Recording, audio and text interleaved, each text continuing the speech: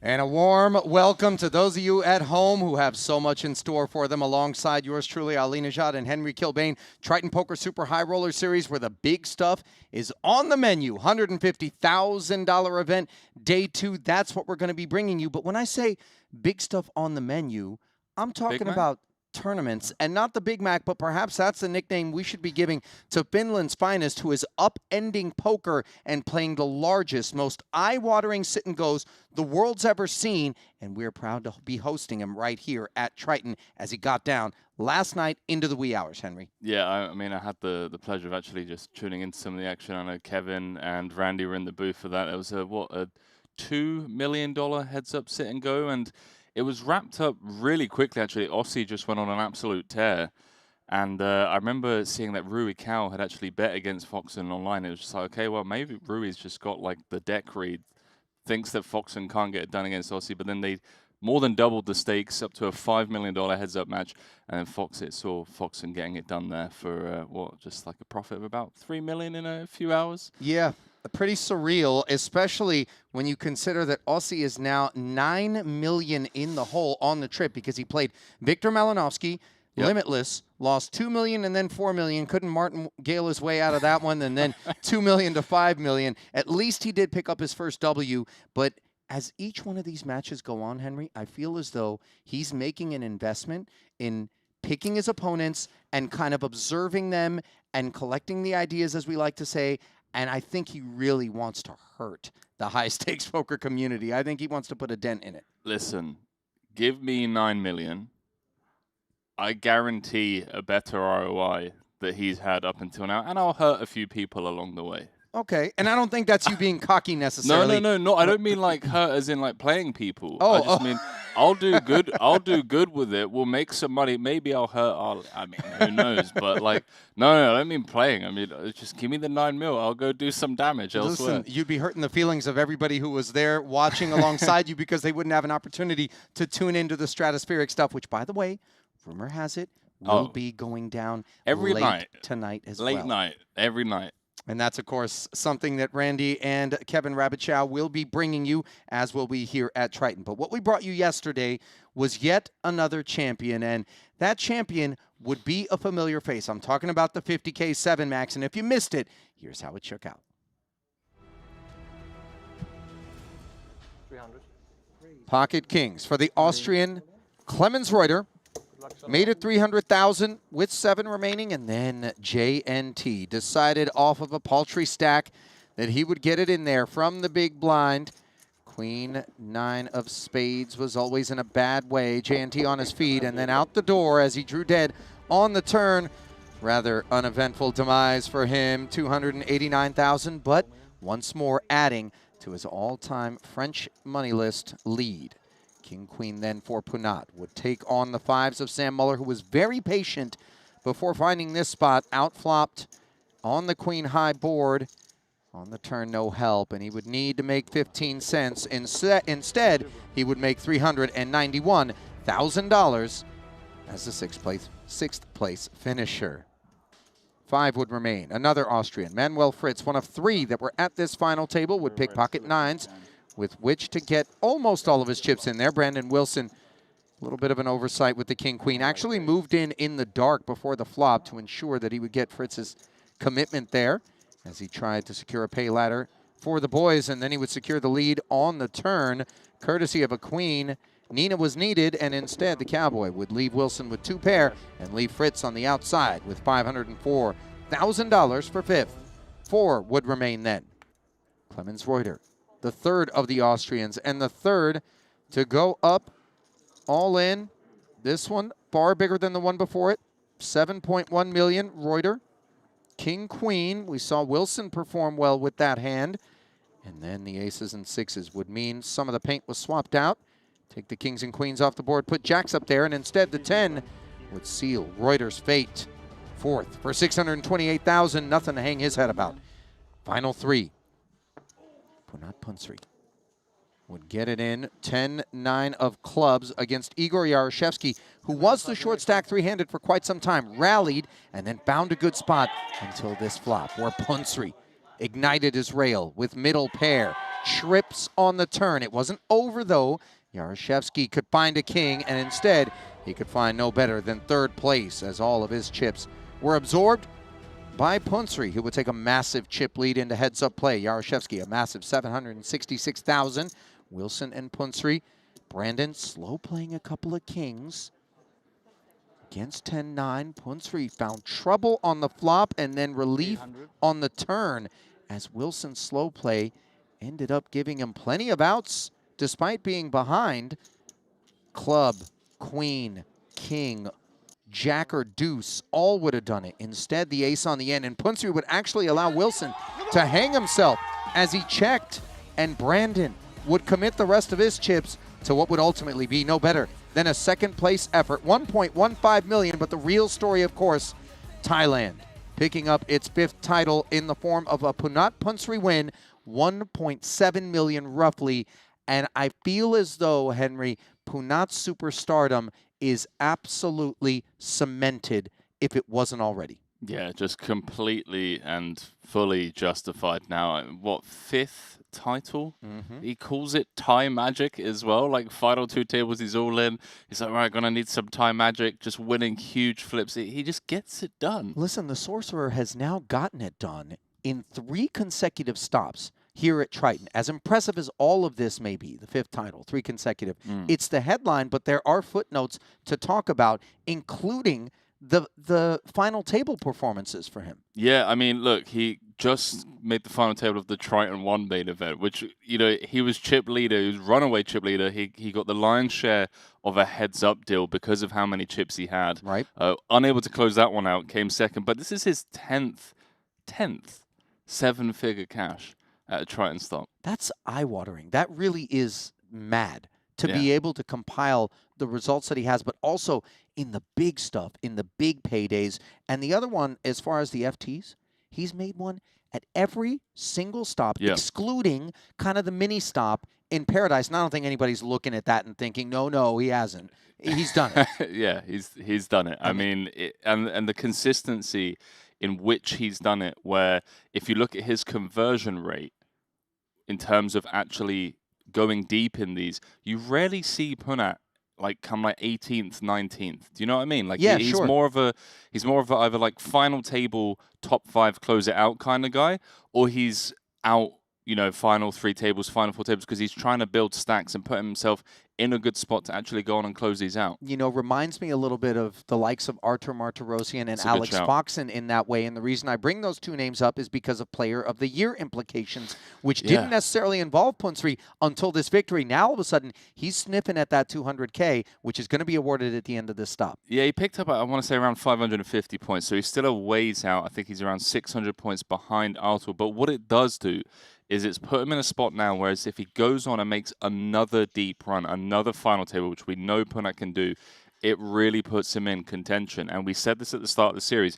Yes, Artur was running away with it, but Foxen and now Punat have posted results in the front end. Well, I want to say front end of the series, but you know what I mean, like before the halfway point.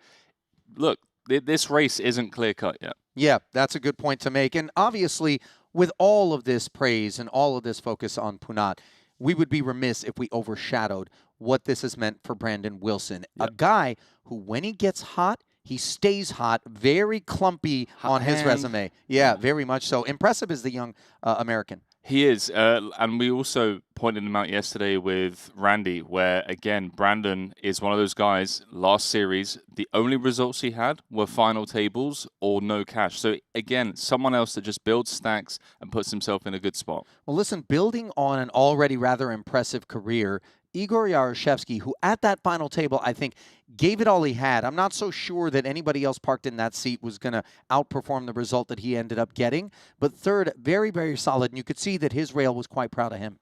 Third, and at the end of the day, he got it in good for 85% of the chips in play. Yeah. Can't understate the fact that he put himself in a good spot, but the deck and the cookie crumbled the way that it did for him. So let's turn our attention to the reasoning behind this attire, the 150K, which is rumored to play down to a winner. Not a given, and we're not so sure how that's all going to stack up. 41 players found the bag after last night. 92 entered on day one. A further 26 would max late reg here today, not to be denied, including, by the way, a very tired, I would imagine, Ossie Katola and Alex Foxen, who are still in the mix at the same table. We're going to cut you down to the action momentarily. And the chip leader, Javid Ismailov. He's been up there at the top of the counts already. Yeah, he has, and he would love nothing more than to convert a top prize here in this 150K. 20 places paid, $223,000 main cash. So a casual $4.1 million for first, darling. Yeah, you know, 4.1 is starting to feel more and more casual at each successive stop between the stories we hear about the cash games and obviously this Ossie Katola heads up sit and go challenge, which is absolutely mind-blasting. So there it is officially, brought to you by Club WPT Gold, 61 of 114. And there's a look at your feature. Javid Ismailov's 110 big blinds, definitely the boss stack. Nick Petrangelo, 44 bigs, might otherwise be excited about it were it not for Ismailov. Patrick Antonius has finally made his way out to Jeju, 23 bigs in front of him, and Mike Watson will bring up the rear with the blinds at 5, 10, and 10. 25K in orbit. The cost of playing poker, Alex Ponikov's your overall second place stack. Jason Kuhn, who was the final table bubbler in that 50K yesterday, is third, and Anatoly Filatov fourth. I'm sorry, I'm just getting a look at this table. Are you kidding me? You got Ivy, Punsri, Antonius, you got Ibarra. Yeah, Ibarra picked up the title. Yeah. 40K mystery bounty. This is insane. By Haven't the way, seen much from Phil Ivey. No, he's been hanging. In fact, the one thing that I do remember about Ivy was him busting, going, rebuying, coming back, and then I think the first hand after his rebuy getting showered, taking the best of it, as I recall. Unbothered, though, is Ivy. Top two, obviously lending to that feeling here against Petrangelo, who's got the double gutter. This was an Ivy 20K open. Nick defended and then check called the 15 on the flop, facing 55 here.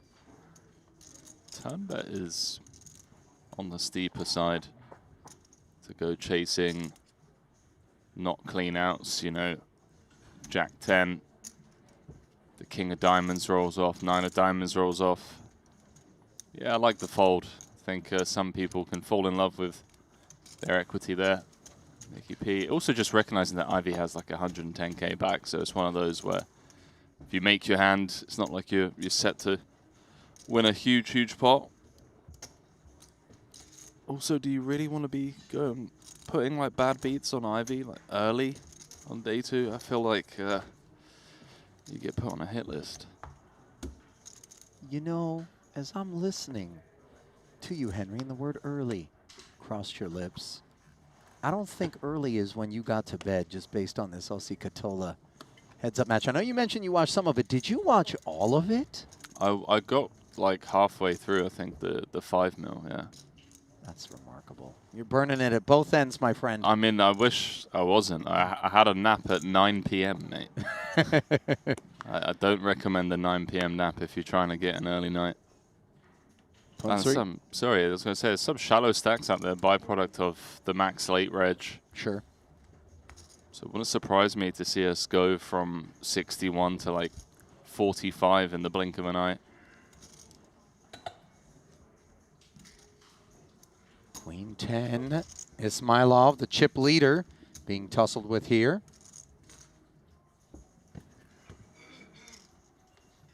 Fresh off that 5th title. Checking the 8-5-4 board. Punsri 2 overs and the heart working. Awkward board to find the C-bet on, especially at this stack depth. Queen of Hearts working for him, but still a bit of a stretch. Yeah, I'm not surprised to see this check back against the big blind defend. Deuce is dry. Granted, if ace-X was out there, it would be picking up a wheel draw, but as we can see. No such kit on your screen. I think check once more. Never getting a pair to fold. I think the nice thing about checking again is you can then fold out some king highs on certain rivers. Well, it looks like Punsri. Oh, I thought he was reaching there. Now a bit of a balk. Ultimately checking back. Board pairing 8 now. Does feel like Punsri's played this one to hunt showdown with better than queen high. Yeah, that's the thing with like Ismailov's hand is he's going to show down the queen 10. And I don't think you ever get shown a worse hand when Punsri's content to. Is that the argument in favor of him barreling there, or does it just lack credibility to come out swinging on the river? It just depends whether you think you can fold out like an ace high, like a hand like ace 10, ace jack, ace queen, ace king. I think the answer is no, as played. You just have to come with like a pretty savage big bet, which doesn't have much credibility. Always sucks when you get shown the queen jack because Yeah, you're sure. just like, okay, right, well, that could have worked. You know, there's a few people that thought things could have worked against one Sensei Bryn Kenny yesterday, who made a couple of just surreal, otherworldly calls that, you know, what they did is remind me I am a mere mortal. Yeah, I bumped gods. into Bryn, and he just said to me, "Yeah, I sent him back to Brazil, didn't I?" He did a little samba on Pikowitz. Yeah. That's for sure. If you missed that pot, it was a king high call in a spot that I think very few, if any people, would have found, facing a check call on the flop, then lead. As Ivy has the lead against Opara's king 10 suited, which finds the bin. Ooh. Yeah, we saw a couple of king 10s folded. Disciplined from both Watson and Obara. Queen for Ismailov. And did he just jam? He sure did. And Ivy is going to be involved in El Clasico. I think Javid just recognizing that he's up against an under the gun range for 25 bigs. Don't need to be cute. More often than not, Ivy's open isn't going to be an open with a fold in the face of a 3-bet off of that depth in that position. Precisely. See how your flipping skills are today, Mr. Ivy. 520 in the middle, and so far, that which he hunts is interfered with in part, insofar as he's got the Broadway gutty. 2 outs instead of 4 to that, given the presence of queens, but aces and kings would still do just fine. Instead, it's an 8. And might there be deflation in the ranks of the chat early here today, who always love to see Ivy in the mix, but will not be doing so any longer.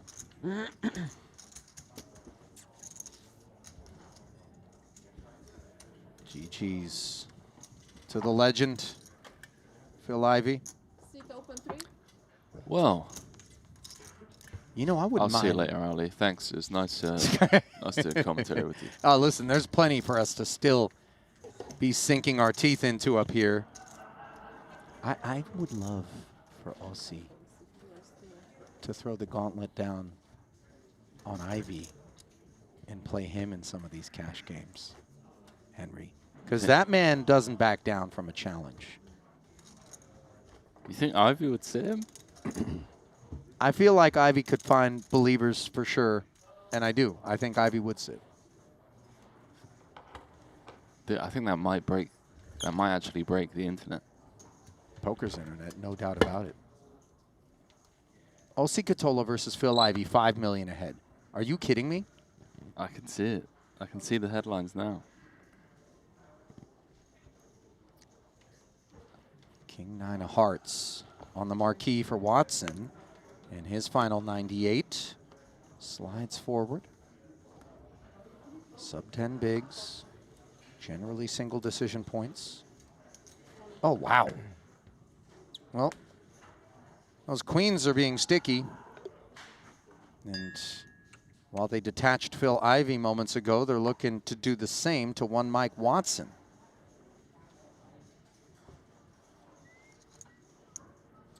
Thai Magic against the K9. Well, it's a faint bark, and it's a tall order. Yeah. As well. Watson knows it. Middle set. No heart on board. And no outs. That'll do it for Sir Watts. Fresh on the heels of Phil Ivey. So another one falls in the 150. Yeah. I mean, back-to-back eliminations at this feature. No surprises, like I said. Ton of short stacks plus those, was it 26 max late regs today? So, you know, people coming back in with 20 big blinds, and all of these people, I want to say all of these people, the majority of players here, they're going to see a 20 big blind rejam spot. They're going to take it. They're not going to shy away from potentially busting the tournament. If it's profitable, these guys are going to find the jams. Yeah, you kind of live with the result, even though it's just, you ever been in that spot, Henry? You know what you're supposed to do. And yet it just feels like, here we go. It's usually in a call-off for me. I'm like, I know I'm supposed to call, but I'm just looking at this dude, and I'm like, oh, God. This is the end, isn't it? You know? For me, it's river decisions. So river, like the big call. It's where like the guy is literally telling me what he has. Like he just has a banner. He's got the band in. They're playing, you know, music. Saying like this guy has the nuts. Every data point is pointing to this guy having the nuts. And then somewhere in the back of the mind, this GTO nerd is whispering to me, yeah, but you know, you have a good bluff catcher, Henry, and you're very high up in your range. Just click that call button, buddy. Well, maybe he's bluffing. Not quite a whisper here from Ismailov, as he has decided to 2.5x the Juno Barra open. Under the gun a bit light with the ace-9 off. Yeah. King 10, not exactly a powerhouse. It's not, but it would work. I mean, if Patavi folds here, which given the positions, I mean, ace-jack isn't exactly doing backflips right now. Looks like he's among those that max late reg, by the way, given the 200K. Oh, he's found it. Well done, mate. That's an impressive find, Ali. Easy muck for Obara, and now Javid's asking for a count. Might just spike call this. He's getting 2-1. He's 3-bet, you know, hand caught in the cookie jar, but he may just look at his direct odds and think, well, you know, if I'm up against jacks, then I have 28%. Yeah, let's it go. That's a huge pickup for Patavi. Well, you want to talk about spite, Henry. Ismailov's fellow countryman, Ramin Hajiev, last night in this event, found himself moving all in against an Aussie Katola Open. And it was like a small min raise and a pretty big all in. And it was the last hand of the night. And apparently Aussie looked over at Ramin and said, you know, I don't want to be here. I don't want to come back. I just want to bust, so I'm going to call you. He had King 9 against Hajiev's King Jack. Called it off with the King 9. Ended up with 9s full. And the brutal part was Katola wasn't covered by Hajiev. And so he couldn't have even been busted by his decision. Instead, busting Hajiev and costing him the extra 150. Wow. So if you want to talk about things that'll tilt you on your way to the pillow. Jeez. Well, thanks for increasing the prize pool, Aussie. Hajiev in for 300 now in this one. Very early to start speculating about the top 10, but some really fun names. Jason Kuhn, second in chips. Ponakov's currently third. Paul Pua sat fourth in chips. Kyan Mokri in fifth. Dan Voris in sixth. Jesse Lonis, haven't seen much of him so far this series. He's sat seventh. I got to tell you, I am impressed at that fourth place stack of Paul Pua. Not to harp, just given obviously Our paychecks are signed. However, the fact that we know he's playing cash games all night, every night, and then has the will and the stamina and the energy to come in, reg these tournaments, and then make a deep run like this, lean on sleep. Not unique to him, but obviously making it very impressive. Picking up a little glimpse at an outer table here featuring Tan Xuan, who's locked up with Jason Kuhn here. Yo, Tan. Haven't seen him this series. What's he been up to? Cash, come on now. It was a rhetorical question. I took the bait. Meanwhile, we take the turn without any betting. Did that hoodie just get dropped in like a bucket of multicolored paint? I'm talking about Oganyan. Yeah. Well, streetwear is his lane. This could be. Or he just like gave it to a street artist and said, "Here, go to town." It's actually a non-zero chance that it's a one-off garment. Meanwhile, we've seen no post-flop action thus far. Can't quite make out the board. 6-7 Jack, Queen King. Single raise pot. Early position open from Jason. Small blind flat, which has to be respected. A lot of Broadway type hands. Even a hand like Ace-10. Tan coming with a huge overbet. No flush possible.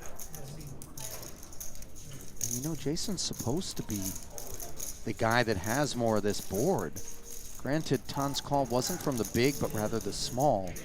So his range altered a touch by that, but here he is barreling 83 into Jason. Quite a significant difference between small and big blind. Tan can be very strong here. Jacks, 6s, 7s, Ace-10, 2-pair, hence the overbet. So he'll snack on Kuhn.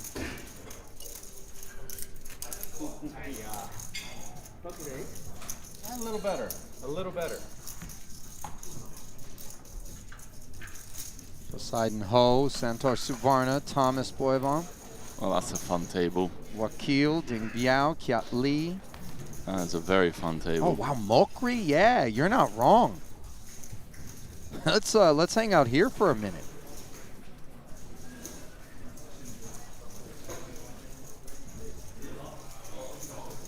A couple of other eliminations elsewhere in the room. Seems like Seth busted late last night. I think the last hand of the night actually. Max late reg this today and then lost of Ace-10 against Porpoise King Queen. He's out. And Tom Fuchs, he got his final, I say final, 24 big blinds in. Ace Queen against Ace King. 600 points. So we're down to 55. Seth, if you're out there listening, bud, there's, you know, feel free to come and join us in the booth. Yeah, Seth did fantastic. As both he and Bryn Kenny graced us with a shift. Meanwhile, Ace-8 offsuit gracing Antonius's hijack, and in turn, he delivers 21,000. Punsri deliberating on the puck with Ace-10.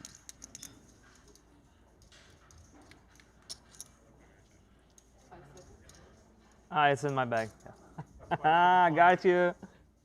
I'm honestly chewing on this one myself. It's off of 20 bigs. You could make it like 48,000?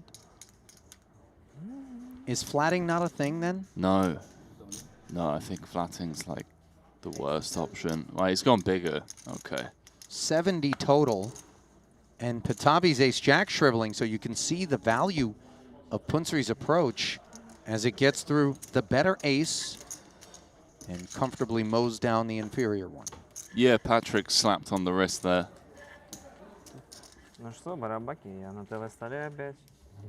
Вот, пацаны сидят вообще жестко мощные такие, Oh все my заряженные, word. как пушки. Пушки. Look who's back. Но мы-то торпедой полетим. Hello, Filatov being an influencer. hello, Bentley. Oh, that's right. Did we get confirmation Как on ты that? успел так сразу проиграть? They haven't reached Это же out yet. Он No. проиграл. No. коротком. Да? No sponsorship yet. You know, they were off for the weekend. Уже не важно? So once they get back in the offices out in Crewe, England, home of Bentley, I'm sure that word will come down about our pro bono promotions that Filatov inspired from here in the booth. And Patrick. just let me how know are you what color doing? you'd like your Continental in. So-so. You want to go with the four-door or the two-door? Definitely two-door. Okay. Today so-so. And definitely sleep. three-bet. Yeah, good sleep. Good sleep. Patavi. I dream about Gifted chips. queens here. Petrangelo under the gun No money? with the Only ace chips? 10, but Chips, yeah. only two hands cause a problem Money as after. it stands. 57. Hence our willingness to play back. This hand should be over and done with. Nothing to get too excited about. Ace 10-0 from under the gun. I mean, if we're like 50 bigs deep, you know, you never know. Maybe we click it. Maybe. But out of position. 28 bigs. Yeah. Man, these guys like making me sweat.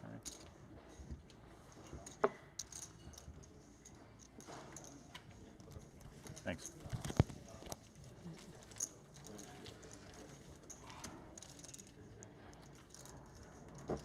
Ultimately, the release there is Patavi snacks. Hang on a minute. Talk to me. What? Are you thinking four-door now? Well, firstly, yes.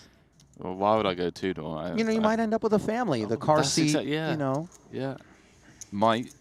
I mean, hopefully, man. Would like to think I will. Not to put your business on it. Don't you have a Bentley? Yeah, I don't need the sponsorship. I wouldn't mind it, but No, but this sponsorship, I feel like there's more chance of it coming together given that you actually drive one as well. right. We need to, seriously, we need to put a proposition. I mean, it's on brand, right? My guess is I have the lowest net worth of anyone in this room who may actually own one. And my guess is I'm not the only one who does.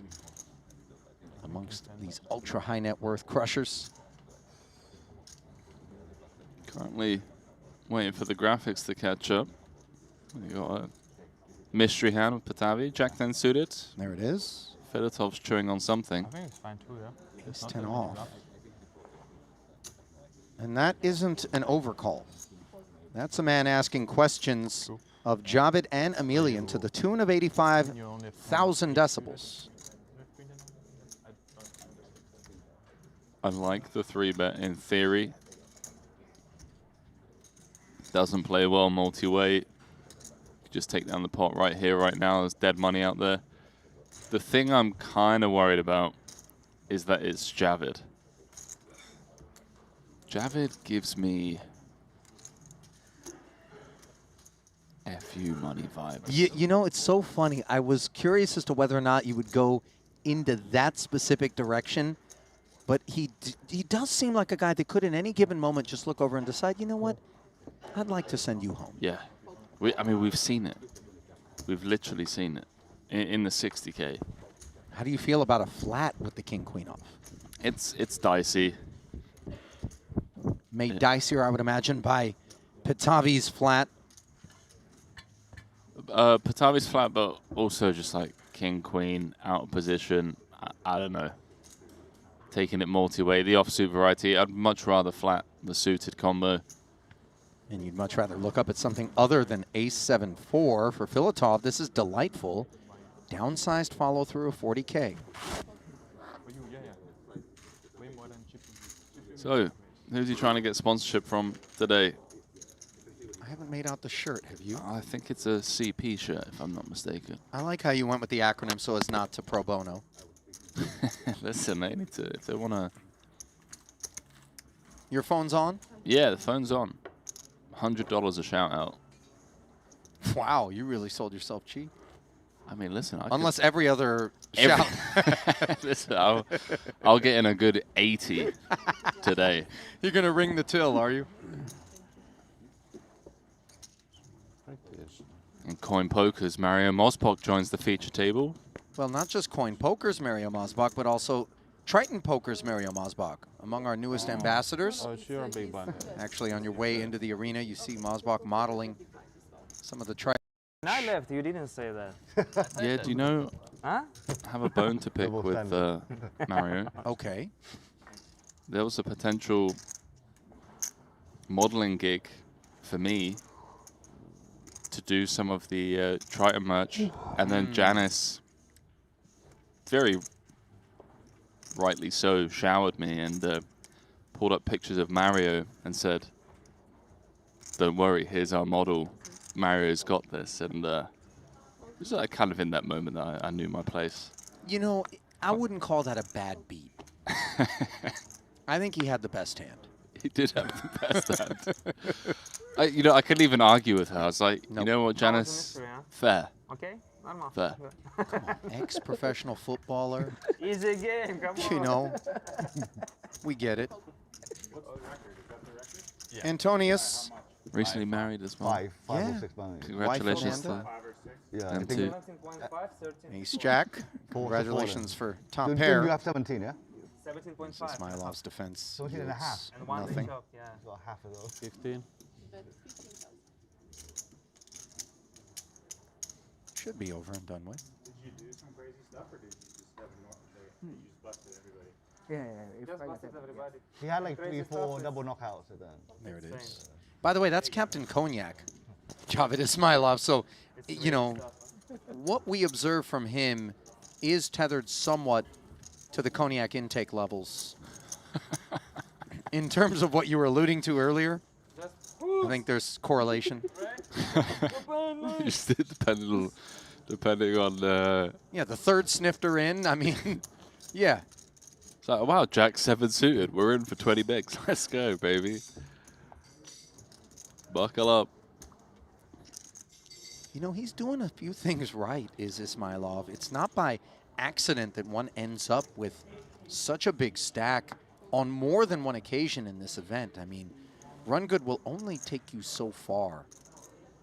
But I think anybody in the room will welcome it as a supplement to the skill needed to work your way through these treacherous waters. Patavi working his way through an 8-9 of diamonds.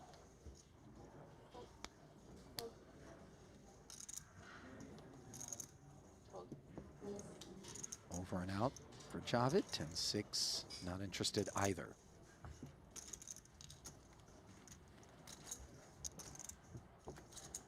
Patavi, by the way, really just did some of the most unreal spinning ever at a final table involving Alex Foxen earlier at this festival, where Foxen toyed with him, left him 25K intentionally as the boss stack to try to leverage his presence to the end of chip accumulation. And Patavi all of a sudden made him regret it as he spun his way up to 20 million. 9, 8 doubles, I think. Quite a few ladders as a result. And then, if I'm not mistaken, got it in with Ace-King against King-Queen for the chip lead. Yeah. That's just such a cruel ending You know, after a spin like right. that. You think, okay. Here's the breakout double or boost. And instead, taking probably the best spot he had.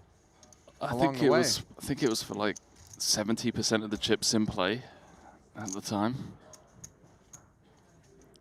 That's a soul crusher right there, because you start to get a little sense that maybe fate is in my corner. Meanwhile, pocket sixes in Petrangelo's corner, far better than deuce 4, which Mosbach defended. Да, бро, No знаю, diamond если on board. через его. Ibarra's fueling up. I was literally about to say I might be joining him. I am worried about my heart rate, though. I've already had one double espresso. Well, listen, A, you're young. B, There's defibrillators all around the property. No, don't joke about stuff like that. Come on. You're not actually thinking one Red Bull's going to let your heart explode, are you? Dude, I'm on 4.5 hours sleep. Well, thank goodness you said sleep and not Red Bulls. Because then I really would think 5.5 and we're going to have a problem. And listen, I like you. But if mouth to mouth is what stands between you and continued life on Earth, there's going to be a few seconds of deliberation. I'll see know? you. I'll see you at the next one, mate.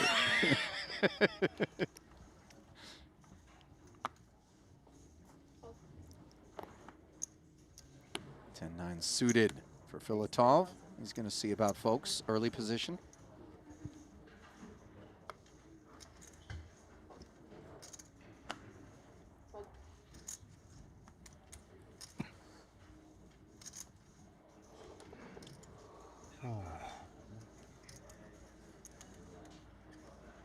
Mucked around to Punsri.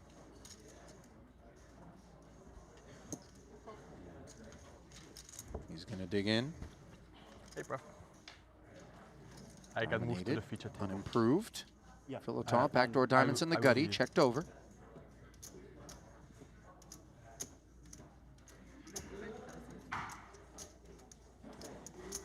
Haven't had any post-flop callers yet.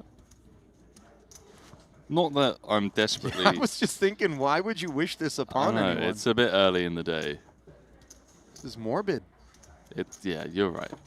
Sorry, guys. I take it back. You're like, you know what I could really go for right about No. now? You know a what I Red haven't Bull seen and a this- post-flop cooler. You know what I haven't seen so far this series? I haven't seen set over set yet. Oh, you do table. I've done that on a stream. Have you? Yeah, I haven't seen. On a show, I should say. With 114 players registering into event number 7, the $150,000 tournament, we have generated a total prize pool of $17,100,000. 20 players will be in the money for this tournament, with the 20th position receiving $223,000, and the winner of this tournament will be taking home the trophy and $4,107,000. Thank you, Sonny. Announcements being made. Woo! Round of applause. Let's get excited, guys. Cheerleading from the booth. Well, I mean, guys, come on. Yeah, Just man. announced a 4.1 million. Everyone's Could I have just... a black tea, please? Yes, with honey. Can we get Listen. excited? Hold on. What do you think it makes you look like if all of a sudden you're sat at one of the features and you stand up and go, yes! Dude, life is short. Let's get excited. Listen, there's a little bit of too cool for school out there, and I understand it. And it's Filatov. Calmly and coolly delivers an under-the-gun raise with sevens, and Punsri wants to think. 30 big blinds. We could have like a 3-bet fold candidate against UTG. Could also just rip it in. Hold on.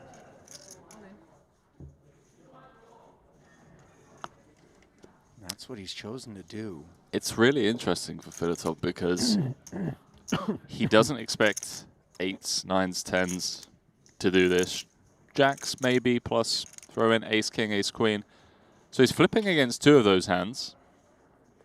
Crushed by one of them, and then Ace, yeah, aces, kings, you wouldn't expect to just rip. But he does let it go. seems a little bit bothered, but 9-10. it's okay to acknowledge that from time to time you're actually going to be folding a winner as it stood, but looking for a better situation, no doubt.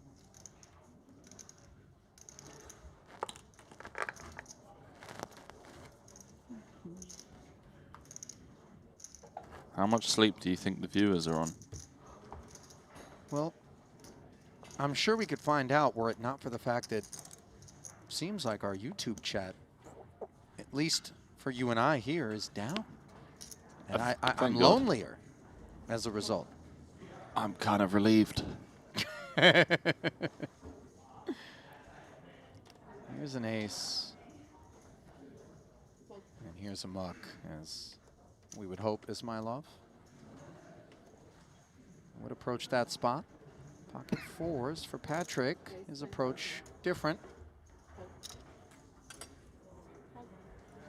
I'm honestly not sure. It feels like very close. It's one of those where you get 3-bet, you have to fold. Big blind defends, you see a flop. A C-bet of like 1 big goes in, 1.5 bigs goes in. You lose that, you're down to 15 bigs kind of thing. But look, it got through. I think those sorts of decisions, when they're fringy or cuspy, are oftentimes aided by a sense that I'm going to be able to play post-flop nice and snug, nice and sound. You know what I mean? Yeah. I'm not going to end up losing a big one here. As we lose Obara. We'll see you at the final table, mate. Listen, Is I he know a pick? You think June's going to get down there? I mean, I've already seen him take down one event in this series. Sure. An astonishing record-setting 17 bounties, almost half of all of them, and he mowed down the entire final table in that mystery bounty. If you missed it, it's worth a watch. Antonius, once more. VPIP going up. He's Trey for Petrangelo. Against an early position open. Some reverse implied odds here for Nicky P.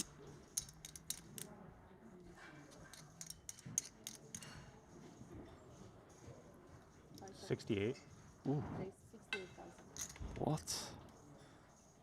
Petrangelo. Peculiar selection. Yeah, it feels like Antonius is V-pipping too much. Potential target. I don't exactly look at Antonius and think, yeah, this is the guy I'm going to pick on. Definitely not when it comes to calorie intake.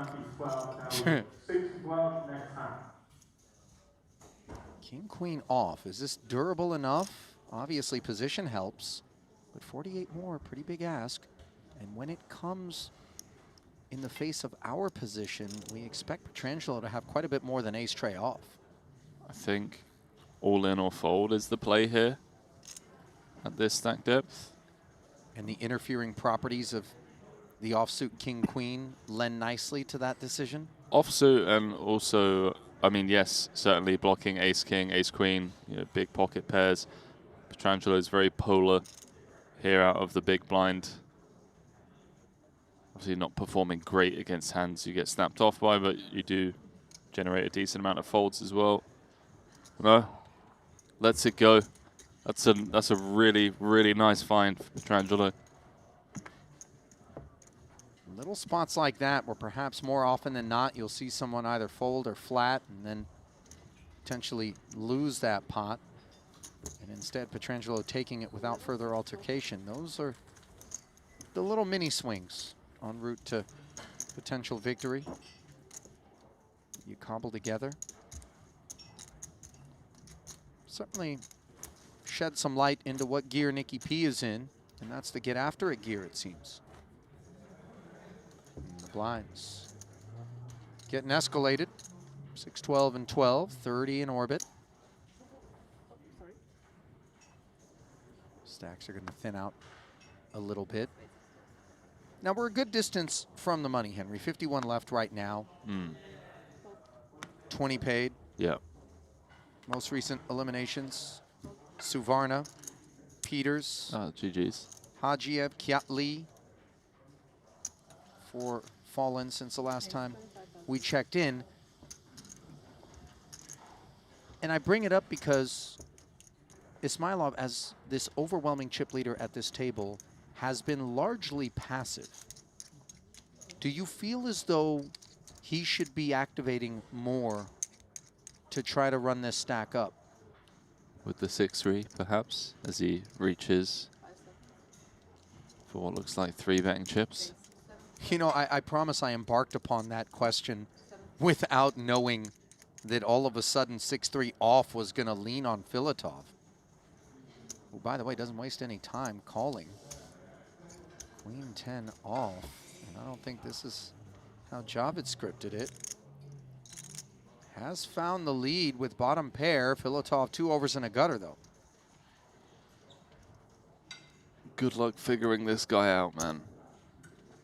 Just activating out of the big blind randomly. Just looked down at 6-3. He said, "Yeah, this is my time to shine, baby." Love this guy. And maybe that's why, you know, you just I mean, trip threes.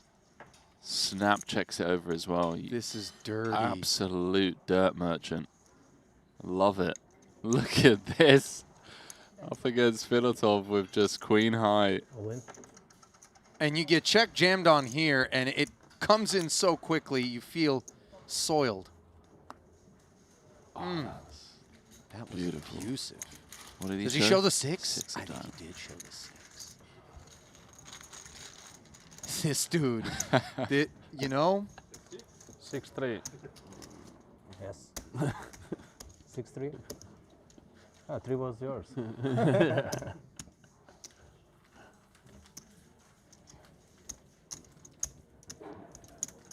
There's no worse feeling, especially given the humiliation is somewhat public as well when you're sat on a featured table, than just getting owned in a pot. You know, that's not, maybe I'm overselling a little bit, but you know what I mean.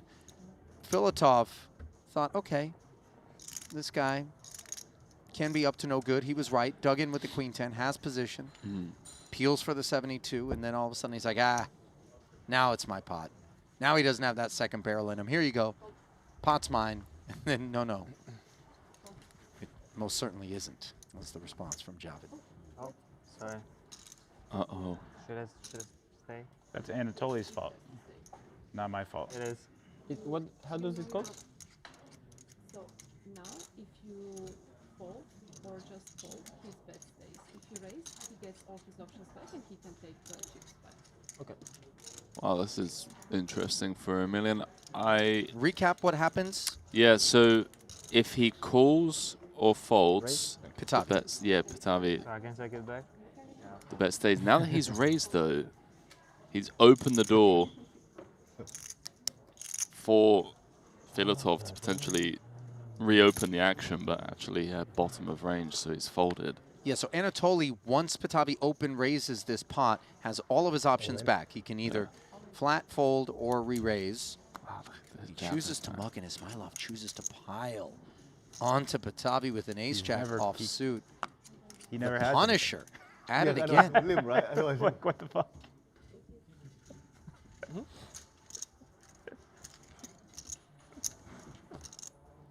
If I didn't fold out a turn, I would have shoved any 2 cards. Why? Why would he have something? Yeah. That's a really good point from Nicky P. Wait, He could whatever. yeah. unpack that for us. That if you limp, it stays the bet. Or no? Instead of That's how. Yeah. Yeah. I agree. Petrangelo like you- basically just You saying, should limp because that bet stands anyway, so you have more money with a good hand. Because you always do have the option to be. I'm not super happy to limp with stronger hands. But his bet stands. He has to raise. Was to raise. So he's forced to raise. His bet stands, you understand? So like, you get to see what everyone does. So if you have a good hand, you always limp because you get 2 more big blinds for free. there we go. Punat explaining. I'm not sure I understand. Maybe he doesn't understand the Yeah, full yeah. ruling. I think yeah. Yeah, the ruling. Maybe the ruling was unclear, right? Yeah. Because So had Pitavi For me, limp, it was if I raise. If you limp, he has to raise. No, that's Yeah. not the ruling. The bet stays. Yes, so he has So- to raise. Yeah. Yeah. So he can realize like freely. No. 12. He has to go He has to go 25. to 24, And so then you, it goes you, back you to can you. back raise, you can like limb raise, limb jam. Okay. Yeah, and then you get to see. Okay, yeah. okay. Didn't understand. Yeah. And you get to avoid all in that. Only $90 a month, baby.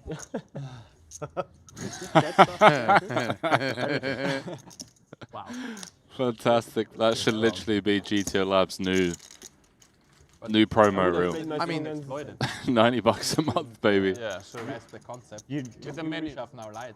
you know how I couldn't exploit it? Because he went on a turn and I didn't know, so I folded. Because And if you knew that happened, you would have reshuffled? there's nothing you can do because of Anatoly, right? But if you're the next guy behind, you know what I mean? No, but like now you said like he's probably doesn't have a strong hand because like otherwise he Yeah, would. yeah. But it's, But I would have aces, like I would have played exactly the same. Yes. Yeah, because yeah. Step ahead, guys. He's step ahead. yeah. He was just setting us up.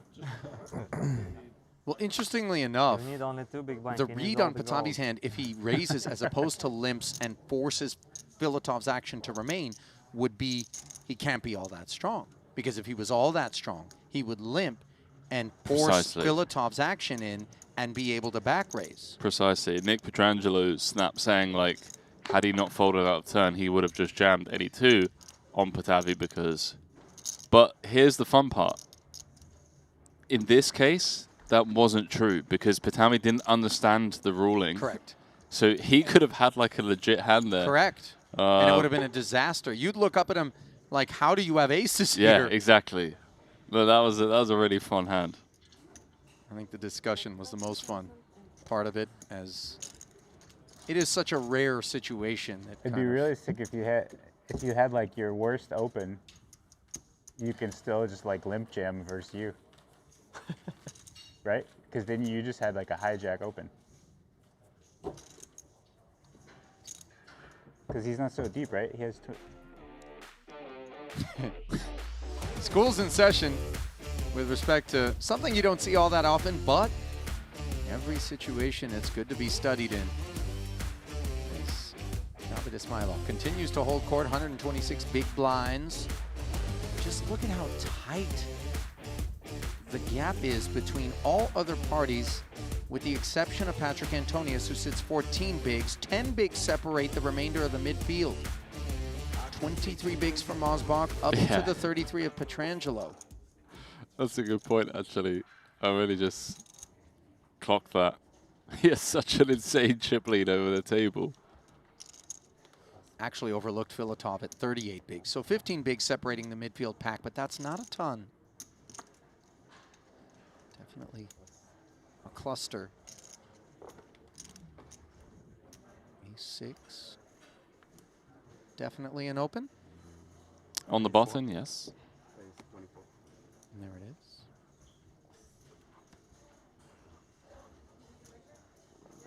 Yeah, it's the same. Yeah, same guy. Yeah.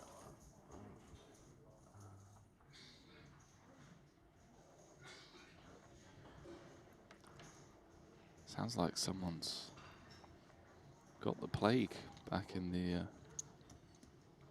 You know, production room. The bubonic plague. Ollie, is it making a return? yeah, plague, I feel like, is more Europe. Here, You don't think it made it bird this far? flu, you know, stuff like COVID, I guess. Bat induced. Yeah, that's more what we cook up in this part in of this the world. geography. Yeah. Here it's Plague the is the Brits. That's you guys did the plague thing. Meanwhile, doing the gut shot thing is Patavi, who checks the 10 high rainbow board. Check back from ace high, which picks up a gut shot of its own. Well, it wasn't the French. It was the Brits. You know, Same. I know same. you guys want to pretend to be so different, but from where I sit, until you look at a menu, and it's very, very different.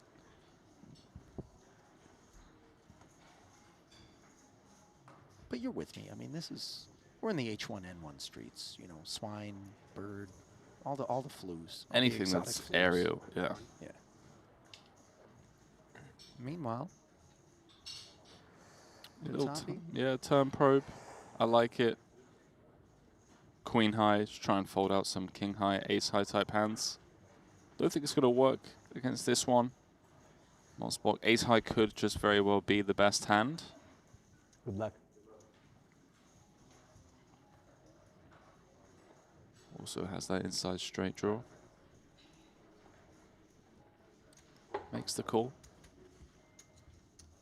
See how Patavi responds.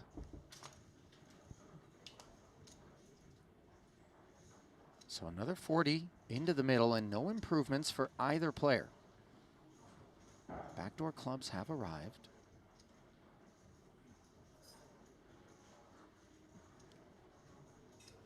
And in terms of who is more likely to have that backdoor flush as played, does one player have the edge in that respect here? Oh man, sorry, dude. I'm having a good time today, you know? Yeah. You're a little loopy. I mean, this video you just showed me, bro, sorry. What on earth happened there?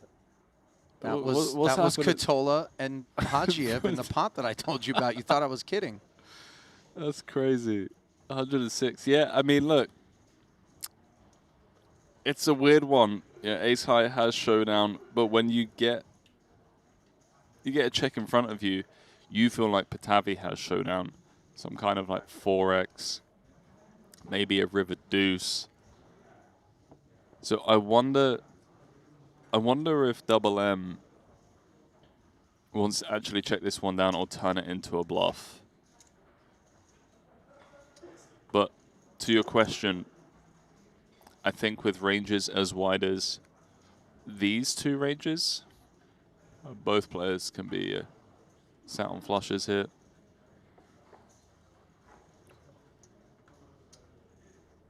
Mosbog's just going to check down a winner. So Patavi doesn't go hard at that spot, allowing Mario to haul this one in.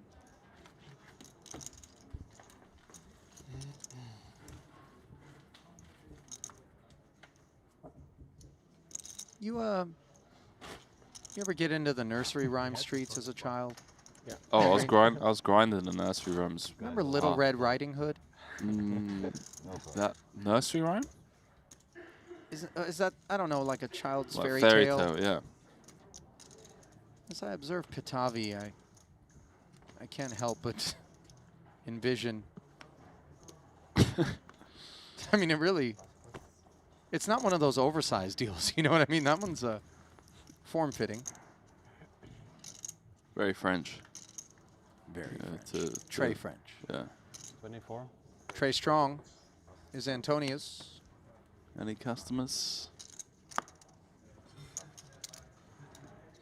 He certainly hopes so, but doesn't look like it's going to take shape. Raise and take. Listen, Ali, I got something exciting to announce for you personally, maybe not for any of the viewers. Bentley is going to sponsor us. Just got the email. That's not it? That's not it. Damn. You've been wanting to get me on the Montclair grind for a long time. I was walking around the block last night. The shops, you mean? Yeah. And there's a hoodie in there that I saw that I was just like, you know what? Thanks. In the window or you went inside? In the window. Oh, so they got you. They got me, yeah. I reckon we're going to go and get it, dude. Like, I slept on it. I was like, okay, I'm assuming, I don't know, how much do they go for? Well, you get duty free. I don't know what the exchange rate is for. Are you Thai botting it? What are you? I'm what are you converting GBPing. from? Okay, so maybe you're- Swiss franking. That's strong. You're gonna do all right. But yeah. But here's what I will tell you. Okay. Am I going to be hooked for life? I don't know about hook for life because I've kind of come off it a little bit, but this is going to be not your last purchase. Okay. In that store, you're going to build out a little kind of, athleisure corner of your closet and then move on. Meanwhile, on to a gut shot for Petrangelo. Big blind defense against that under the gun open of Ismailov, who picks up a gut shot of his own. Didn't fire this ace-8-6 texture and the snap check back. We've seen him do things differently, so it's not a given that he doesn't have the ace. Oh, no. And Petrangelo's going to have a problem here. Bro, Ali, this is why he didn't c-bet. He's like, wait for the runner to come, wait for my opponent to river a straight. Do you favor do your own bidding or attempt to induce if you're Nick? As it looks like we've got our answer in terms of his sentiments. 5. I don't think when he got snap called 10 was the expected vista. Shoulder shrug there. That's a very long straight we make. Ismailov needs to raise there. Does he not? Never be too cautious. Got the second nuts. Oh Hello. my goodness. Oh.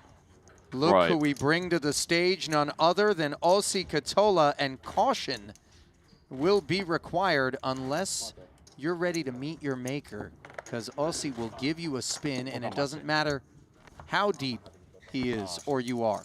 He's 6th in chips as well, Se oli which vitosa. makes it Yes, even more damn it. exciting. Oliko se vitosa?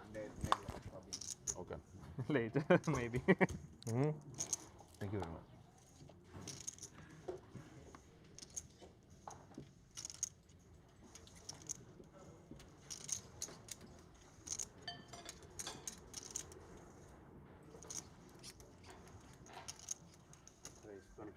Queen Jack of Hearts. Antonius likes it. On the lower end, I would imagine, of the under the gun opens, especially off of his stack. And Jason Kuhn's currently sat 5th. Muller in 3rd. Ponakov's in 2nd. This could be a real fun one.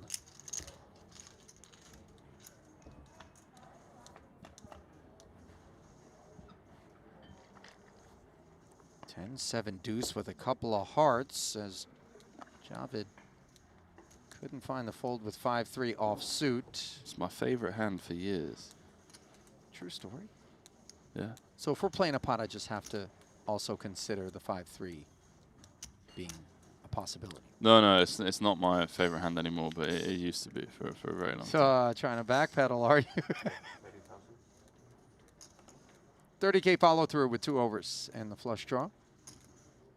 This one's supposed to be over.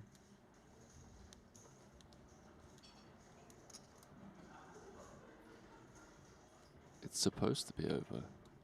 I really need it to be over. Okay. Whew. I think it's time to crack open a Red Bull. Are you going to ASMR it like you did last time? Of course. Cracking open a cold one with the boys. He's lying about it being cold, by the way. That is a room temp Red Bull right there, and that's foul. Oh, you're not going to ASMR the swig? We need to fuel up Henry. Poison. It's straight into my veins. Don't need it because I just 24.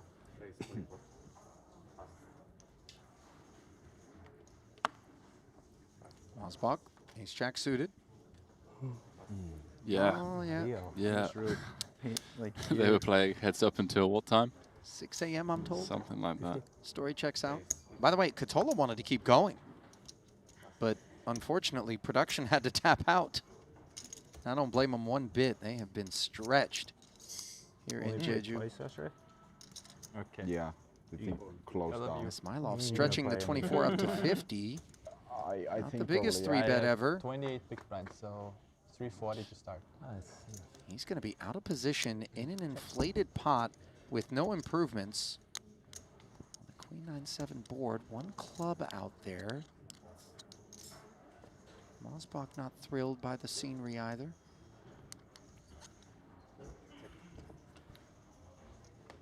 Complies with the check, now picks up the nut flush draw. I mean, it's Javid's plan to just check down ace high. Looks that way, but you know, Mario's had a front row seat to the dirt that was delivered to Filatov. Unlike checking back the ace jack, it's just an absolute disaster to bet and get jammed on.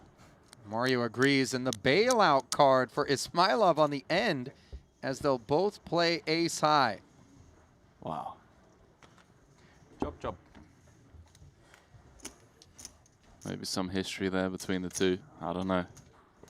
Seem to be on friendly terms. Oliko te mitään flippeisiin vai vikas kädessä? Niin se menikö se mihinkään niinku isoon käteen johonkin? Oliko mitään isoja? Oli ne. Mosbach doing his best not to show the disappointment. And he was unable Manage more. to haul that one in all alone. Mä oon ihan hajalla, mä nukuin alle tunnin. Se kanssa voitit aika silleen grindsit. Voitit vaan helvetisti backpotteja.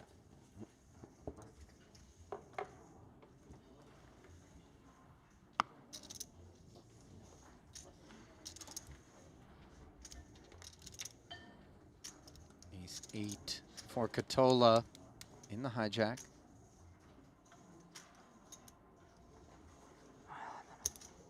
Up we go.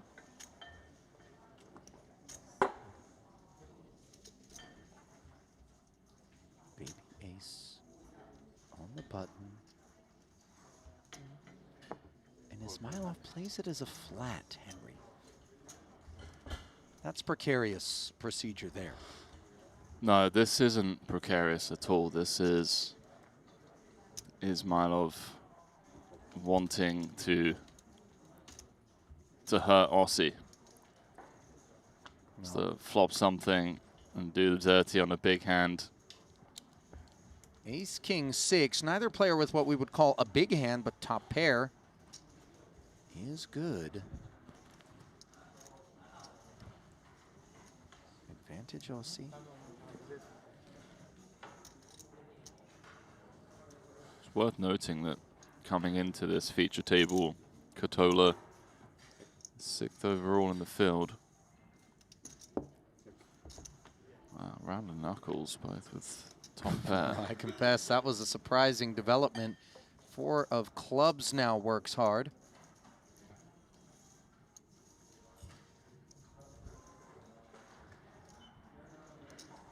Hard work being put into the traps on Pietrangelo as well, it would seem. If it's going to be a long day of moving chips around, make sure they're tender. No. 60 into 80 as this pot is tenderized. 75%. I like it, just really charging single club hands, which Javid can have a decent amount of, given that he's on the button. Wow, Aussie with the check mark. See if he can extract some value here. I mean, it's tough to find another big bet here, but I think you can try and target a hand like King Queen, King Jack.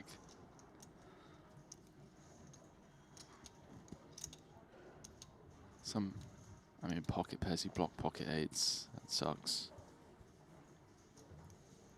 Wow, is that a pot-sized bet? Yes, sir.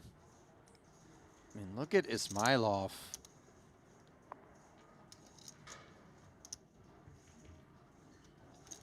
This is a big ask. It is huge.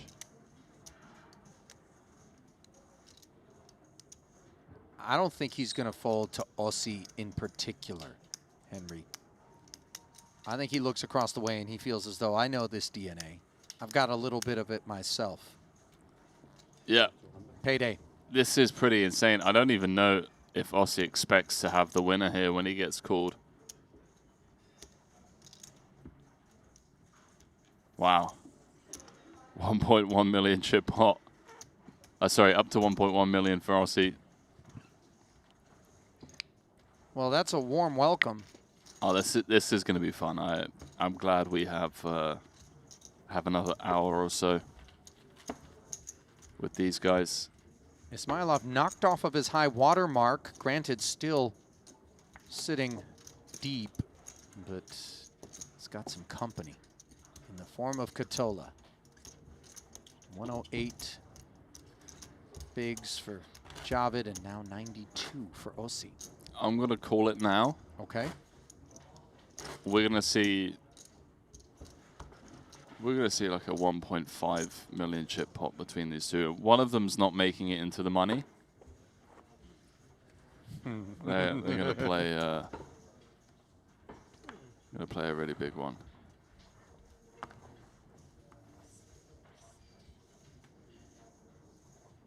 Gamble? Yeah. Where is your vodka t-shirt? In my bag.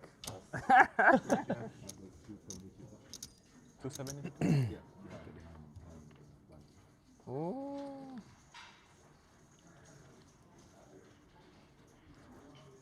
How much you down? Here? Yeah. It just the rest of it. I had it. Only Wow, what a 50 question. bucks to spin. Minimum. What? Ah, I thought he meant how much are you down on the series. Looks like Here I can't win. Some online casino action. yeah. Bless you. Is Filatov actively playing? Maybe on Online Aussie's casino site, games? I don't know. We're making money. Puts bottom of range. Coming with the 3x. Mosbach won't be going anywhere, the suited king. Casinos are actually charities. Yes.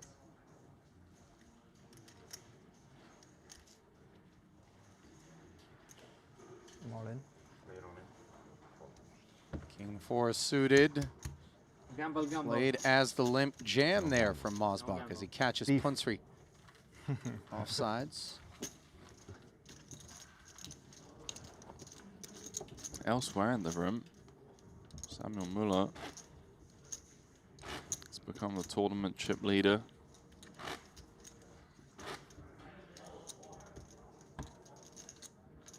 You know, Sam's really been on form, Well, Henry. And unsurprisingly, but, you know, he's dialed. it came by knocking out Jesse Lones in a 3-bet pot. Jesse with ace-9. Muller with ace-7 came queen 9-7. 180k to the flop. Samuel checked. Lones continued for 65. Muller called. Turn 5 of hearts. Went check, check. 310 in the middle. And the river, 7 of spades, giving Samuel trips. And with 310 in the middle, he overbet jammed, putting Jesse to the test for his tournament life. Jesse called it off with a bluff catcher, beating Jack 10 suited, King Jack, King 10, all of those types of holdings. Yeah, wild. How did that happen? Mosbach with another pickup. Sorry.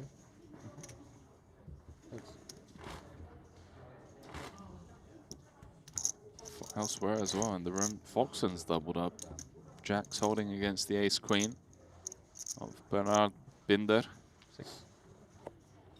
You leaned into that one. Against Curtis. You rolled the R.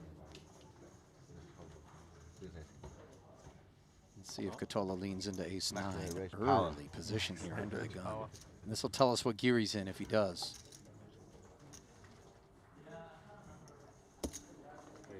Well, it's going to be that kind of day. You kind of called it, Henry. Especially once Katola picked up the capital infusion from Javid and now sits toward the top of the leaderboard. Punsri sitting on the button in ace-jack. Aussie knows a thing or two about these 150Ks. Came second to Gambledore in Monte Carlo.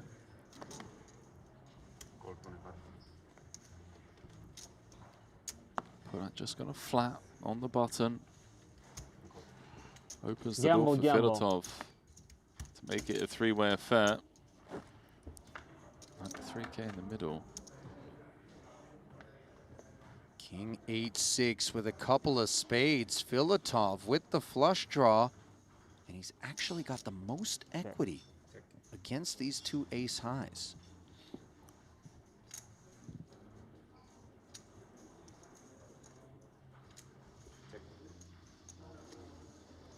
Guess that's a byproduct of Aussie and Pernat sharing some Thai equity. Not Thai, T-H-A-I, but rather T-I-E. That's quick, mate. Well done. Good find. Oh, looks like Punsri finding something as well. And that's the bet button for 17. Lean. I'm honestly not too sure what the plan is here. Is having 2 overs to the 8 and 6. Feels like once he's checked to that Aussie never has a king. Probably wasn't expecting to get called in 2 spots. No, this is a little bit disheartening. Needless to say, another 51,000 into the middle, but board development is really dry. I mean, value bet from Punsri getting called in 2 spots. Aussie was looking for some kind of straightiness on the turn. Yeah, Ace of Spades was working overtime as well. And now 144 in the middle. Is Punsri gonna continue to tell a story? Feels like No. a tough time to fire again. Sure enough, there's the check. Ace Jack high is a winner at Showdown. Will it be allowed to get there? I don't know if Filatov can bluff at this. Like, you have to respect the fact that Aussie is still in the hand. Just because he didn't see bet flop doesn't mean you can't have, you know, 9s through queens that check called. Unlikely to have a king on that board It texture? feels like it's unlikely, but it is Aussie Katoto. He's a very tricky customer. Wow, time magic. No tricks here, and it's going to be a treat for Panat.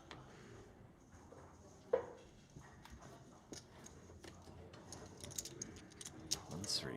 Time magic. Quite fortunate there.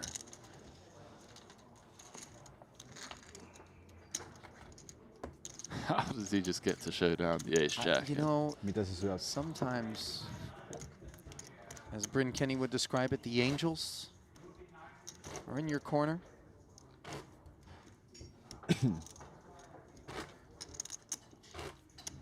Unbelievable. Onks hyvä. Vi ska ottaa samat.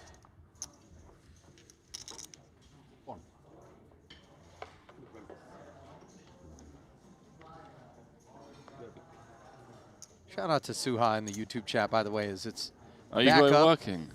And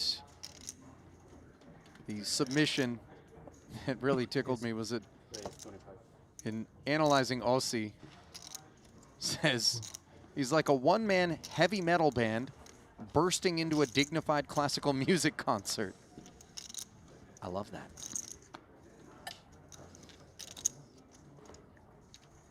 And while we don't love, we definitely like the suited connector. Smilov, early position. He's going to be dominated by Aussie, who defends with King 9. I don't know if this is going to be the hand, but I promise you these two are going to play the most absurd hand anyone's seen. Is this potentially the spot where that happens, given they both have top pair? Aussie leads at this. Man, the deck really cooperating with us when it comes to seeing a collision between these two. It's almost beckoning for disaster. Katola's check, though. Potentially limiting the violence.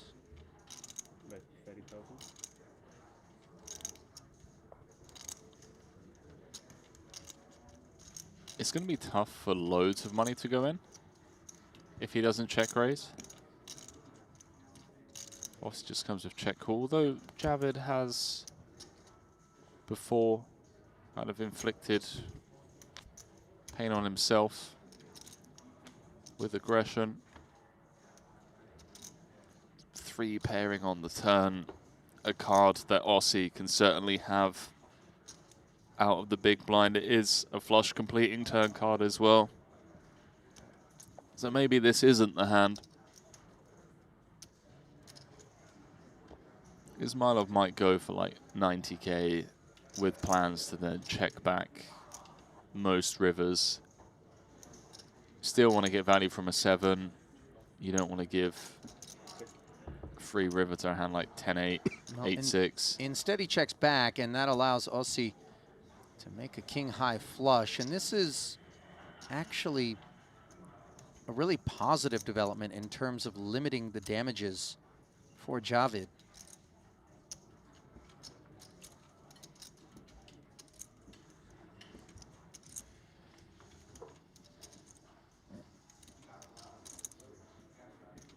value needs to be pursued here. When turn goes check, check, I wouldn't hate something smallish, but I don't think either of these players play small. And yet 65K. It's healthy, and it could get paid off.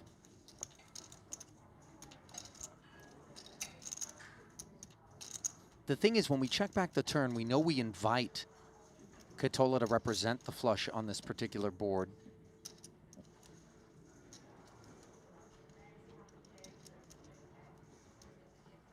I confess, I genuinely have no idea what Javid is thinking in any given moment, and here comes 150. What he's trying to say is that I check back ace of clubs or better. This is never working. I mean, nice try. I think you just have a call. Like, you just have a nice hand to bluff catch with. I don't think we need to turn this hand into a bluff, but I do feel a 2 million chip pot coming between these two. Like, it's there. The writing is on the wall. You know, like the way the ocean retreats before the tsunami, or perhaps even pre-shocks versus aftershocks in terms of an earthquake, that pot there, I feel like, is really pointing us in the direction of what you suspect is down the road here, as long as these two are parked at the same table. And it didn't take long for Katola to dethrone Ismailov as the chip leader, now sitting 12 blinds north and second overall behind Samuel Muller. Wang Ye in third, Ismailov slipping to fourth. Well, if Aussie can win this entire tournament, he'd be net profit for the last 24 hours.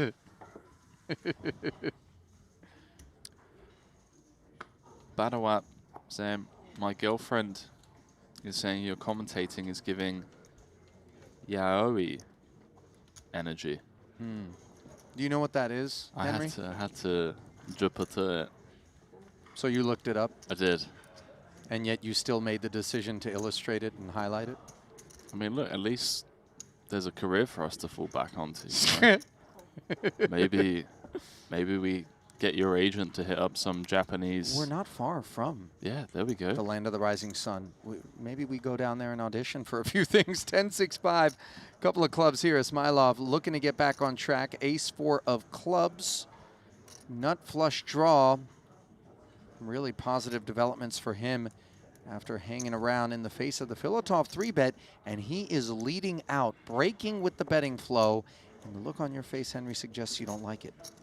No, I mean, I don't hate it. I would have preferred, like, check jam. Filatov's getting sticky with the ace-queen. On this turn. Well, I think, you know, Ismailov, who ends up checking and then getting there on the river, as Filatov had no interest in trying to barrel. He could look a little steamy. You know, things haven't gone great in the last few altercations for him, and Filatov, you could see him thinking bluff catch with this. Yeah, I mean, the crazy thing is that Javid can just be here with like 9-8, 7-8.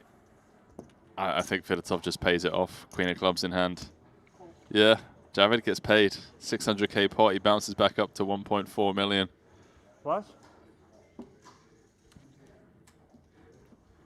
Oh, Filatov's raging.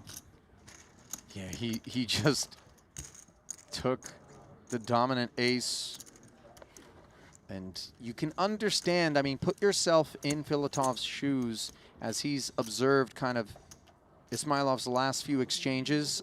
All day I'm calling that ace-queen. I just am. I have a picture of you in my mind playing in your mixed game where everyone else, the VIP at the table, is just giving it away. Oh, yeah. And you're the only one that hasn't won a pot. And For you're sure. sat there with the second nuts, For you sure. make the call. And I- just on this one occasion, he just so happens to have it. Yeah. And you're boiling. For sure. 100%. I've been in that exact spot more times than I can count. I've stood up and I've looked around the table based on kind of people not even knowing what their hand is, accidentally, you know, they thought they were bluff raising, but then they just had it. They didn't even know what game they were playing. and I've just looked around and I'd be like, I'm stuck in this game. How am I down money right now? Well, Ismailov was down, but now right back up at the expense of Filatov, whose hand he has taken on.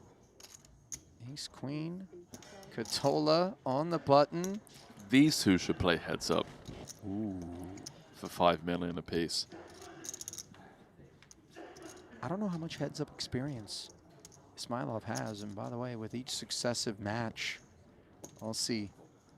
I think is unpacking, getting into the lab, Queen looking high to would be fireworks. improve. Instead, it's jack high, Henry. 2 spades as well. This isn't looking like the flop that's going to bring on that huge collision you suspect is in our future.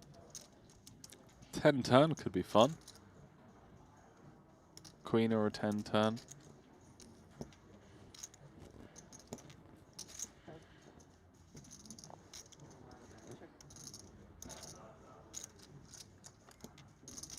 Well, this hand's over and done with. Oh, maybe not. Javid extending the rope. Will Katola take it? You know, the man 3-betting on more than one occasion that's been shown has had the ace in hand.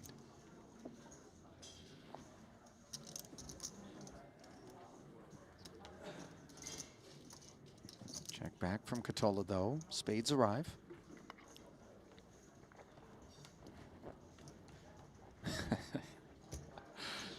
Someone set me a line under over until we just see these two play like a 1.5 million chip pot. I mean, I want to bet the pass line. I don't know how long it'll take. The deck will have a little something to do with it. That's true, yeah. The deck's going to need to cooperate, but I don't even think it needs to cooperate. Like, it doesn't need to be a pre-flop cooler.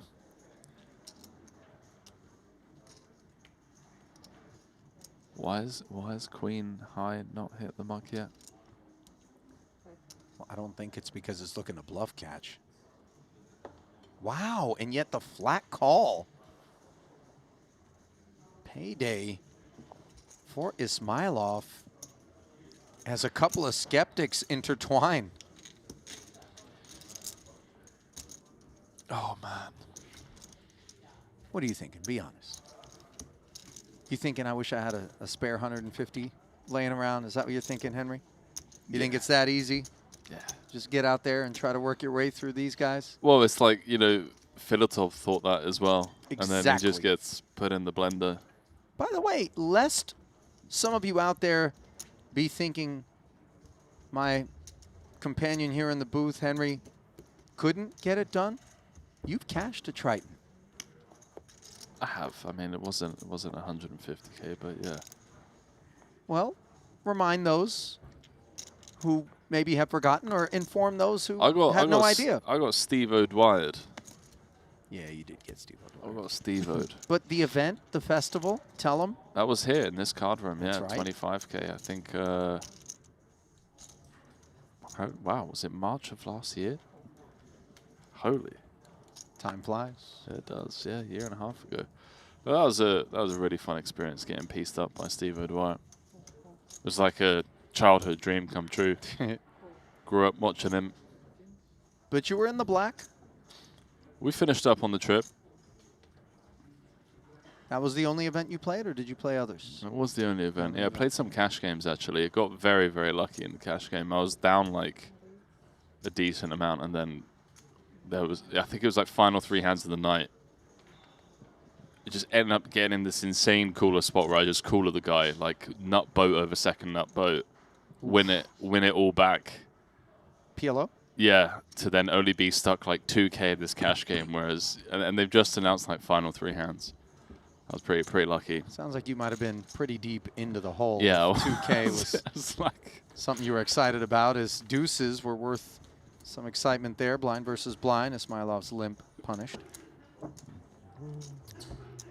People asking who won the heads-up sit and go yesterday. Well, they both won a match. Aussie won the first one, which was a $2 million buy-in. He did it really quickly as well. I want to say like less than 30 hands. And then they upped the stakes. 5 million apiece. And then Foxen won second time round. So Foxen finished up 3 mil.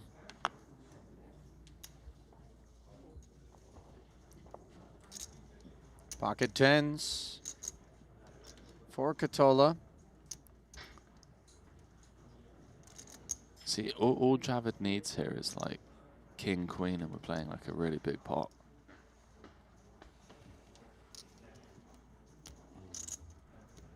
Petrangelo. Ace jack. Before we get to Javid, he's going to intercept the opportunity for Ismailov to be the one. As he piles 268 in there, 7-8 triples. Oh, man. Petrangelo ruining the fanfare. Javid would have 100% been in there with the 8-7 of diamonds. Not as a 3-better. Oh, no. Mosbach is 100% going to be in here with ace-king.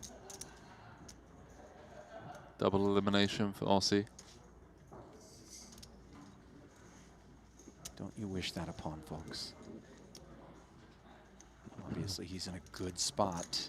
Petrangelo very much not. Is Katola ever folding tens? For this amount, I don't think so.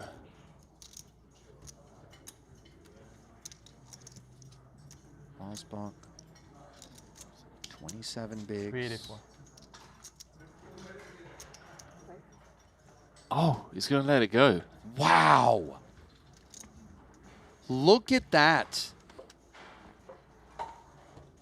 Katola was in a prime position to potentially claim not one but 2 pelts as the aces interfered with one another.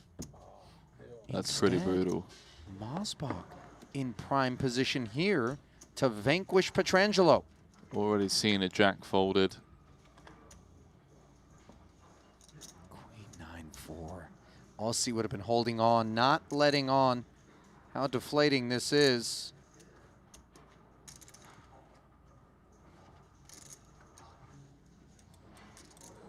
Seven of spades on the turn. The 10 still holding on if they were in there. Instead, it's ace-king holding on. Petrangelo hunting a jack.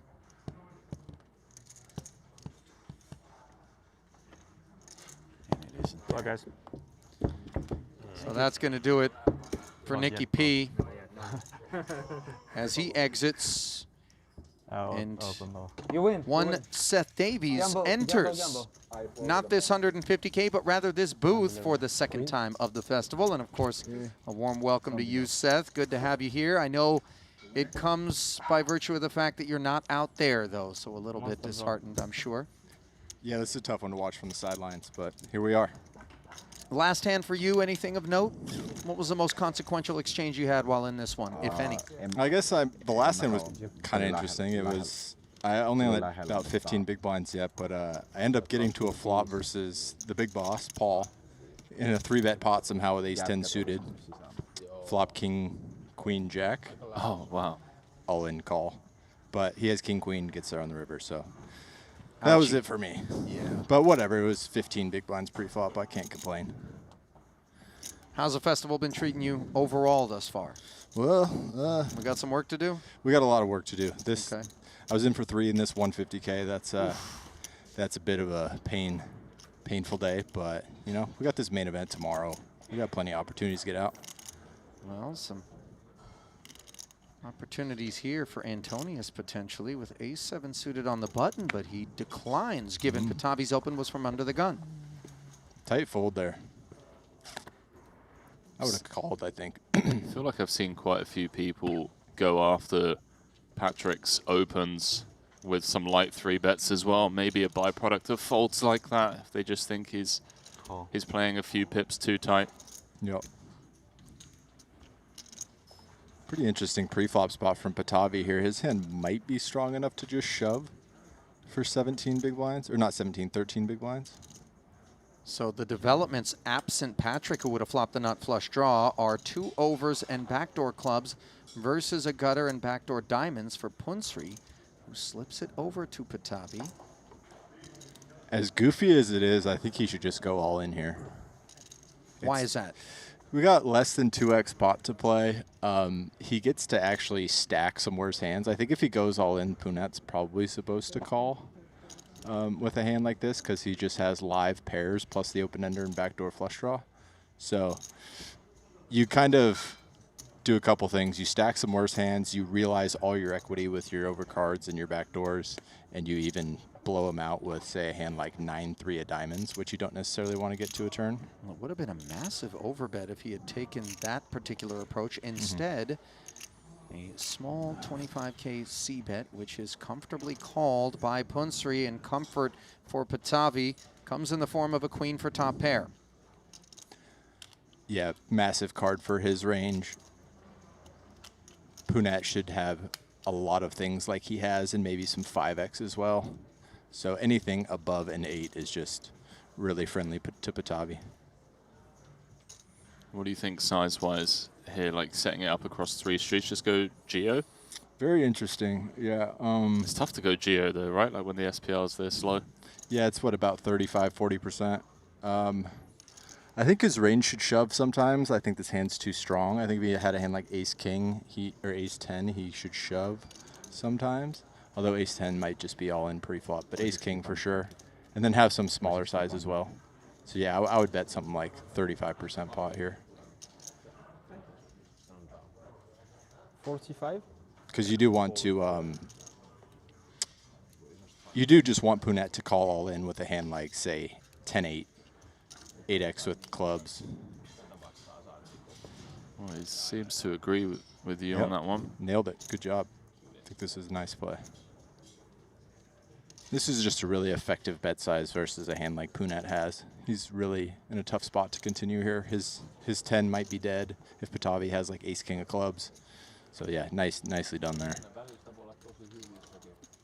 So Emilian taking a little bite out of the now 5-time Triton title winner, Punsri, who looked very impressive in his performance in that 50K. And you've played plenty with Punat, Seth. I would say he's garnered your respect along with the entirety of kind of the Triton regulars. Yeah, absolutely. I mean, he probably has better results than anybody at Triton, like not counting Bryn, I guess. Like Bryn has won all the gigantic tournaments, but he's got 10 7-figure scores. Yeah, that's pretty insane. But yeah, great player, very aggressive, very puts a lot of pressure on you. So he's a stud for sure.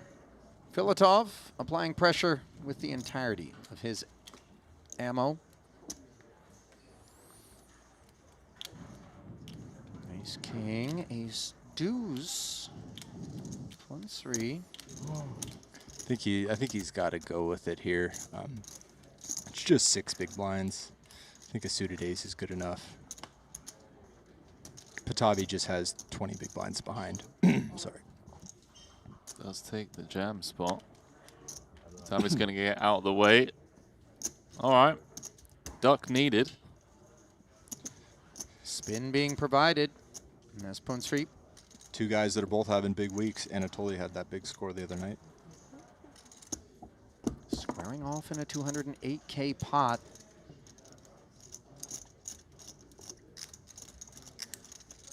Can the Ace-King hold and provide this double with cheese? Looking that way. It's just always coming for Punsri, right? Time magic. 3 of clubs turn. 3 of clubs on the turn. Let's do it. There it is. I mean, basically the 3 of clubs. Same card. Look at Filatov. Saying, no, not this time. Punsri just, he's feeling good right now. Did he just apologize in advance for getting there? He just said it might be coming. Oh, wow. There it is. You know, Honestly, I'm friends with the guy, but I can't remember the last time I saw him losing all in.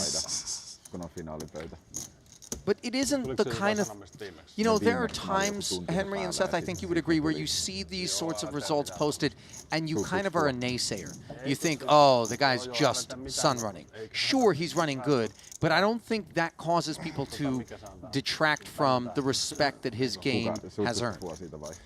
Yeah, definitely not. And when you get to these tournaments at this level, the way I kind of like to explain it to people is that 80–90% of the decisions are basically made the same way by everybody in the field, at least from the pro side. Okay. And then it's that 10 to 20% where the edge really comes from, but it's a relatively rare thing where you'll see two pros make a very different decision in the same spot, right? It happens for sure. Sure. But yeah, like you can just see a guy like Punat just doing the right things, and he's just one who happens to win a lot of the all-ins. That's been me all year. Like I've been the guy who's winning every all-in and not doing anything particularly special. Well, so. to be fair, lest anybody forget, Seth, you for a long time were the guy that seemed to be losing every all-in. You and Nick Petrangelo having the driest spells I think ever assembled. How many events without a cash was it? 27? Something crazy like that. It was a ridiculous string of bricks.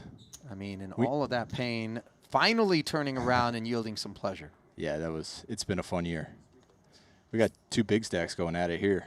And it's not going to be the last time they do, based on what we've observed thus far and what we know about their reputations. Katola with the advantage, having hit the 7. He defended versus the Ismailov. Under the gun raise on pocket 3s.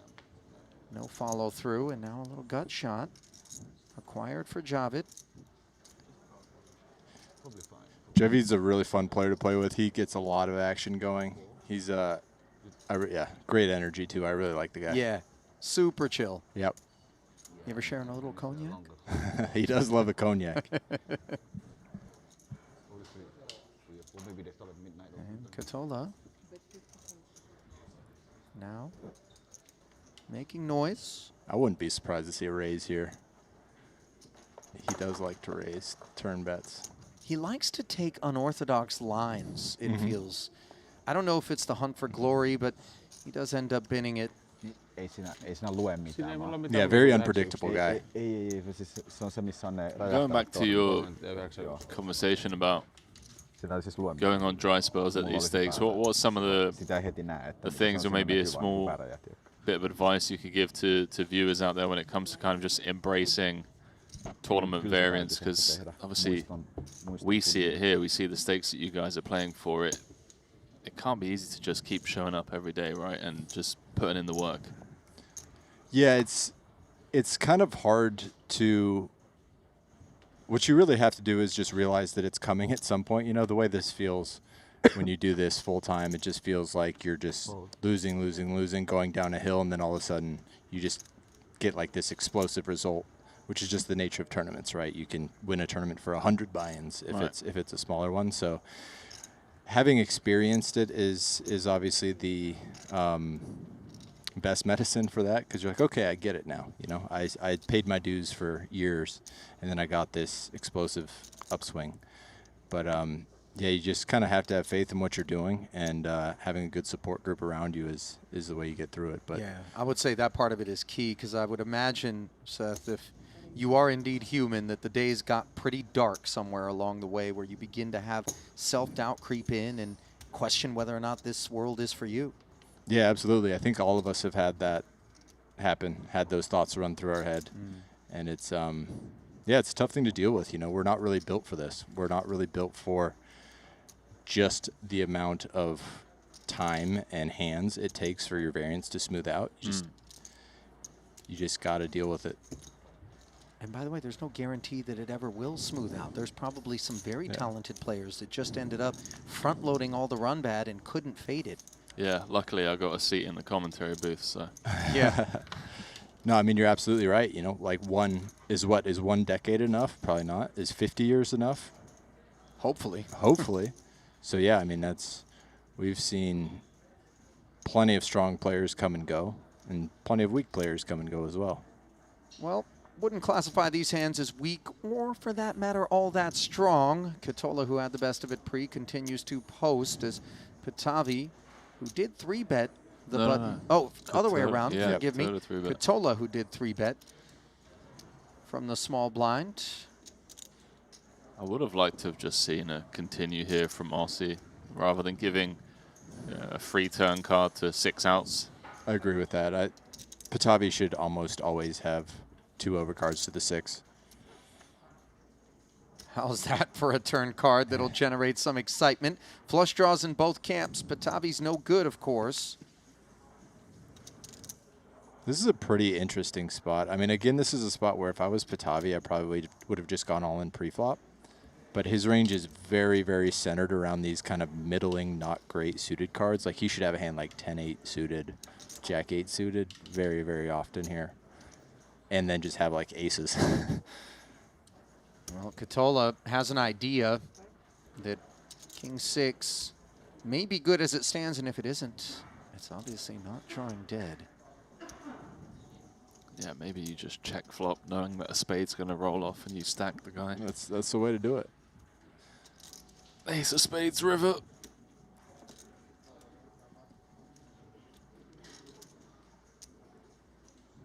Any merit to ever just like jamming this? I would prefer to be ahead of some of the stuff that calls you. Like if he had, again, a hand he probably shouldn't have pre-flop, but if he had like ace-3 of spades, ooh, there it is. Now he has the best hand to jack, but go on with the thought, Seth. Yeah, like calling in position is just very powerful here. You know, you get to bluff some rivers. Obviously, you realize all your equity that way. Whereas when you shove, it's like, yeah, you'll probably get some better hands to fold. Most certainly should get some better hands to fold, but you're just so dead versus good hands. It's a little dubious, as opposed to having, say, ace-3 of spades where you have an overcard to kings or something that's slow played. Oh, look at this. Just 133 to play for. Katola says, show me. You know, this line taken from Katola might make a believer out of Patavi. Yeah. Check, flop, bet, turn, jam, river. Super interesting hand. I think he's... Does he find it? Or does he try to fight with sub-10 bigs moving forward?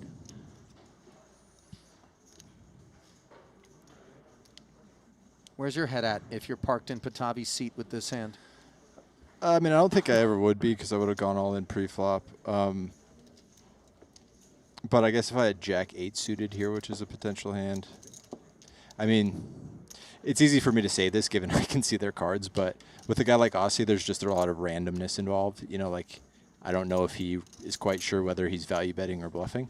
So with hands like, situations like that, you kind of just call with like linear good hands, right? And he has one of the stronger hands in his range. Good for him. Boy, this is going to actually go down unsmoothly for Katola. What a river card, huh? 4 outs? No, Yeah. it's 6 because he has the 2 spades. But could have been very easy to stack him. Whether could have induced a bluff or just made flush over flush. So if who's someone on the tour that, let's say this year, you've kind of like seen and been impressed with? Oh, that's easy. Danilo, how do you say his last name? Vlasovic. Yeah, very, very impressed with him. He's a monster of a player, and I think he's going to do some big things in the coming years. About Brandon Wilson. Yeah, Brandon Wilson too. Not all that different of a player than Danilo, honestly. They're both very aggressive, very high pressure guys. I think Danilo's probably a little bit more refined, and that's nothing to take away from Brandon. He's a great player who works really hard and is very well studied. And very much in the early stages of his career. I mean, For a sure. lot of upside for Brandon. Absolutely. Super nice kid too. I really like Brandon. Yeah, agreed. And he's one of these guys who's come into high stakes and not been scared, which is a huge deal. He is just here to battle with every single person in the field, and that really accelerates your growth as a player too. Yeah, if you give off weak vibes, life can be made very tough. It's much harder to crank it up than it is to tone it down. Great point. Katola making a point from the button with a7. Antonius defends and looks up at disappointment.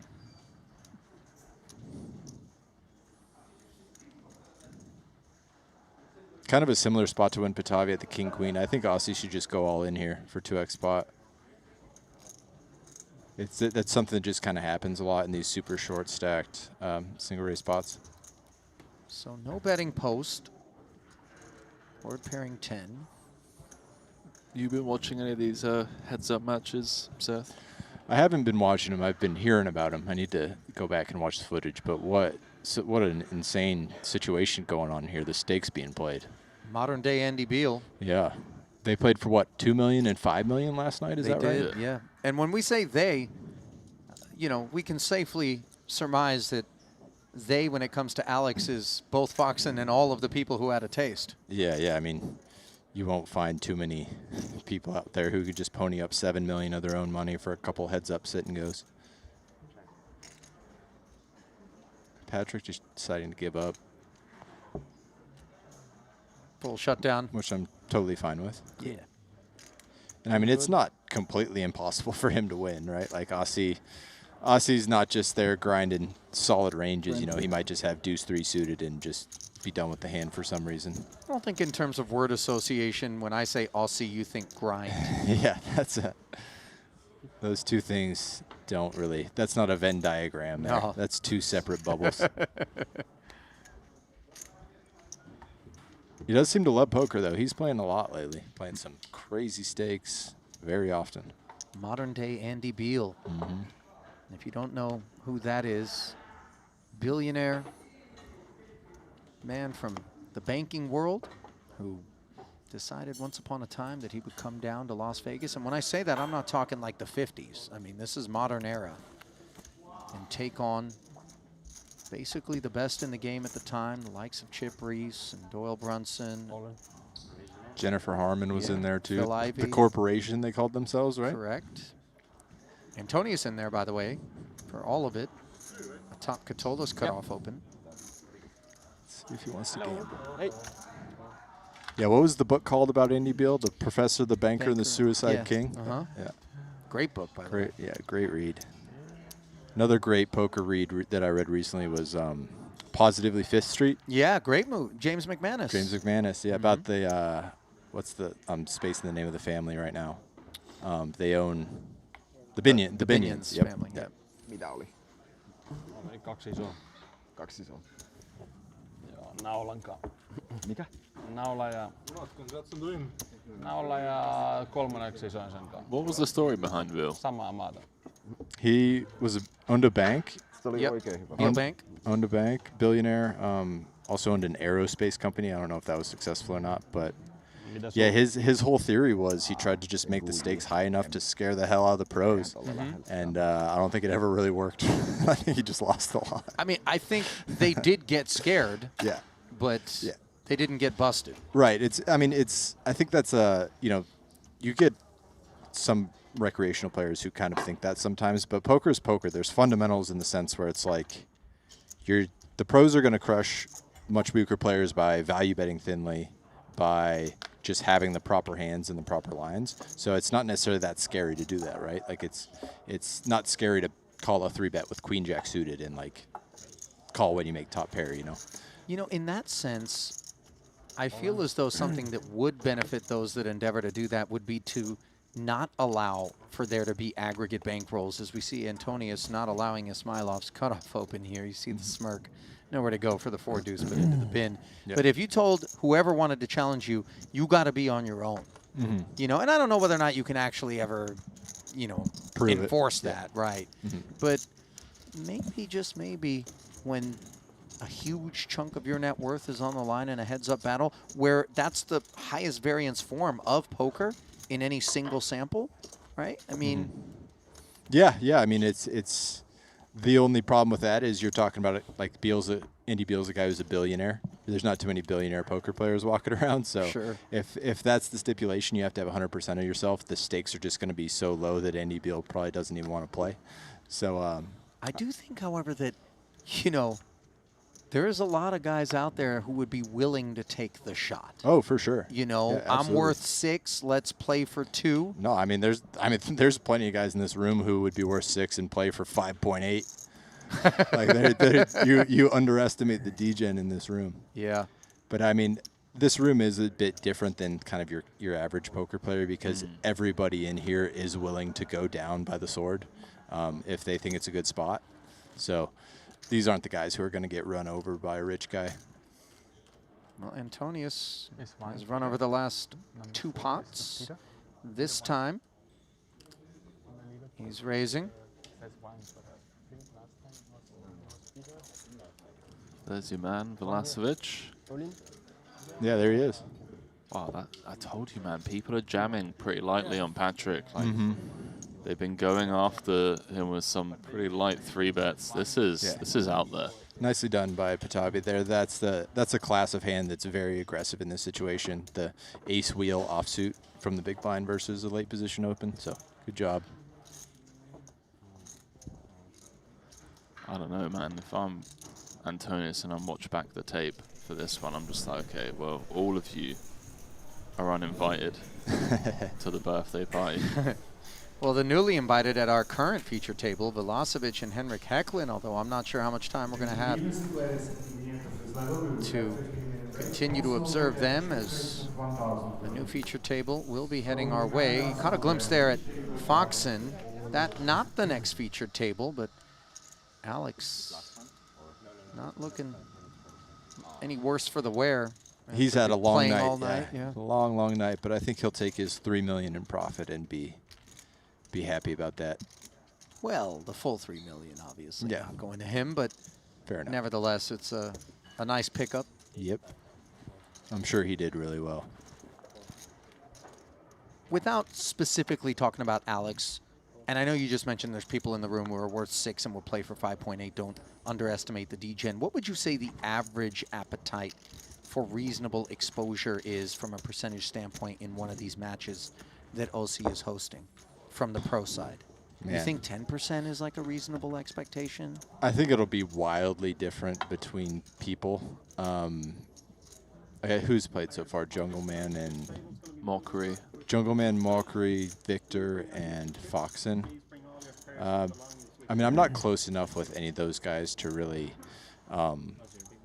have a good answer. I know that there was a lot of back and forth on Twitter between Doug Polk and Jungle Man. Doug Polk kind of ribboned Jungle Man and said he had none of it, but Yeah, I mean, Jungle very openly kind of said that he had a very, very small Yeah. piece, like a fraction of a...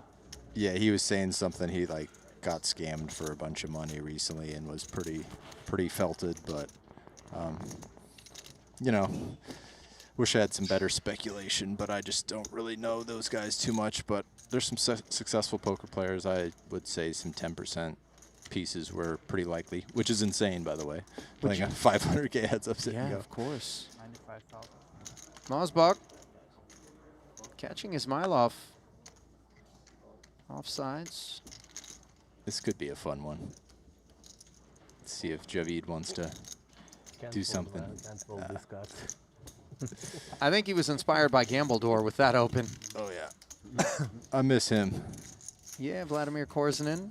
Not a given that we never see him again. Obviously, there was some concern that would be the case before he showed up in the Bahamas after the debut in Monaco. But Yeah, we'll see him again. He loves being here. yeah, Montenegro also showed up. He right? showed up to the Bahamas, did he? Was he Yeah, there? didn't Was he? there? No. Oh, no, he skipped Bahamas and then He came went to to Montenegro. Montenegro. Forgive me. Yeah. Yep. That's right. Well, if Aussie were to tap you, Seth, would you be excited or would it be kind of an unnerving thing for one of these heads-up matches? Both, for sure. It would take a lot of thinking because these guys are laying some pretty big prices to him. It's not just an even 5 million to 5 million. I think. That's right. You have to pay juice. Yeah, I think Fox was paying 1.2 to 1, so that's a pretty big number to overcome in a heads-up match. But and just so people understand, that means that Foxen and his crew are putting up $2.4 million to play against Aussie for 2 million upside, and that is very significant. Yeah, so it must have been 6 million to 5 million in the big one, right? Think about that. Yeah, man. that's huge. it's a very big price to lay. So, especially because he seems to be getting a bit better too. Sure. You know, like when he was in Cyprus, he was folding a little too much, and now he seems to be getting more aggressive and doing more bluffing, which is a lot harder to beat heads up than a very passive folding player. Well, hard to beat with ace-6 against ace-tray as he jammed on Hecklin, blind versus blind. Yeah, big spot here. Good call by Hecklin. There it is. 3 on the board to put Henrik in front. You see Aussie nodding his head.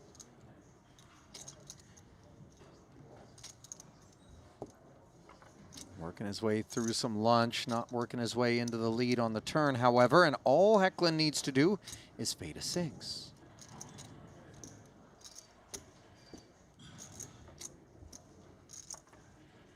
Which he does. And Hecklin knows a thing or two about big spots. In fact, it was in this very room in Jeju, if I'm not mistaken, this very event, gentlemen, where on the stone money bubble, he had the second biggest stack against Punsri, who had the first biggest stack, and they ended up playing one for all of it. Ace King v King. I was in the 50K. I was sitting right 50K, next. okay. Was sitting right next to him. It was hilarious. It was like a 6 million chip pot, and I think the second place stack had like 1.1 million. Really absurd altercation that Henrik was just in disbelief over being subjected to by Punsri, illustrating kind of that aggression that you touched on that Pooh not so capable of. And Punsri then goes on to win it. It's just like one of those where it's just like, when's it my turn? Yeah, there was like 27 players left, and he had a heads-up stack. It was so funny. Well, there's an official look at your next feature table. Jason Kuhn going to be a part of that. Tan Schwan in there should be some good action. He's a fun guy to watch. Bjorn Lai too. Bjorn Lai, very, very good player. Haven't seen him in a while. What's your plan for the rest of the day, mate? You going to be hitting the tennis courts or the gym? No, we got a 50K turbo in 20 minutes. You going to go win that? I'm going to try to do that. I just went for a little run out there. It's like running in a steam room out there. I was just going to say, it is so muggy. thick blanket of humidity, thunderstorms, basically throughout the run of this festival here in Jeju. But people aren't here to go outside. They're here to stay inside and do their thing for the most part, which Hecklin is hoping to do with 2 kings. Pound of flesh on his mind? Well, I was just thinking how ironic. We're talking about Punat against Hecklin against kings as well. I mean, this time Punat doesn't have ace king, but that 50K that you were referring to earlier was a similar kind of setup. Don't think Punsri can call this. Jack 10 offsuit. Out of position. There's a 3-bet from the small blind. Yeah, just lets it go. 38 left in this one, Ali. Samuel Muller, chip leader. Creeping ever so slowly toward that money bubble. And we're going to press pause on that creep as it's break time. But Ismailov hasn't broken down. Did fall beneath a 7-figure stack briefly, but he's back with a 73 big blind stack. Currently good for 2nd overall behind Sam Muller. Back here at the desk, Ali and Henry and Seth, who we're going to be saying goodbye to. Time for you to go and reg that turbo.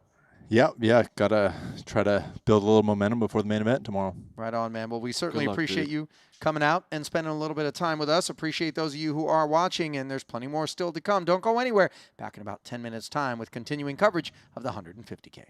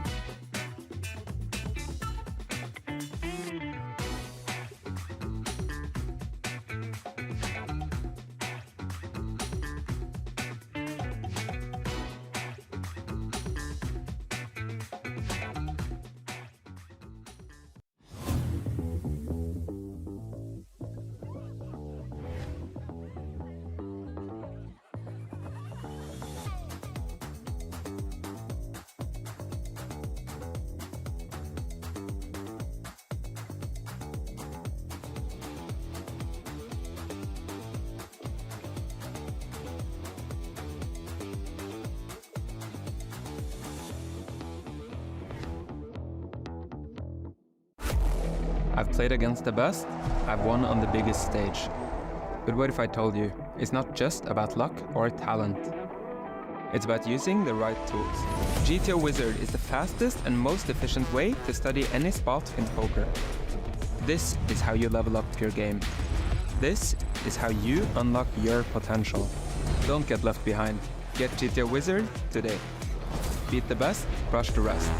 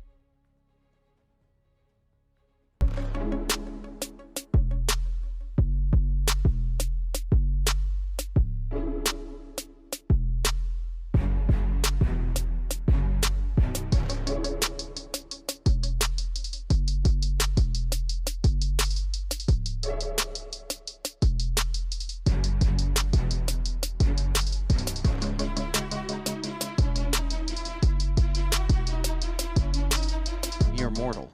Yeah, I bumped into Bryn, and he just said to me, "Yeah, I sent him back to Brazil, didn't I?" He did a little samba on Pikowitz. Yeah, that's for sure. If you missed that pot, it was a king high call in a spot that I think very few, if any, people would have found. Facing a check call on the flop, then lead. As Ivy has the lead against Opara's King 10 suited, which finds the bin. Ooh. Yeah, we saw a couple of King 10s folded. Disciplined from both Watson and Obara.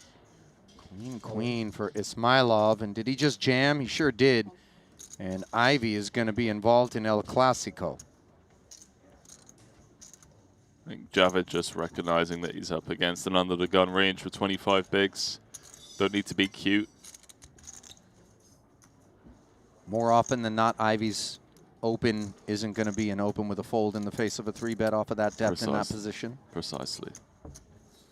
Let's see how your flipping skills are today, Mr. Ivy. 520 in the middle, and so far, that which he hunts is interfered with in part, insofar as he's got the Broadway gutty. 2 outs instead of 4 to that, given the presence of queens, but aces and kings would still do just fine. Instead, it's an 8. And might there be deflation in the ranks of the chat early here today, who always love to see Ivy in the mix, but will not be doing so any longer.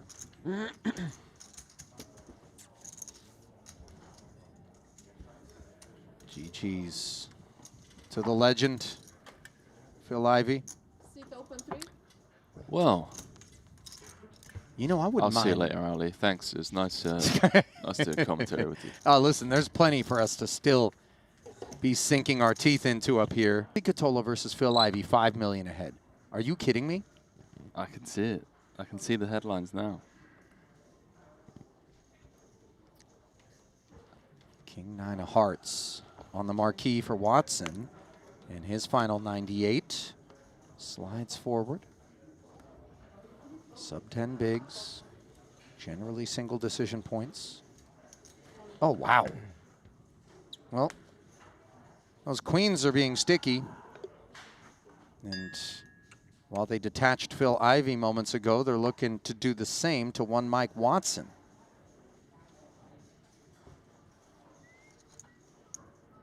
Time magic against the K9. Well, it's a faint bark, and it's a tall order. Yeah. As well. Watson knows it. Middle set. No heart on board. And no outs. That'll do it for Sir Watts. Fresh on the heels of Phil Ivy. So another one falls in the 150. Yeah. I mean, back-to-back eliminations at this feature. No surprises, like I said. Ton of short stacks plus those, what was it, 26 max late reg. Filatov at 38 bigs. So 15 bigs separating the midfield pack, but that's not a ton.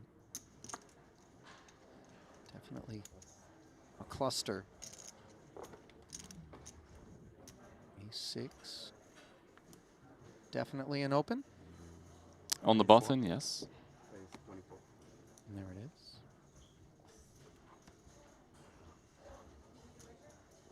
is. Yeah, it's the same, yeah. Same guy, yeah.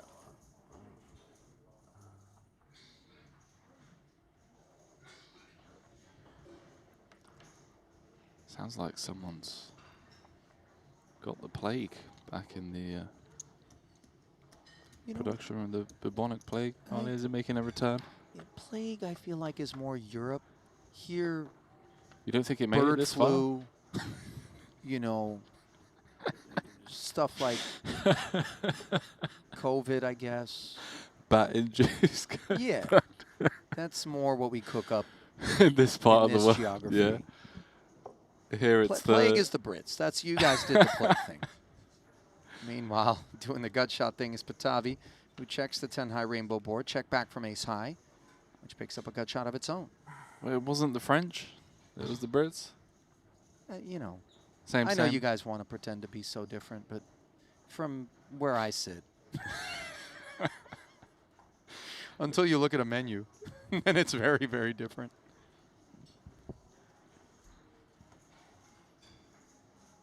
But you're with me. I mean, we're in the H1N1 streets. You know, swine, bird, all the flus. all the Anything exotic that's flus. aerial. Yeah. Yeah. Meanwhile, Little Patavi. turn probe. I like it. Queen high. Just try and fold out some king high, ace high type hands. Don't think it's going to work against this one. Mossblock. Ace high could just very well be the best hand. Good luck. Also has that inside straight draw. Makes the call. See how Patavi responds.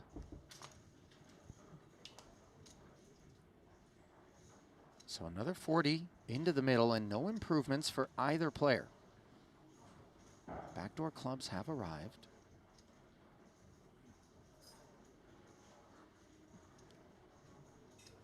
And in terms of who is more likely to have that backdoor flush as played, does one player have the edge in that respect here? Oh man, sorry, dude. I'm having a good time today, you know? Yeah. You're a little loopy. I mean, this video you just showed me, bro, sorry. What on earth happened there? That What's was happening? Katola and Hajiev in the pot that I told you about. You thought I was kidding. That's crazy. 106. Yeah, I mean, look. It's a weird one. Yeah, ace high has showdown, but when you get a check in front of you, you feel like Patavi has showdown. Some kind of like 4x, maybe a river deuce.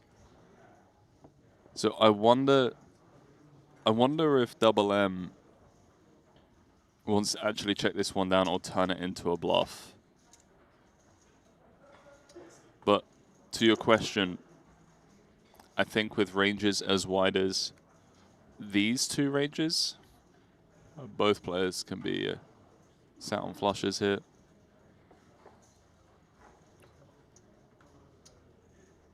Mosbog's just going to check down a winner. So Patavi doesn't go hard at that spot, allowing Mario to haul this one in.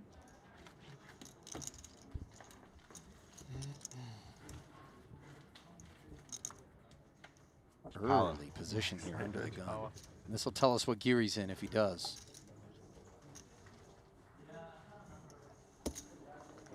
Well, it's going to be that kind of day. You kind of called it, Henry. Especially once Katola picked up the capital infusion from Javid and now sits toward the top of the leaderboard. Punsri sitting on the button in ace-jack. Well, he knows a thing or two about these 150Ks. Came second to Gambledore in Monte Carlo.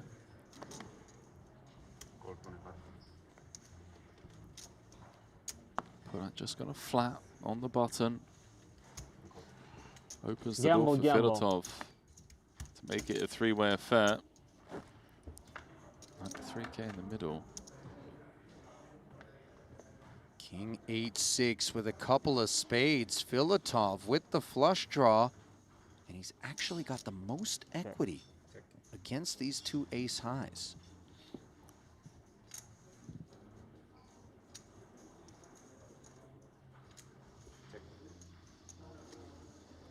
I guess that's a byproduct of Aussie and Pernat sharing some Thai equity. Not Thai, T-H-A-I, but rather T-I-E. That's quick, mate. Well done. Good find. Oh, looks like Punsri finding something as well. And that's the bet button for 17. Lean. I'm honestly not too sure what the plan is here. Is having 2 overs to the 8 and 6. Feels like once he's checked to that Aussie never has a king. He probably wasn't expecting to get called in 2 spots. No, this is a little bit disheartening. Needless to say, another 51,000 into the middle, but board development.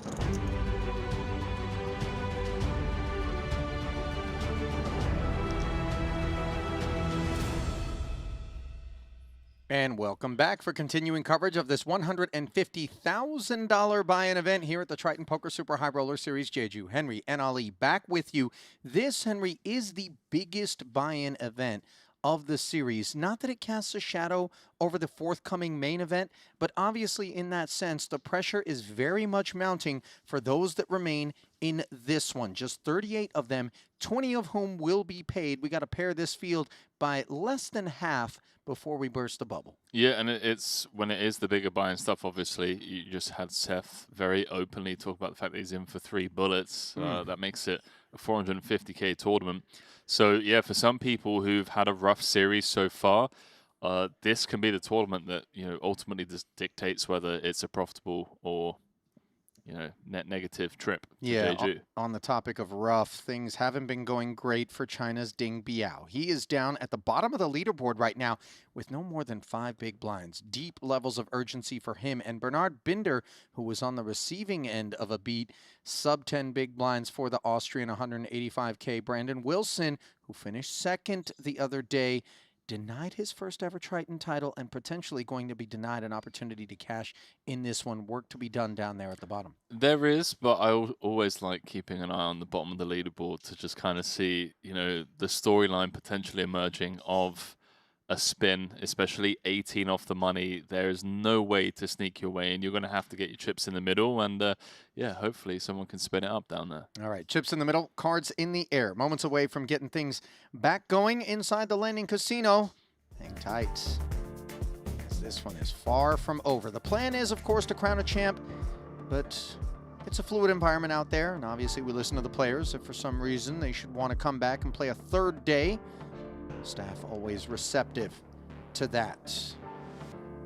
Oh, okay. So what, come back FT? Is that what we're saying? You know, my guess is we're not going to stop the FT midway, so we either play it out or we press the pause button once we're down to the final 9. That could be interesting. I think it's very dependent on... oh, it just really depends on who's at the final table, right? But this one's shaping up to be a really fun one. You want to talk about that Ivan Liao Player of the Year leaderboard? How about this? Foxen in 8th, Artur in 9th currently. That could have huge, huge implications. Now, when you say 8th and 9th, you're not referring to the positions on the leaderboard because, of course, as we know, Martirosyan in 1st, Foxen in 2nd, but rather chip counts here in this one. Correct. There's your former featured table. That's Austria's Sam Muller, currently chip leading the final 38. He's probably somewhat disappointed about that result in the 50K. Went into the final table, if I recall correctly, third in chips, ended up busting in 6th place, was very patient, and then ultimately lost the flip for his tournament life. Things different here though for the young Austrian. He can certainly just kind of relish in the fact that we are ITM 50%. So I'm always curious to see which players start tightening up a little bit too soon, which is typically around this stage of the tournament. They're like, okay, you know, 18 off the money, I'll start playing a little bit more snug. And then you have other players that really start ramping up the aggression around this stage of the tournament. Well, 50K in orbit, the current price of poker with the blinds 10, 20, and 20. And the levels are just 40 minutes in length, Henry. So in terms of thinking you can coast, you might be thinking wrong. Little PCA cruising. First opportunity to observe Paul Pua, one of the founding players of Triton. There is the aforementioned Ivan Leal Player of the Year award leader, Martirosian. Folded to his button. Jack 10 off suit. Takes it upstairs. Ike's still in the mix. Break-even-ish series for him so far. Cashed the 200K that Chidwick took down. Short deck. And the 100K, came third in the 100K. The 792,000, so already cashed for over $1 million here. I suppose I should stand corrected then. I think it's the fact that that 200K short deck was off stream and obviously sparsely attended. Right. That kind of makes you focus on the 150 as being maybe the more mainstream, biggest buy-in event. But technically speaking, that one was. Let's put it this way. That tournament wasn't on the schedule when we came over here. It was something that was like, oh, there's enough people in the room that want to advertisement budget. Play this kind of tournament. Exactly. And these stakes.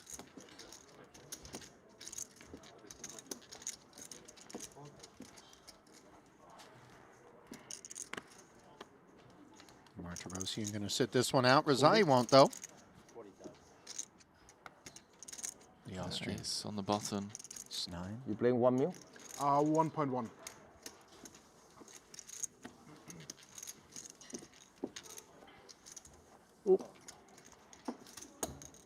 Pua?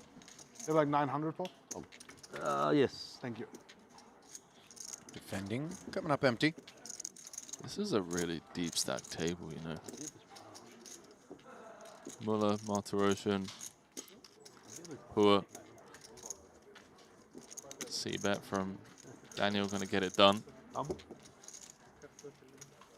Pua was as high as 4th by my count at one point. Currently, I believe, sitting in 7th, north of 20 million in career Triton earnings, one-time title winner. You mentioned Ding Biao at the break desk. He's out, Ali, out in 38th. King Jack no good against Juno Barra's pocket 10s. And then there were 37.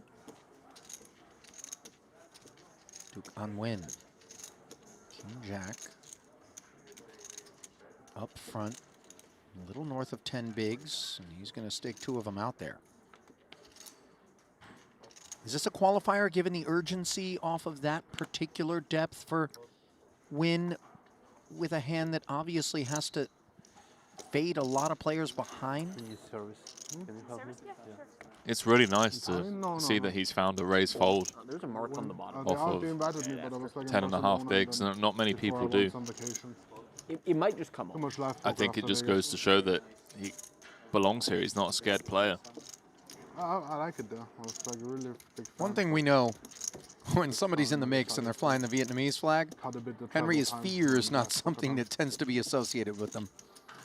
As the legendary likes of Dao Min Fu, EMP as we christened him.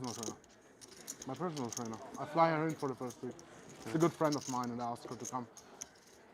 Muller, meanwhile, pocket 3s, nutrition, workouts, and showing resistance.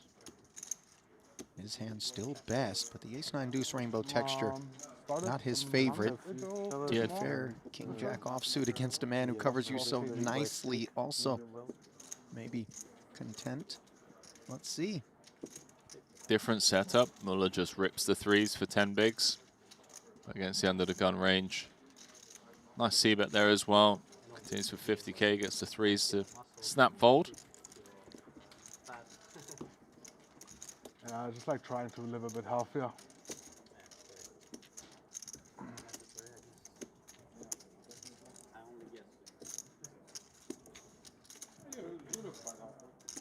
Like a bit too much weight is okay, but like too much weight. I stopped doing things since like I miss it a bit, but not as hard as I thought. Where's Ponakov's Miami Vice jacket? I haven't seen it in a couple of stops. I think he retired it. At least in terms of Triton. He's been really well dressed last few stops. Not by the way that the Miami Vice jacket wasn't. We loved that jacket. It was like a the neon dream. I own a nightclub in Miami and drive a top-down convertible. Yeah, and also happen to own some of your debt. It's 10 seconds, isn't it? And also own a custom number plate.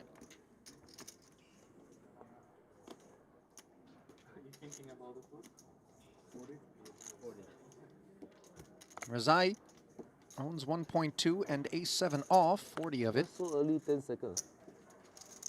Out there, Muller and I another don't know. small pair. Yeah, I'll see. Too early. I could see you as a Two debt tables until collector. redraw. The problem is I would need an enforcer if I was going to get into that work, because I'm definitely not going to be the muscle. Yeah, you're not taking the pliers to Redraw is 3 tables. some nails. Oh, yeah, once they go out and they get the guy and they bring him into the thing, sure, I'll throw on a leather apron and put the hurt on somebody, but no hurt being put on the sixes by the King 9-8 board. Unbeknownst, of course, and Razai plenty deep, but not looking necessarily to lock up with the likes of Muller. I don't know. Check back. I would have thought Yeah, I think maybe start at 32. against a big blind, maybe you find the c-bet just because of how wide that defending range is going to be. When it's the small blind, it's different. The range of hands is going to have a lot of suited broadways, pocket pairs, 8s, 9s are going to be in there. And Daniel just recognizing that and respecting that range. Checks all the way down to the river, and I think both players are going to be very content to just get their hand 30 seconds. to showdown.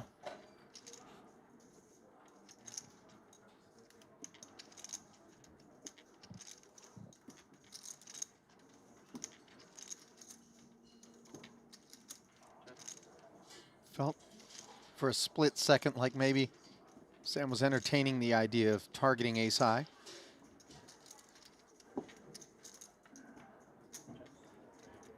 And the sixes always feel good in that spot.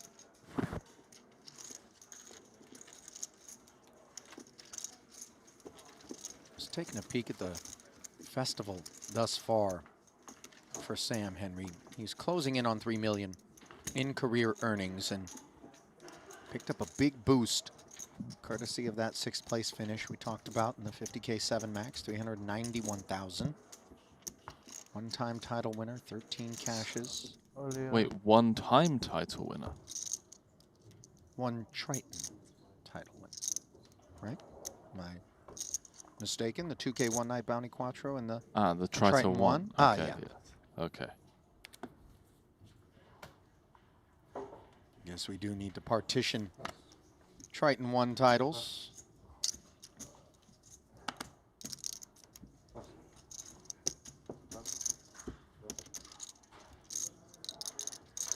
Has knocked on the door before, by the way. Late last year, Monte Carlo, 2nd in the 40K Mystery Belly. Yeah, losing that one to Rabbits. Poseidon Ho now at our other feature table. Deliberating direct left of Tan Xuan, blind versus blind. His ace queen says more, please. Queen 8 of clubs.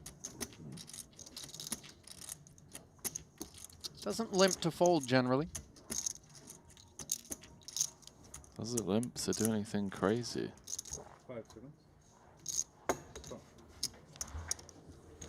Not yet.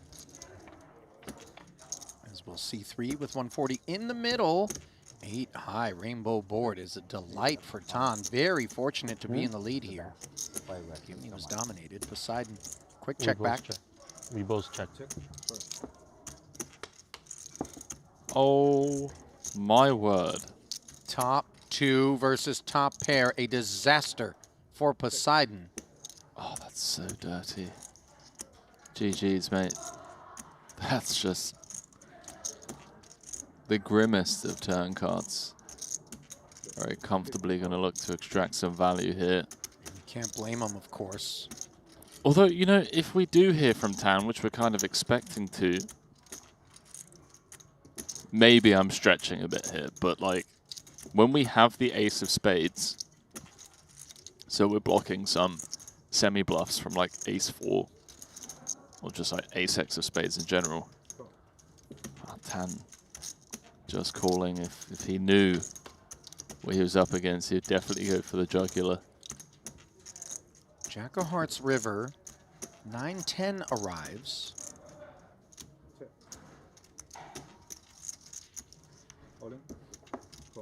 Uh-oh. Yep. Poseidon jams and ends up hanging himself, as you can see. The disappointment wash over him. Outlier is out of there.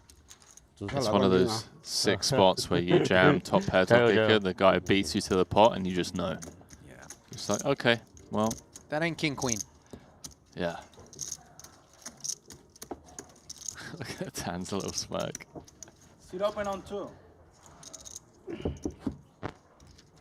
Not the first nor the last bad beat he's going to lay on someone.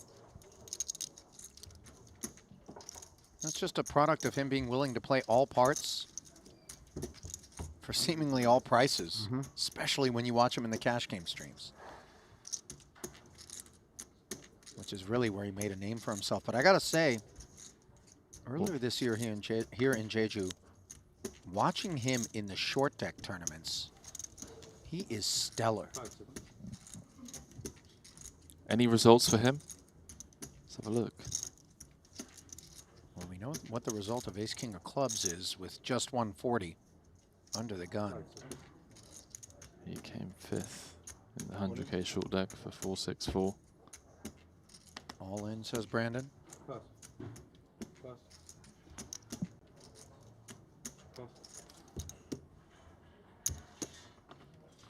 King 8 suited for Tan rather.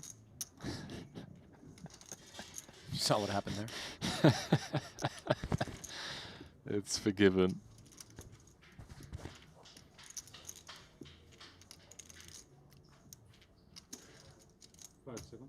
See if Twan wants to give him a spin.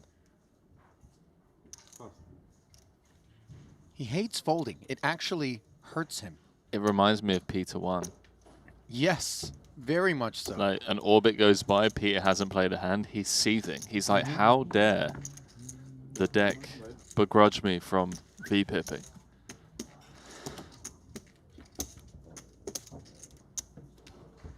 I think I can call. King 8 suited. King 8 suited? 6 big bang. Close. I think it was seven big ones. 7? 140. Oh, 7. I think. It's because I put this, huh? Really? It's because you see this, you think. But I won't. But I won't. I won't. I won't gamble. You made a good call on the other one. You won't gamble, yeah, right. I only play 2 pair.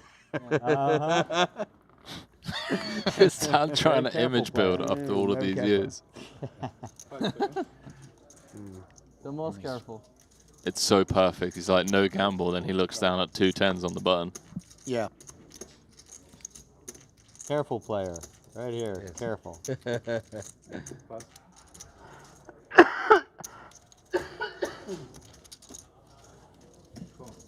Jack 4 for Brandon, and he's going to book an appointment. which maybe Tan should as well, based on the cough. Ace, king, 9, 2 spades, 2 overs to the 10s. Nothing on the stovetop for Brandon.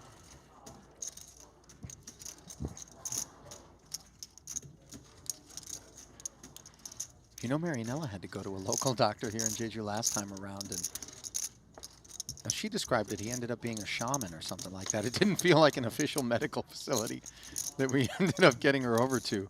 She did not accept treatment. Shout out the shamans. She didn't accept the treatment? No. Well.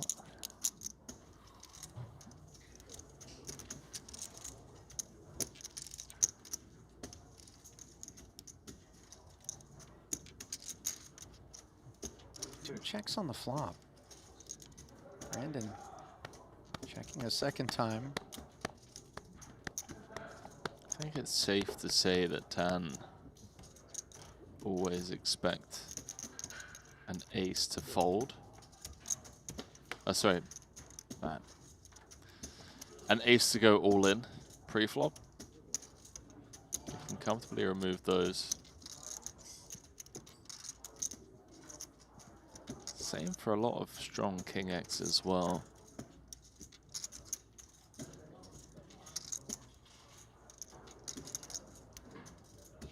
Spades arrive along with the second deuce, and as approached, does feel like, what are we targeting with 2 10s here against Wilson? A 9 and a 9 only.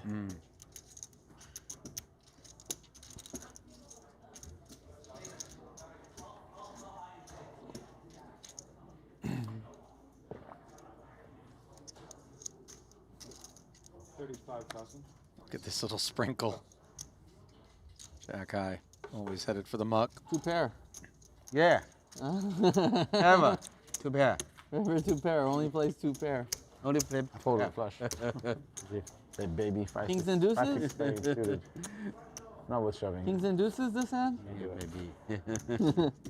Yeah. Can't do it. No Toji. I saw you try to milk me.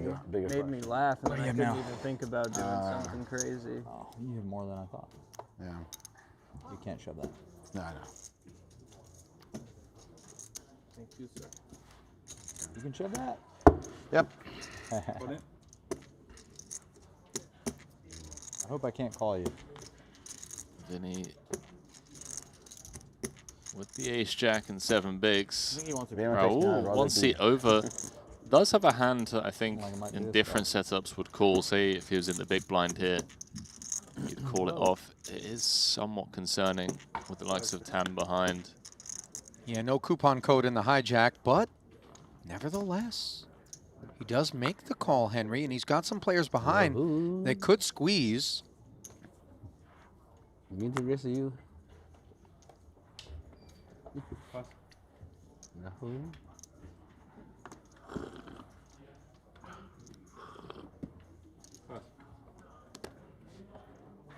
Ali, can you please go out there and mute the mic of whoever's slurping? I think it's Tan. No, moment of truth. I'm not Good going old out race. there. No, you go ahead. That's fine. Go ahead. Rock, paper, scissors for it at best. Let's make producer James go out there. As Vinny Lingham is hoping he's not going out there into the void like and out of this 150. Like a 9-9-8-8 kind of board. Or Where you full, flop like full card, hard flush would be I great. think just like 9-9-8 flop, like turn brick, river, Yeah, Queen 10 jack. river, 8. I'm gonna bet against 998 based on my hand. Oh no. Kuhn trying to put some deck reads out there, and this is Deuce would not help. promising. Oh, shit. Deuce no, doesn't got the work. 6. Ah, I missed You that. got the worst pair for this board. Yeah, okay. This is exactly how you want to set it up. Yeah. Like you want them to have you feeling dead. Yeah, and then ace, right? Yeah, Look, of course. it's like that. Oh, I saw a picture. It wasn't the right one. paint Field diamond, goal. 1 and 3. On the turn as How he about you- splits another paint the diamond? uprights of ace Throw it and to him jack. face down, let him sweat it. Sure, let him squeeze. Yeah, let him squeeze it. Throw it to him face down, let him squeeze Keep it. doing that in the Are you okay with paint diamond? Ace on the river, man. 50-50. Ace on the river. Oh, Nice. 10. You guys. Thank you. Well, Vinny found a good spot under the gun. He was Paint about to take a diamond trip would've through the been blinds. And it See you wasn't later, man. compulsory that Rahul got in there with those 6s, as you pointed out, Henry. That'll do it for Lingham. GG's. Yeah, GG's, man. Get rich. Showing up, making runs, but you know, you got to win those flips. You got to win those flips. 12 off the money. Dropping like flies, by the way, elsewhere in the room. We came back to the break desk with 38. We're down to 31. Big pocket pairs. Let's do it. Silent Ho, we saw obviously eliminated. I hope mine's Jamil the big Wakil out. Ace King against I really Ace hope mine's the 3 bigger one. of Ye Wang. 29 big blind pot. Well, no sooner did you say 31 left than it's 30 left, and guess who is the 31st victim? No? Are you affiliated? By the with tone of your people voice, I always feel ask like for it's the like names. They never ask for Javid both. or Aussie? Or to get there. Panat Bansri. Ah, I had a okay. bigger Fresh pair off than you a once, victory didn't really work out too well. yesterday, well. not He going to did, be yeah. in the conversation, He and lost 10,000 chips.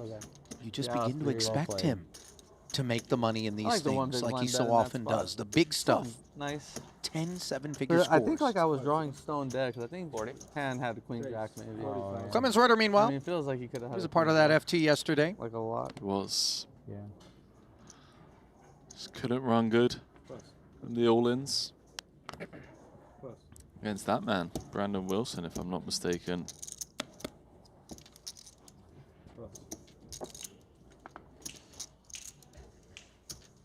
Nine deuce, not going to cut it. Surprised you didn't have your glasses on.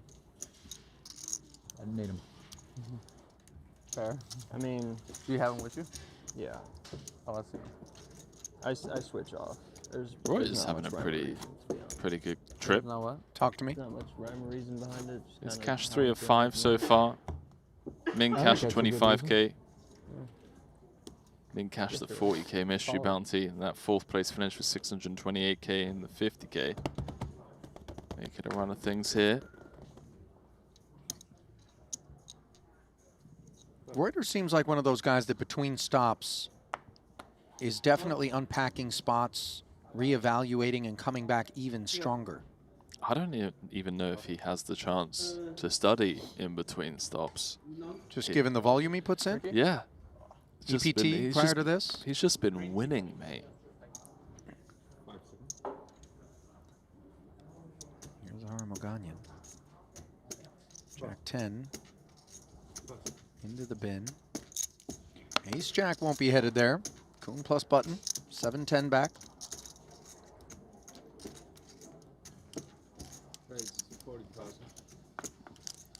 Min raise open. Binder, he's looking for a spot. King Jack offsuit against the button open from Kuhn wouldn't be faulted. We might just be down to 29. All in. Rips it. Not deep enough to shed Jason's ace jack. Oh, it's one of his kings dead as well. Not what you want to see. What you do want to see if you're Jason, though, is a dominated opponent. The king of heart. Wow, thanks for Rahul that, just- Raul. That's exactly what Binder wants to hear. Say it again. Say it a bit louder. Really know how to bring joy.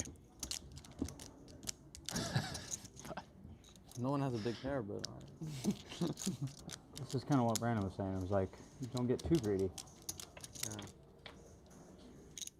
And Binder finds some help. Ace That's a 5, pretty 6 greedy flop if I've ever suggests seen one. absolutely not. They got deuces in versus ace jack the other day, and the rail was calling for a deuce. I'm like, no. you had deuces? No. You can thank me for Drawn dead on the turn. Thank you, bro. 10 jack off. Always rated to be the Obviously. case. Wow. Binder Not dispensed. really. Wow. Thank you. You could tell some people are like Wasn't a big over it at this stage of the Hold'em part of the tournament. Series rather. Open on 2. You can open it sometimes, I guess. I don't know. You're short. I don't think I can open it. You're stacked. A little annoying. Wait, so you had the ace jack and someone else had? No. I was a spectator at this. I had folded my hand, but the rail. Oh man. Down top there. You wanted to listen in on that? Yeah. I thought you had a set. I thought I had a set. Big appetite. Huh? Yeah, it's all for me. Blinked. But I do that a lot.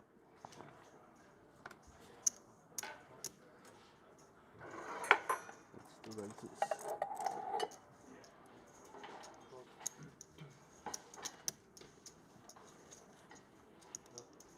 Arthur.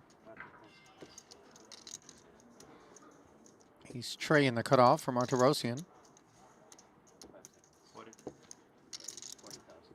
He'll get in there. As I will not.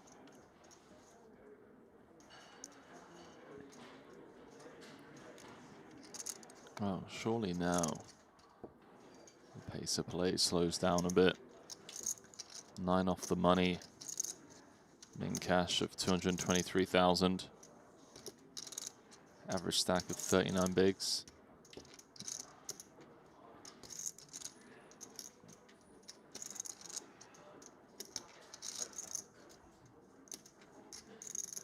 Yeah, I think this is going to take a while. Like 20th place is Clemens Reuter with 25 bigs.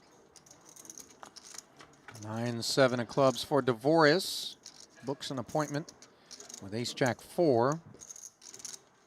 Not what he had in mind. Way out in front is Artur, top pair.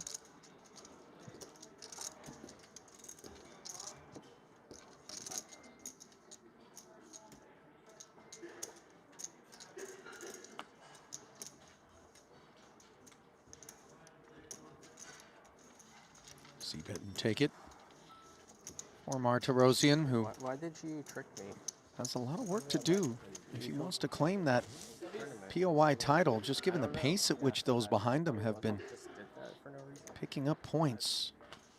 This could be a really fun tournament. The fact that both Foxen and Artur are in with very healthy stacks. Foxen's in 6th place right now with 57 bigs. Artur's in 11th. I thought you were doing like a more sophisticated 45. more common thing. You're bluffing if you also just like tell random lies for no reason.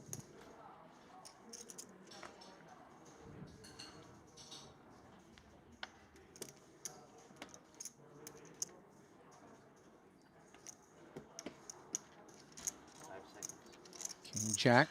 I thought you were doing something a bit For more Duke. sophisticated. Not very sophisticated. D-A-N. Dan. This is the same hand that he opened with earlier. This time he's jamming it. Yeah, a little bit deeper than earlier as well by about 1 big.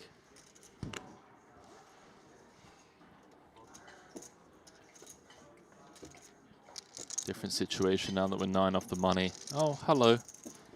Just run into the blades. Yeah, situation a whole lot more different in more ways than one as Dvoris motions for a count.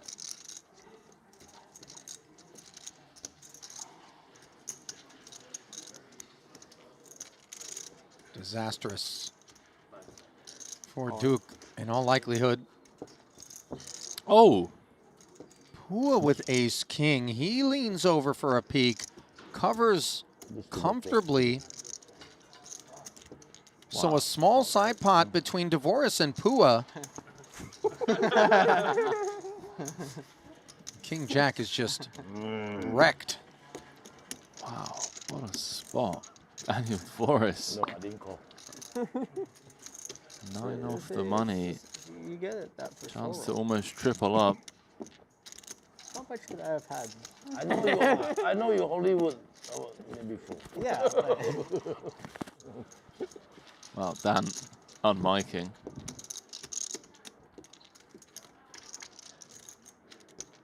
Don't think there's any need for that, and 10-4 deuce 3 or 5. agrees.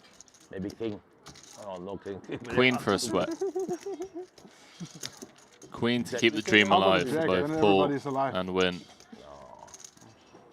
Instead, it's a deuce. So King Jack drawing dead, as is the ace king. That'll do it for Duke on win. Fought hard.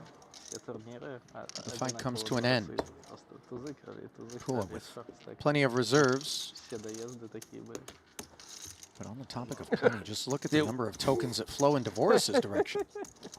Yeah, Dvoris up to 12th in chips now, courtesy of that cooler. Sit open on 5. And he was always going to get the double up blind v blind. The added bonus was chomping on Wynn's chips. Okay, now the pace of play is going to slow down. surely. Well, it depends on what the deck has in store. It's not always a given. Pay some bills, would you, Henry? Sure.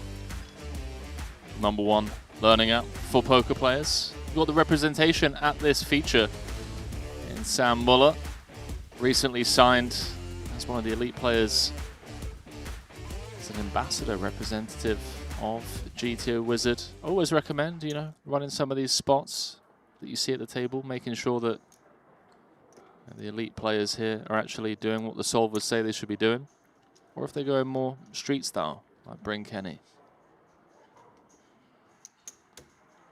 Martirosian steps off the sidewalk. 10-9 of diamonds, under the gun +1, although this is allowable. Oh, this is very allowable. I mean, got more than 40 bigs. 8 off the money. There are a couple of stacks at this table that shouldn't be thrilled to engage with him. This is one of them.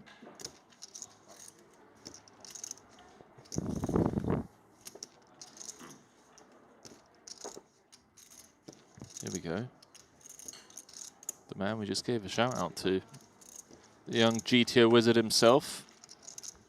Currently chip leading this tournament. And those ace-5s can get themselves into trouble, but not against the stack as deep as Martirosian's from that position.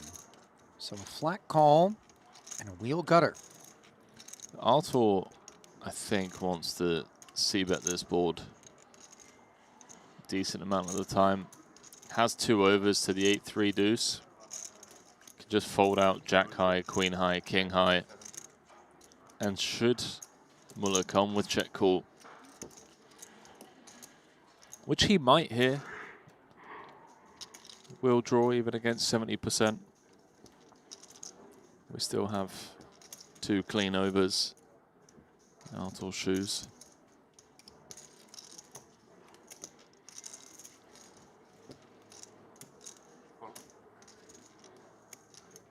$70K ahead as Muller is peeling. And while that board favored his big blind range, this turn very much favors Artur. Potential double barrel for sure. Artur certainly leaning towards favorite in terms of having stronger king X rather. Sam's got an ace of hearts in hand. Could be a fun bluff card. Also going to check in position and just river the best hand. How does he do it, man? Although he hasn't really been getting it done here in Jeju.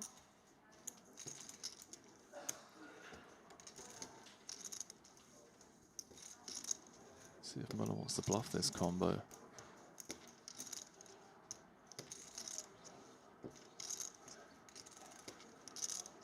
Feels like a tough one to bluff, if I'm being honest with you. Yeah, Artur's checked back on the turn, kind of implying that he has showdown. So Sam showing restraint. I think the showdown you'd want to try and fold is like ace-jack, ace-queen. It's going to be tough. So yeah, well done, Muller. Waving the white flag.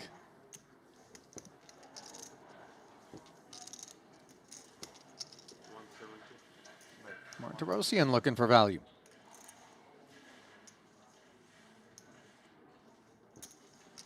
He just knows he has the best hand. Targeting an 8.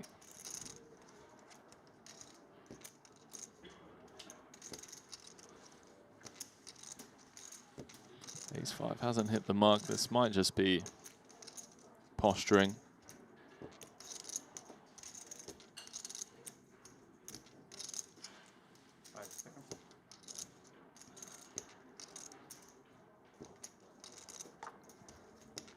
Ultimately, into the wastebasket goes the ace-5. Pot really didn't come down in a way that suggested it would be altogether promising for Muller. So That's a really fortunate run out for Artur. I think Muller just like wins the hand good 70% of the time. Tan Xuan going to win this one 100% of the time, provided that he doesn't muck it somehow in the face of something awkward which doesn't rate to be inbound from Jason Kuhn. This was a 45K open. Tan flatted the button, check, check, flop, and turn, and here we are after the third and final check from Jason. Firing and not getting paid off. That was even before he did that. No, but I'm sure he knows. What's the guy's name that played? You're not big mind. Lee something. He Where? was involved in the Andy Beal thing. You know, like 10 pros put up 500K each for everyone to play Andy Beal. Yeah, I don't remember a Lee though. I mean, maybe Lee Markholt, possibly. That guy plays like still plays. He's an older gentleman. He used to play Commerce Castro. Bernard Lee. No. I think Ming Lai, Ming Lee. I know everybody. I don't That's know. who Arn Maybe is I'm referring thinking his to. name wrong. Yeah. He actually, I have like his number in my phone I too. feel like I know everybody that was in the Andy Beal stuff back The guy in the day. texted me. I'm blanking out on his name. Just search for Lee on your phone. I don't save everyone's number. 40? That's why. 40,000. It's just like numbers in there, you know, sometimes. Ace King of Spades, as Aram advising us that his contacts might be a bit of a mess in the address book. Rahul picking 10-8 of spades to 3-bet an under the gun open from Kuhn. This, I confess, is a bit surprising. Kuhn's stack, not really the one to be picked on, and this is not the hand generally we want to be trying to bully with. This feels to me a bit like stories we've heard from Phil Ivey and Phil Did you Hellmuth. start with 700? Stateside, how, you know, people show up and Yeah, I think I know. they want to tell their friends back home. Tomato soup. A one hand against Ivy. Raoul wants to go back home and say, I bluffed Mr. Triton himself.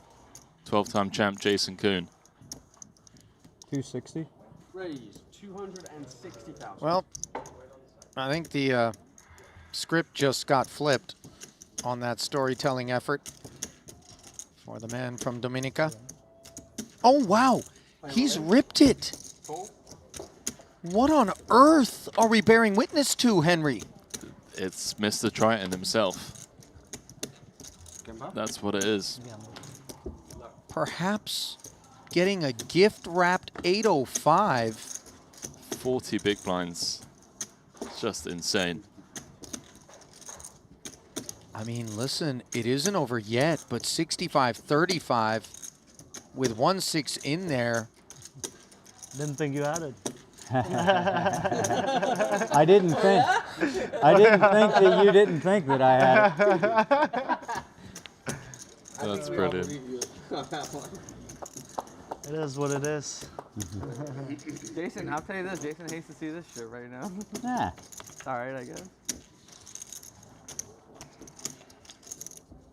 No, I hate it. Now he hates it. Joe's my boy, though. He's going to bail me out. He's got me. Not going to let him do me like this. Spade for a sweat. No, full of horse. Another 4. 4. Added an out. Did add an out. From 6 to 7 of them for Kuhn to somehow haul this in. And there it is. Wow. So, you just got to be so confident. That's all it takes. Yeah. Good game, guys. I mean, it you're was feeling coming like back to a that's quad. justice. Best hand won. But yeah, I love that from Raoul. The line was just iconic. I didn't think you had it. Sure. I love Nice this call. guy. Thanks, man. I hope to see him at least fire in the main. What a scam. Where's the rest of it? The high safety? Wow. Jason Kuhn, chip leader, 27 left. Well, is there anything you less wanted to see if you're parked at that table? The loss of Rahul, who obviously shows us that his chips are available, and a pump up for Jason Kuhn, whose chips are very hard to come by. You're an absolute savage. I'm just Yeah, this saying. guy's chips are He's willing to available. gamble is all I'm trying to illustrate. I don't think he would argue with us. That was some gamble. 5-bet ripping it in. Almost worked out for him. Appreciate it. Don't try that one at home.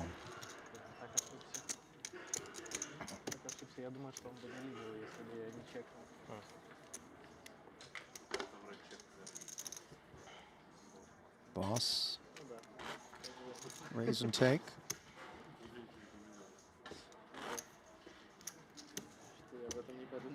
Wow, another bust out.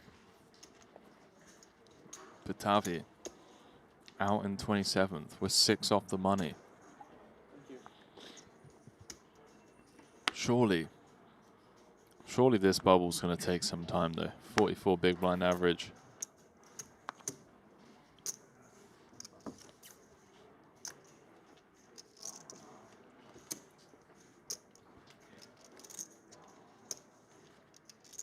Ponikov's all zipped up. Queen 10. And up we go.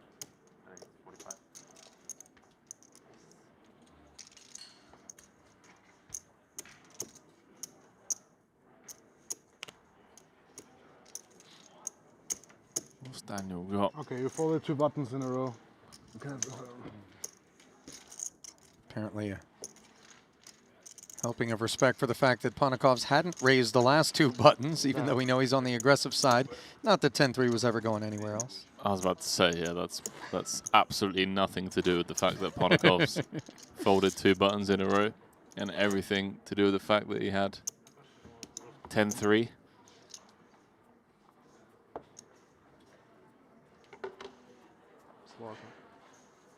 Man, there's some heroes left in the field. Hecklin, Brian Kim, Kai Mockery. Juno Barra is currently 14th. Ossie's still in. Here's the deal. We could throw the remaining 26 names into a Scrabble bag, shake it up, spill 9 of them out, and you're going to have a quality FT. I think that was his name, Lee Salem. Play roll in. What is it, 60? 70. 70. Brandon Wilson, Jack 10 offsuit in a great way here against. Here's to you, Joel. I hope you're doing good, buddy. Thank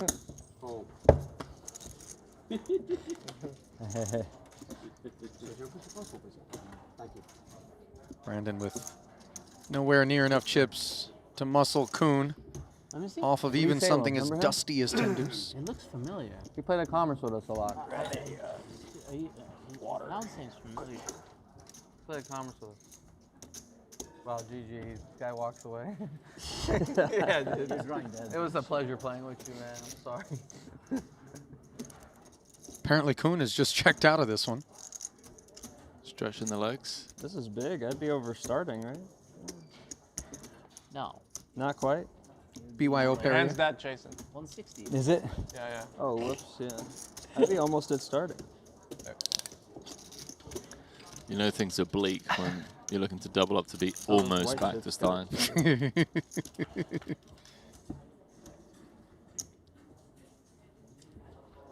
Ouch. Doyle. Interesting. Wow. An ugly duckling 7 of hearts. settling in on this flop, which puts pressure Texas dollar, on Wilson. They were 7 of supposed to hearts is a fold great all card. the 2s. 7 of hearts. Guess that's a lie. Folded a 4. 3. Not what Wilson needs. Give us man a queen. Jack or a let's 10. let him min cash. Sorry, Jack or a queen, rather. You give him a queen, he might win. Well, Jason said it, so, yep. And instead Only it's the works. 6. And I didn't build a whole lot of drama because for some reason it feels as though Jason Kuhn is just in chip magnetized mode. Title number 13 in 150K has a nice ring to it. Listen, he bobbled the final table of the 50K yesterday. He's on form. Brandon Wilson. Saying what's up to my boy, you know? Me Second and place Doyle were finish. homies, man.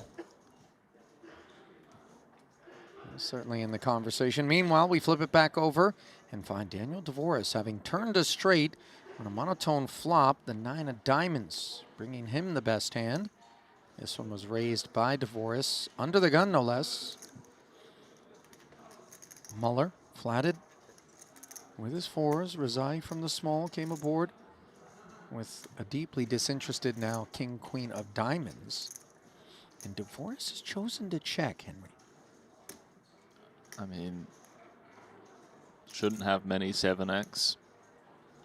Shouldn't have too many flushes either. Just recognizing that. Well, Sam doesn't take a bite. And running 8s, or rather a second 8, doesn't complicate Mueller's sentiments with respect to his 4s. Were Rezai a big blind defender here as opposed to a small blind caller, there would be a little bit more credibility associated with a bluff effort. I agree. I think everyone's just content trying to get their hand to showdown. Well, I say everyone, Muller and Daniel. Yeah, I think Rezai is going to be hunting value.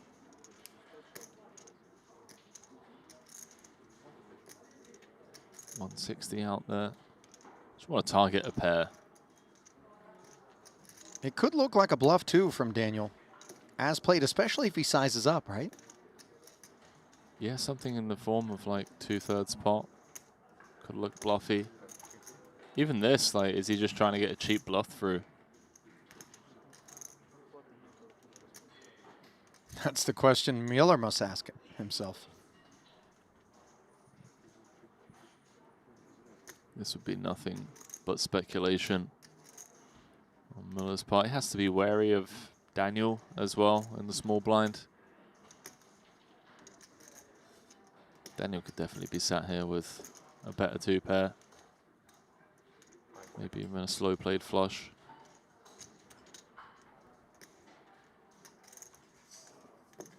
Yeah, look at this. He's really chewing on this. He's got a hard 8, hardly. Does that count as trips? Unfortunately for him, it wouldn't even be good if it did. That's true.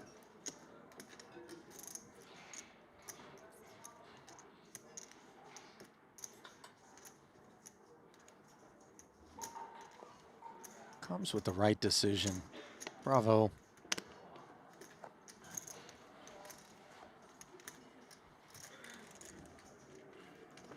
DeVoris gets no joy. Did Paul lean in for a look?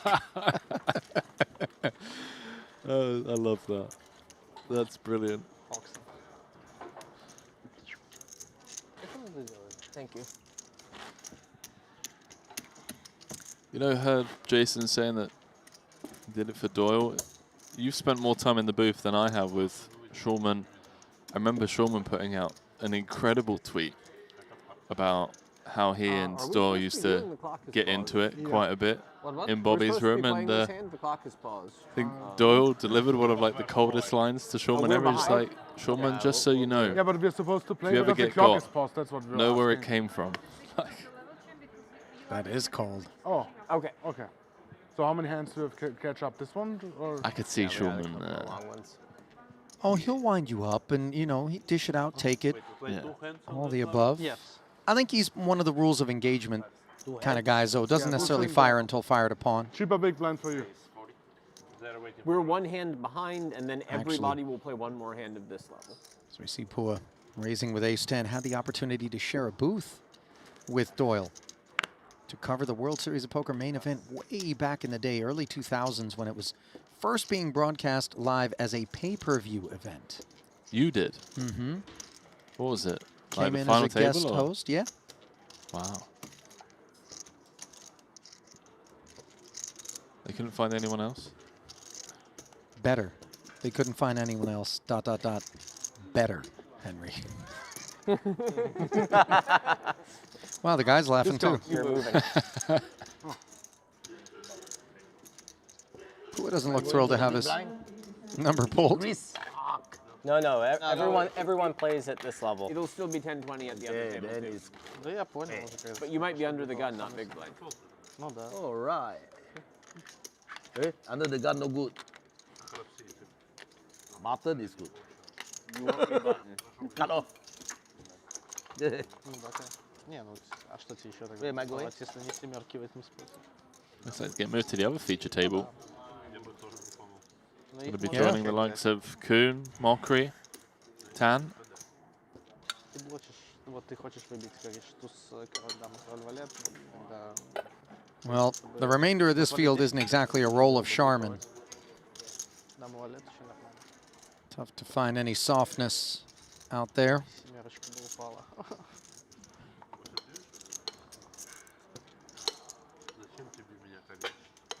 Yeah, Я 25 просто left. выиграть хочу.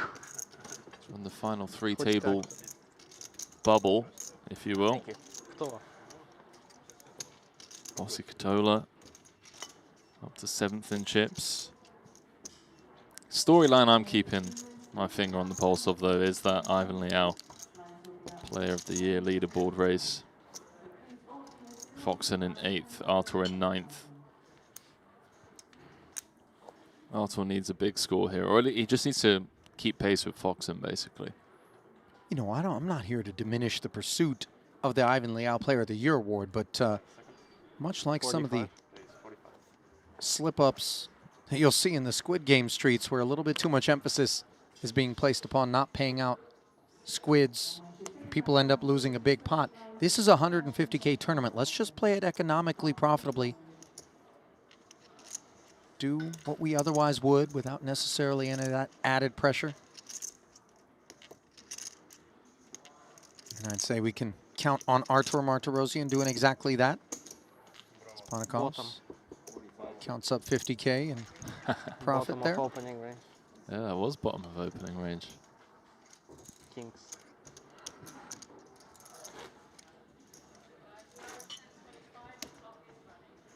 On the flop.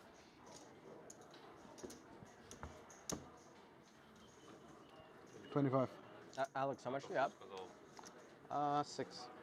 You ever play hopscotch on the playground? Not anymore. Henry, do you know what that is? Yeah, I was the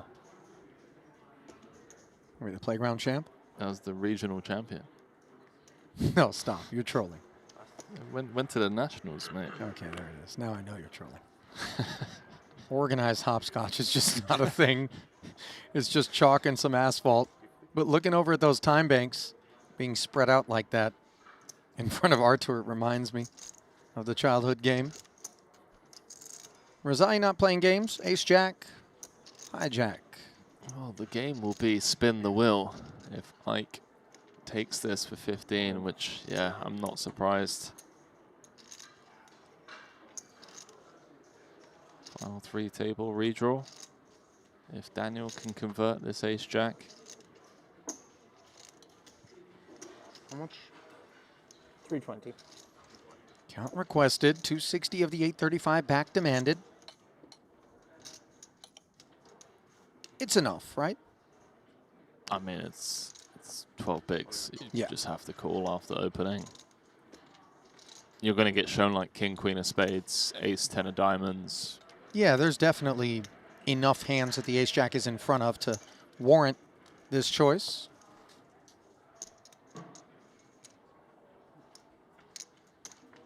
So we're off to the races. Haxton's tournament life hanging in the balance, and an ace and jack free environment is good for boxcars. Sixes.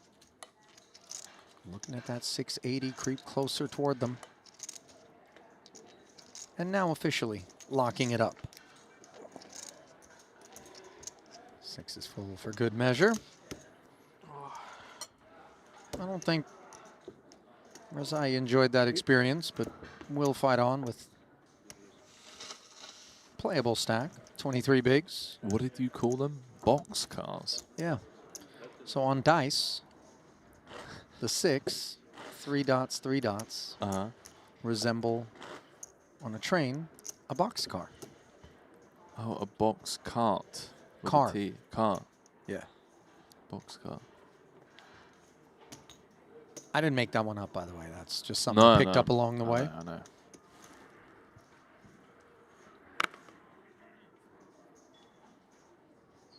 What do you mean you know? Like I'm incapable of having made that one up?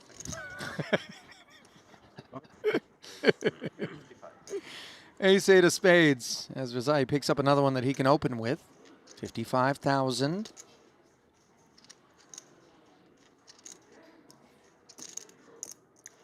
What do you think about the match tonight? You think Ossie's gonna play Foxen again, or is it like, okay, you know, I'm done with you now, I want to fight someone else? I mean, listen, I'm sure Alex wouldn't mind it, given he's on a $3 million free roll right now. Although my guess is if Katola does play Alex again, he's going to want to do it for $3 million or more. Yeah, I agree. But I think in terms of the fans, it'd be great if Katola just put up a poll and said, here's the 4 people I'm willing to play. Who do you guys want to see me take on? And have it be people that he knows would say yes to. Because I don't think everybody is capable of getting the fiscal support that would be required. Not an indictment of their talents, but heads up cash for all the money. You got to be somebody specific. I would love to see him square off against like Javid or Ivy. Randy. Randy's loving it. But the stakes are too low for Randy.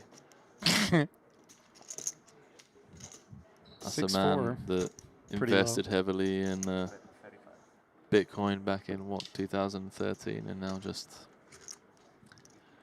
all that Styles money. Randy? Yeah. I think Randy's just crypto super rich and he just works to indulge us. 100%. He loves it. Should we rob Randy? Should we take Randy hostage and then demand that Selena pay a ransom in crypto, which we can then put through a tumbler, and they'll never catch us? And Randy wouldn't even know it's us as well. No, he would 100% know us. It would be straight up saving Silverman, Jack Black in the freaking eagle costume. Bye, Judith. Wait, what? Whoops. You know, we would botch that. I would botch it. You might not. I would botch it. For sure. 100%. Interpol. Tough to botch this spot. Divorce, red aces. Come and get it. Oh, boy. You think Ponikovs is going to get it? It's very jammable. What will be 6-handed as well, yeah. This is actually really grim. All in. Wow. Dvoris just can't believe it on 2 occasions. Sure, he's drooling over this.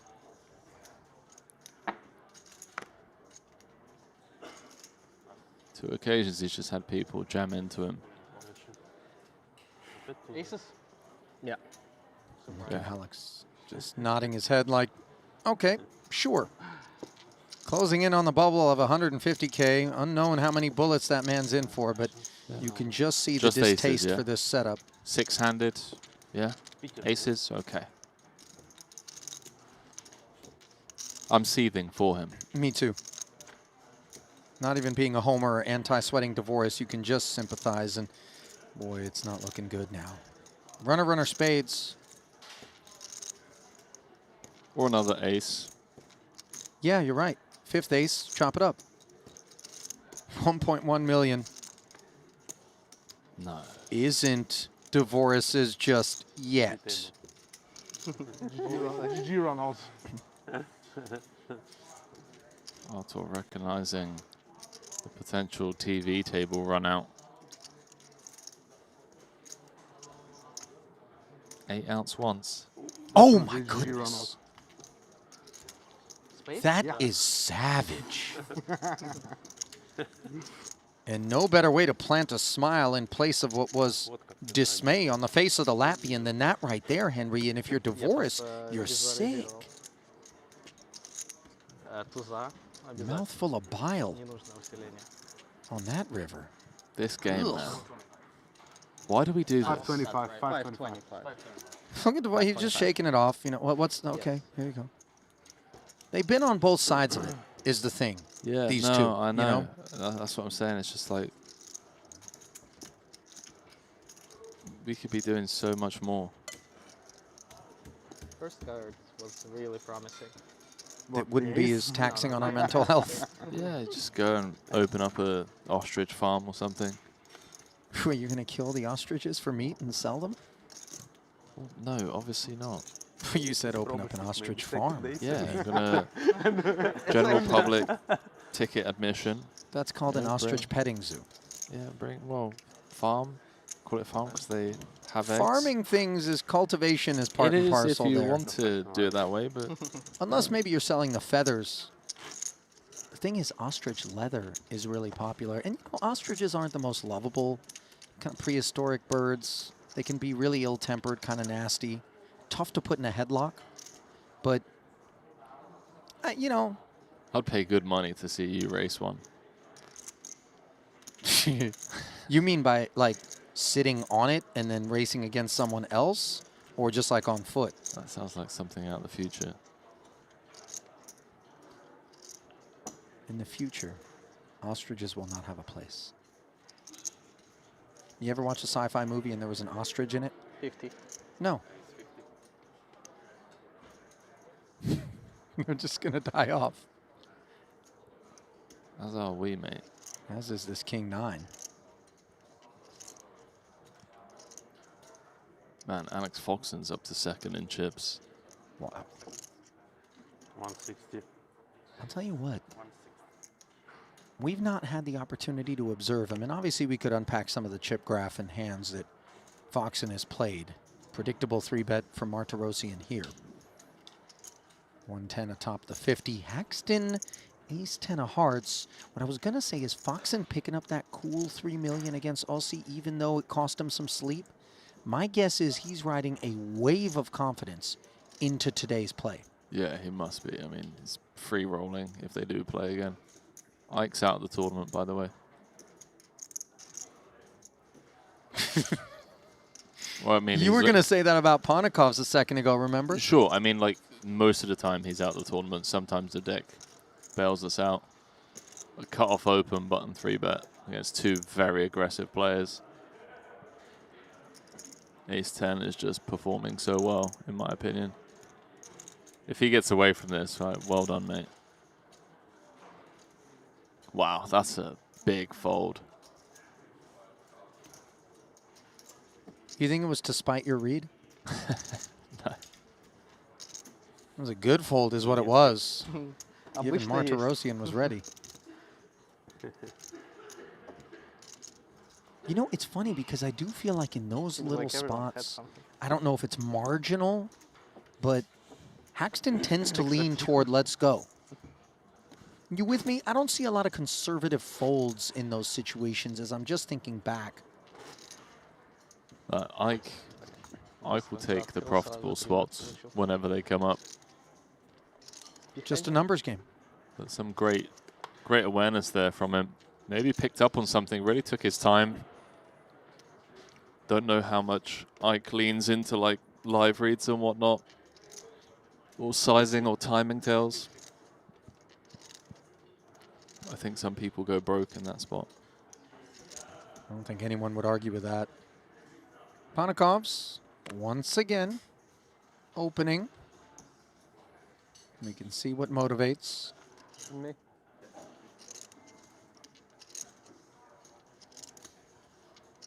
And pretty unmotivated is Dvoris right now after getting those aces cracked.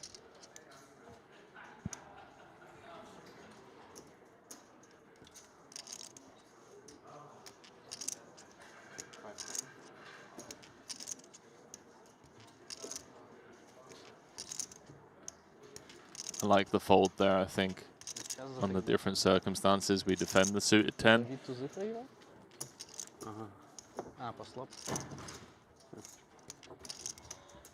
It's problematic. You defend and then call a C-bet 1.5 bigs. Then have the fold turn. All of a sudden, you're down to like sub 10 big blind territory. It gets really dicey. I just don't know about the cutoff. Back over to the other feature, which is where Paul Pua was repositioned. Behind, he can squeeze. Position That 6-4 kinda- that clubs kinda made me into wanna the do bin, and Han Xuan, Then I can back that. 2 kings. Too much to think about.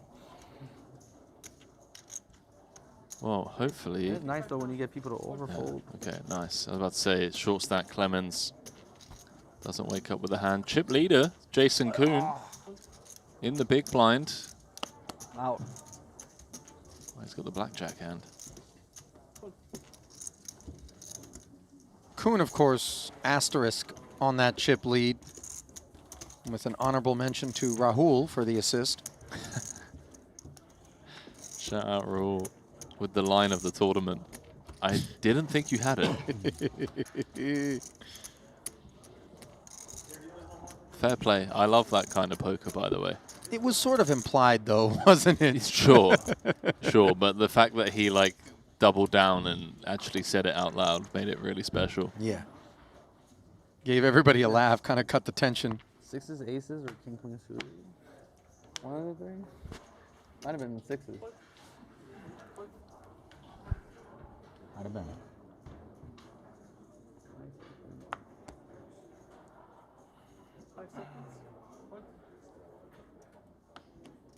Clemens has been really consistent this year.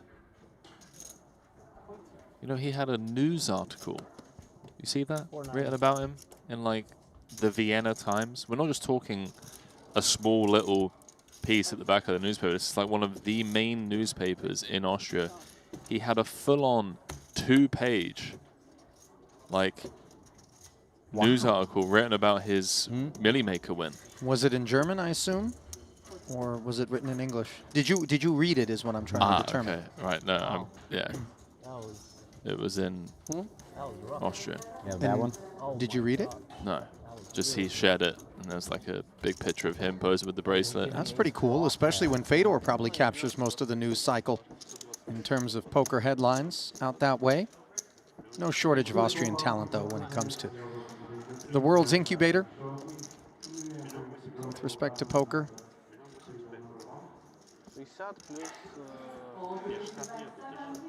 Incubator, by the way, one of those things that I don't know if you need or not if you're going to have that ostrich farm, Henry. The eggs. How much do they cost? Oh, it's got to be an oversized one. You know. They're pretty big eggs. By the way, not it to go and retrieve the eggs. You know, oh, you can make a mean omelet. For sure. Like a 17-person omelet with one egg. I don't happen to know what balut is. Do you, Henry? I do, and I wish I didn't. Kevin brought it up the other day, and I Googled it, and now I have that image stuck in my head for the rest of the time. Let's just say that some eggs are further developed than others, and in some countries, specifically the Philippines, it's a delicacy. It's disgusting. That's what it is. That's judgmental. No, it's just wrong. You're right. But if you are upset by what Henry just said, direct your inquiries toward his side of the booth, even if I co-sign. Haggis comes from your corner of the globe. You know, stuffed sheep intestine, right? Oh, you mean the shkembe chorba that I was talking about the other day? What is that? Is that from Bulgaria? Yeah. Same deal? My favorite Bulgarian dish. It's goat's brain. Goat's brain stew. You know what's kind of crazy is I've had brain and I like it a lot too. Persian cuisine, it's also available. Have you had beef tongue? Yeah. That's good stuff too. Huh? That's good stuff too. King, queen suited, good stuff here for Dvoris. Sort of more mainstream cuisine.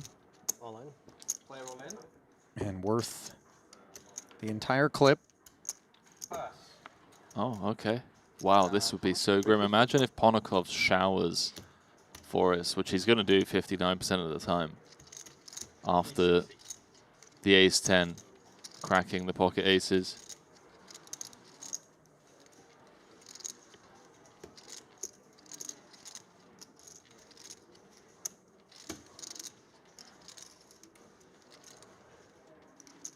Wow, Ponakov's chewing on this. Yeah, not for too long.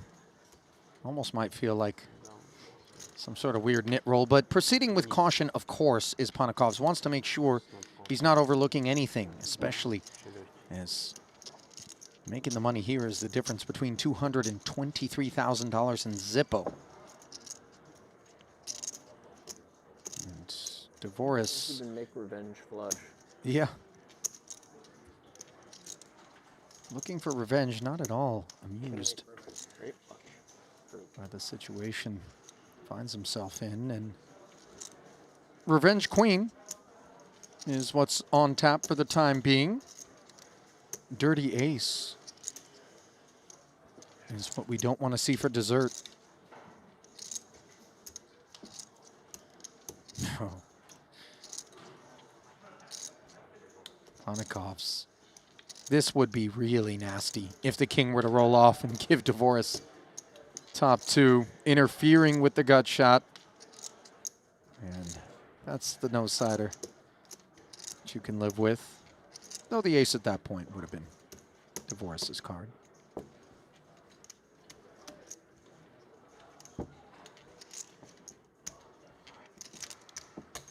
By the way, Black-White Champ in the YouTube chat, Henry, stepping in to push back heavily upon your Bulgarian culinary assessments, stating shkembe chorba is the most overrated Bulgarian dish. Listen. Are you going to ban him? When you're 19 years old, and it's 7 a.m., and you've been on a night out, and you need to make sure that you wake up with no hangover, shkembe chorba is the dish, okay? You suggesting that brain has alcohol wicking properties? I've never been concerned with that on the handful of occasions in which I've indulged. Have you ever tried alcohol?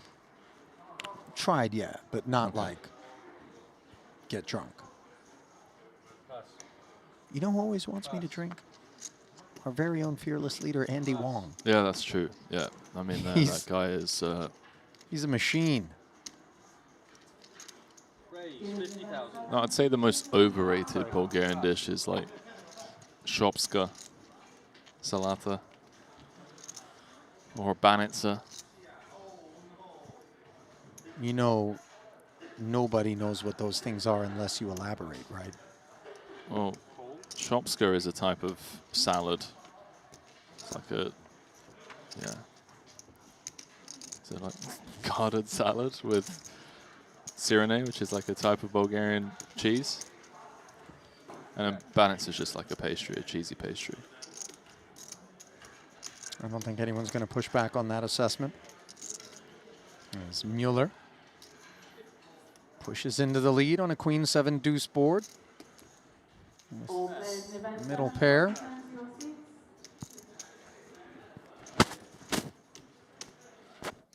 Follows through for 35 on the heels of the 50. Not sure Martirosian wants to proceed. Does have that king of spades. No, stop it. 160. Oh. You know? It's the fact that you have the foresight to even see. We've seen this dude, Henry. You know, he's not at the top of this Arthur, or rather Ivan Liao Player of the Year award leaderboard. Slip. Yeah, maybe we rename it. He's going to get his own leaderboard. 5 seconds. Fold.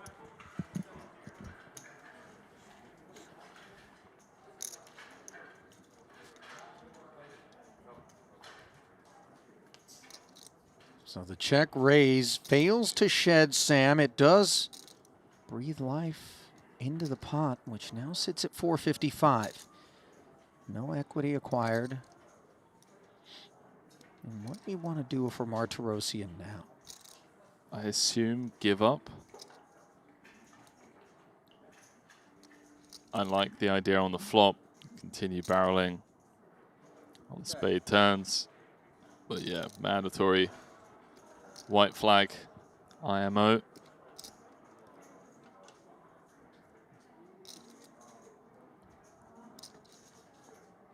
And Muller likely to just check this one as well.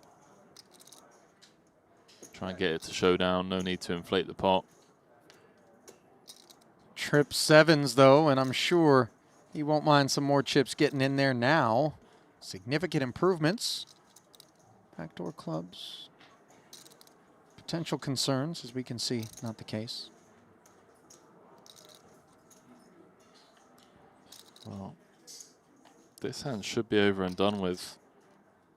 Elsewhere in the room, Ali, Danilo Vlasovic, that Seth Davies was singing high praise for, has been eliminated in 25th to Ossi Katola.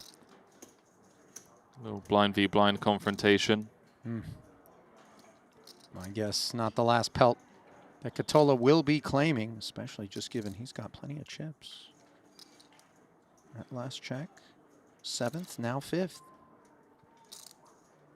Meanwhile, Martirosyan does check. Let's see what Waller draws up. 365. Bet 365,000 pass. 365 and take it. So Martirosyan took his one shot there on the flop, as we will take this crew and disassemble them. Nice. Final 3-table redraw.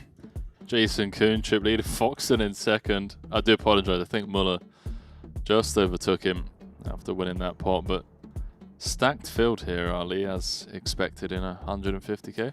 And that field is going to get reshuffled, as you pointed out. Final 3 redraw here in the 150K in Jeju. Ali and Henry back with you here at the desk. And Kuhn, of course, sitting atop that leaderboard, courtesy of one of those things that if you're sat at that table, you can grow very green with envy observing, because it's the kind of situation few, if any, of the players in the field are going to have the opportunity to enjoy. And that's someone just getting into a street poker spot, ICM be damned, and sending you dozens of blinds. Yeah, it's just because Jason has missed the Triton. It's a similar for Helmuth in Vegas, Ivy, whenever he plays, you know, smaller buy-in tournaments, people just want to be able to send a screenshot to their friends in the group chat. Hey, look, got one over on Jason Kuhn. And those that want to maybe grab a snack or take a quick break, we're going to give you 3 minutes to do so, but then we're going to demand that you come right back here, because we're going to have 3 tables redrawn and we'll have a new feature. Don't go anywhere. Continuing coverage of this 150 comes your way in 3 minutes.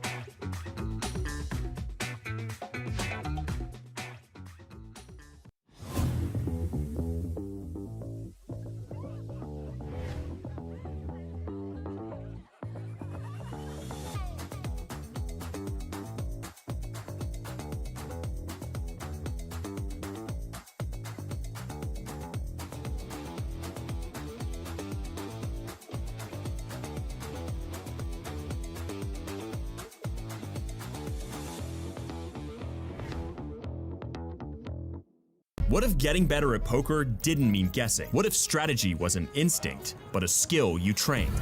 It's time to enter the poker arena. The moment you join, you begin your climb. Choose your path. Start playing. Dive into competitive mode. Play for glory, ratings, and bragging rights. Track your stats. Climb the global leaderboard. Then go back. Analyze it all. Leak by leak. Line by line. Play on desktop or mobile. Poker arena. Compete. Analyze. Rank up for free.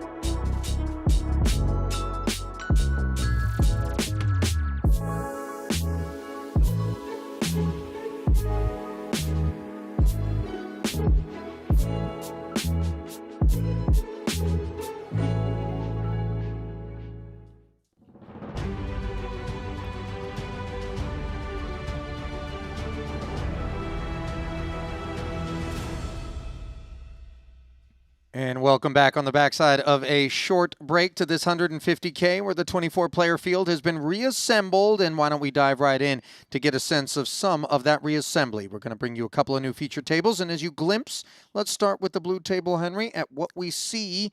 What captures your attention? Katola with direct position on Ismailyov. I called what I think is going to be an implosion from one of the two. The previous frame. It didn't happen because they did get moved away from each other, but I'm glad to see that they're sat right next to each other because you're going to get a lot of blind v blind and button versus small blind interaction. I think I've got a funny feeling one of these guys is not going to make it into the money. Yeah, you know, that does rate to be the case, given that you've got the presence of Alex Foxen and Tan Xuan, both of them deep stack, 71 and 61 big blinds respectively there. Now let's turn our attention, shall we, over to the red featured table and see how things have taken shape for this crew.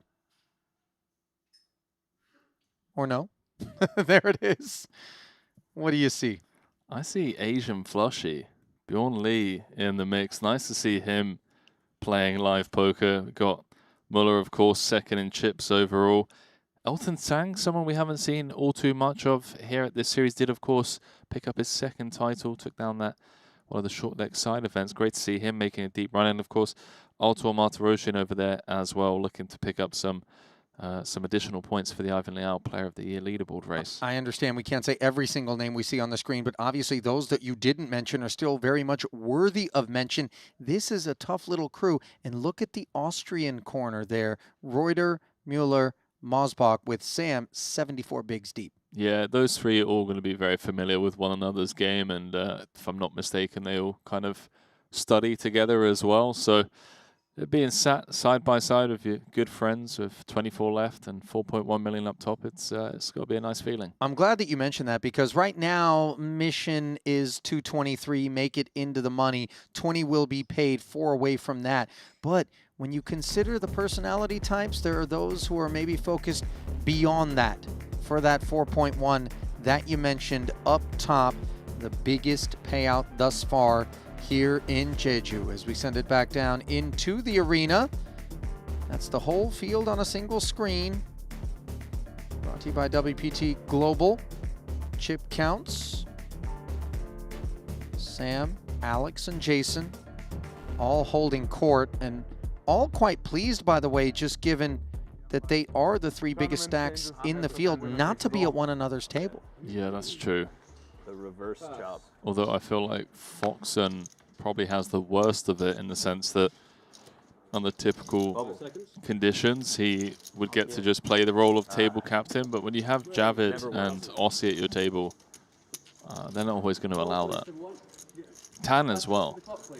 Like, Tan's not scared money. Christoph Vogelsang. Under the gun deliberations, rather under the gun +2, forgive me. This is an open sitting in front of Tan, not the big. And that king-queen underperforming against this ace-queen suited, which has brought forward the 3-bet. 25K back, almost all in. Ponikov's with 10s. This isn't clear cut. So +1 open. And a jam, 8-handed. Yeah, I'm not surprised to see the fold there from the 10s. I like it. I think you're flipping at best. So much facial expression. Back around the Tan. Sometimes it's more fun than speaking. Yeah, I agree. Would you rather have king-queen offsuit with a big covering stack to call it off, or would you rather have those 2 10s where Ponikov sat? Oh, if Tan had 10s here, he's snap calling. No, but I mean in terms of situation, this is more of a potential call for Tan than the 2 10s are for Ponikov's, or no? No. I think the reason Ponikov's folds is because he's still got Tan behind left to act. So it's not like he's 15 bigs effective against Christoph. He's actually 30 bigs effective against Tan.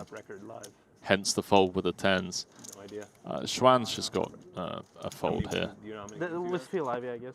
That's the only one you want? Unless he's in a gambling Oh, mood. you mean overall record? Like what and what? Oh, I don't know. Well, he's always in a gambling mood. It's just how much gamble does he want to take. And I think he also Looks over at Christoph and thinks this is not a guy that's ever going to show up with something the King Queen's doing all that great against. Yeah, you don't want to double him up and then he's on your direct left.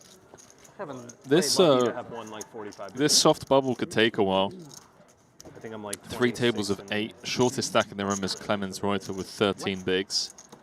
Then even Paul Boer, for example, one of the founding players, he's 20th with 23 big blinds. Of making the heads up and then on winning them. Yeah, both sides. Lucky Foxen. It's the easiest way to do it. Luck. Just pile it in. Just winning important ones. Yeah. There's the guy who cracked aces 5 minutes ago with ace 10. Is that what happened? Problem, it was aces was 25% of his range. Sounds like a bad spot to put in ace 10. 55. Raise 55,000. Not a bad spot to raise with Queen 10, however. Bit of a needle there from Ponacles. Yeah.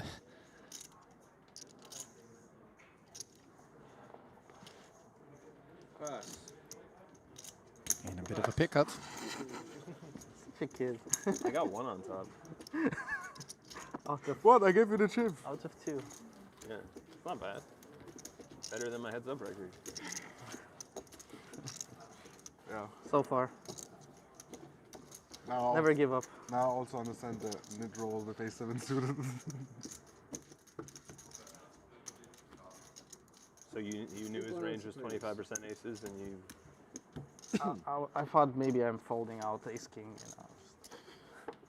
Yeah. Yeah, you were probably right. He's supposed to fold. I don't know if he will. Opening that side. Pass. Pass. Pass. Fold. Looks like that all-nighter starting to catch up with Aussie a little. Yeah, I only just realized he's at this table and Foxen's here as well. And they're talking about heads-up records and stuff like that. Yeah. Does sort of limit the amount of conversation they can engage in with respect to between 2 and 3. What proved to be an expensive evening for Katola. We finished at around 6:30, I think. 6:30, 2 matches. Yeah. Yeah, the second started at like almost exactly 4. Because that's the cutoff. You can't start anything past 4. Oh, okay. I don't know why. It's this Korean law or something. That does sound like a strange law. You can't start anything past 4 a.m. Hey, I 3:59, it's okay, guys. You go ahead, but 4 I a.m. actually don't think it's law. I think it's just in consideration of humans need sleep, and the production is not Oh, is it? able to go around the clock without any rest. Yeah. Ace 6-4 here. Nothing exciting brewing. Check. Queen connects with Tan. Already had the lead. Heckman looks like he's pretty tired as well. We've been on the grind. Plays the highest stakes cash games in the world. Wonder whether or not Katola will tap him at some point for a twirl. Bet 30,000. Pass. If we don't see Aussie Ivy, I'll be disappointed. I'm sure Foxen is lobbying to shut everybody else out. Wouldn't mind playing Aussie as many times as Aussie would allow. What is going on in the background? Was the tournament running? Was the Somebody extra bet tie for their whole roll in Baccarat. Yeah, I guess. Turbo? Yeah, but I don't think there's like any Tiger bonus came in or something. Would come from the Quattro Turbo because the bounties are not in play yet. No, yeah, it seems like too much gamble for this stage. I don't know what's happening. Yeah, even the players. Not sure what's happening. 5 seconds. Well, here's a man who leaves us unsure. Raise 50,000. Ace-8 offsuit, raising it up. Pass. Pass. Pass. Gets Ace-9 out of there. Yeah, no nonsense from Tan. King-9 now for Christoph. It's close. Actually, don't mind folding here. Some reverse implied odds and a soft bubble could be Call. a real detriment to your chances of actually making it into the money.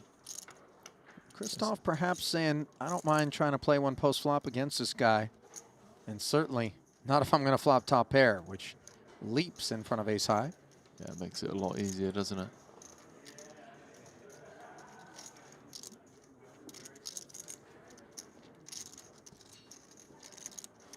Check.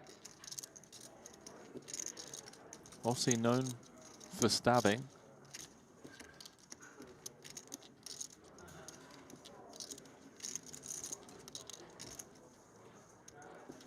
From +1. 2 Broadway cards on the flop. He's going to give it a little poke. 10 out of 19. Just check. 10 out of 19. So I played 11 heads, 19 heads up. So.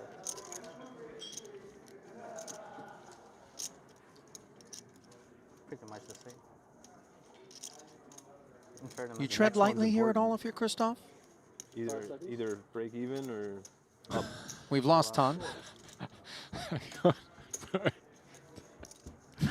Sorry, man. Trying to That play is more aggressive three-handed now, so I can boost. Well, if my- ever there was an opportunity to take a nap, it's in a pot that involves Vogelsang. And oh we know my that. word, that is iconic. I want to get a screenshot picture of that. Frame it. What a legendary gambler that man is. Not for much, right? Whoa, yeah, very little. Like Vogelsang. Yeah, I think 180 was the number I would Check have called flop, turns trips, and now checks again to Aussie. For me, it was sick event. Yeah. Yeah, very sick. I don't think I've ever seen something like that happen. And I mean, I think we ended up making everything correct since like there was another no, it was handled well. Since there was another tournament running simultaneously that everyone would like to jump. Right. So Tola with the check back, finds an 8 on the end. That's unfortunate for Aussie. He's got to lose chips here. Diamonds brick, Jack 10 bricks.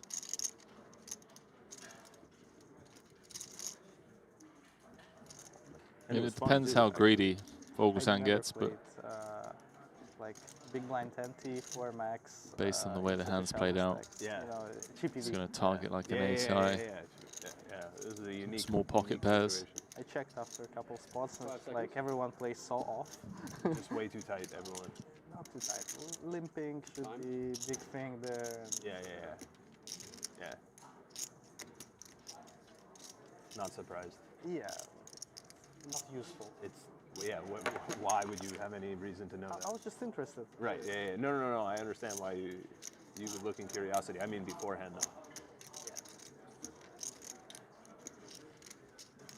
And eventually, Vogelsang 5 seconds.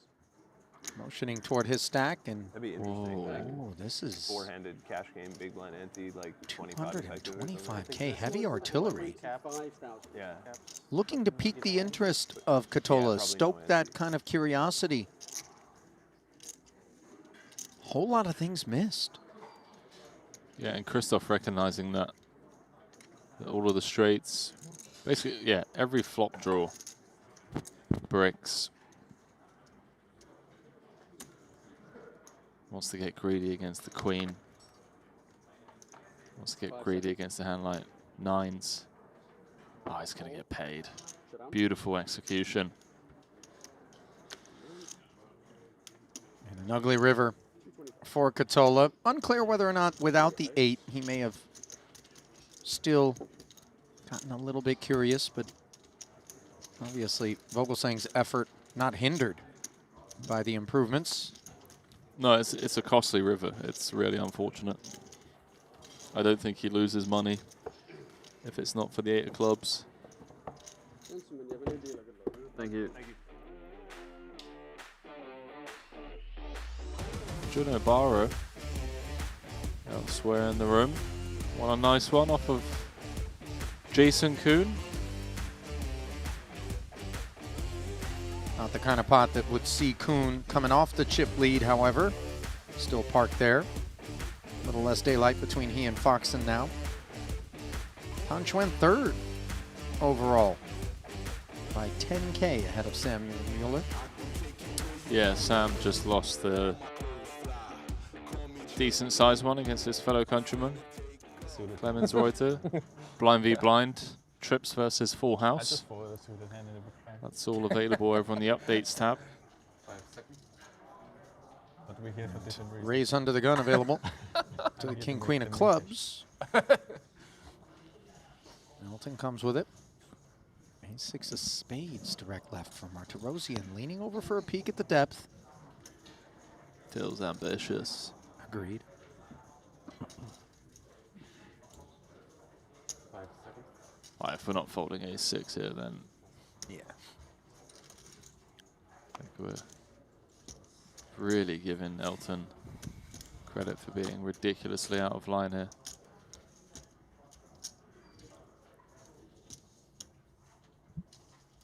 Clemens, fresh off that double. Ace Queen of Hearts is a spoonful of medicine.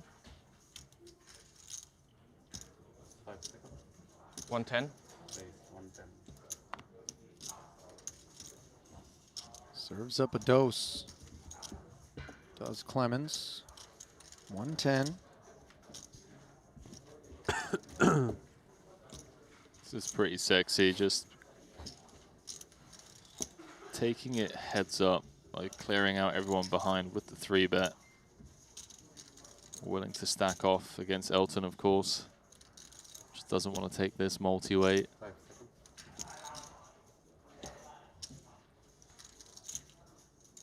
Elton may feel like he's getting a really good price to call here. I mean, he is.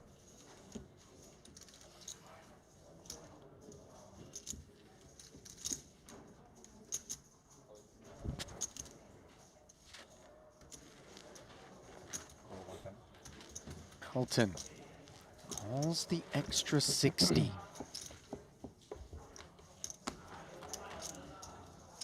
.280 effective, exactly 1 SPR, and top pair versus Broadway gut shot and the nut flush draw.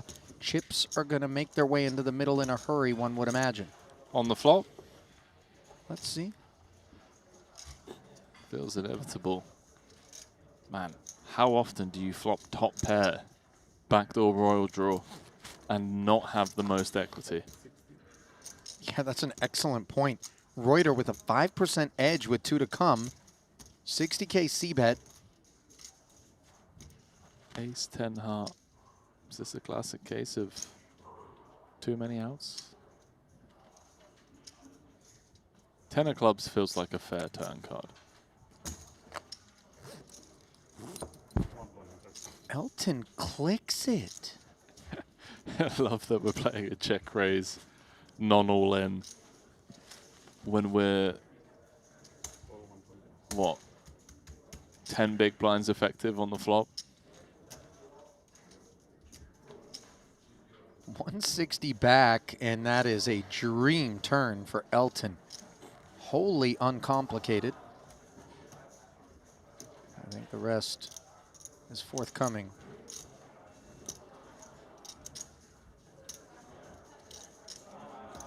Oh, Elton min check raised. Got snaps. We're just always going broke here. If our opponent has aces, ace king, kings, jacks, then, you know, GG, sir. All in? Not quite all in until Reuter demands it. Pardon the interruption. Elton's going to be very happy to see that he's ahead, given the way this hand's played out. Good luck. That scared me. I mean, that was scary. Hey, well, a good hand to see for you, yeah? Best case. 840 in the middle. Elton needs to hold. Many threats in that stub. Like what? Not the snapshot. Yeah, he had 10 behind. It was almost for nothing. I know, but still. And top 2 All right. for Elton as he'll retake his seat and do so 160. quite a bit deeper than he was a moment ago.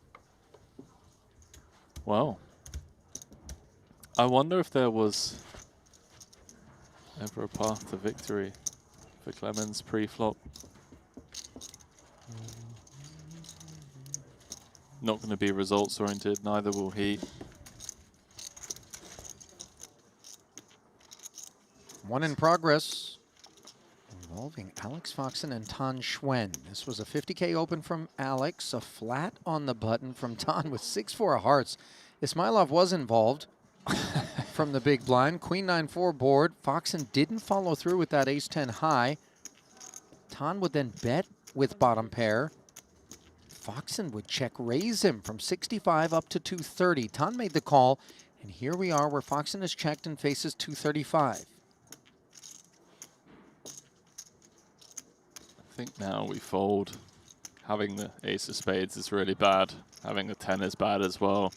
Because you want Tan to just have a hand like King 10, Jack 10. 5 seconds. Yeah. Concession. King Jack? No? No. You? I have King 2 10? pair. 9-4? 9-4. Not far off. 7-7? Tan's in a chatty mood today, isn't he? He's been cheeky. 5-4 clubs. They know their man, don't they? 哎，不要了，三八哥这个牌，我都跟你要 Wang 坐 Ye? 飞机去白水了，你我。 Looks like it. Queens. Ace, ace, king, king. Actually, that's even hard to chop. Chop is good. Yeah, no chop. Yeah, Looks like keep Pua it close. opened, got 3 bets, stuffed his remaining 570, and got called by Wang Ye. Ace-7 deuce board. Pua got pocket pair here. Yeah, Pua has 9s. 哦哟，哦，你打了多少12万5啊，你打5万。Call is right. No shot. Maybe. Gross spot. Gross. What he doesn't have is any more chips. 我大你都会小不啦？真的是。好马 Yeah, 我也不 queens 说 against 话了 9s. 不要去，我这么明显了，你跑马，肯定不是跑马牌。 Pua's 23 bigs. 跑马牌只有一手。 Going Wang's way.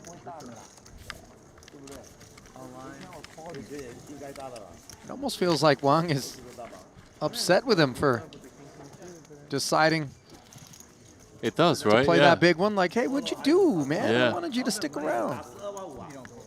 No, I agree. It went Pua open 50K, Wang 3-bet to 125, and Pua ripped it in for 22 bigs.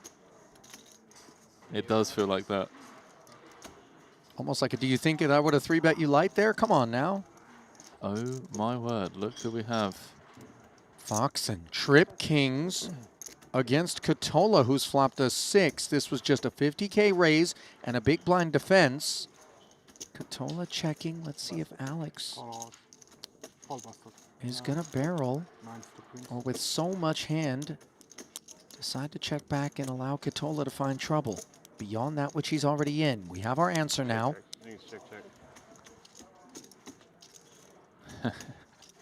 After battling all night, battling once more on the tournament felt this time. Stakes are a bit lower over here, Ali.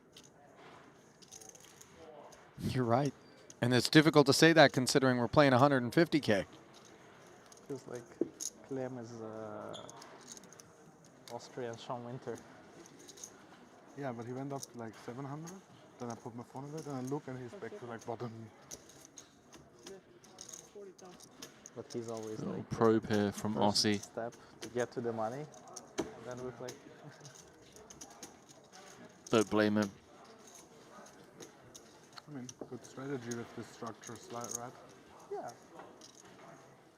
I don't think 40K. actually his Foxen strategy, loves but to see it. Just the, Yeah, it's somehow just always it's just like this. funny that it's like Happy to happening. just flat. Has his man drawing dead. Just like gets crumbs through And and that's then the spins it idea. up.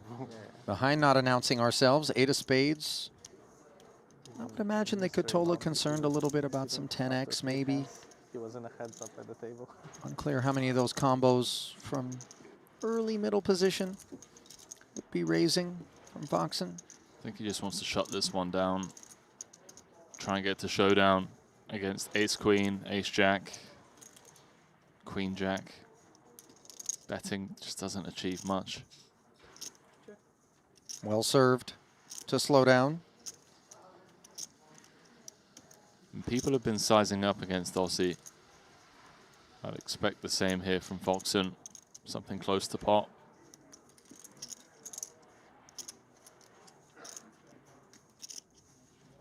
He knows a 10's never folding. So he might as well go big.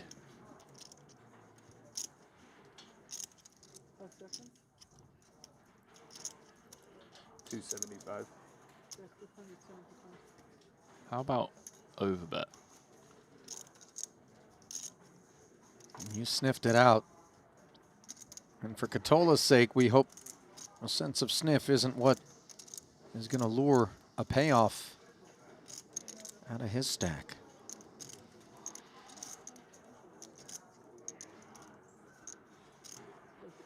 Ah, nice fold. Nice fold, Aussie. Felt like he could cycle that off there. Let ego take over. The fact that it's Foxen, the man asking for 275. We play slow, so probably everyone catch up with us. We have Alex. Clemens being dubbed the Austrian Sean Winter by Ponakovs. Seems fair. I didn't know The Austrian Sean Winter? Yeah. Just saying. Maybe in Chiseling away on short stacks? Something like that, yeah. Wonder if that was in the Vienna Times article. I convinced myself that you were a big Well, one. there's the genuine article. Former Triton main event winner Henrik Eklund awaiting Razai's muck with 10-8 and Misclicks happening left, right, and center. Yeah. Spinning. Just limp and make it 140. How can I ever call? I had this situation a couple times. I never abused it. I always did like what. Nah, yeah, that's the nice thing to do. Ponakovs 8-4, sharing I feel like it's fair. a card with Foxen, and probably so, given under the gun +1. Yeah. Yeah. It depends. If it's someone who would reciprocate, then I think definitely. It's interesting though, because how do you know who would reciprocate in a spot like that? What spot? For the whole other table, because there's someone behind who has like the top 20% range, right? I think you're putting yourself at a disadvantage by not, right? If you think there's a chance that I'm like angling to induce like you're not angling, but like you're getting. Yeah. No. I'm saying if he thinks there's a chance that like I'm doing that to like, I don't know, to get information about his hand strength in some way, like then if he limps, like I don't know, like let's say I had ace queen or something and I do that so that if he limps I like, it's very likely I don't have the best hand. Or ace jack or whatever. I'd rather just like play the hand like how it's supposed to be, and not have like this. Oh, this crazy mind fuck. Yeah. He thinks what I think. Like. So basically, Foxen called out of turn. Action was on Daniel, and Foxen thought that Daniel was in the big blind, so he's like raised to 50K. And it's similar to that spot earlier on. The conversation was around like the approaches that Daniel could take if he actually had a hand, and how it could open the door for Foxen to get angled. Ace Queen of Hearts has opened the door for Razai to lean upon this 60K from Tan Xuan. 55. All in, I believe, was the declaration. Yeah, blinds have just gone up. This is 20 big blind jam. Slightly under. 5 seconds. Full. Can I go? I don't know. What do you have? What do you have? Ace Jack. King 10 suited binned and getting a free peek there. We always have ace. Always a risk. Fold to final table. Back over at the other table, the newly christened Austrian Sean Winter, Clemens Reuter, with ace-jack well in front of these two deuces. His fellow countryman Samuel Mueller was a pre-flop flatter versus the 50K Open. Direct left was Sam. Elton joined the party pre-flop, but then got out of there in the face of Mueller betting 65K on the flop. Here we are on the turn. Reuter, having picked up the nut flush draw, checking once more, and I think the deuces aren't quite as excited now. Oh, the 4 overs on board. Yeah. Nice turn card for Clemens.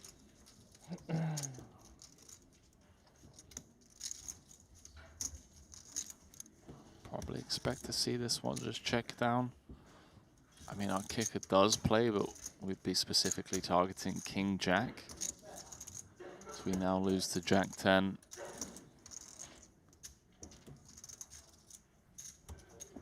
I think we could remove... Actually, I don't know if we could remove 9-8. I think we could remove 9-8.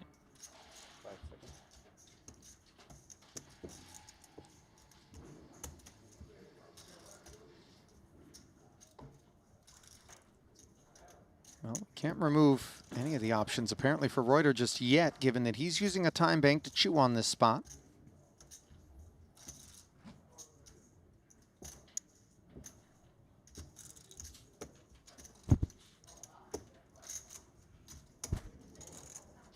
Does eventually check.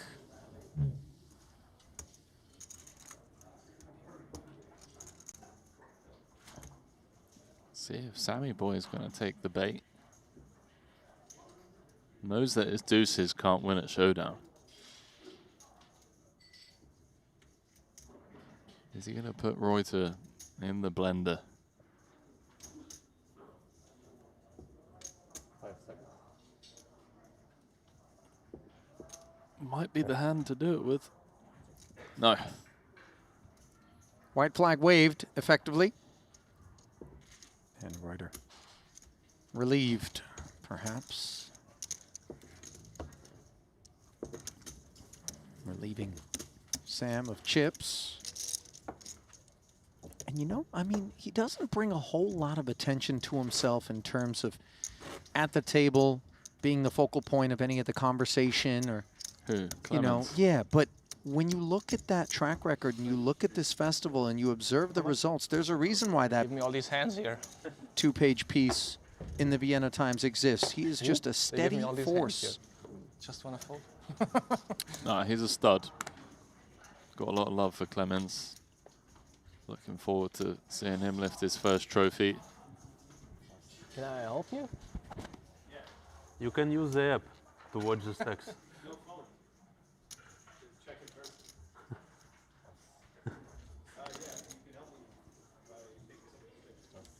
Okay. Don't have to tell me twice. Did Foxen just come over with some enforcement? Unclear. 3 tables remain. Only at 2 tables are the phones removed. I don't understand. What was he coming over for? To talk to someone? Or?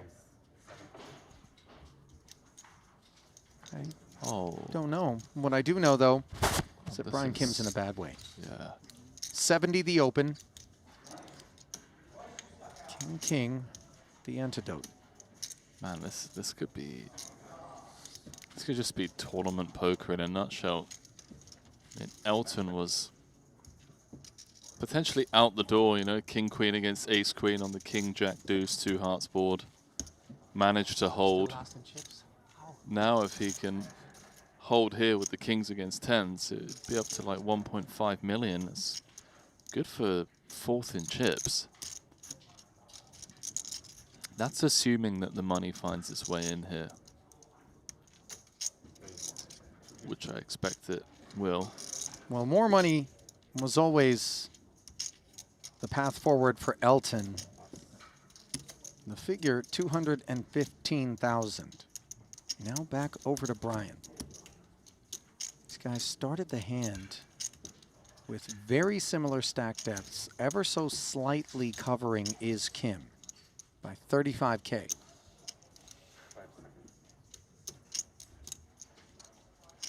All in. He's ripped it, and he's going to get snapped.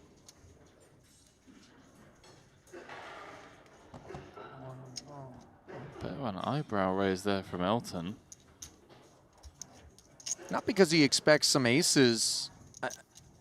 You know, maybe he didn't expect Brian to be willing to rip there. Maybe just the gravity of the fact that we are closing in on a money bubble where 20 are paid, with just 23 remaining. His willingness to play for this almost 1.6 coming as a surprise. Maybe not so much once you see it's 2 10s, and there's a 10 on the flop.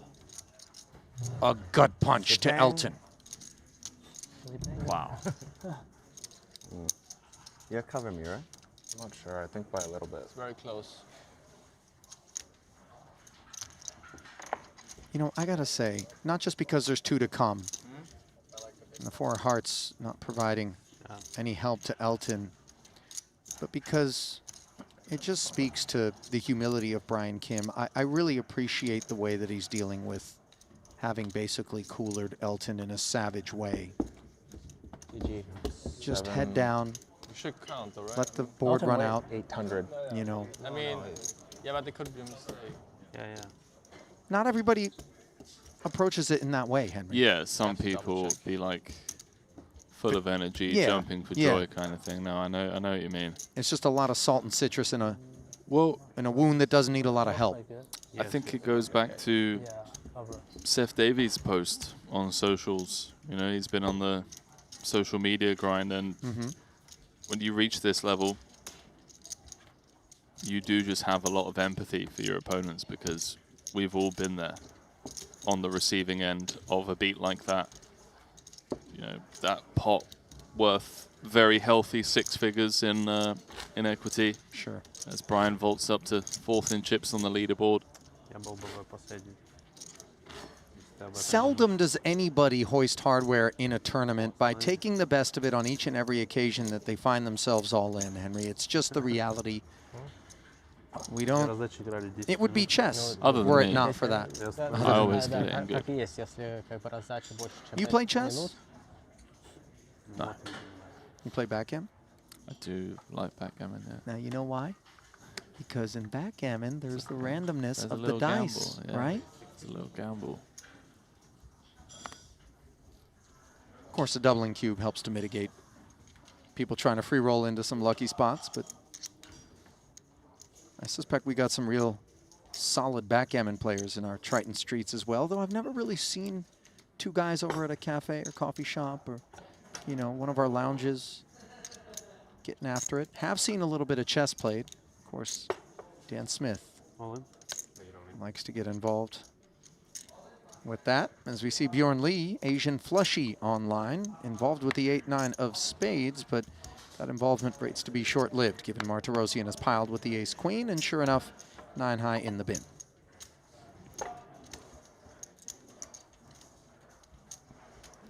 Harry Mudd in the YouTube chat says, where's Randy? Still sleeping? Well, I can report that he looked like he had just woken up about 45 minutes ago when we caught a glimpse of him sauntering into Shanghai Bun for some sustenance. For some what? Shrimp dumpling soup, 2 orders. I mean, really, that's all he comes with.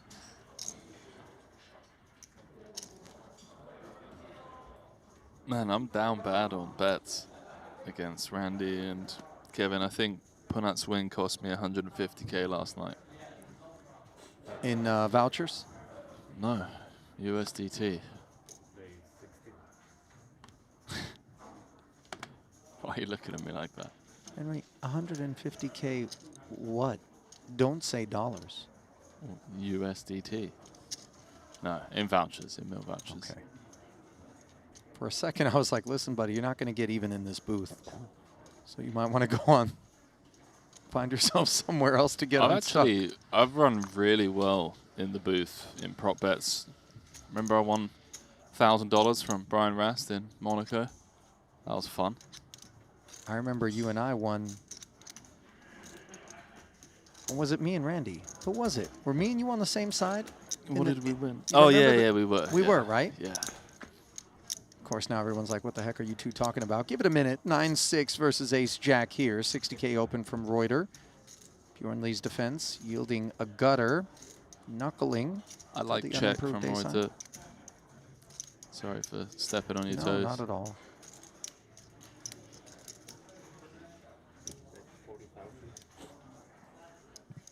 Just think the big blind's going to connect with this a lot of straight draws, a lot of one pair type holdings. And if it doesn't connect, even something like a gut shot could begin to seize the initiative against texture that it thinks you're going to have a tough time proceeding on. And you know, no sooner do I speculate that that could be the case than Bjorn asks a question of a 40K follow through.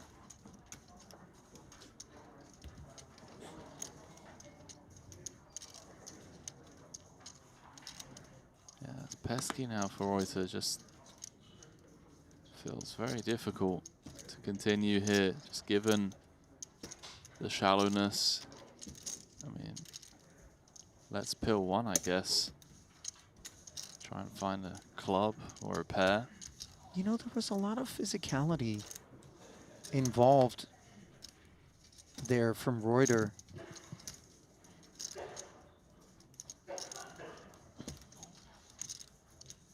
Wonder whether or not Bjorn was such a front row seat making anything of that, as someone is clearly dying of tuberculosis not far from this table.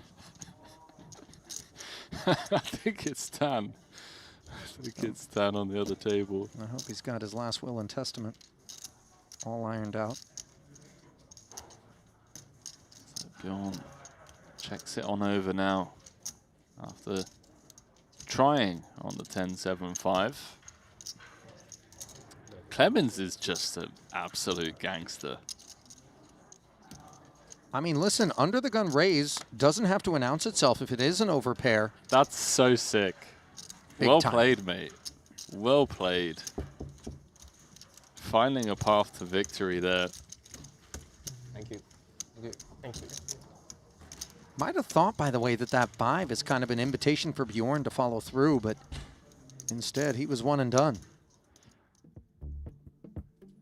Where does that move Clemens now? So he's got a bit of a safety net. He's like up to like 15th in chips. To put a bow on that bet that we touched on, Henry, where you and I high-fived and collected $100 a piece from Was it only 100?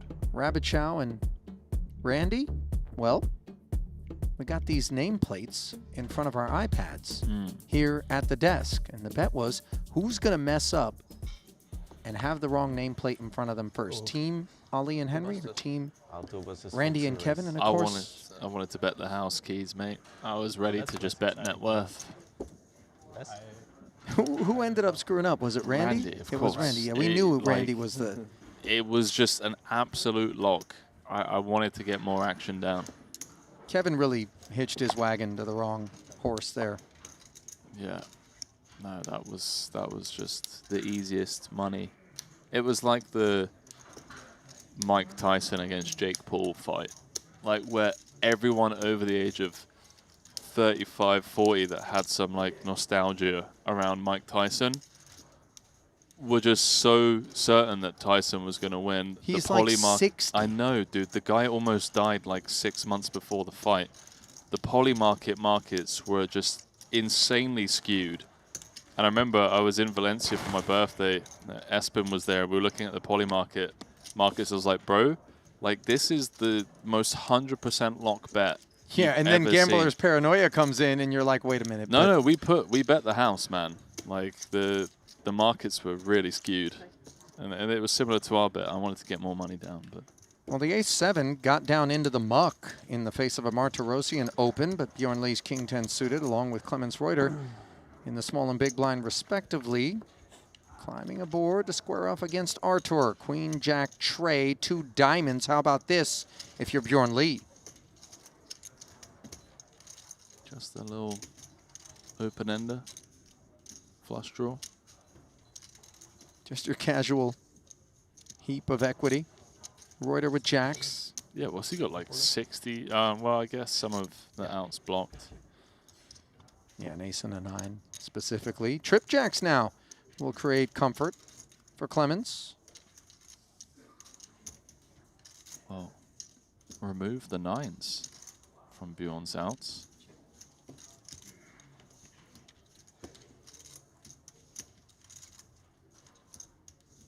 $210 in the middle. Longboard saying, why is equity not shown? I think it just was, and then it got taken off. Am I right in saying Bjorn has 22% equity? Thankfully, Henry, I can neither confirm nor deny. 9 on the river would be sick. Behave. 120. Well, that's not going to work. Futile 120. Yeah, thanks for the donation, Artur. If you're Bjorn Lee, do you ever try to take a little bit of pressure off yourself to get there? Knowing that Artur's got a big stack? I'm not sure, because Artur can definitely have trips here. Like, story checks out. It's very credible. And yet here comes Lee running a test, and it's going to come over to Clemens. Yeah, he forgot that Clemens is 1 seat over.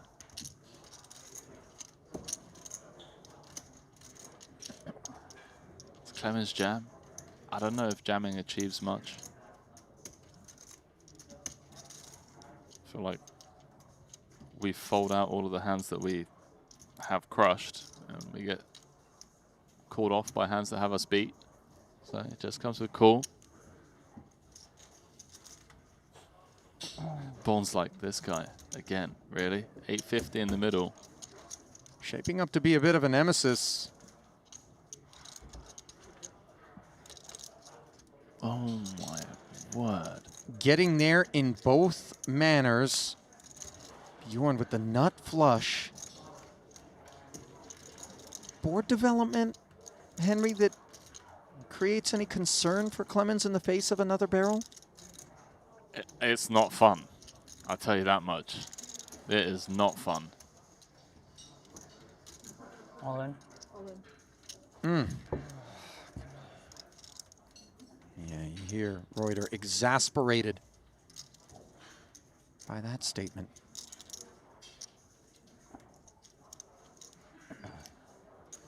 This would be a sick fold. So, but it's definitely one that Clemens can find. That's grim. That really is grim. Bjorn wasn't drawing very live here. What do you have? 8 diamonds? What's bottom of value range for Bjorn Lee? Better than Jack 9. Yeah. So yeah. We're just bluff catching. No, we're bluff catching it. We just hope that he has like 10-9, which I don't think he ever does.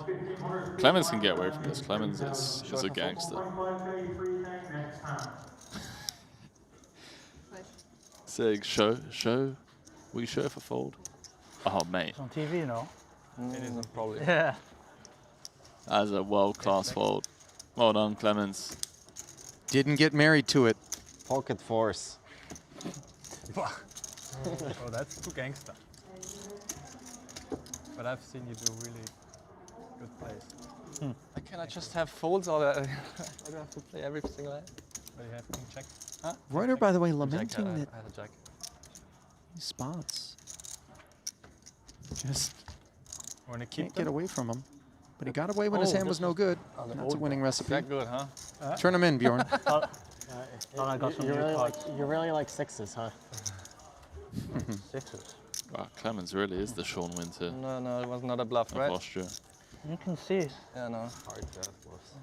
And you can tell me anyway now. It's hard to have because bluffs I'm going there. Like, has to be fours. I don't really want to talk about it anymore.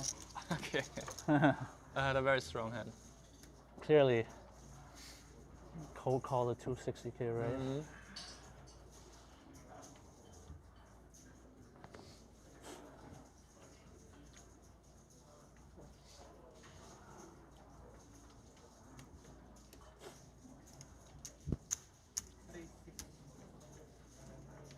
Kim? What did Otto have?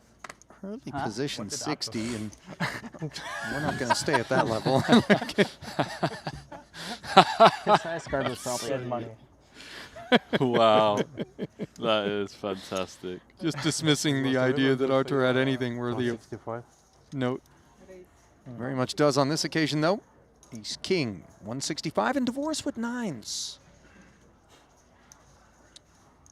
So we have Min under the gun +1, Martirosian 165. How well do nines perform? These positions, I think nines find the mark similarly to the tens earlier for Ponakov's. Note 1-9 was occupied.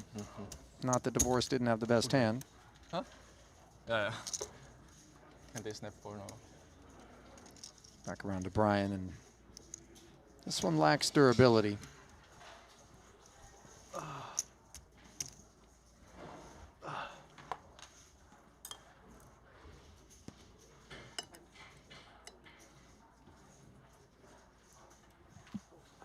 What Sure did you enough. have total on turn? Do you know? Queen Do you know 10 your gets stack binned. on turn? 260 plus this. 650.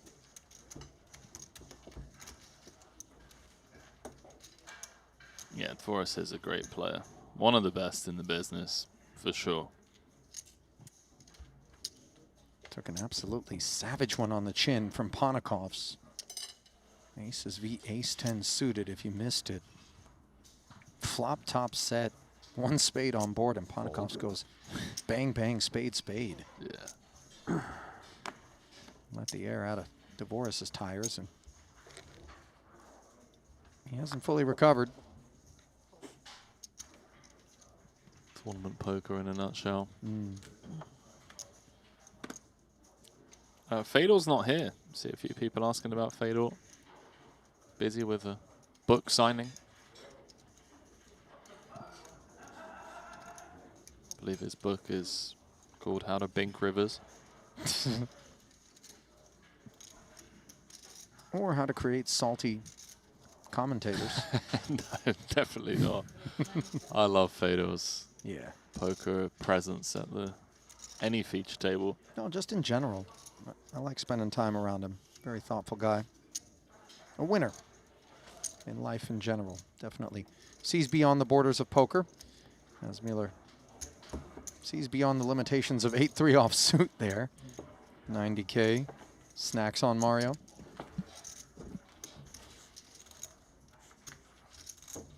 No friends at the poker table.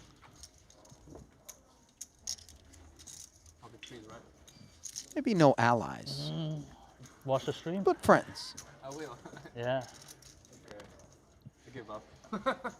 Make you go through the stream, the whole thing. Just to Maybe find they my hand. had the other table. That Usually could they be. show, These big pots, right? Maybe there was a bigger pot. Maybe.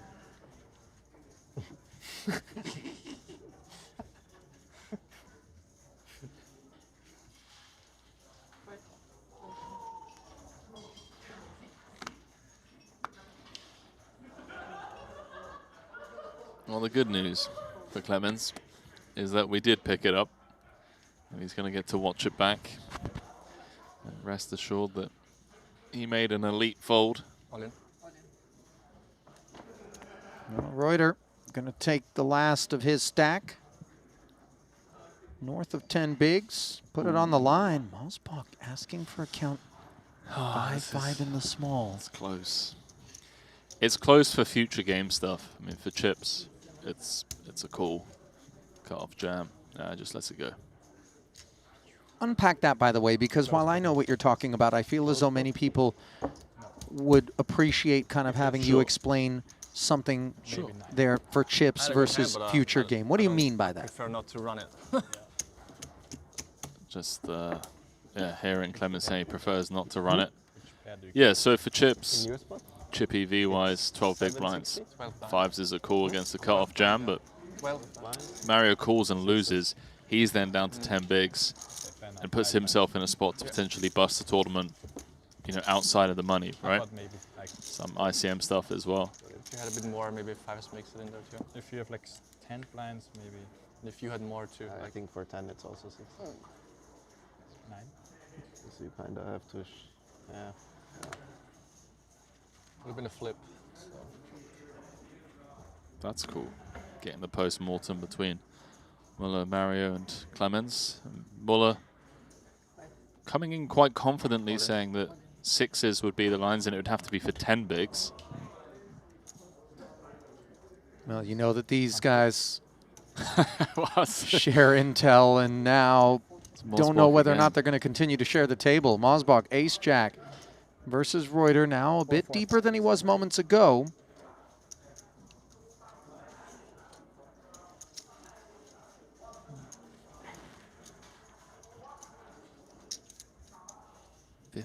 Bigs. It's an earlier position in the jam. For more chips. Yeah. If you have a choice between 5s and ace-jack to make the decision with here on the button, if you're Mario, which one do you like? I think this is a fold as well. It's close. Ace-jack suited, we're in.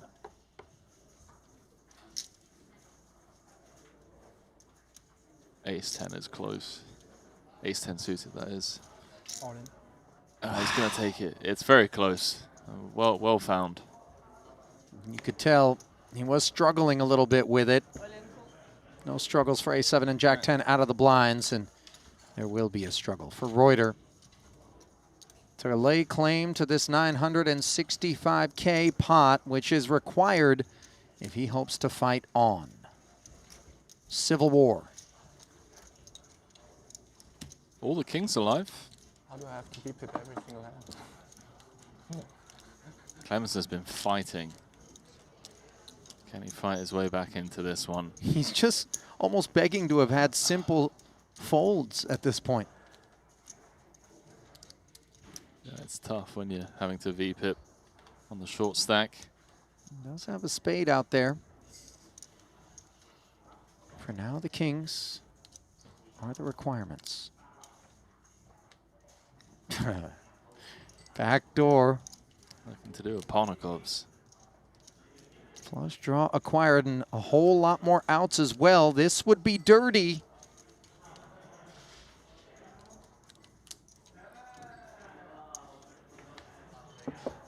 Not going to happen. GG. Reuter, a couple of fist bumps. I had it, by the way. I know. I had something. A couple of spots away from the money. What is it? Yeah. GG's, man. That's tough. So, chip infusion to Mosbach. Yeah, Clemens out. Back now at the Tan Xuan show. You heard the chair or what?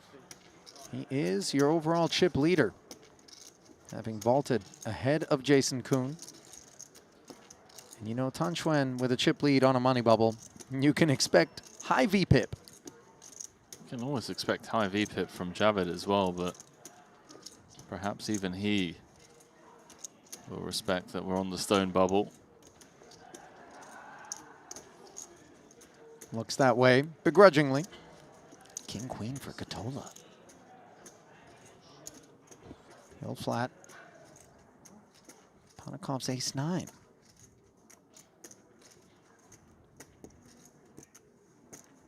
Can't know it, but he's doing very well against the whole field.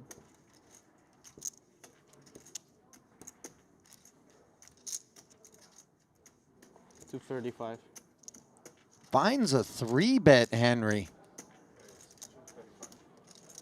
That's not what you expect, is it? When are we going to see this man lift the trophy? Is this going to be it?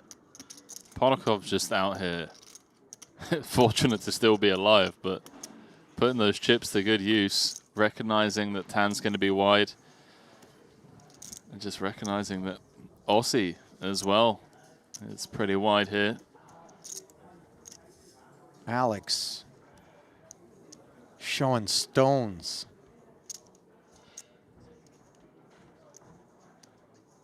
Squeezing the Katola small blind, flat call, recognizing Tan Xuan could have a whole variety of hands, and now Katola brings the jam.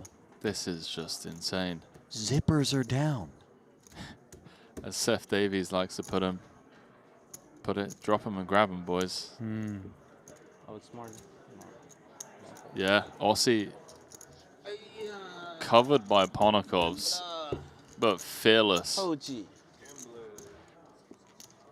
Tan Xuan alleging Toji, which means bluff. I don't know if it was a bluff, but it definitely was a well-timed response to a play that, you know, is going to work a good bit of the time out of Ponokov's. Oh. Like we were playing with you guys. Somehow thought it was a 7. Bad timing by me. You had good tens? I mean, no. No? Full of shit. I had a bluff, but maybe it was good enough to call it off. Yeah. Wow. You have pocket 7? 8? Give my mic? Nah. Ace jack suited. King queen. King queen. That's a hand. Ace. Top he. A bit better. I barely had you covered, did I? I was covering you, I believe. Oh, really? Oh. Thought I bubble exploited. You did. Well, we were really close. Just like. yeah. What difference does it make at that point?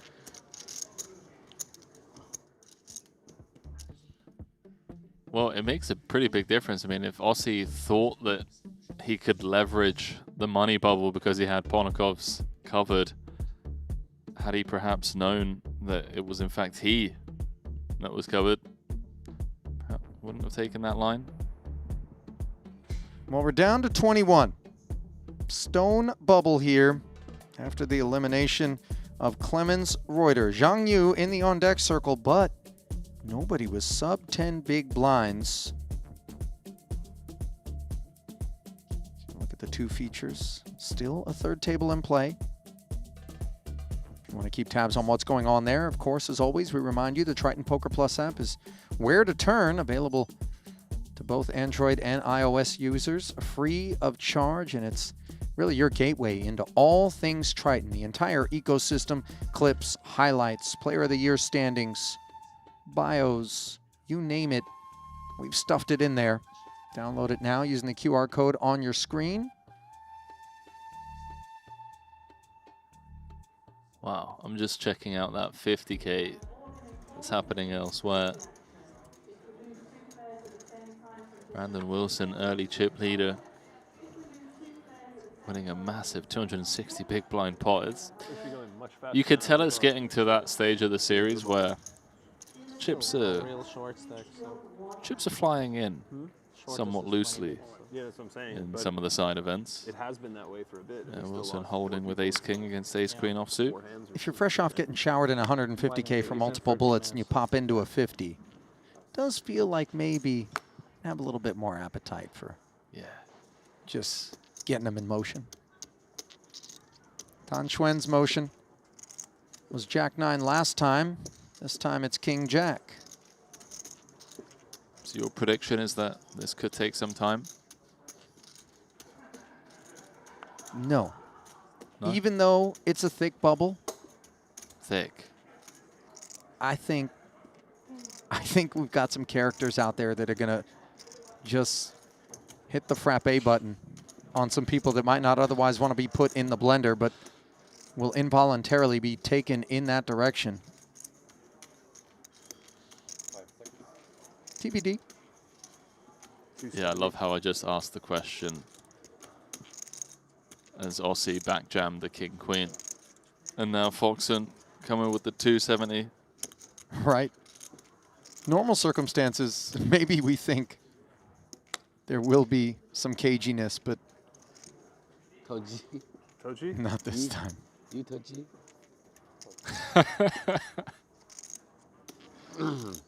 I love 10. Alex shows a queen. Oh boy. Tom was in the neighborhood. Said queen 10. Toshi, re-Toshi. Toji. Okay.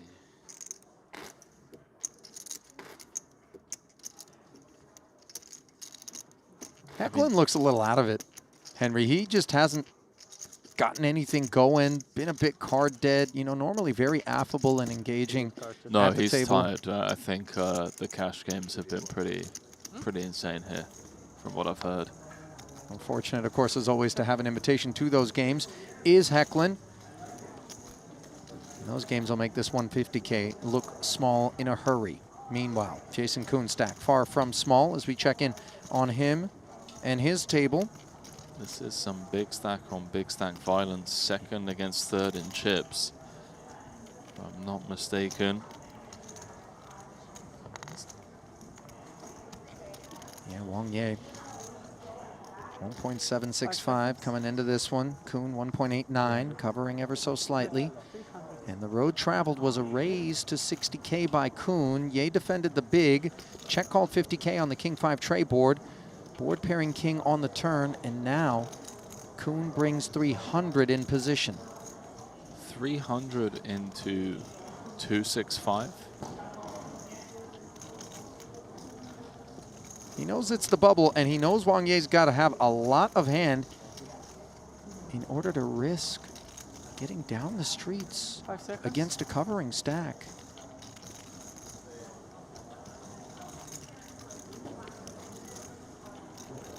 Jason can really lean here.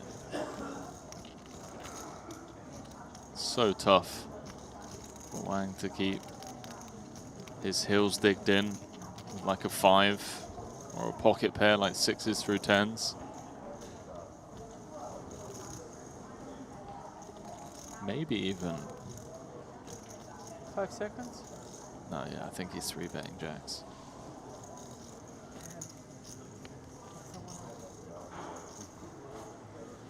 Power poker from JK. Tang Xuan, by the way, on hand to observe that one, and Oganyan leaning over saying, hey, bust somebody for me. Oganyan down toward the bottom of the leaderboard with 19 bigs as Kuhn ascends further up it at the expense of Wang Ye. I'll tell you later, just remind me. Yeah, I tell you too. Okay. Really?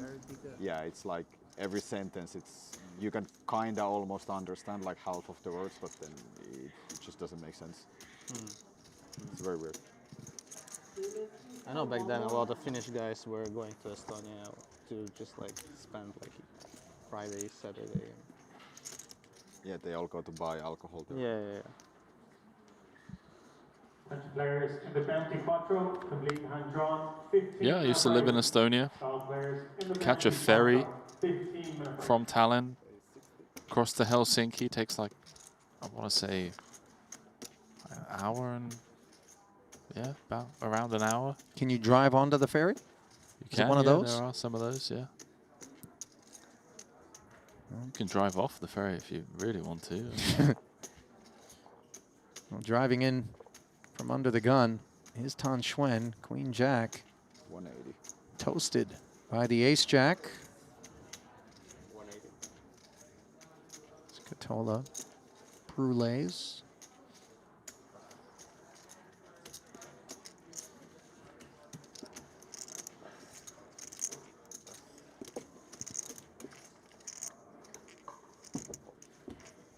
Once more.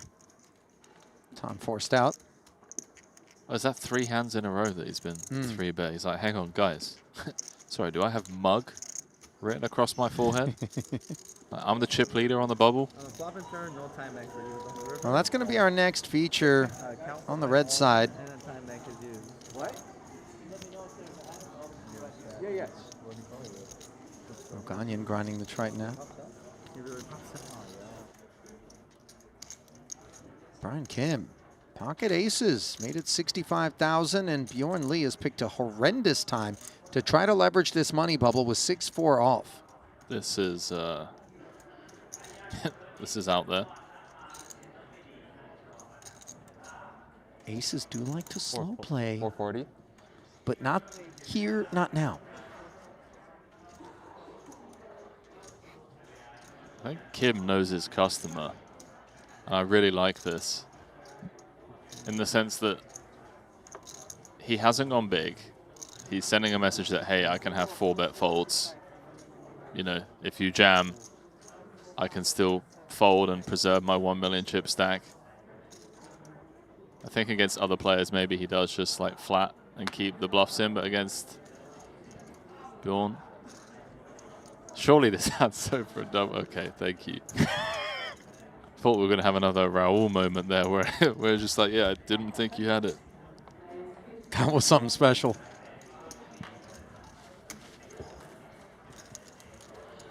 All right, BK. Chipping up nicely on this bubble. What's he up to? 1.8 million now? Third in chips.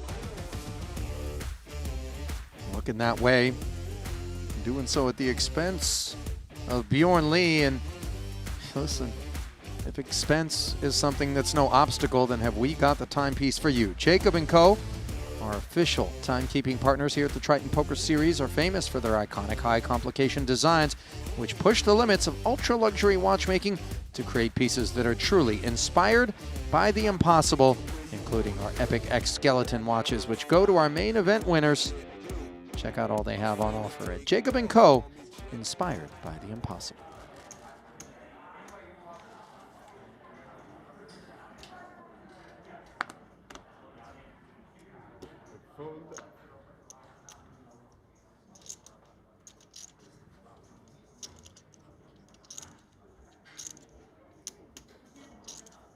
Mario, ace-6, willing to get to work. Just want to say, I think the smartest Jacob & Co. timepiece you could buy would be that piece with the roulette wheel. If you ever want to get like a little rebate on your watch. Just spin for... Yeah, as did KT during Cyprus. He was taking 1K bets. Oh, yeah. Yeah, I remember that. So, okay. Well. House doesn't always win, by the way, short term. So listen, if it, you know, roulette is probably the best. Yeah. It's got to be the best, right? I mean, are you letting them bet the numbers or just red blacks? You know what I mean? Because the numbers can sting you. It all works until it doesn't. I feel like if you could afford a watch like that, you can afford to let people play numbers. You know the one I like? It's that Bugatti timepiece. That one is sick. It actually has a functioning engine. Yeah. I mean, you don't need to pump gas into your watch, but... what was it, a V8 engine? W16 V8. Kidding me? Talking about a Bugatti. Put two V8s across each other, and that's what you're working with. Meanwhile, Martirosyan working with Queen 10 in the hijack.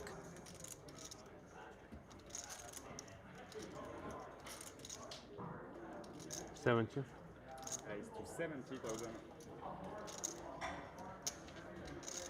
70.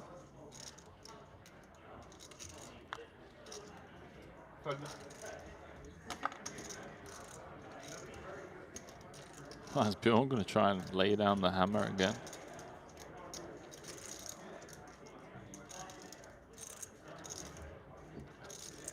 He's looking around like it isn't beyond him. And of course, we know, based on what he did with that 6-4 out of the big not long ago, he's capable. Okay. Thank you. I think everyone can see them, but fair enough. Thank you. 8-9 suited in the big. Sam comfortably defending. Yeah, covering stack. Closing the action, let's see, 3. Top pair. Well in front of Artur.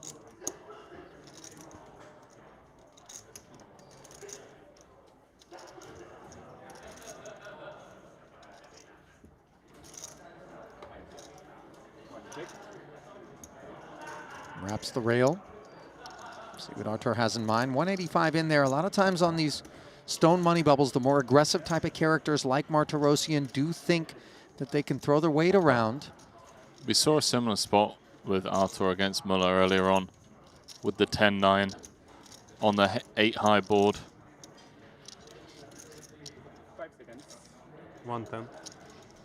That's 110,000. Almost the exact same sizing as well. Here he comes. With just 2 overs.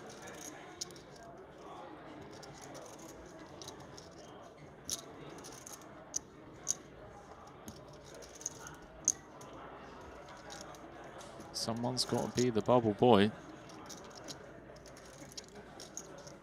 Something's got to give eventually. No, it isn't going to be top pair. Well, I was going to ask if it's going to be like a pre-flop cooler, or if it's just going to be a savage bluff getting picked off. Potential candidate here. You know, we've got the ingredients for it to burst in either manner. Martirosian contemplating once more after Sam called the follow-through.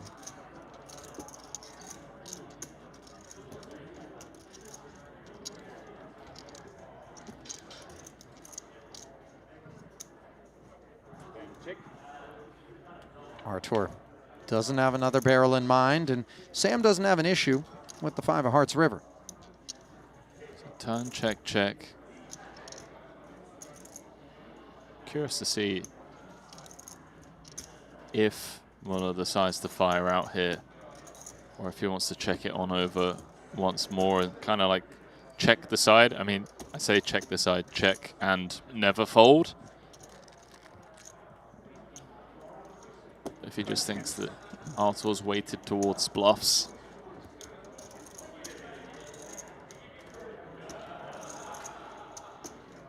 Or if he can extract some value. Question is, value from what? Don't think ace high is ever calling you off. I like this. Doesn't go big. 105. Queen high. Lacking a future here.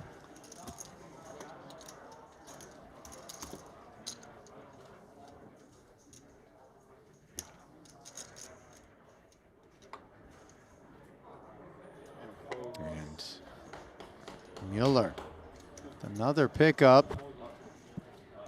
Somebody close by likes to see it. Yeah. I heard that applause. Was that for Muller? Thought so. You got someone on the rail? I mean, non-zero chance.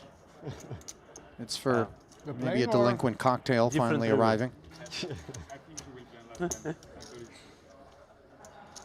Last time I hit the river. You hit the river? I had a 10. 10-10? Huh? You had 10s? No, 10-9. Well, Martin Van Barsen in the YouTube chat, To ace 5, so I cannot never call. Henry, has prompted us to do something we probably should have done long ago, which is to remind everybody out there who is enjoying the privilege of watching the best in the world do their thing here with top shelf production quality and 150K across multiple weeks of high stakes poker action. Just go ahead and click that like button. It's such a small price to pay. In fact, it's no price whatsoever in exchange for the finest in streaming poker entertainment. And to ensure that you don't miss any of it, hit the subscribe button while you're at it.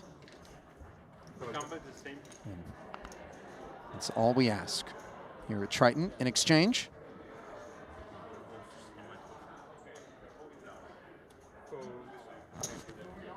5-6 suited. Bjorn showing Frisk. Ace-5 big blind for Mosbach.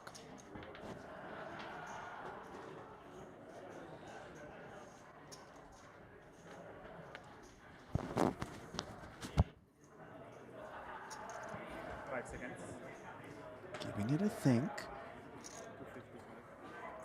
And 255, I believe, was the declaration. That's kind of heat that Bjorn Lee is not going to be able to take. To his credit, he's been fighting to try to make something happen here on this bubble and accumulate chips, but instead it's been the opposite outcome. Oh, hang on, Ali. The hand's not over. This is Asian flushy. Oh, hang on a second. You knew something I didn't know. And that is that Bjorn Lee is going to be willing to fight in position with this baby-suited connector. All the other players are already onto the break. 5:55, and we're still playing poker. Queen 5 deuce, all clubs. Pair for Bjorn. Out-kicked in that ace of clubs. What a beautiful development for Mario, not only keeping in the dominated 5, both players flopping middle pair. Mosbach with the nut flush draw. 5 seconds.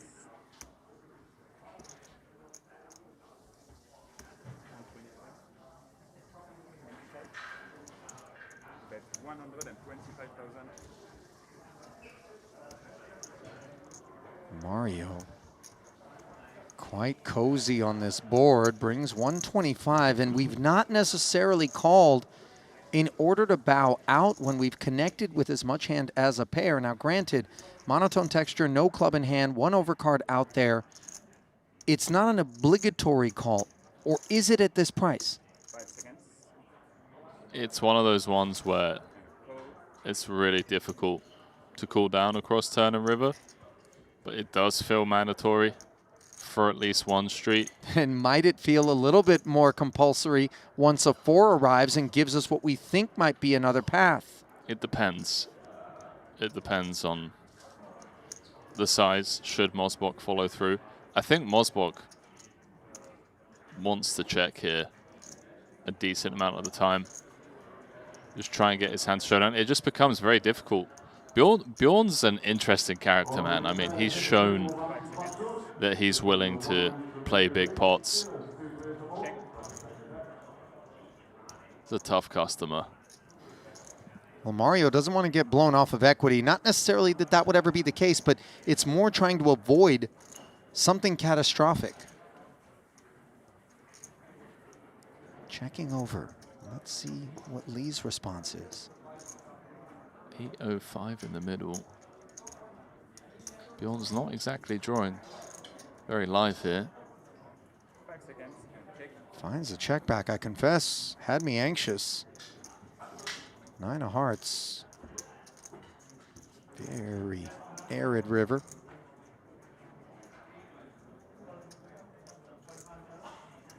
So assuming Mosbach checks,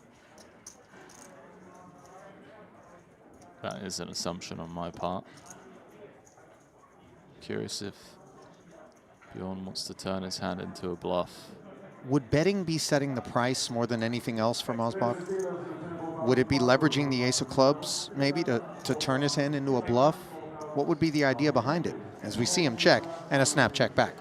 All right, both players happy to take their showdown. Things not been going well on the bubble for Bjorn. Dug his heels in with the 6-5 of spades. He's run into double M, man. Listen, Mosbach, one of the biggest winners on tour since he joined in Vietnam in 2023. Well, here's a glimpse at the state of things in this 150K, where we've been a bit gridlocked on this money bubble, and quite a number of players are approaching that 10 big blind threshold. Dvoris, Ponikovs, and Zhang Yu, bottom of the counts at their respective tables, as when they come back, they'll be playing 20 40 and 40. We bring you back to the desk now, and when we come back, it will be Randy and I here. But to button up those first couple of frames that we watched, you're not going to be here to burst the bubble. It'll be Kevin. Forgive me. It'll be Kevin and I. But to put a button on the first couple of frames of this 150, Henry, sum it up for me. Action-packed. I mean, the amount of out-of-line hands we've seen where you just felt like it was going to be a single raise pot and, you know, a C bet on the flop, nothing to write home about, and all of a sudden you throw someone like Bjorn in the mix, Tan, these guys are willing to just like check raise and put you to the test for 30, 40, 50 bigs. It's good fun to watch. All right, well, we're going to throw you into a bed for a nap because it's going to be a long night, especially if we do get down to crown a champ in this 150K, which is the plan. Stay close. 5-minute break. We'll come back. Rabbit Chow in for Kilbane and more 150K Stone Money Bubble after this.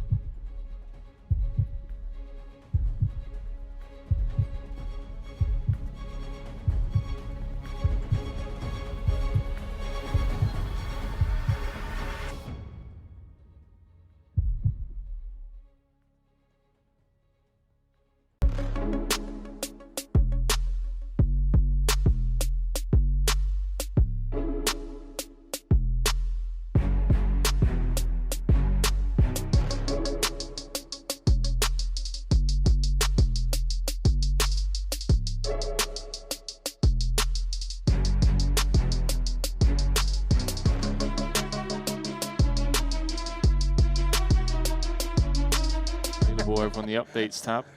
5 seconds. But we hear a different reason. Raise under the gun available to the King, Queen of clubs. Elton comes with it. Ace-6 of spades direct left from Martirosian, leaning over for a peek at the depth. Feels ambitious. Agreed. 5 seconds. Right, if we're not folding Ace-6 here, then yeah. I think we're really giving Elton credit for being ridiculously out of line here.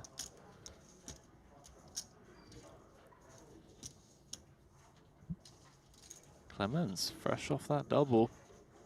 Ace Queen of Hearts is a spoonful of medicine. 5 seconds. 110. Ace 110. Serves up a dose. Does Clemens. 110. This is pretty sexy, just taking it heads up, like clearing out everyone behind with the 3-bet. Willing to stack off against Elton, of course. Just doesn't want to take this multi-weight. 5 seconds.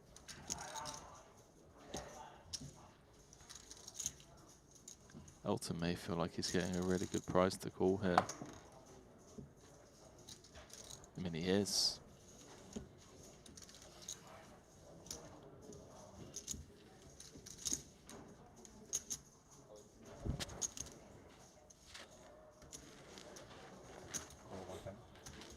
Elton calls the extra 60.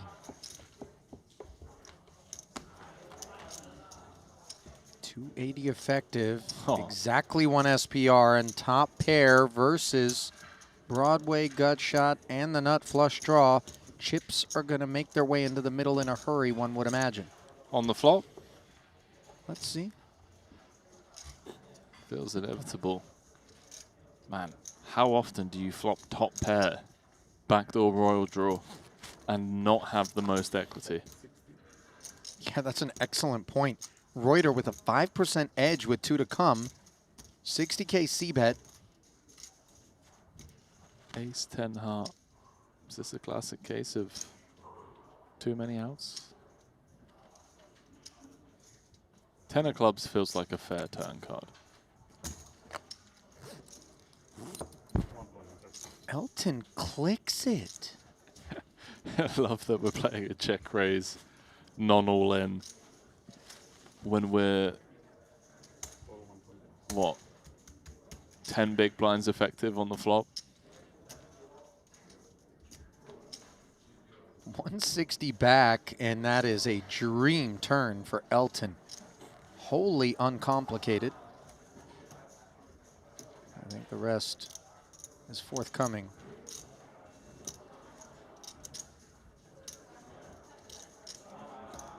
Elton min check raised.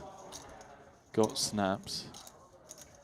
We're just always going broke here. If our opponent has aces, ace king, kings, jacks, then, you know, GG, sir. All in? Not quite all in until Reuter demands it. Pardon the interruption. Elton's going to be very happy to see that he's ahead, given the way this hand's played out. Good luck. That scared me. I mean, that was scary. It's a good hand to see for you, yeah? Best case. 840 in the middle. Elton needs to hold. Many threats in that stub. Like what? Not the snapshot. Yeah, he had 10 behind. It was almost for nothing. I know, but still. And topped.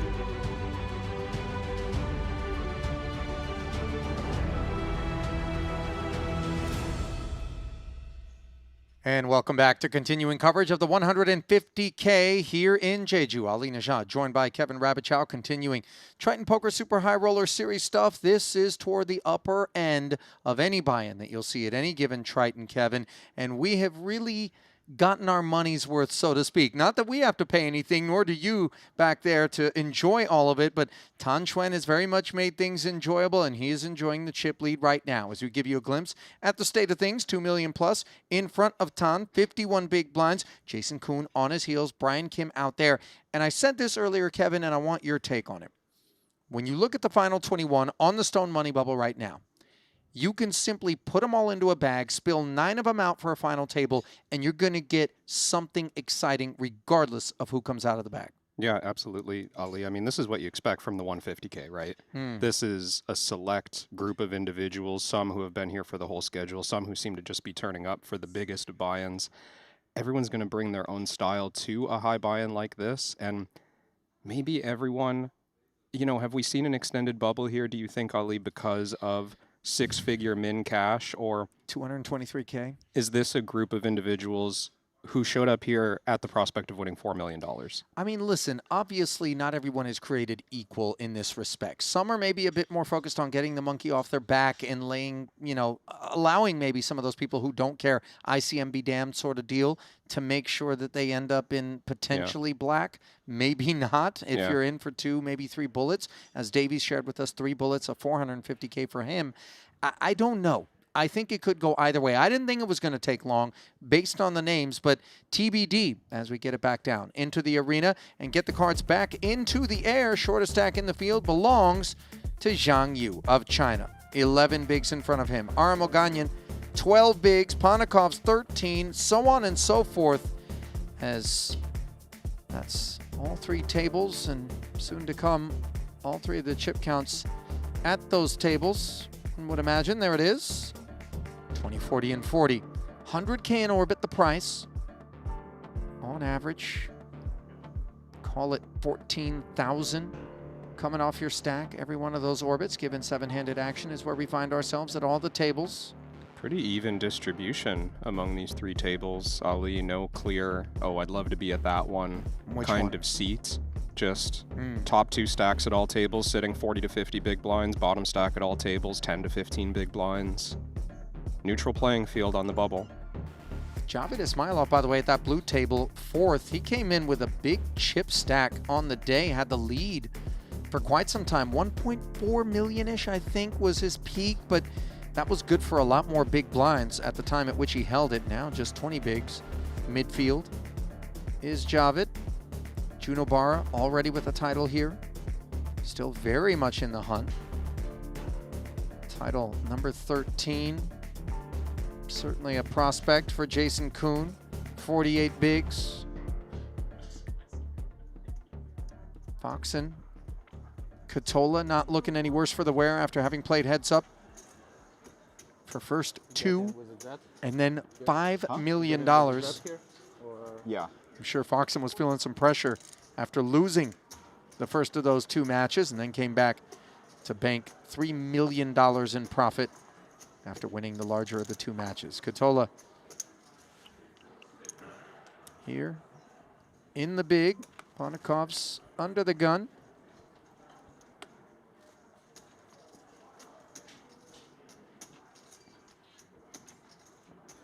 Ace Queen. Very serviceable. Doubt we see just a min raise. Although Ponikov's, yeah, 7-handed under the gun. He's not stating commitment just yet with this ace queen. So you felt like off of his particular stack, maybe something sizing up and compelling him to Yeah. go with it was more in the cards as opposed to an open that he could, let's say, fold to action behind? Doesn't feel like the kind of hand or situation where we want to invite a 3-bet shove. We'll deal with it, of course. Tan Schwen. Wow. Rips it from the cutoff. Ace-5 off, Ali. Listen, of all the people that we would be more comfortable calling against, I suspected it would be Tan, and yet Ponikovs has to respect things like ICM. And that, I mean, exactly the concern with min raising such a strong holding. One that could have just shut out all players, committing 13 blinds, but instead we min raise fold, and we're going to be taking a trip through the blinds shortly as well. Ponikovs will dip under 10 if he can't pick up something. Well, normally the ace-queen is the hammer and the ace-5 the nail, but roll reversal there.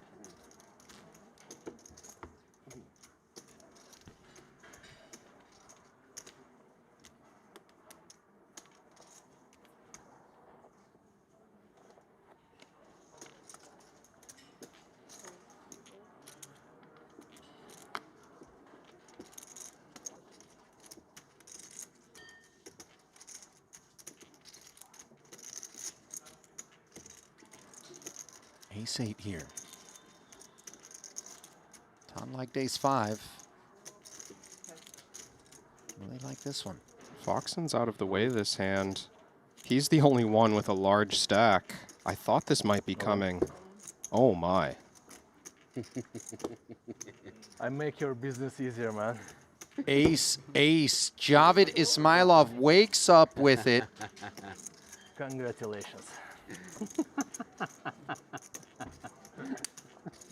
Cognac and I get bored. I'm kidding, man. All good. Good luck hand. I hate this hand. They're not on their backs, by the way. Waiting for authorization as action needs to conclude elsewhere. I think it's 9s.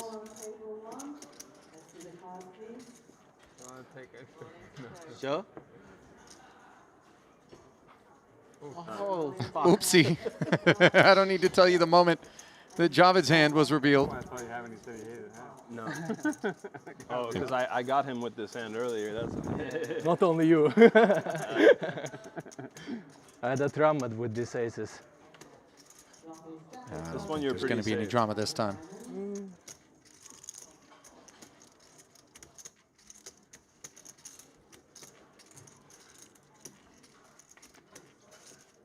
that's a wrap. Very safe. And Smilov was on his feet as though there was something to worry about. Maybe just looking to summon the dark arts. Thank you.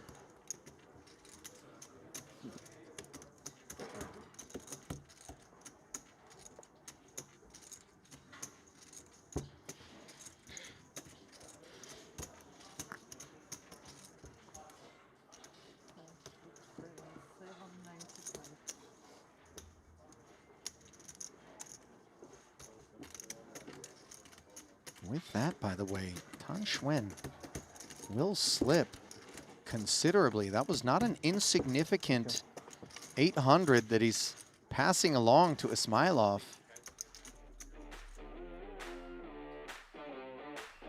He tends to take those ones personally, Kevin, even though it was just a little bit of a cooler and something that you got to be prepared to live with when you're willing to kind of dance around as much as Tan Xuan is. It worked against the ace-queen with the ace-5. Of course, you can never get through two aces.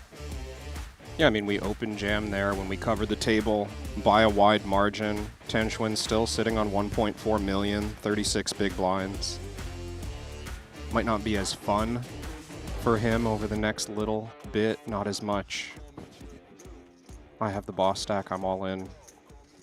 But he still gets to play pots. You got rewarded. Hope so.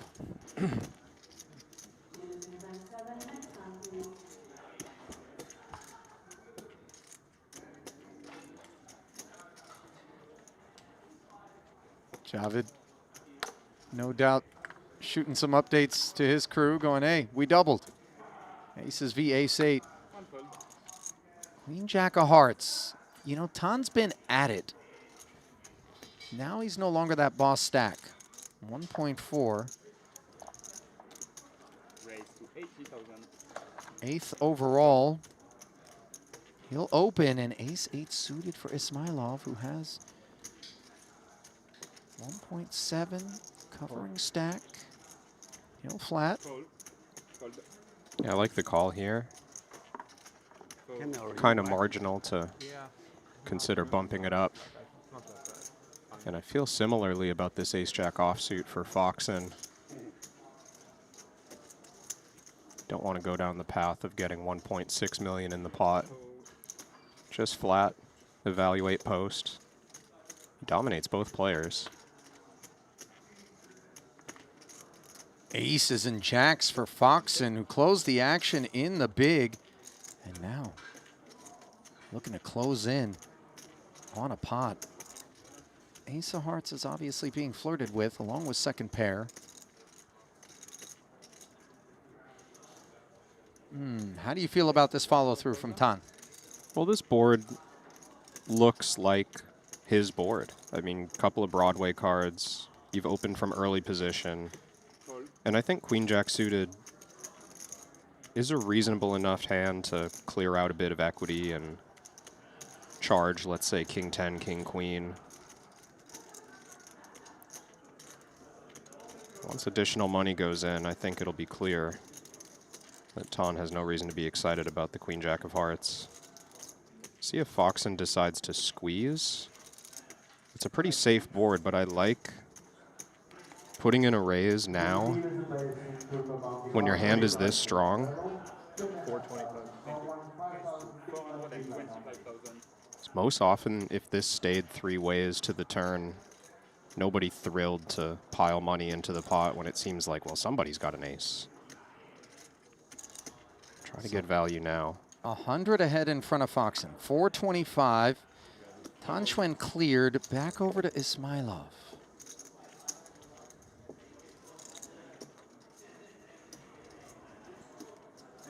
And he, too, lets it go. Are you surprised at all by his choice, or you think that's just influenced by the bubble and murkiness from that street forward?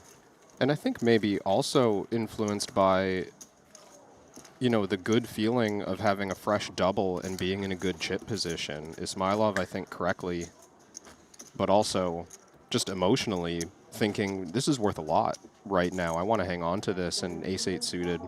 Very marginal in that spot, obviously never ahead of value. I think it's a nice getaway. Well, Alex Foxen now emerges on the back of that one as the overall chip leader, north of 2 million. Tan's got to be thinking, is this the deck just torturing me? Queen Jack offsuit, though, we can let this go, can't we?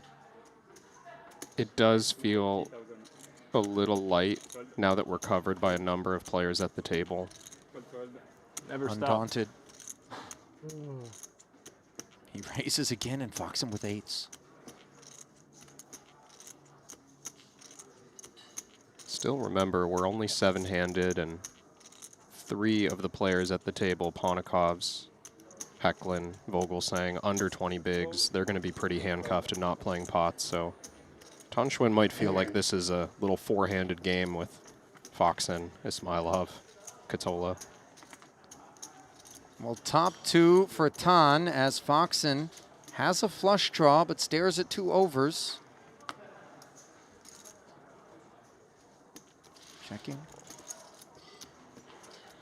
Of course, we're going to try to protect this top 2 pair. Well. Or not. I don't mind this check back. Walk us Obviously, through it. when we can see here that Foxen has the pocket pair with the heart, this is a hand that we would want to charge, but we have a queen and a jack. Maybe feeling like it's a little less likely we're up against something marginal. We block, let's say, king jack, jack 10, king queen. And it's more likely then that Foxen is kind of completely missed this flop or completely nailed it. Flopping a flush sometimes. I thought perhaps we would want to charge a price for anybody that was on the hunt for a heart, but instead, 2 checkbacks from Tan. Yeah, second check back is crafty. And speaks to the same idea, I think. I really don't mind this play. I think it's pretty clever to think sometimes we're going to be up against total air, like ace-6 of clubs. Sometimes we're up against a flopped flush, king 10 suited. So let's just try to manage this pot. Now on the river, we're going to feel very good about our hand. Figure out how much value we can extract.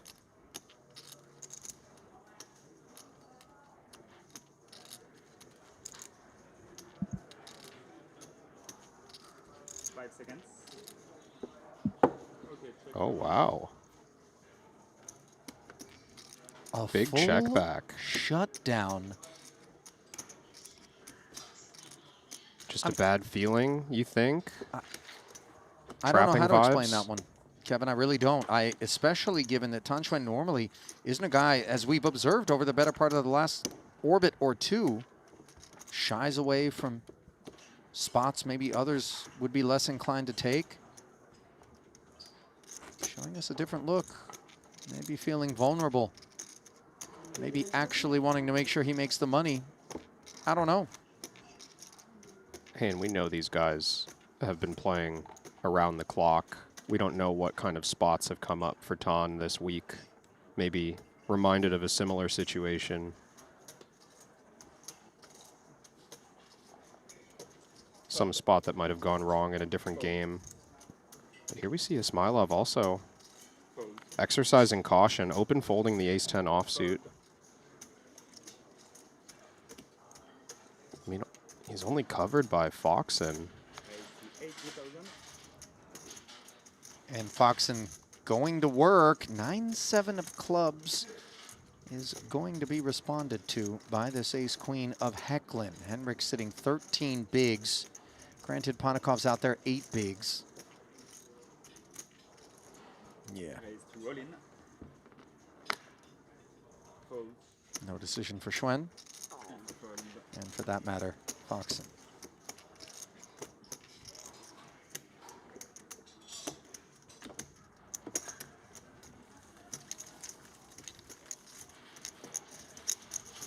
Well, the longer the bubble takes, the more well-served the big stacks are to create even more distance from the remainder of the field. This is chip accumulation time for them, isn't it, Kevin?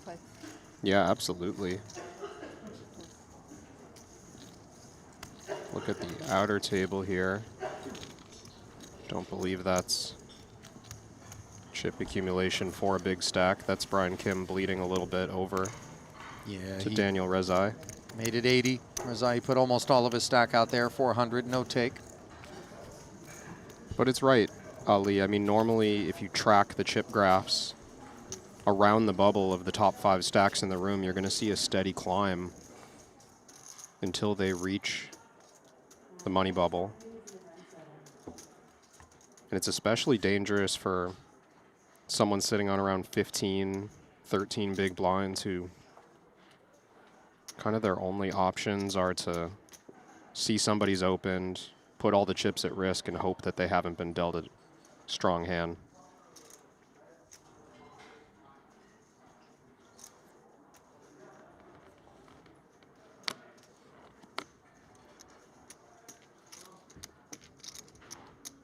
Ace 5.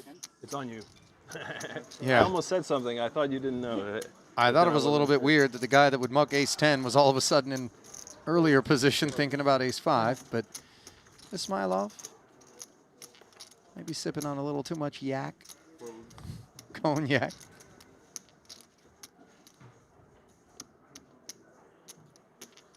Jack 9 suited. Yeah, min raise makes sense. I think this is too many chips for Hecklin to think about an open jam. And it's good that he didn't, because would have been confronted by the ace-queen of Vogelsang.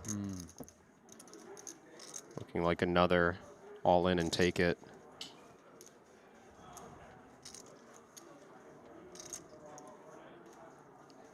Christoph always measured, always deliberate, never in a rush. But a rush of chips in response from the big blind, and a little flesh wound for Henrik.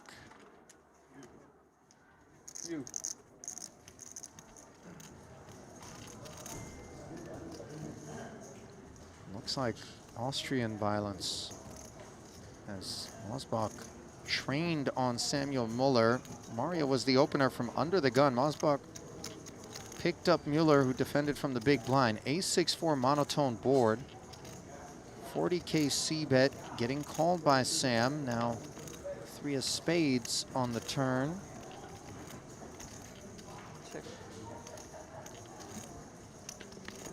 These two playing about 1.5 million apiece.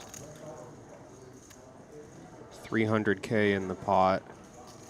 You wouldn't normally expect on a monotone texture big bets, even with the top of the range. And not even a bet here as Mario checks behind.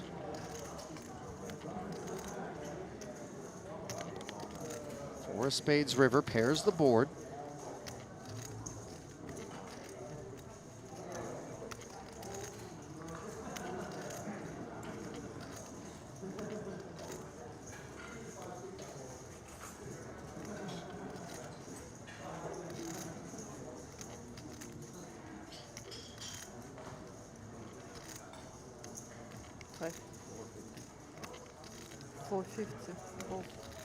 Big overbet from Sam. Mario immediately releasing. Yeah, didn't make it a big deal at all.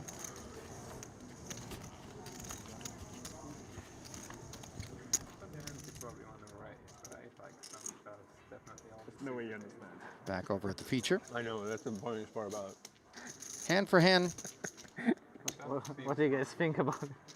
What? They're funny. Green light given. I think he's gonna have trouble understanding words like chip distribution, you know? Like, it's a pretty big word. What distribution occurs in I don't know, man. spheres of light, right? So, but, I don't think it's a word used in China much.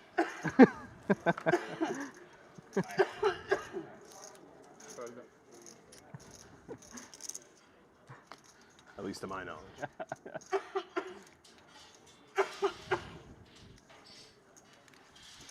Raise to 80,000? Easy. Thank you.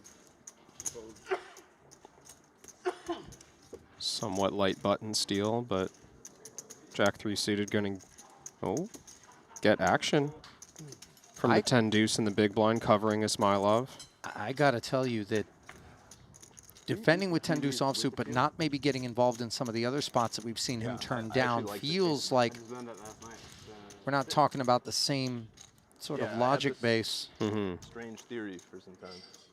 Gut shot versus middle pair, and now Javid leading at Tan. We've seen this from Ismailov before. So you wouldn't be able to eat. Reminded of his willingness to run a huge bluff. Like they don't grow where I'm from, obviously. But the ones Running into 2 aces, although his opponent is escaping my memory. Yeah, I just in a previous tournament. It made sense that Brian Kim, maybe? there would be some level of nutrient in the skin because any animal Another like 130 into the middle. fruit and animals that spread the seeds like co-evolved. Tong Schwinn is capable, of course, The most even though he's covered. evolutionarily advantageous fruit would be healthy, and like animals aren't peeling the skin off, so I don't know. Check. Yeah. Maybe that's stupid. But No, I think that sounds like it. What are you talking about? Kiwis? Yeah. Kiwi skin specifically. Evolution. You evolution. So you eat with the skin? Yeah. Check back on the turn, board pairing king, and now all of a sudden Ismailov looks like he's reaching for chips. 10 high he knows isn't likely to be a winner. Boy, Tan lacking a kicker, and it is a little difficult, although this sizing of 105, Kevin, might just invite Schwen to get curious. But I was going to say, it's a bit difficult to imagine. No, it's cheap enough here that we just think we're chopping sometimes, I believe. The salmon? Maybe even beating a bit of value. A hand like 10-9 comes to mind. Sorry. Straightforward call. I'll have like the salmon. So caught speeding. Some rice. Ismailov. Grape oil. And seasoned Schwen finally hauling one in. broccoli. Poach. And The problem with eating the skin though is that poach. with the amount of like pesticides that are used in most places today, Thank you so much. I feel like it can be kind of detrimental. Yeah, I think the fruit in this part of the world is Yeah. like You play right away? sourced away with the world. Yeah. I think so too. And like the regulations, I think Yeah, are yeah. pretty strict on what can be used. Whereas like in the States, I won't eat the skin. No, I don't. Because it, Fruit, yeah. Even if it says organic, I don't trust that it doesn't have all kinds of shit on it. Foxen talking about eating Made me sad fruit to skin learn on. Kiwi The skin. organic title can be gamed quite easily. Yeah. I feel like this has come up before. The seed was organic or whatever. Yeah. You know? Something, I forget the exact. I wouldn't eat a yeah. banana with the skin on. It's Well, that's a bit. pretty much insane. I Like, it's wouldn't pretty bite much into meat. a watermelon. I mean, Watermelon rinds can be delicious. Stop it. Not raw though. Or You gotta free pickle range, it. meaning they have like a 10 square meter. pickle your own watermelon? That's free. I don't know what, there is some like threshold that's very, very generous. Very angleable. I eat my strawberries with the skin on. Not with the green part, though. I was Whatever that is. gonna say. King 9. Ismailov looking to skin Katola. 2.5x. Aussie. Queen 8. Let's see 3.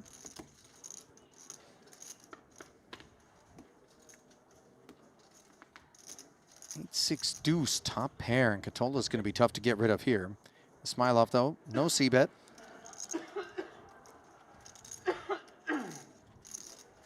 King 9 looking pretty reasonable in terms of showdown value. I would like to see a bet from the Queen 8. Get a little value from 2 overcards. Into the 240 comes a helping of white chips. I don't think Ismailov's going to have any sort of appetite here. And if he is, you got to not have the look of a man who has nothing under the hood before making the call. So no, 150, sizable there from Aussie. Not a bad outcome with the winner to just take it down. Bubble impending. You ever eat oranges with the peel on? No, come on. Listen, in the chat, JG says he used to eat orange peel as a kid. I think a bit cheeky is just someone who writes try eating coconut with the peel on. Not if you have teeth or value them. No. Not to mention, like, think of your gut. That's just, no. Yeah, that's more for like a tiger shark GI tract.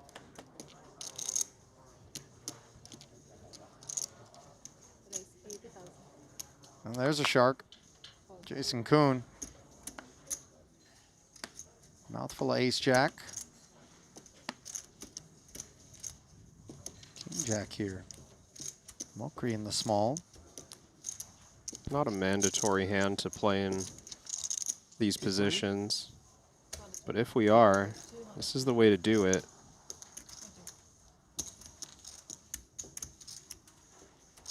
Presumably Jason's been opening wider and weaker hands than ace jack by a long shot. Does have the chip lead at this table. And I believe just shy of being chip lead in the overall tournament. 3-bet to 220, and this is not a good spot for Mokri. Out of position. Suspecting maybe that Jason's going to have some opens and folds. Not when he's kitted up like this, however, as they play for 520. 2-diamond board, both players with flush prospects. Advantage Jason in that department and the other, which is ace high versus king high. Both players interacting a little bit with this board. Jack of diamonds for Mokri. Gonna feel like a nice bluff card. Jason has the stack to peel this 3-bet in position with number of suited hands, maybe some low to medium pocket pairs.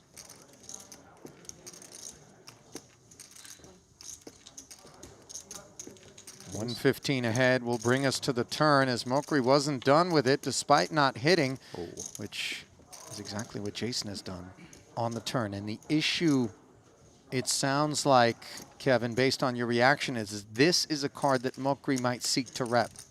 I think it's reasonable to keep firing here. If we're Kaihan, we can leave chips back as well. We don't have to commit on the turn, but the ace is such a powerful card for our range.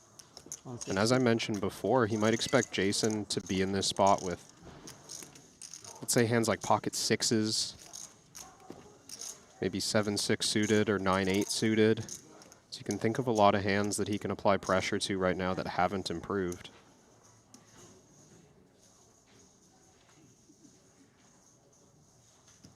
It's an interesting turn spot for Jason because once in a while Kaihan is going to have worse for value, but you don't expect to jam and get called by worse that often, given the bubble.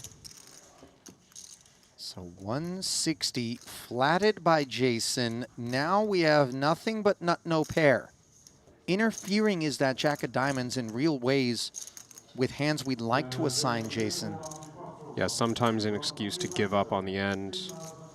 If we jam river for 400K, we want Jason to have something like jack 10 suited, jack high diamonds. White flag waved, and Kuhn hauls in a healthy one as Mokri's health is compromised. And I'm a bit surprised that Jason quickly checked behind the river. Who would have guessed? Might have just been confident that it was a polarized situation, but there's a chance that Mokri river to queen there with some other bluff and lots of missed draws for Jason to represent. I thought the ace-jack might seek value on the end. In this case, yes.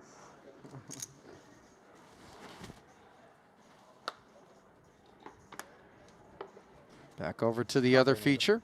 Yeah. would be He's already recalibrating calling range. That information. Yeah. That's for you, I guess. Yeah.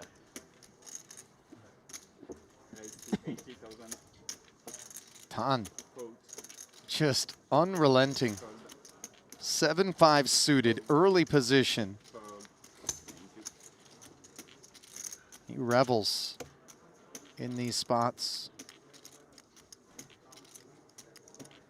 Foxen in the big with King 10. Not going to step aside.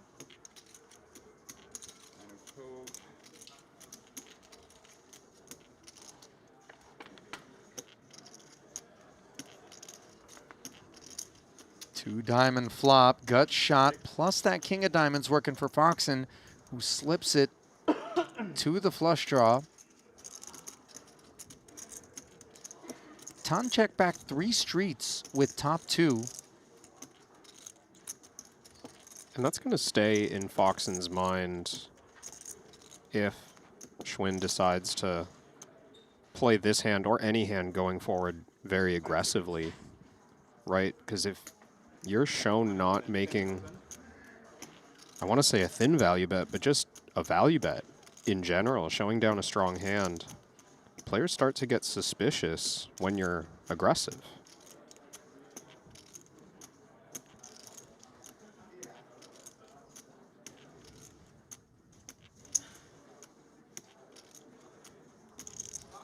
I think it also makes an argument for just calling with our draw here as Foxen. Check raising is less appealing if your opponent's not going to bet the middle of their range. 110 ahead with context as Schwinn turns a pair of 5s. Not going to be insanely proud of it, but it is a winner at Showdown should he be able to get there with 440 in the middle and 1 to come.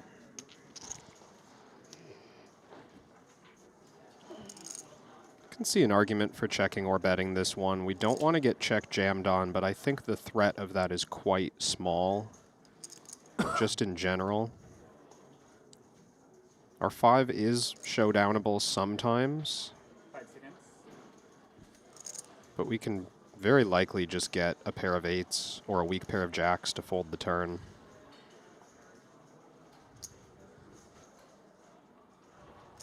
Foxen also likely to have pocket 9s and pocket 10s pre-flop.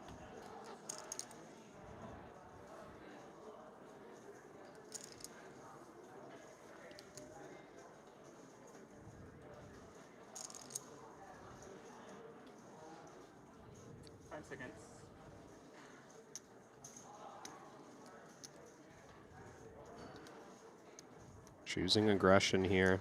305,000. This should work. No surprise, by the way, given the character. And Schwinn second barrels his way through. Obviously, not for the faint of heart are these sorts of decisions on the stone money bubble, but with a thirst, dare I even say, an appetite for sort of the heart-pumping parts of poker. Tan Schwinn, front and center for it.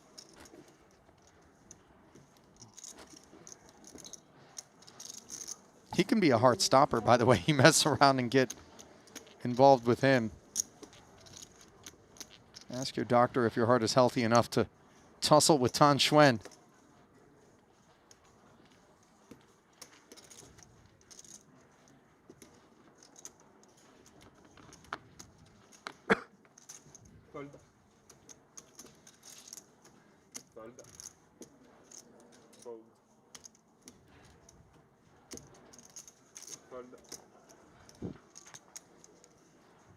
This one looks good enough for Alex on the button. He's got 6 big blinds, a pocket pair.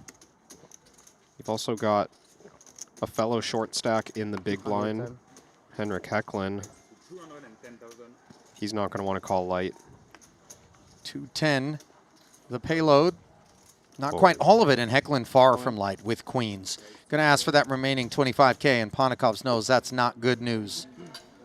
1-4 into the bin, by the way, in the small blind. So really dire is this spot for Ponikovs.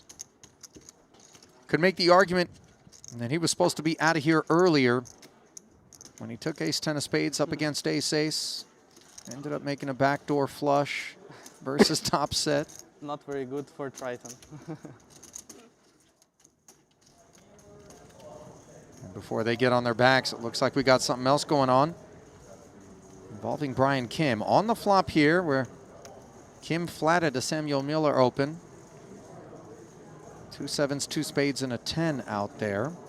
And it looks like Mueller firing a C-bet here. Up 120, something in that range. 115. Don't expect Brian in the cutoff to flat really any hand that contains a 7 at this stage of the tournament.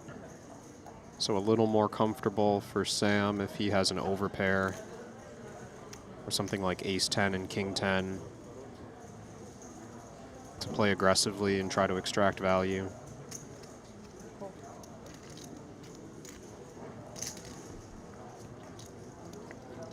Brian takes us to the turn with a flat, king of hearts. Rolling off. When you've been called pre-flop and on the flop on this board texture as Sam, what sorts of things do you start to suspect are across the way? I mean, the entirety of the calling range is going to peel or no? No, I think we get folds from, let's say, like the broadways that flatted and didn't make a backdoor flush draw on the flop. Okay. Some suited aces come to mind as well. I think we could clear out like ace-5 suited, maybe even ace-jack offsuit without a backdoor. But we are going to get called by some high cards on the flop, and the king could connect with Kim's range. The lower end hands at this point being stuff like pocket 5s, 6s, 8s. These hands I would expect to pass in the face of 210. Yeah, 210 being the turn barrel that Samuel has brought forward. So when Brian calls here, we're starting to think nut flush draw is more likely, turned pair of kings is more likely. And 9s and 8s still a part of the conversation or not so much? I think 9s and 8s would fold or at least deliberate for quite some time. More likely the weaker pairs would be like jack 10 suited, ace 10.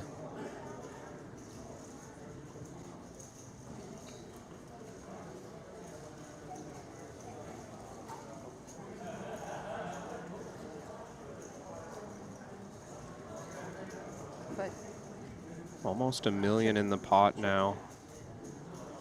Does get shut down. It's going to stay that way. Is that jacks? Yeah, 2 jacks. Deep enough to flat pre-flop with the 2 jacks. It was ace-10 for Mueller, by the way. So he had a legitimate holding on the flop. Top pair, top kick. Kind of nice for Sam to not lose any more on the end there. Hearts. Set his price on the turn. Check, check, river. Well, back over where we left things off. And Ponikov's could very well be left off the payouts list when this one's all said and done.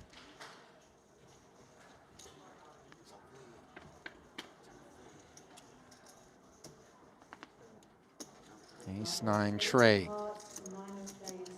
Ponikov's looking for deuces, 5s, hearts to pick up a sweat. Of course, the 4, of which we know only one actually remains. O'Connor wants a front row seat. Obviously, lean on tokens at his table. There's the jack of spades. One step closer to making the money is RM and company.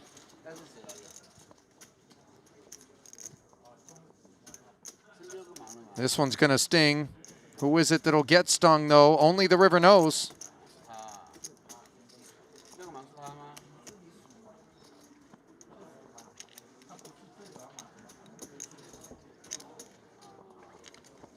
And the river is the 9 of hearts. And there's your answer. Players in As event Alex 7, we are now Ponikov's. 20 players remaining. We are now in the money. Players, please return Awash to your with the seats. pain of being the More bubble boy. 10. Toji? That's the worst walk Two. in poker right there. Yeah. To steal the chicken? Yeah, yeah, yeah. And it didn't look like there was much Ponikovs could have done. Yeah. I know. I mean, I came in with him already short. There was the ace-queen Like offsuit. the pot's the chicken, kind of. But even if he takes down those blinds, I think he ends up in this spot with 4s on the button with a couple of more blinds. He still open jams. He still gets called by the queens. So with that, the bubble has at long last burst in this 150K, and maybe the wheels will be greased for the likes of Aram Oganyan. Sub 10 big blind stack now can breathe a little bit easier. No ladders until we get down to the final 17, which helps that. That is a big relief for players over here at Jason's table. Now with Short that one. stacks were really handcuffed. All right, guys, let's dance. You hear Oganyan declaring. Talking shit now. I'm not locked up. He's broken free. Thanks for sneaking that. Maybe I can get a pay jump. Sneaky guy. Now I'm gonna get greedy. A lot of pay jumps. Yeah, it's gonna be. I'll probably get a pay jump. I'm gonna be on the button. Just fold to a pay jump. Oh boy. You okay, sir? I saw that. 这个好，进圈。 Paxton. We can see your cards. all进去了。 See my cards? I saw your bottom card. Okay, sorry. Thank you. I'll keep them below. 对对对，现在就可以想翻倍的，想翻倍。 Ace 4 for Kuhn. First hand we're seeing with the money bubble. No longer an issue. Ace Queen 3 top pair. Advantage Kuhn, but Paxton with the Broadway gutty. Under the gun opening range. Perceived advantages in that respect. 465 effective. Oh yeah.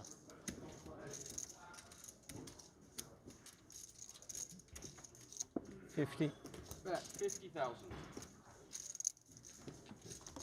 This is a potentially dangerous spot for Haxton. Under the gun open. Very strong board for him to represent, and he's unpaired. Low incentive for Jason to raise either ace, no kicker. Mostly gonna check and defend. Check. 7 of diamonds. After the check call of 50K, giving Kuhn the only flush draw, still proceeding with caution. This makes Ike's hand a lot less attractive to bluff now. We'd like to have a diamond. Could do that with just different suits of the king-jack. Maybe a low pocket pair might bluff, but when we're 13 big blinds effective, ranges are wider, aggression comes more frequently, and Ike's not too concerned about his exact cards here. He's just going to keep firing. How concerned is Jason as a result of that second barrel? Jason almost never beats value here. I think there's an outside chance that Ike fires a second street with something like king, queen, or pocket kings, and then checks the river.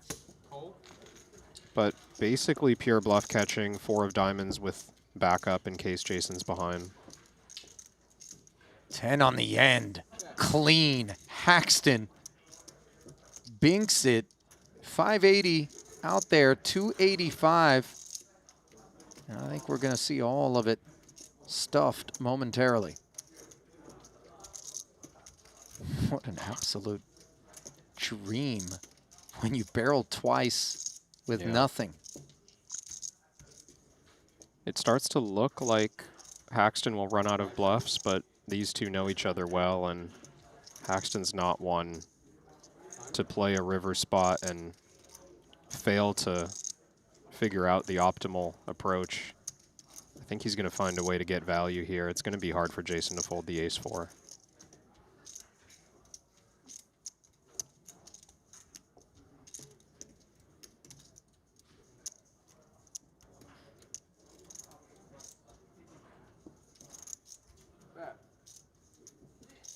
Ike leaves 1 chip back.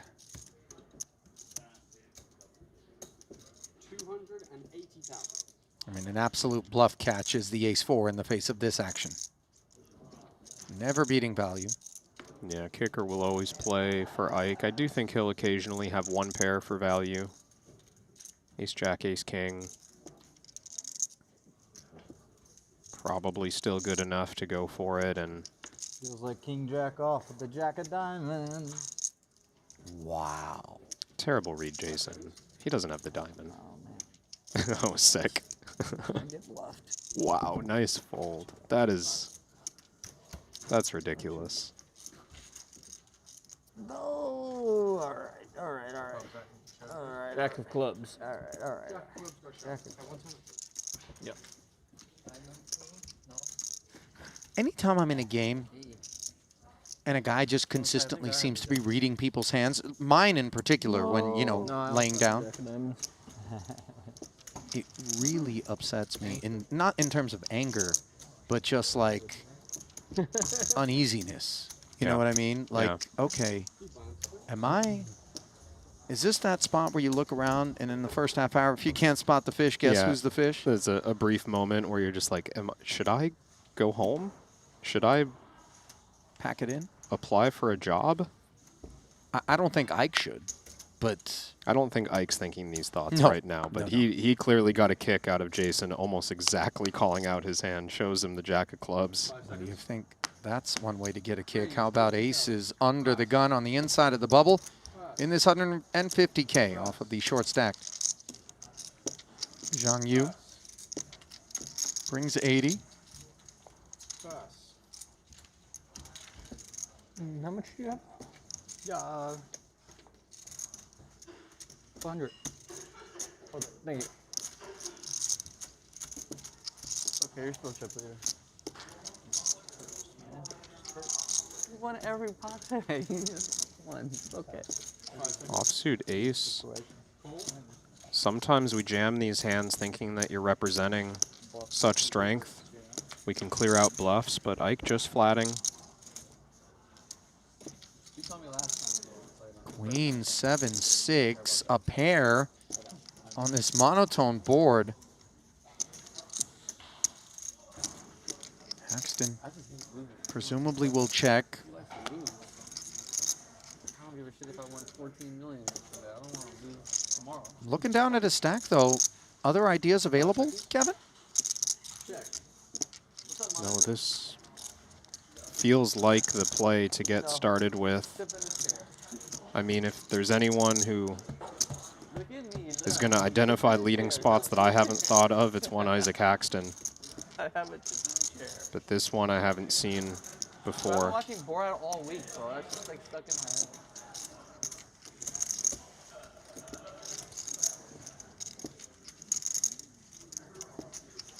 $50K into 220, but more importantly, off of 330. Oh, and Haxton just piles.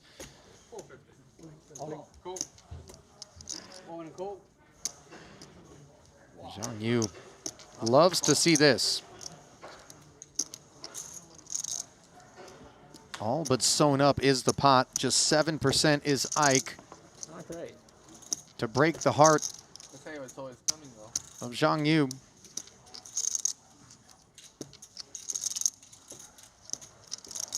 Can't beat the Sevens. That which does the trick with 880 in the middle. No tricks on the turn.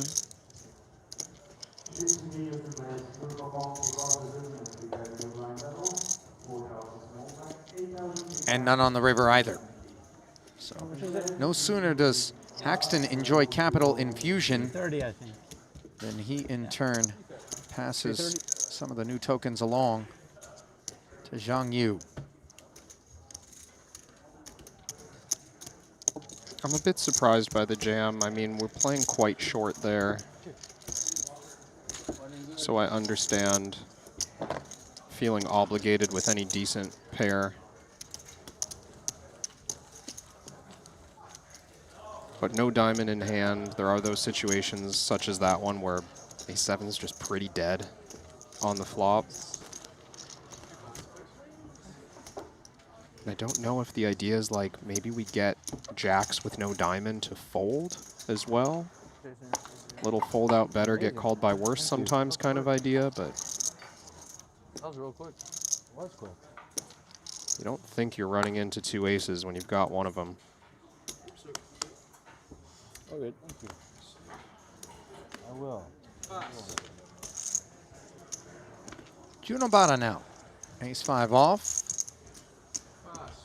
Declines.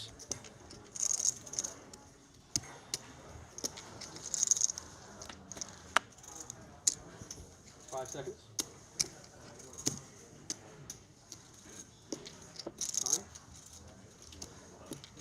Ganyan. 10 deuce in the cutoff using a time bank. I confess I'm a bit surprised by this. Are we on the precipice of a pay jump? Yeah, I wonder. Oganyan's someone who's very aware of tournament structure, generally using time banks for that purpose. Maybe some rebalancing of tables expected, or just trying to use more time while we're 3 tables left in the hopes that we get down to 2 tables left before a trip through the blinds. Cold-blooded motherfucker. There, boy. You're cold-blooded. Oh my god.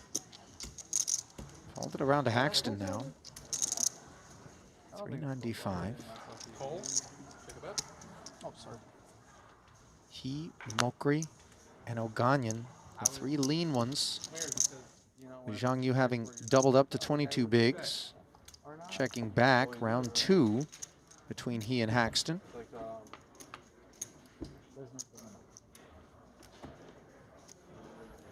King, Queen, deuce. Ike all over this one relative to the 4 high. What's the name of that salad, Jason? It's like a grilled chicken and vegetables.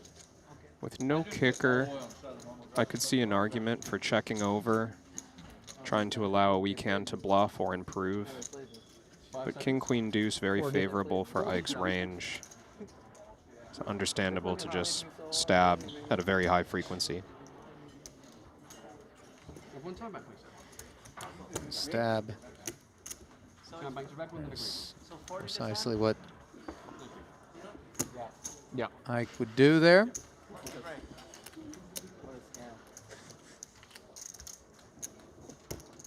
I almost got all the Shemians by around.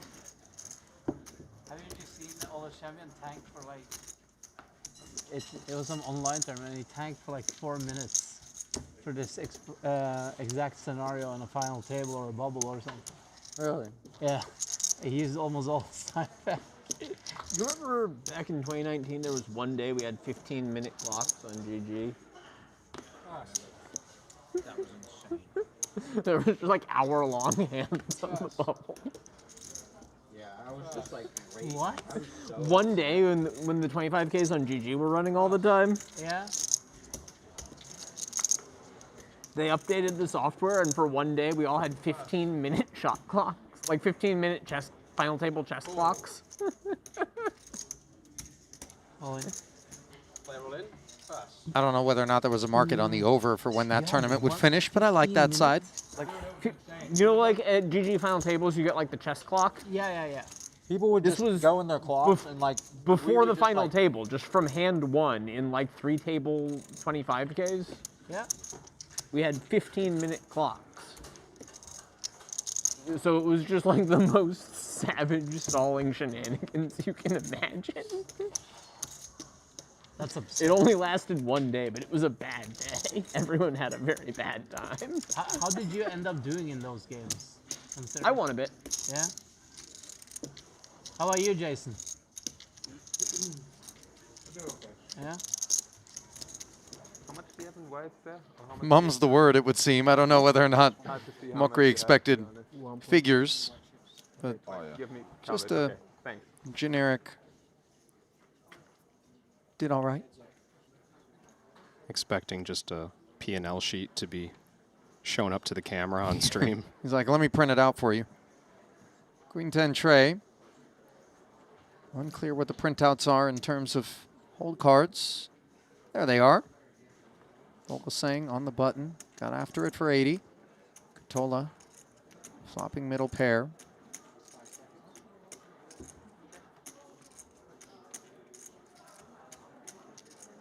Free of the bubble. Aussie able to defend the big blind light. Expect Christoph to put in a C-bet here. A couple of Broadway cards out. Don't generally see much checking from in position. Well, we're headed to a turn. 6 of diamonds.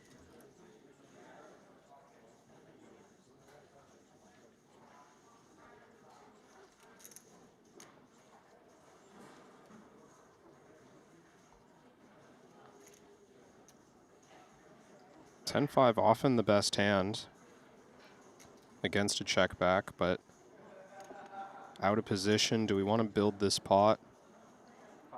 No guarantee that the lower pairs or ace high is going to pay off a bet. I like this check. Vogelsang having picked up the gut shot here. Don't get the sense 8 high is ever a winner. Do we try to lay claim here? Sure feels like a good spot to go with a large delayed bet and claim that we've checked behind something like pocket jacks or ace 10.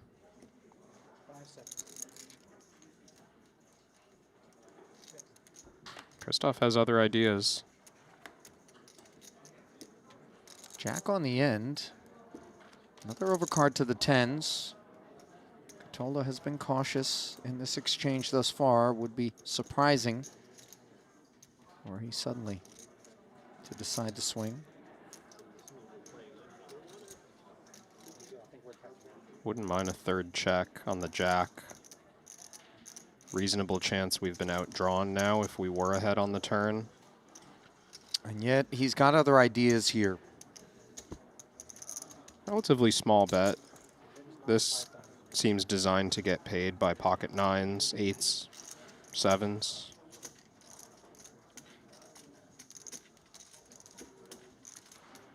When ace-king completes on the river, it's always tempting for the pre-flop raiser to rep it. Vogelsang with absolute nothing, though. No blockers to back up your bluff. Looks like he's passing. No surprise. Still pawing at one another out there right now. Kevin, perhaps unexpectedly, just given the pressure of the money bubble, has been purged. But obviously, the opportunity for 4.1 million is very much still on the minds.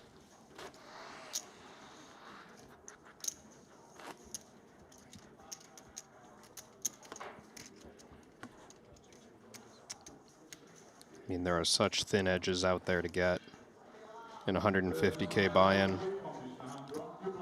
These players gonna treat every individual decision with a lot of care.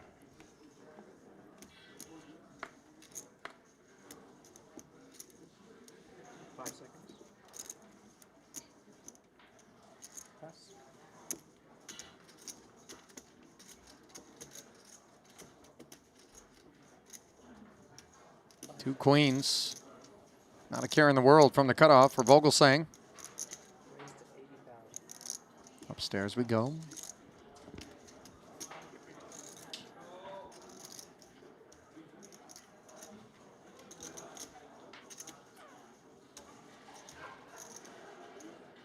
Paused upon Katola. This would be a product of boredom and not much else, I would imagine. Jack-9 offsuit, a flat call. It's a little splashy out of the small blind. Offsuit Jack-10 perhaps could qualify, but... Is it going to tempt the ace-10 in the big blind of Alex Foxen to perhaps squeeze? It looks like the kind of hand that Alex might 3-bet jam. If he doesn't, then flat does feel like the next best option. We don't want to 3-bet fold such a good hand against the 22 big blinds of Vogelsang. So he does climb on. It's Katola. Given the open-ender, Fox and a pair of 10s. Vogelsang still best and interfering with that draw of Ossi. Reasons for everyone to be interested in this board.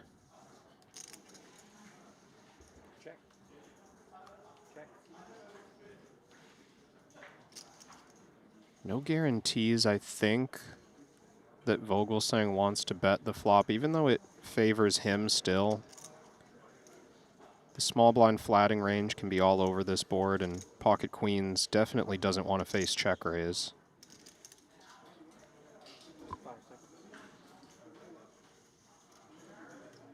Does look like small range-minded bet. That's what's coming here, and we might just see 2 calls and head 3 ways to the turn. 90K. We've not flatted in the small blind to step aside here.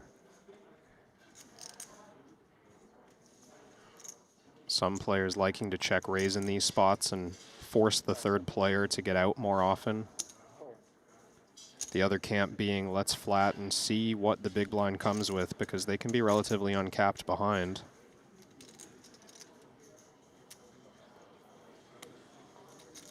Wow, Foxen just lays it down there, Kevin. Part of it, the fold. queen jack, if we hit the ace. Yeah, I think some worry about tainted outs. No spade in Alex's hand. The ace would complete queen jack. And ace king obviously is still a possibility for Vogelsang. Maybe not a probability.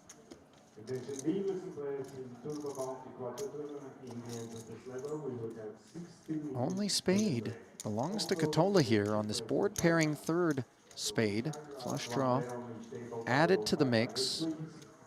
I wouldn't mind seeing Aussie bluff at this one. A turn lead felt like an option. Spades being generally in the flatters range more than the opener. And checkbacks very much being kind of on the table for a wide variety of those opening hands as well, so we want to do our own bidding. After dinner, I would guess. Maybe one more level sometimes. Not that we need to lead turn to be able to bluff at this one. It was often one level after dinner for this trip at least. But no, but for the turbo it's different. But yeah, exactly. Check back You can do it increments of from Vogelsang. No improvements for Katola, who knows Jack high. Not likely to be Or is it 15? pulling in 460. 20? I thought 20. Yeah, I'm pretty sure I saw 20 on the 20 board. makes sense, because then it's 6 levels. Feels like the spot to leverage pressure. We can represent a flush, even the odd full house. 3 of a kind. Love to see a chunky bet here.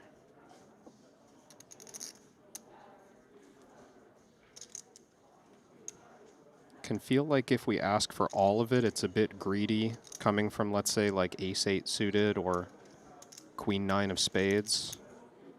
So maybe we go pot, or even a small overbet that leaves Vogelsang chips. Or do we want to go small and represent a king?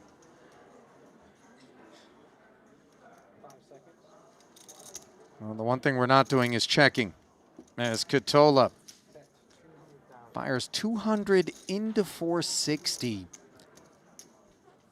Obviously, the queen's not enamored by this. No, and it feels like we block primary bluffs. Queen Jack, very much the main hand we expect to call the small blind and have missed at this point. I don't think Christoph puts Jack 9 offsuit in Aussie's range, so might be focused more on Queen Jack. Wow. That's a tough call. Yours. And yeah, obviously an anxious moment there before Ossi muttered the word yours. And I think you're right. I think interference with a lot of the bluffs. I think maybe the presumption that a 10 isn't really going to be barreling there all that often. Spades and a king felt on the table. And Katola getting snacked on by Vogelsang, who's up to 36 bigs, while Ossi slips beneath 20.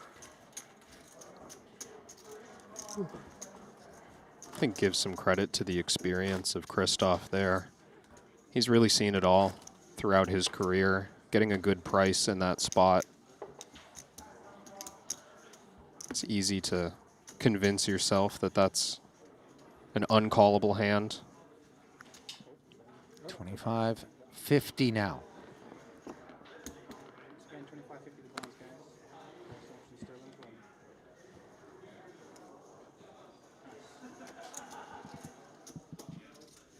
Well, up and under the hood we go, and into the pot as well, no doubt, courtesy of Ace King off of this newly minted stack.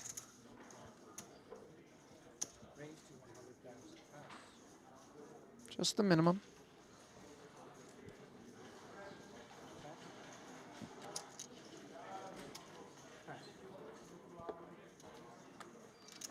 Six, seven suited now for Hecklin.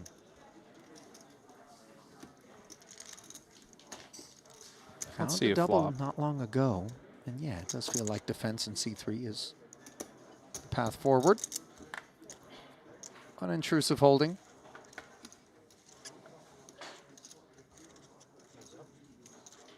Oh, look at this. Diamond draw and a gut shot versus top pair, top kicker. There will be some blood. Confrontation incoming. Let's see what size Vogelsang chooses on the flop. I think the dynamic nature of this board sometimes leads to big size, but an ace and a 10, reasonable opportunity to just lean for, what is this, half pot? Could be the whole range betting this size. Feels like a little too much back to just check jam right now with our big draw, although, you know, if we're just playing our hand for what it's worth, that feels like our favorite play. But Hecklin's going to flat, and I think some ideas of stealing it on the turn might be in his mind. Board pairing 10 in diamond form after the check call of 140, bringing the pot to 555. Hecklin well in front, does not have it locked up, of course. Yeah, no need to think about stealing it anymore. Henrik might be debating a lead on the 10. Middle card pairs. Big blind favored. He's supposed to do that, isn't he? You know, I do think there's a number of 10s in Vogelsang's range here, even given the half pot on the flop. But yeah, this feels nice, especially when the flush completes, to just make a clear statement that my range has improved significantly on this card, and I don't want to let you check back for free. 130. And we know that that size is not something seeking clearance. I mean, no guarantee that Vogelsang thinks he's behind. No, but I don't think he can be sure of it, hence the flat.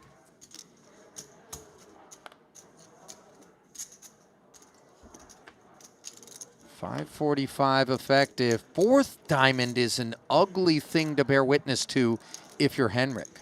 Yeah, that's going to save Christoph, I think, from giving the full double on a blank river. Feels like it was inevitable that it would go jam and call, but now we either see a cheap river bet from Hecklin or a check.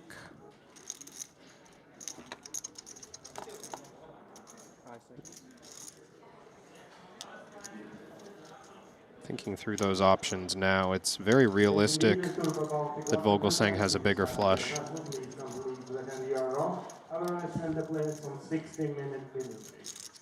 How do we best assure ourselves showdown in this situation, if it's what we seek? Do we set the price or do we check? I don't know that we can assure showdown against, let's say, the potential bluffs or the stronger flushes. This is more about how do I make sure I get the amount in the pot that my hand is worth when it's good, right? I think this is smart from Hecklin because we want to target the ace with no diamond. Almost all other hands that Vogelsang arrives here with are going to be hands that made a better flush and will ask for more, or they're hands that are really dead, like 9-8 suited comes to mind,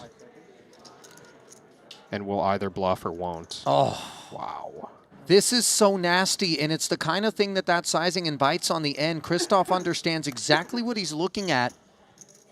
This is a top shelf bluff, and Hecklin in quite the spot.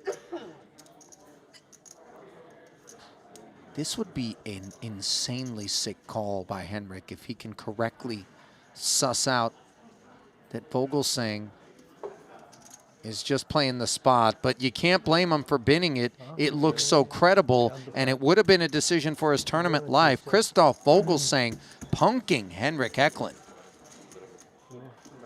He found that quick, Ali. They both did.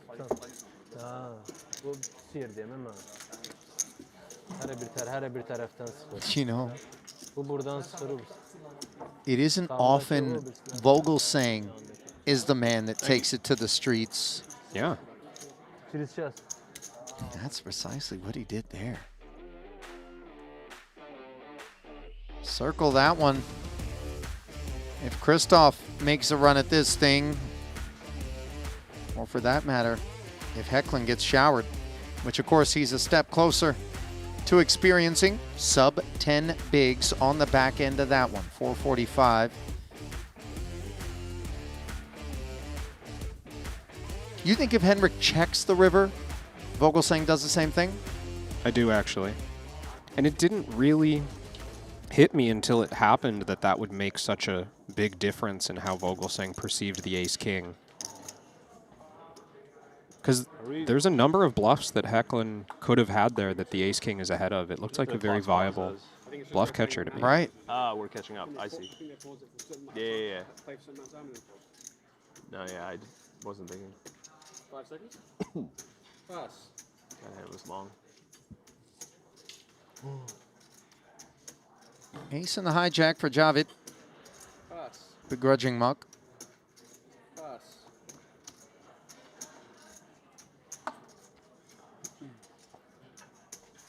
Pass.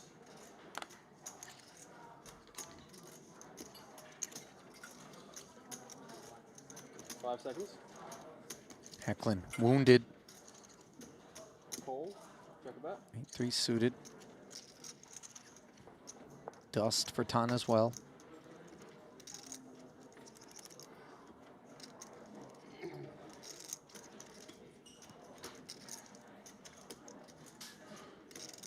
Five seconds.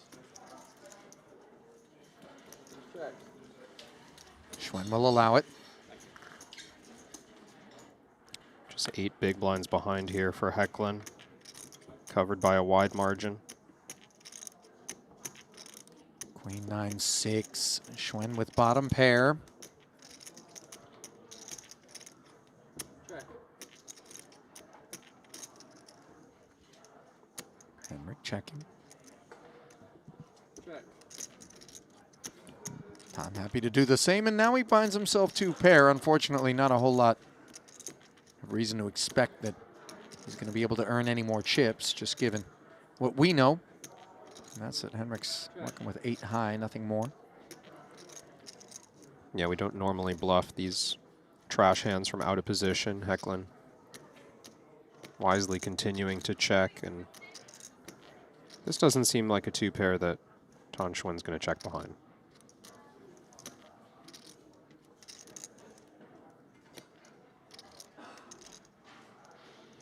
Just a matter of time. 5 seconds. Bet 115,000. Pass. And this is what we always anticipated. So, Schwen, picking one up. Currently sitting 5th in chips.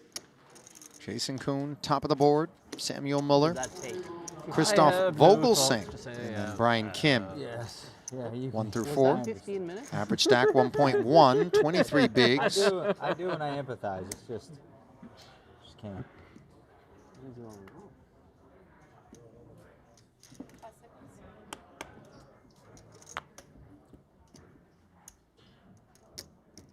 Hey, 7 for Haxton up front.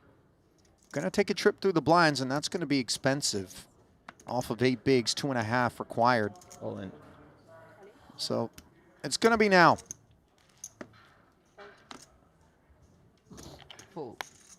Thought Ike may be considering a min raise, We did it.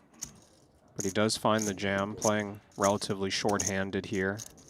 Ace-7 deemed good enough. Shows the ace. Important I was hoping pickups. you took the other one. Wow, that's super bad. Wow. Oh, jeez. What happened to that card? That thing's super pretty. Good thing Ike showed it. Did I? I think when you lifted it. I don't think you did it. I'm usually pretty gentle with the cards. I'm gonna ask if I. Did I ask you this, Kevin? You ever been not so gentle with the cards? You had the ace of hearts, right? Ever crumpled one? Yeah. I'm careful with the deck. I respect the cards, Yeah, Ali. she obviously can't deal off that. So I guess Baccarat really I not was for in you 7 then. again. No. You a fan of that one? Play in the back room where they let you rip them in half? Listen, the greatest thing about Baccarat is the ability to just shred the cards every hand. The thing I've is, heard people that. do it before they even know what the outcome is. They just love the squeeze. Yeah. So that's not helping. Oh, I'm getting 7 juice. I had 5 juice last hand. Like, well, it's not my fault. Think about the millions of playing cards that are just single-use disposable in nature. Yeah. It's good discipline. Thanks. Every year. It is I funny even that gave you a walk one day with 5 the juice. highest stakes games are was using the 100K. cheapest cards because That the was sick. casino wants them The next hand I went to on be one. able to be pulled destroyed a king on a jack. routine basis. Sure. That was sick, dude. And then I came back the next day. Everyone's giving me shit for giving you a walk, and and told the guy that folded the king 5 suited to your like 5 big blind shove. This could be it. Not like this. All in. Well, that was a Just us. strange Not like preface this, to indeed. the jam, and now an above-average Oh, I have kings. discovery Oh, no for problem. Ike Haxton. Opens the treasure chest much in the of a big blind, offers him jacks. I guess I can min. Might the offering for Oganyan be Could have been, yeah. no Got bad better news for you. This flop is gonna be good for me. Could have limp than a min folded. cash? Could have min folded. Limp. Limp fold is the I wish I had a expert. catalog of That's the some of real your game. one lines of poker table. You really have some of my favorite content. I think it's gonna. I think it's gonna get him. I don't know. I'm feeling the king of spades right here. Garrett. 10-4 tray. A step closer to the exit goes Oganyan. 395K pot listing toward Haxton. More heavily Try that on the again. turn. That's the start. Despite Oganyan 2 more picking outs up an right 8. up, spark up against, you know, guys. 5 outer. And the jumbotron. And it's a wrap. Okay. GG, bro. Well, 223,000 is better than $0, which was the prospect for Oganyan had he not managed to slide into this min cash in 20th place. Steady will be that payout for 19th and 18th. We were saying we're stopping now. Oh. We've been playing far too much poker. I was just all in twice in the last several minutes. GG's to Arm, who notches his 3rd cash of this festival, by the way. 4th in the 40K mystery bounty, 11th in the 30K. So when he runs deep. Check out this confrontation, Ali. You see right there, pre-flop, Tan Xuan limping blind versus blind. And went check on the Jack-9 deuce board. And his 65K got raised by Christoph.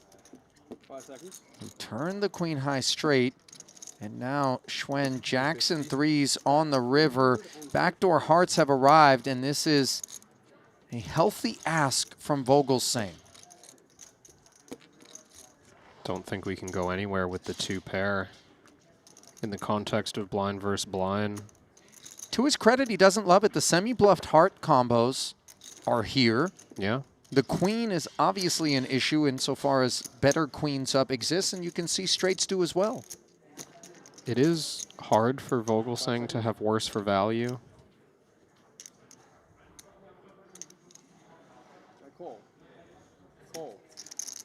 He did make the call.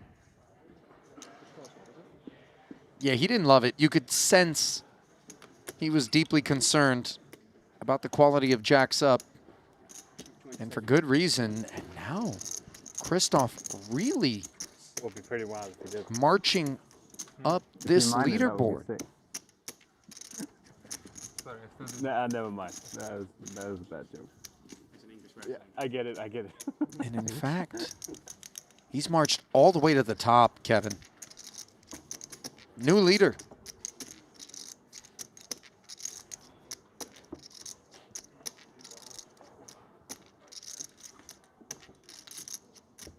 $2.6 million for Christoph, 100K ahead of Jason Kuhn in second.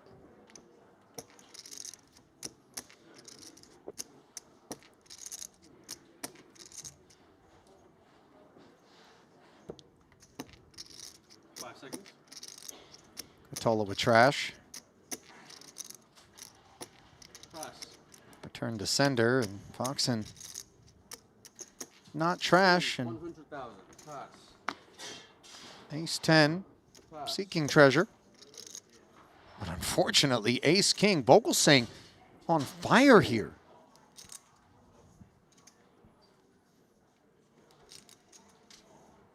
Three bets, of course, going to look like the new chip leader, leveraging their position, but just the cards that Christoph's been getting dealt that inspire this 3-bet to 350. 350,000. Do you think it would be out of line for Foxen to continue the ace-10 offsuit?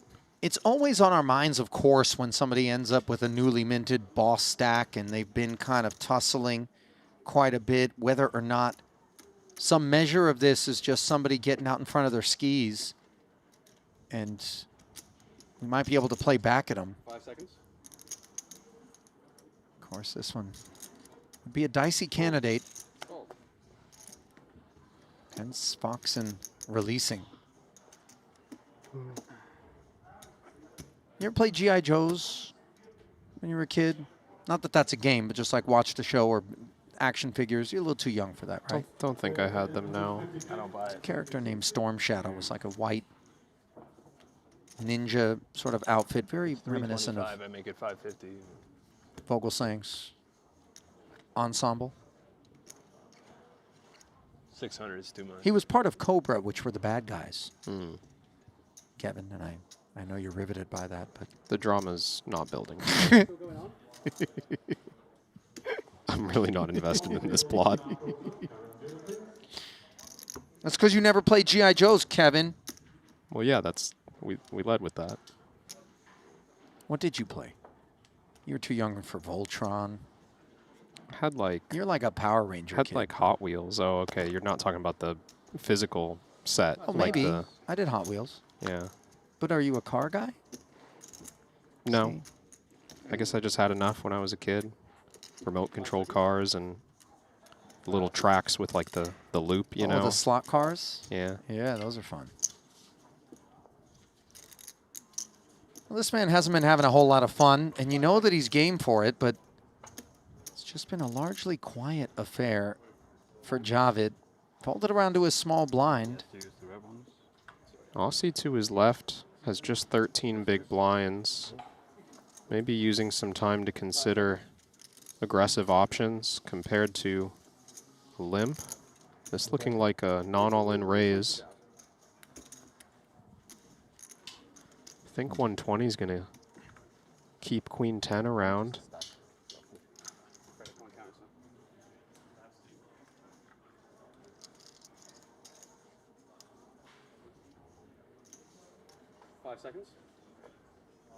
And straightforward is the defense from Katola. And above average is the situation he's in. Position and a dominating hand with 290 in the middle. Hello, trip nines. One was all Javid needed, and instead he finds 3 of them. Katola, no diamond in hand. Action checked over. These board textures, Kevin, you know, I hear where you're coming from, by the way. Apologies. Quick check, I believe, was what you were focused on. I mean, and you know, I'm not necessarily saying what an obvious trap. I've seen this before from Ismailov, pre-flop aggression, and then just pass it over. I believe it was these two locked up on an 8-high board. Well, this 9's just full, and this is issues for Katola. A merciless turn in terms of him being able to save chips. This is nasty. 600 behind, 300 in the pot. You got to think your queen 10 is good.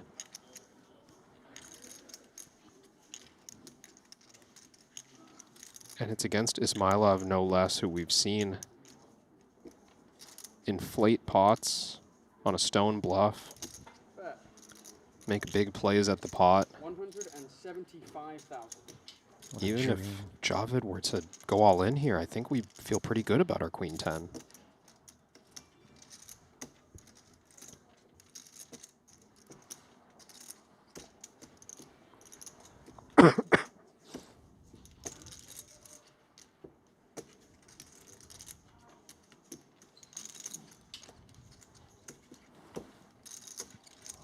I mean, 420 back. If Javid calls, the pot grows considerably to a size that leaves Katola well beneath 1 SPR. And we would hate to lose a customer. I mean, we have this one by the gullet.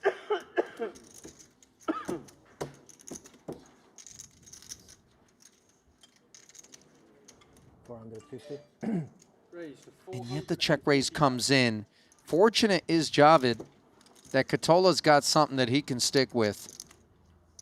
TBD how it plays out as we do duck in and find Wang Ye with bottom set here against top pair and an open-ender.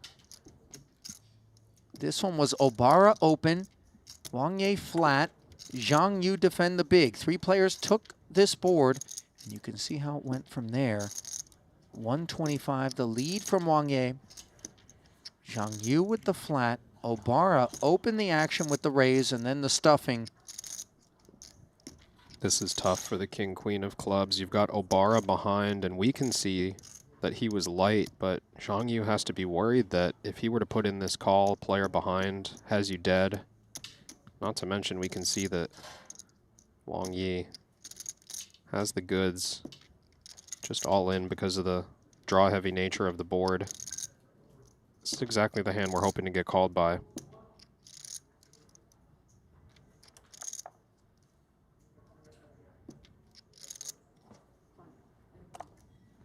It's a nice fold. Tough to do off of a short stack. And you're obviously a little bit disheartened by the fold behind you because you kind of hope that that hand gets in there and you feel even better about it. But that's a good point. Zhang Yu's not going to see showdown. He's not going to recognize that he made the correct fold. Was maybe more worried about Obara. Well, we last left Ossi Katola in a spot where we didn't think a fold was in his future. After that check raise from Javid Ismailov. Efforting how that one played out.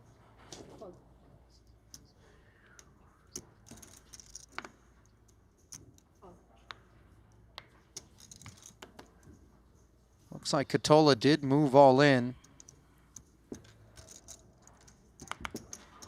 Ismailov claiming his pelt.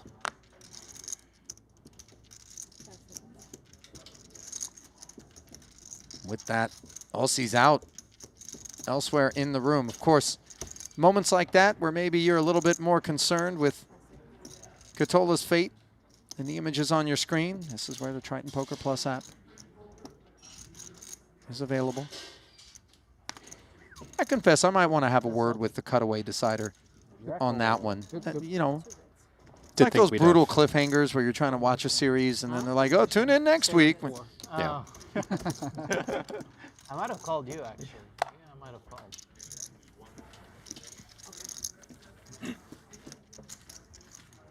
I'll let him think it up. You know? I don't want to get shoved on lights.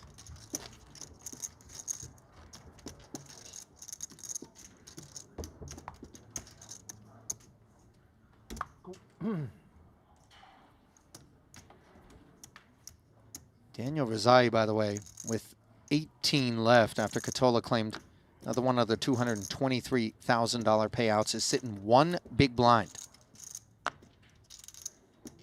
With a ladder available, I would imagine everybody's going to be waiting for Rizai. 400,000.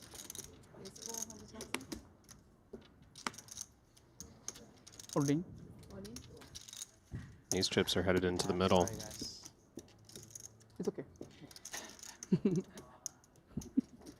Mokri's apology here is because we expect some stalling. I don't think they're even playing a hand over there. There's no point, I guess. Good luck, bro. Not a whole lot of it in the end. So all in and a call. I have a good feeling. Good hand. Huh? Good hand. I think somebody folded an ace. I'm sorry to say. I think Folded a 5. Oh, and he folded an ace. I'm sorry. I power ace. Yeah, thank you. I folded Jack 10. No. Outflopped. Enough of Mokri can Had get a good behind feeling. this. Yeah. Let's keep that feeling up.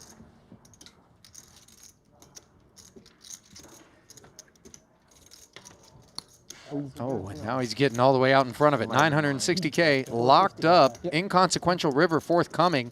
It was a bit of risky business, just given, as I mentioned, Kevin, that Rizai was sat with one big on an immediate pay jump. Yeah, but 18 left.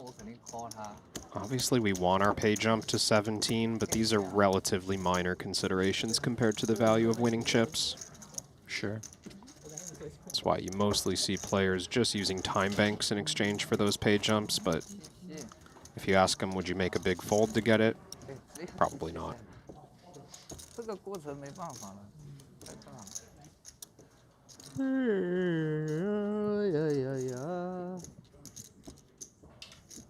Looking at chip distribution right now,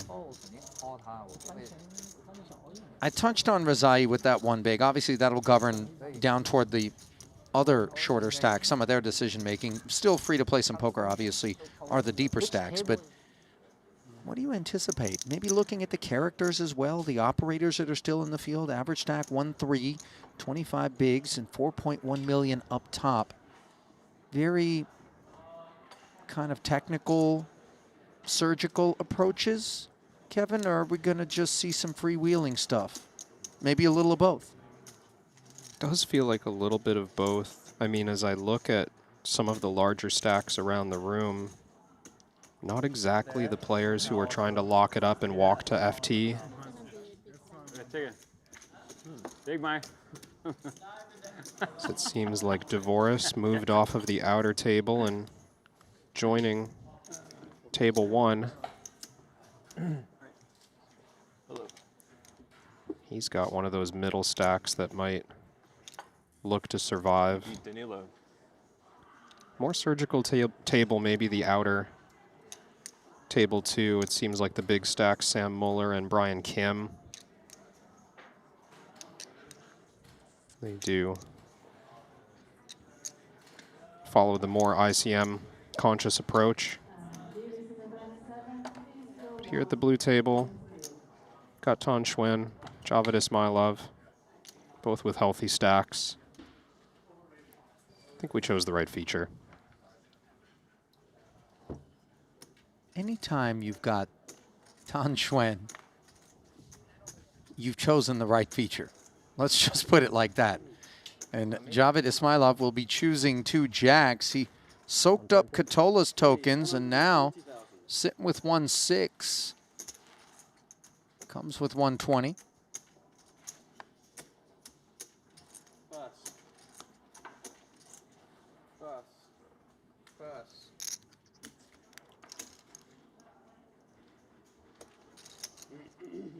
Very nice hand.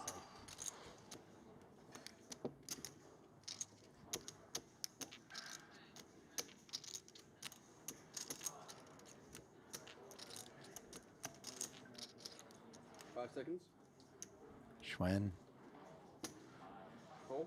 Feeling sticky. With 7-5 off. Not going to stick there, though, because Razai's final blind is in play. Fellow Austrian Sam Mueller with a little knuckle bump. As this one isn't going to hurt his feelings if it doesn't go his way. Ace-King for Sam. And Razai unable to put anything together. My wife really wanted to check out that. Moved all in under the gun. Mueller provided insulation, but 7-3 offsuit ultimately could do no better than a pair of threes on a ace deuce deuce 4-3 run out. Ace king vanquishing Daniel, but obviously pleased to be getting at bare minimum a rebate, hopefully a little bit of profit. You don't spend that much time in the States. Not anymore. My There he is. I used to visit a lot, but now they live in Korea, so Yeah. no reason to go there anymore.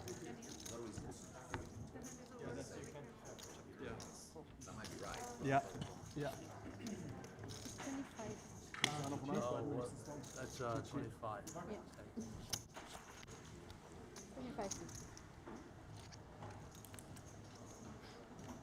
Not exactly a huge uptick to Mueller's stack as we flip back over.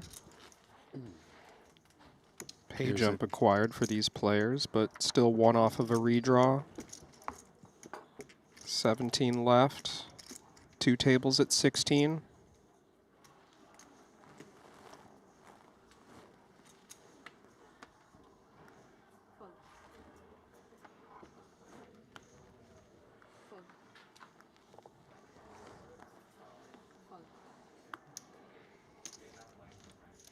$248,000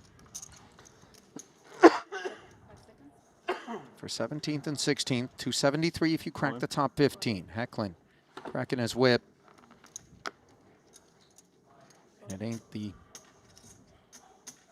most menacing piece of rawhide in the room, but does get through those blinds bit by bit. Only folding if it's suited? Yeah, maybe it's. You're calling if it's suited? 3 different ranks, but folding ace? You've got an 8, you're going to call with 9, 10, jack?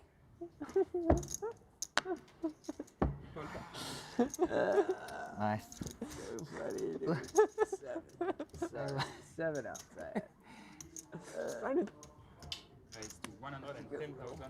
Coon's tickled. 2 outs.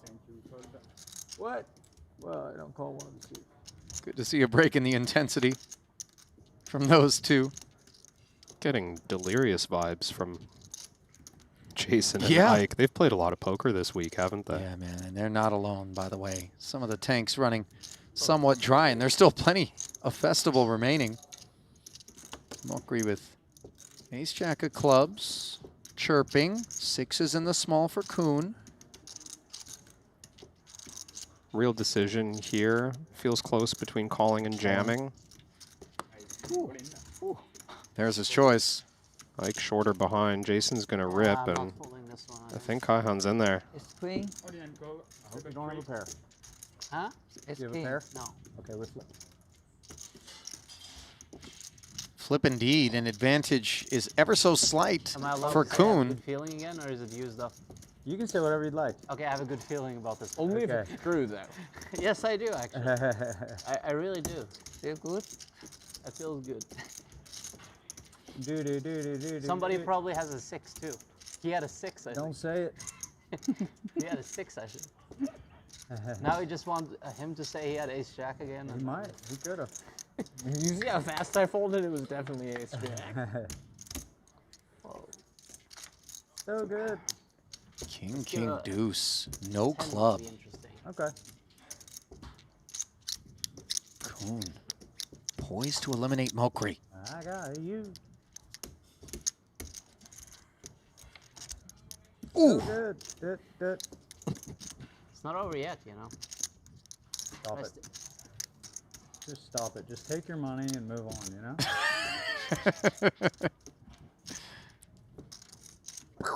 Wow. Cayenne Mokri and Should his be feelings. 1-1-45. 1-1-40. Could be a band. No. 1-1. 45, I think. 45. All right. Not an insignificant blow dealt to Jason Kuhn's stack. That'll take him out of that top strata. Mokri said he had a good feeling, and by the way, the good feeling started in Cyprus when he squared off with Monarch and won millions. And those heads-up freeze-outs that started a few short weeks ago and have continued here.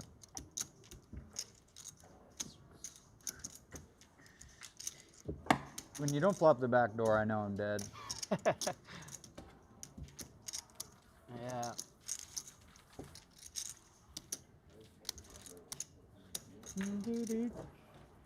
Maybe I'll become a winning Triton player after all. Famous last words. Uh-oh. Was just investigating the track record. Kaihan picking up his This, and then I win the main too. I think. You feel like he's in the black or the red? First and only title in Monte Carlo, 30K, 8-handed for 1 million. Hasn't cashed I was since. going back-to-back 150Ks for that turn card. I really did. 3 festivals, no You wanted cashes. the last time? Oh my god.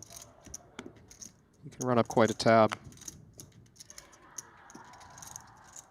I think 4 million will get him into the black though. Places, cool way. Jack 10 of clubs, black, and seeking. Something on that side of the ledger with this open from the hijack.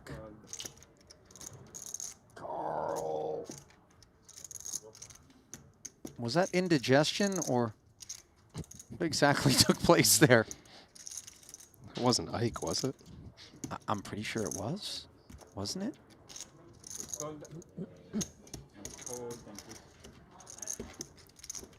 How did the dealer manage not to interpret it as an action? Yeah, I'm not impressed. sure. Maybe it wasn't Ike after all. I think it was Jason. Yeah. Because surely I couldn't get away with just saying call that way and then being allowed to fold. Meanwhile, getting away will be Zhang Yu, presumably, in the face of this follow-through from the top pair of Obara.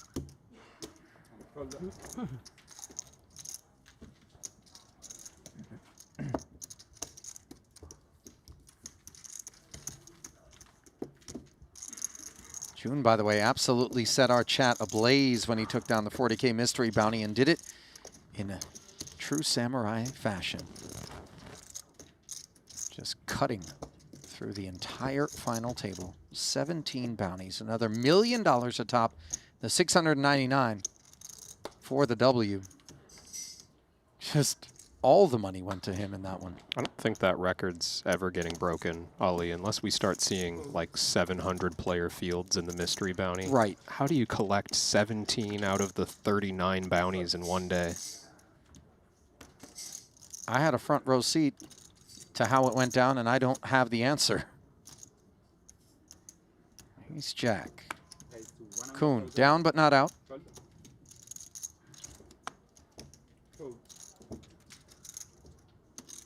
$100 to skate. King 4 has options out of the big blind.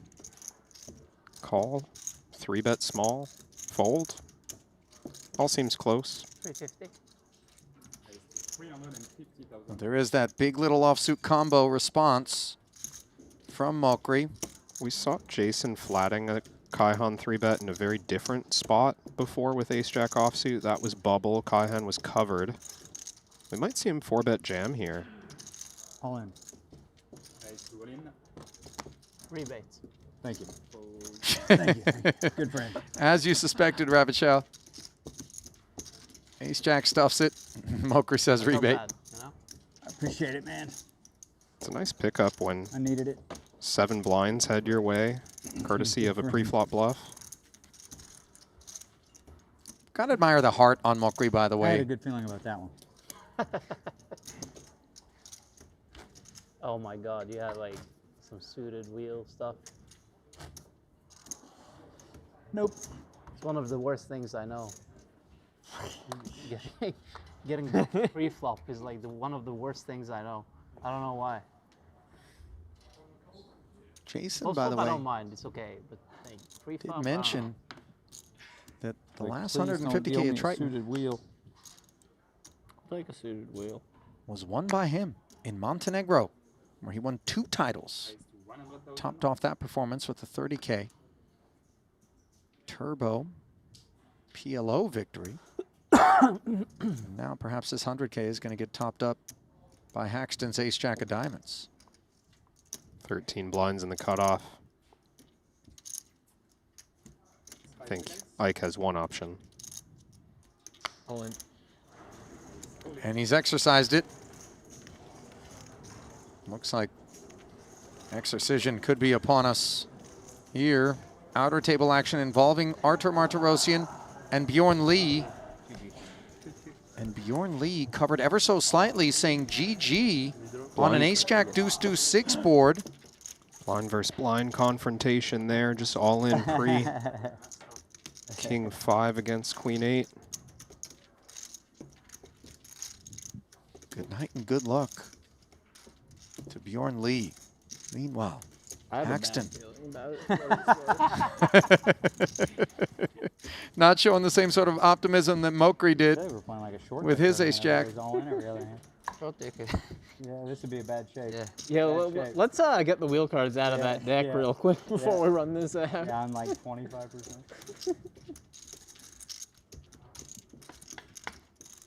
To the flop we go. Advantage Kuhn, and it stays there. Okay. He's got a backdoor this time, so I feel safe. I feel safe. He needs the backdoor. But I can't counterfeit you. Nope. And you can't pick up the flush draw either, which means the same 6-outer that Mokri Still don't have a good feeling about it. picked up on the turn is the one. Great. I don't know what that means. But. Haxton needs to hit on the river. Not home. Good luck. So Kuhn riding the roller coaster. And Just Haxton in time to play the Bounty Quattro. Good luck. riding his bike. Thank you.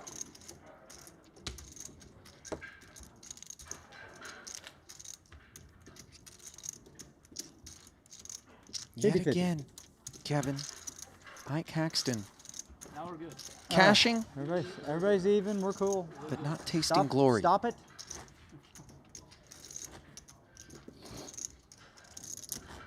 It's like it never happened. Oh. Just like that. Kuhn up to second in chips overall, behind Christoph Vogelsang. He is the boss man, 51 bigs deep, and fortunately for Jason, not at the red table, as 15 remain here in Jeju. On tap payout, 248,000 with an immediate ladder of 25K. If you can crack into that top 14. Top 15, rather. Forgive me. We're going to bring you back to the desk. Ali and Kevin with you here, and apparently it is dinner time. The bell's been rung, so players are going to head out. You guys are going to have about 30 minutes, by the way, on this particular break. But before we head to that protracted break, Kevin, as you look here at the remainder of this particular field, I would imagine the fact that Jason was able to rebound back up there and the fact that we know he's a closer makes him a real threat to Vogelsang in the bid for the title. Yeah, Ali, you mentioned Jason won this tournament in Montenegro just a few months ago, looking for back-to-back. We've still got a fair bit of chips in play. We didn't move that quickly from the bubble down to final 2 tables, and I think that's because average stack still sits at 30 big blinds. There's a fair bit more play in this structure, and just look at the field that remains. I mean, extremely capable and extremely sharp decision makers. You know, not going to be an easy path for Jason. No, very much so. Zhang Yu, 10 big blinds. Henrik Hecklin, 6 big blinds. That's the bottom of the leaderboard with the average at 1.5, good for 30 big. So with that, we will send you to a 30-minute break, but you don't want to miss it. So set your stopwatch, set your alarm, do what you need to do, and come back and see us when we resume this 150K in a few.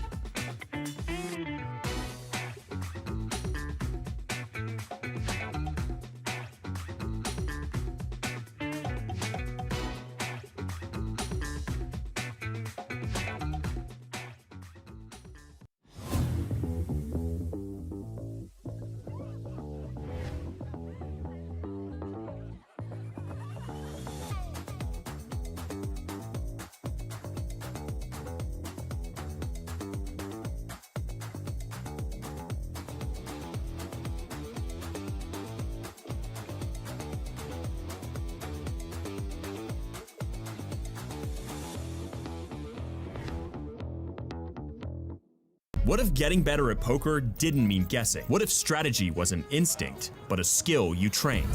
It's time to enter the poker arena. The moment you join, you begin your climb.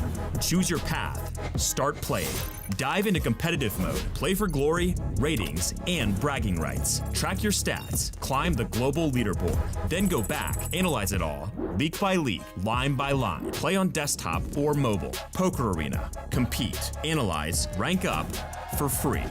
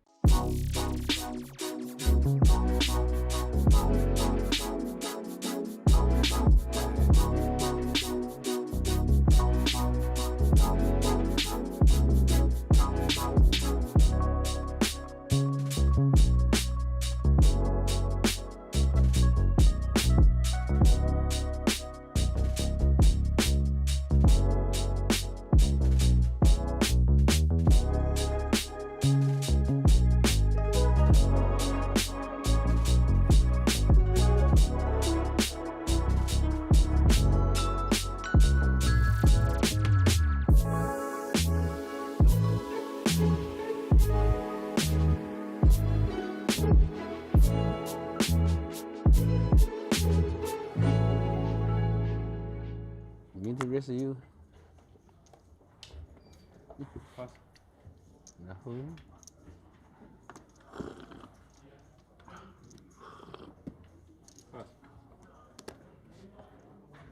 Ali, can you please go out there and mute the mic of whoever's slurping?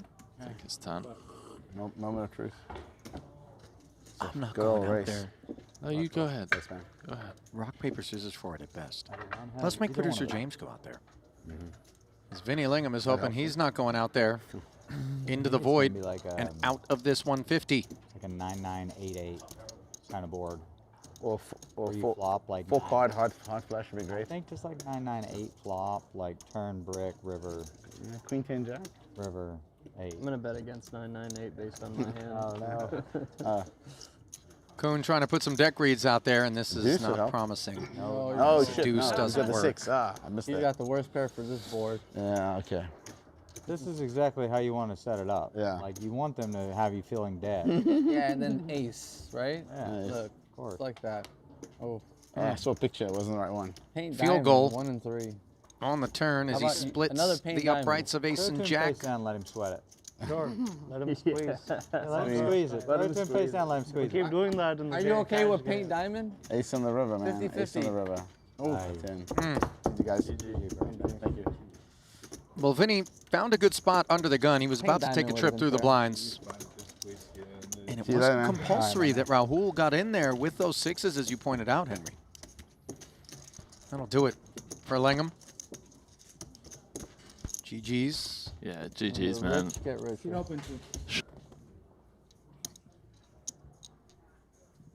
Reuter seems like one of those guys that between stops is definitely unpacking spots, reevaluating, and coming back even stronger.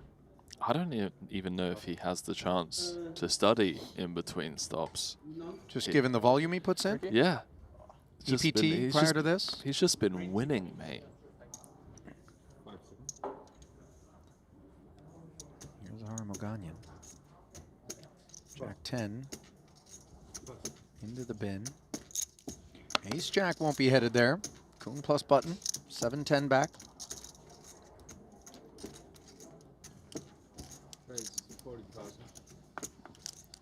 Min raise open. Binder, he's looking for a spot. King Jack offsuit against the button open from Kuhn wouldn't be faulted. We might just be down to 29. Put in. Rips it. Not deep enough to shed Jason's ace jack. Oh, it's one of his kings dead as well. Not what you want to see. What you do want to see if you're Jason, though, is a dominated opponent. The king of hearts. Wow, thanks for Rahul that, just- Rahul. That's exactly what Binder wants to hear. Say it again. Say it a bit louder. Really know how to bring joy. No one has a big hair, but. This is kind of what Brandon was saying. It was like, don't get too greedy. Can Binder find some help? Ace That's a 5, pretty 6 weak flop if I've ever suggests seen one. absolutely They, not. they got deuces in versus ace jack the other day, and the rail was calling for a deuce. I'm like, no. You had deuces? No. You can thank him for this. Drawn dead on the turn. Thank you, bro. 10 jack off. Always rated to be the Obviously. case. Wow. Binder Not dispensed. really. Wow. Thank you. You could tell some people are like Wasn't a big over it at this stage of the hold'em part of the tournament. Series rather. Open on 2. You can open it sometimes, I guess. I don't know. You're short. I don't think I can open it. You're stacked. A little annoying. Wait, so you had ace jack and someone else had. No. I was a spectator at this.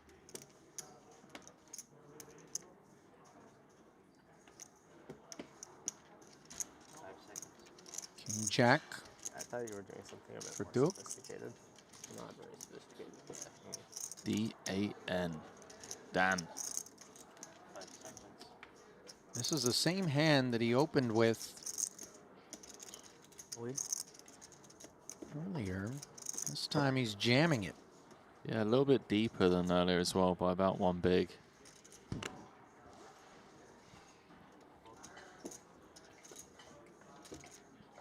Different situation now that we're 9 off the money. Oh, hello. Just run into the blades. Yeah, situation a whole lot more different in more ways than one as Divorce motions for a count.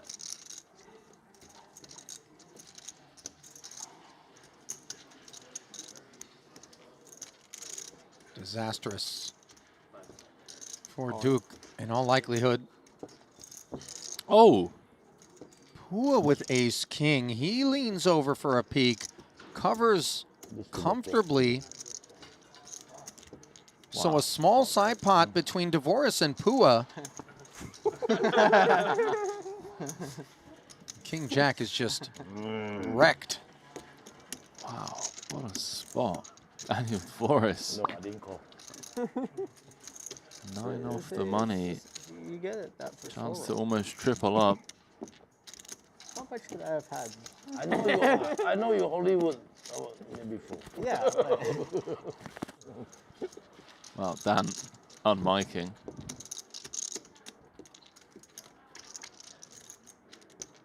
Don't think there's any need for that, and 10-4 deuce 3 or 5. agrees. Maybe king. Oh, no king. Queen for a sweat. Queen to keep the dream alive for both pull and win. Instead, it's a deuce. So King Jack drawing dead, as is the ace king. That'll do it for Duke on win. Fought hard. The fight comes to an end. Pua with plenty of reserves. But on the topic of plenty, just look at the number of tokens that flow in Divorce's direction. Yeah, Divorce up to 12th in chips now, courtesy of that cooler. Sit open on 5. 40? 40,000. It's just like numbers in there, you know, sometimes. Ace king of spades, as Aram advising us that his contacts might be a bit of a mess in the address book. Rahul picking 10-8 of spades to 3-bet an under the gun open from Kuhn. This, I confess, is a bit surprising. Kuhn's stack, not really the one to be picked on, and this is not the hand generally we want to be trying to bully with. This feels to me a bit like stories we've heard from Phil Ivey and Phil Did Hellmuth. you start with 700? Stateside, how, you know, people show up and Yeah, I think I know. they want to tell their friends back home. Tomato soup. A one hand against Ivy. Raoul wants to go back home and say, I bluffed Mr. Triton himself. 12-time champ Jason Kuhn. 260. Raise 260,000. Well, I think the script just got flipped on that storytelling effort for the man from Dominica. Oh, wow. He's ripped it. What on earth are we bearing witness to, Henry? It's Mr. Triton himself. That's what it is. Perhaps getting a gift-wrapped 805. 40 big blinds. It's just insane. I mean, listen, it isn't over yet, but 65-35 with 1-6 in there. Didn't think you had it. I didn't think that you didn't think that I had it. That's brilliant. It is what it is. Jason, I'll tell you this, Jason hates to see this shit right now. Yeah. It's alright, I guess. No, I hate it. Now he hates it. Joe's my boy, though. He's gonna bail me out. He's got me. Not gonna let him do me like this. Spade for a sweat. No, full of horse. Another 4. 4. Added an out. Did add an out. From 6 to 7 of them for Kuhn to somehow haul this in. And there it is. Wow. So, you just gotta be so confident, that's all it takes. Yeah, yeah. Good game, guys. I mean, I you're was feeling coming like back to that's applaud. justice. Best hand won. But yeah, I love that from Raul. The line was just iconic. I didn't think you had it. Sure. I love Nice this call. guy. Thanks, man. I hope to see him at least fire in the main. What a scam. Where's the rest of it? The high safety? Wow. Jason Kuhn, chip leader, 27 left. Well, is there anything you less wanted to see if you're parked at Rose left in the field.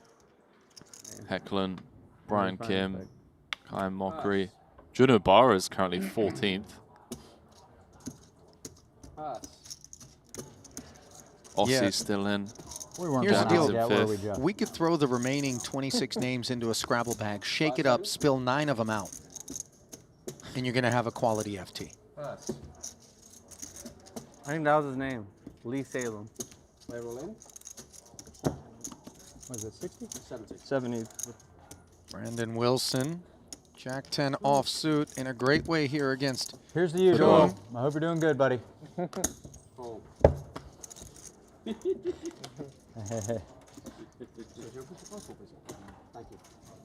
Brandon with nowhere near enough chips to muscle Kuhn Let me see. off of Lee even Salem, something as remember him? dusty as 10 deuce. It looks familiar. He played at Commerce with us a lot. Now it seems familiar. Played at Commerce with us. Wow, GG. This guy walks away. Yeah, dude. He's running dead. It was a pleasure playing with you, man. I'm sorry. Apparently Kuhn has just checked out of this one.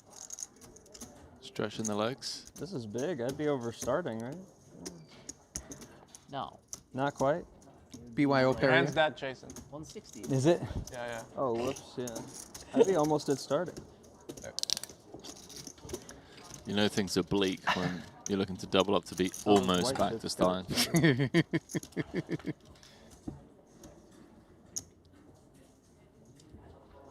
Ouch. Doyle. Interesting. Wow.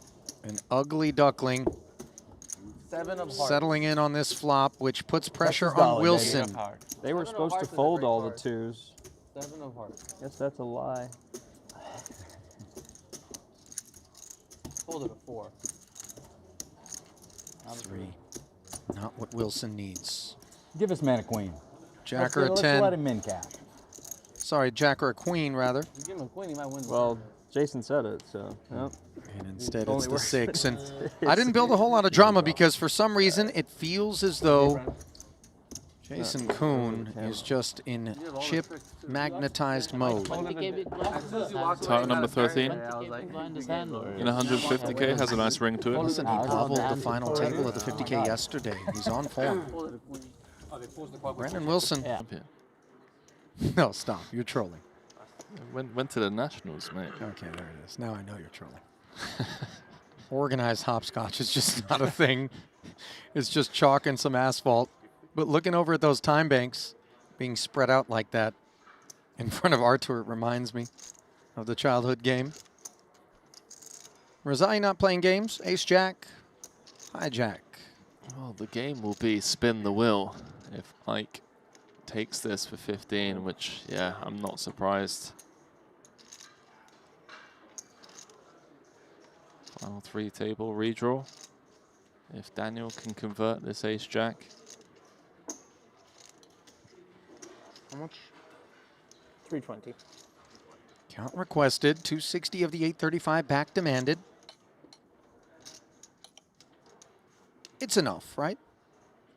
I mean, it's 12 bigs. You just have to call after opening. You're going to get shown like king, queen of spades, ace, 10 of diamonds. Yeah, there's definitely enough hands that the ace-jack is in front of to warrant this choice.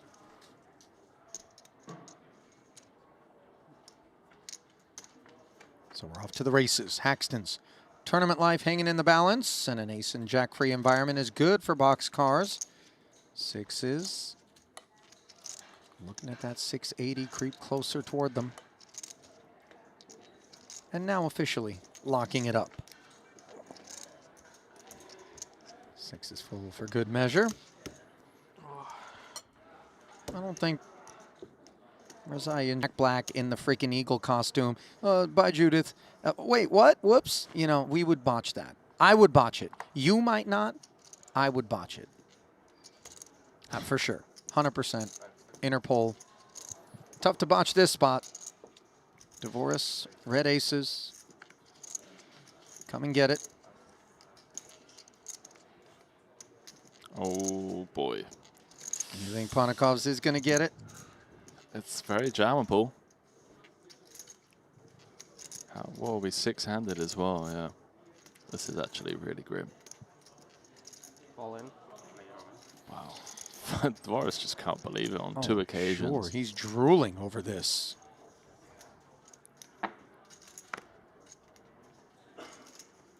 Two occasions he's just had people jam into him. Aces? Yeah. Yeah, Alex just nodding his head like, okay, sure. Closing in on the bubble of 150K. Unknown how many bullets that man's in for, but you can just see the distaste aces, yeah. for this setup. 6-handed, yeah. Aces, okay. I'm seething for him. Me too. Not even being a homer or anti-sweating Divorce, you can just sympathize, and boy, it's not looking good now. Runner, runner, spades. Or another ace. Yeah, you're right. 5th ace, chop it up. 1.1 million. No. Isn't Divorce's just yet. GG Ronald. Artur recognizing the potential TV table run out. 8 ounce once. Oh my goodness.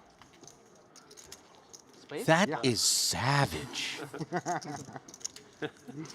And no better way to plant a smile in place of what was dismay on the face of the Latvian than that right there, Henry. And if you're Divorce, you're sick. It's brain stew. You know what's kind of crazy is I've had brain and I like it a lot too. Persian cuisine, it's also available. Have you had beef tongue? Yeah. That's good stuff too. Huh? That's good stuff too. King, queen suited, good stuff here for Divorce. Sort of more mainstream cuisine. All in. Play roll in. And worth the entire clip. Oh, okay. Wow, this would be so grim. Imagine if Ponikov showers for us, which he's going to do 59% of the time. After the ace-10 cracking the pocket aces.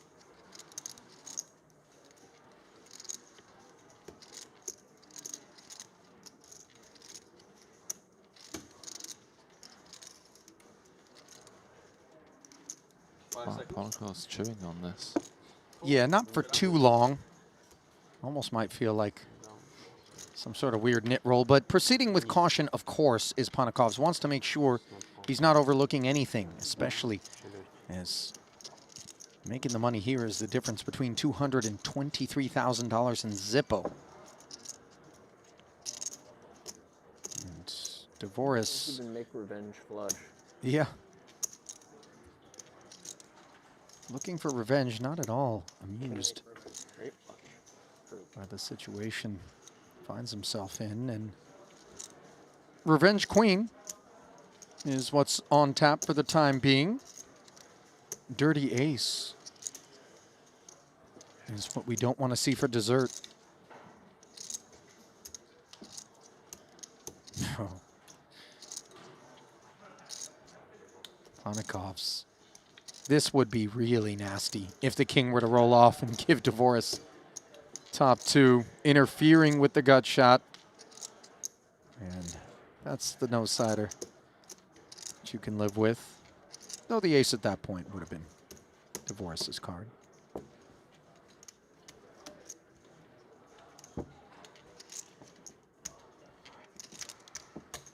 By the way, Black-White Champ in the YouTube chat, Henry, stepping in to... Versus Full House. That's all available over on the Updates tab. Raise under the gun available to the King, Queen of Clubs. Elton comes with it. Ace-6 of spades, direct left from Martirosian, leaning over for a peek at the depth. Feels ambitious. Agreed.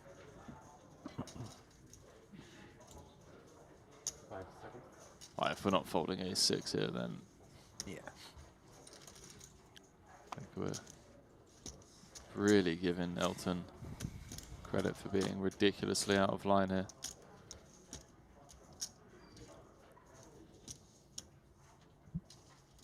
Clemens, fresh off that double.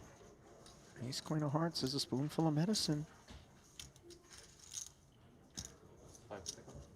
110. Serves up a dose. Does Clemens. 110. This is pretty sexy, just taking it heads up, like clearing out everyone behind with the 3-bet. Willing to stack off against Elton, of course. Just doesn't want to take this multi-weight.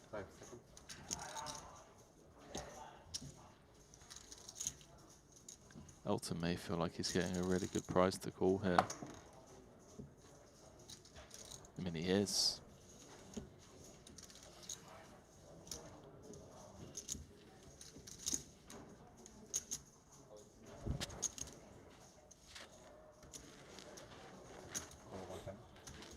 Elton calls the extra 60.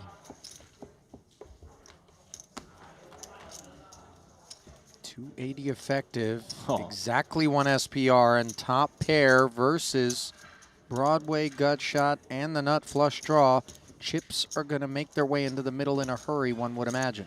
On the flop? Let's see. Feels inevitable. Man, how often do you flop top pair, backdoor royal draw, and not have the most equity? Yeah, that's an excellent point. Reuter with a 5% edge with 2 to come. 60K C-bet. Ace 10 heart. Is this a classic case of too many outs? 10 of clubs feels like a fair turn card. Elton clicks it. I love that we're playing a check raise, non-all in, when we're, what, 10 big blinds effective on the flop? 160 back, and that is a dream turn for Elton. Wholly uncomplicated. I think the rest is forthcoming.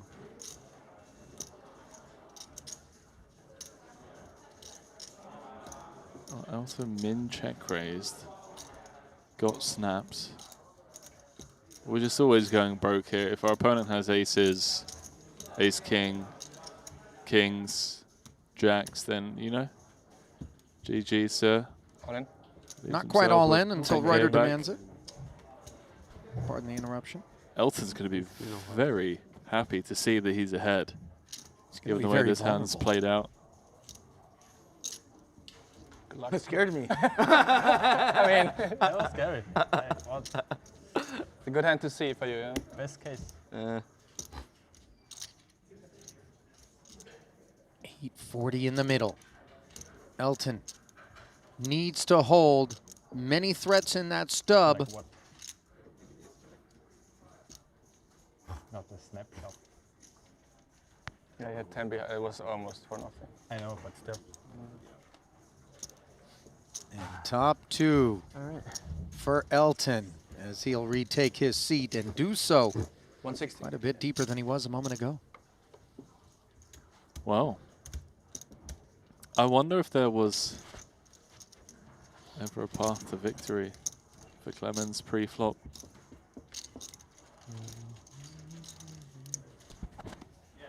You can use the app to watch the stacks.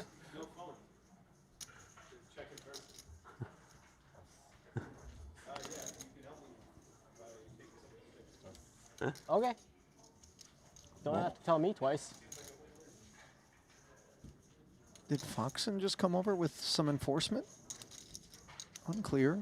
3 tables remain. Only at 2 tables are the phones removed.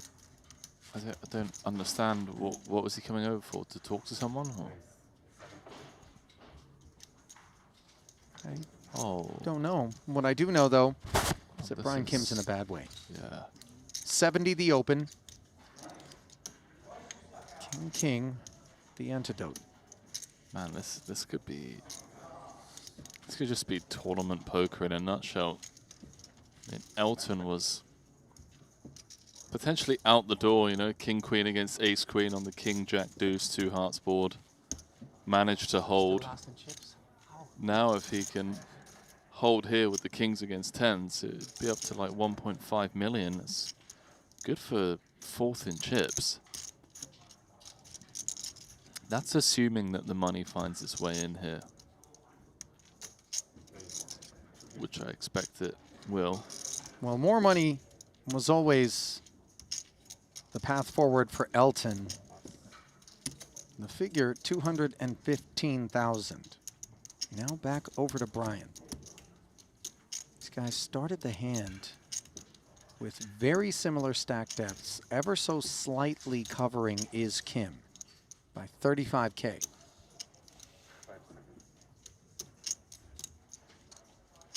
All in. He's ripped it, and he's going to get snapped.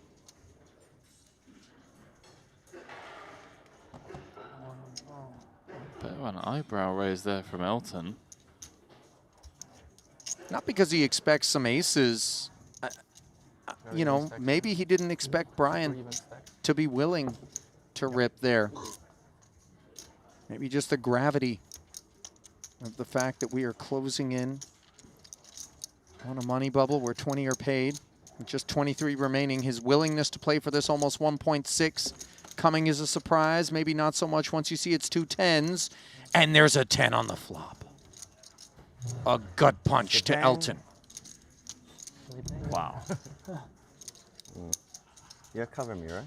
I'm not sure. I think by a little bit. It's very close. You know, I gotta say, not just because there's 2 to come, and the 4 of hearts not providing any help to Elton, but because it just speaks to the humility of Brian Kim. I really appreciate the way that he's dealing with having basically coolered Elton in a savage way. GG. Just head down. You should count, though, right? Let the board Elton run weighed out. 800. You know. I mean, yeah. That's cool.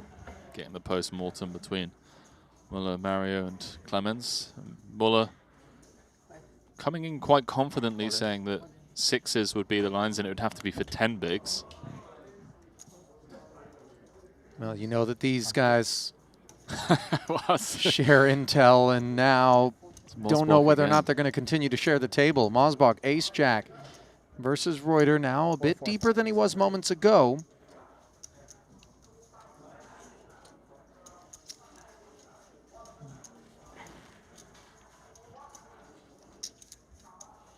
$15 bigs. It's an earlier position in the jam. For more chips. Yeah. If you have a choice between fives and ace-jack to make the decision with here on the button, if you're Mario, which one do you like? I think this is a fold as well. It's close. Ace-jack suited, we're in.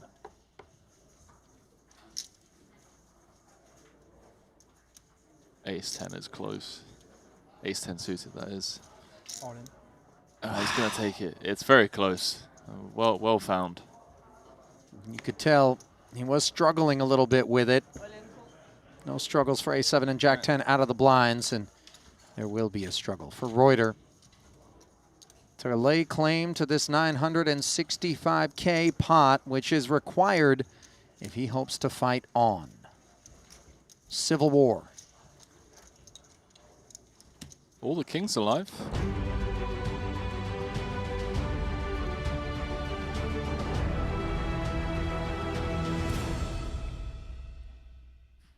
Oh, we're back all right. Event number 7, final 2 tables, 150K.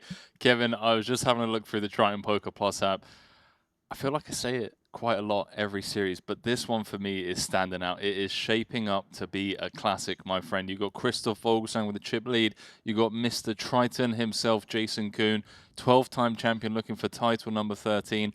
And let's not forget about the Ivan Liao Player of the Year leaderboard implications here towards the bottom of the chip counts. You've got Artur currently leading that race. He's in 10th, but just on his tail, Mr. Alex Foxen. He's currently in 11th place. Alex Foxen's still in the 150K. We saw he had a late night playing around the clock with those heads-up battles against Aussie Katola, and he's still out here performing in the 150K. I mean, these guys just don't quit. I mean, could have been worse, right? If he was down 7 million instead of being up 3 million, maybe you're not as happy to be here still. But when you got like a 3 mil burning in the back pocket, you know, a couple of Red Bulls, some coffee, you're good to go. Come in with a little extra confidence after that win for sure. 15 left in this couple of short stacks belonging to Henrik Hecklund on 6 bigs, and Zhang Yu, he's currently sat on 8. They're going to need to spin this up if they're going to make it down to the final table. And honestly, it's just worth mentioning literally everyone left in the field. You've got Juno Barra, fresh off that title, Tan Xuan, Dan Dvoris, Mario Mosbach, he's out here looking for another title. Wang Ye came second in that 100K short deck. Kaya Mokri, Sam Muller, Brian Kim, and Javed Ismailov.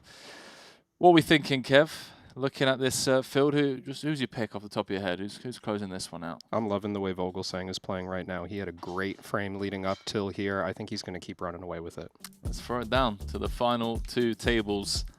All guaranteed a cool 273,000 for their dollars, for their efforts rather.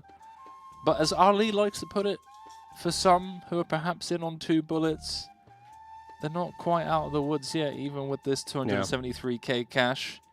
No, these are fairly flat relative payouts leading up to the final table. Even like all the way up to, I want to say, final 6, final 5. I mean, difference between 5th and 4th is 2 buy-ins. But I guess when the buy-in is 150,000, then, you know, those add up. Few and far between in terms of 150Ks around the world. Biggest buy-in of the series in the no limit schedule. Should we refresh red timers or not? Opportunity to get unstuck, perhaps. Anyone who started off cold, I mean... I was saying that, yeah. It matters. It really does.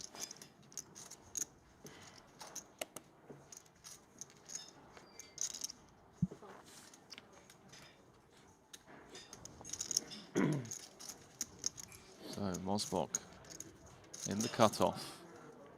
15 left. Did Jason do a wardrobe change during dinner? I mean, why not? I feel like he switched into his evening wear. I feel like he's wearing the... Wow, what a flop. This could actually be disastrous for I agree. Artur. I mean, Mosbach opening the cutoff, we don't expect a lot of sevens in this range. Assuming we start with a bet, this is a board we would check behind somewhat often with range. Mario's not going to play this one too deceptively, and this could be dangerous if Martirosian goes the aggressive route. I mean, check raising the 6-3 feels like the play, Henry. Yeah, especially against this size. Come on. Mosbach. The little 50k into 275, just hanging the carrot. In front of Artur. He takes the bait. Check raise to 175.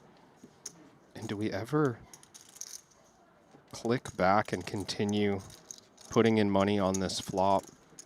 A7 obviously really, really strong on this board, not so vulnerable, but sometimes we see a little back and forth on the flop, trying to put pressure on a 4, a straight draw. And what kind of turn cards would you expect to see Artur continue on? Like all the low ones, right? Okay. So if it comes 8, that's really dangerous for Artur because he'll want to run the bluff. Even this 10 is not so bad for Martirosian.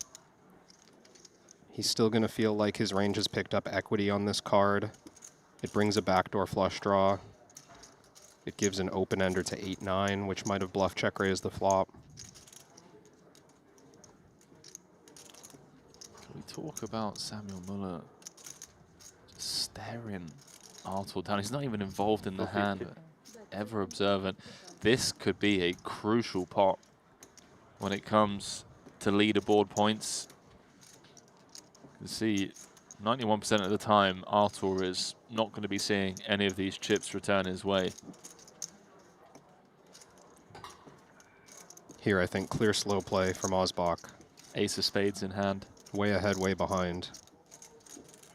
Just have to fade the gutter. And it's going to be tough for Martirosian not to run this bluff on the river. Even after getting called down 2 streets? Well, let's think about, I guess, the weaker hands that Mosbach might have right now. He would float the flop with something like King, Jack, King, Queen of spades. He would probably float any ace high, although 175 was the flop check raise size, maybe enough to get like ace 9 offsuit to fold the flop, but ace jack, ace queen, these kind of hands might stick around. I expect those hands to fold the turn, though. I think now Martirosian putting him more on ace king at a minimum, turned pair of 10s, turned flush draw. Well, just in case he was up against 7-4 pocket 4s. Mosbach rivers the full house. What are we saying, Kev? We running this? I mean, every straight draw has missed. Only argument for giving up is that some of those lightest floats, the ace queens, the ace kings, they've now rivered a calling hand. But Martirosian's claiming to have 3 of a kind, and once in a while you're going to want to bluff. We might think we can get pocket 8s to fold, pocket 9s. Can certainly get king high spades to fold. Maybe even a hand like 10-9 of hearts will get to the river and then fold. Artur's not one to shy away from a triple barrel. It's just so hard to shut down with the absolute bottom of range, no spades. Mario might even have 5-6 suited. Wow. Well, fortunately for Martirosian, this time he decided not to run it. I do wonder if the ace of diamonds actually saved him his tournament life here. It does feel that way. Henry, I think on a blank river, put like an offsuit jack or an offsuit deuce, and Artur would have been out of here. Mario Mosbach up to 2 million chips. Good for 4th in chips overall. Mario. Ping-ponging across the table. Hang on, what have we got going on here? It's a pre-flop 3-bet pot. It was Wang Ye that opened to 120K. Cayenne flat from the hijack. Vogel 3-bet to 450 on the button. Mockery called. Came King, Queen, 4 rainbow. Went check. Bet 250 called. Turn 5 of diamonds. Check 475 called. There's 2.6 million in the middle. This is a chip lead pot. Queen may be a big card on the end.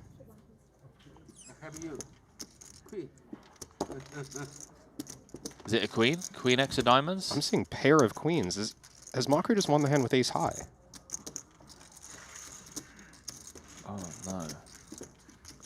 Pair of queens is unpaired, right? Vogel saying shaking his head. No, I saw a picture card in Vogelsang's hand. Could have been ace jack. There we go. Cayenne Mockery, ace queen. I think Vogel had a king. Okay. Cayenne with ace queen of diamonds there. He had picked up nut flush draw on the turn as well. Understandable call twice. Thought for a minute there, it was one of those, you know, nut flush draw peels twice out of position and ends up beating a bluff. Just a cooler there. Unfortunate River is going to send the chip lead from Vogelsang to Cayenne Mockery. Well, sometimes the deck deals you a winner. That's the case for Cayenne Mockery. That's a huge lead now over the rest of the field. You know, Henry, I'm reminded as we're over at the red table, I don't know if this came up before when you were on air, the security upgrades being done that we've been told occasionally are going to lead to missing hole cards on this red table. Please do remind us.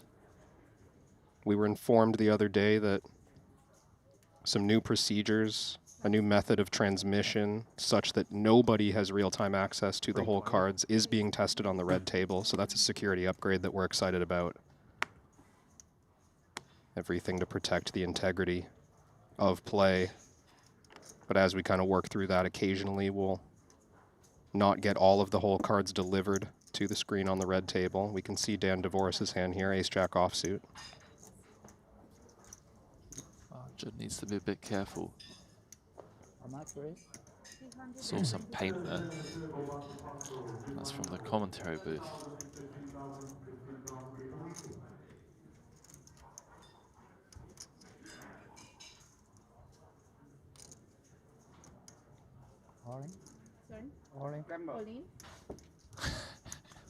Who said gamble? Dan. Dan loves it, mate. No gamble for the ace-jack offsuit. We weren't planning to get that one in, just a 3-bet bluff. Wang Ye takes that one down uncontested. That's a big pickup. Just someone saying encrypted wireless. Yeah, so my understanding from producer James is that nobody, not even our guys in the security room that you need security clearance for to get into, know the cards for 20 minutes. So there's a 20-minute delay, hard delay, between the table and the guys back end with security clearance. And I think that's just a byproduct of the stakes that we play here. It's important. Yeah, now we've got these like heads-up matches, you know, it's... Yeah. Look at this from BK, by the way. This is a nice find against Under the Gun. Wheel-suited ace versus wheel-suited ace. Let's not assume that this one's over. Foxen with options against the 5 big blind 3-bet. You remove the top of the range somewhat well when you've got an ace in your hand. Although I think Brian from this position is going to be 3-betting non-all-in with all of his 3-bets. I don't think he plays any jams from that spot, so I do think I like the fold. Sorry? Will you stop trying to not pay people out of your blinds? Even after the hand, Fox had like yesterday we had given Brian the stare down. too, where I thought he was owed more than he was. Yeah, always Sam. You know, this big menace around here. I don't think you're going to get much off of Brian. It's always good to double check. Oh yeah, we got camera. Not one to just ease up as soon as the hand's over and be like, haha, bluffed you. It's going to protect that info. 5 seconds. 120. Raise 120,000. Artur finding the min. Inducing action here, the ace-10 suited. Yeah, 100%. He'll happily run this. See if anyone behind wants to run it. Man, how special would it be if Foxen was the one that sent Artur home in 15th? Yeah, Martirosian leaving the door open for the number 2 player in the POY race. 330 in the middle. Both players brick. Jack 5 deuce. Foxen will not be able to proceed in any way, shape or form. If Artur finds a c-bet here, it feels like it's a difficult one to find. Kev, correct me if I'm wrong, but... Yeah, I don't think it's mandatory, and it's a board we worry about getting check raised high frequency. 2 low cards, jack high. The ace-10 may be satisfied to just bet and fold to a raise. It's not our favorite hand on jack 5 deuce. What's the plan though? Like, are we bet calling off with ace high? Or are we I don't like bet think folding so. and preserving? I think that was a bet fold, and maybe like when we've got backdoor flush draw, we go for a check and try to realize our equity. Ace-10, no backdoor. It's all right to give that one up against a check raise, I think. Vieira in the chat saying, luckily for us, Kevin can guess every exact holding. I agree, that's why we got him here. Have you been putting out any content this series? Haven't done it yet. You've been making note of some like, stories heads here up? and there, but Okay. yeah, haven't done those hand reviews that I was doing in the past. We've had a couple of, you know, late night streams for the heads up battles. Oh, that'll certainly just, take note of hands from there as well as the heads up from the tournament series. Good luck. Oh, good luck, boys. Two of the short stacks are going to collide here. I didn't even realize how short these two are. Heckman in the blinds.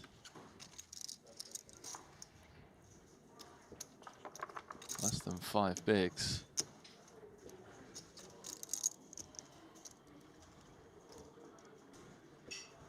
So if it was baccarat, I'll already be winning. Has he been on the baccarat grind?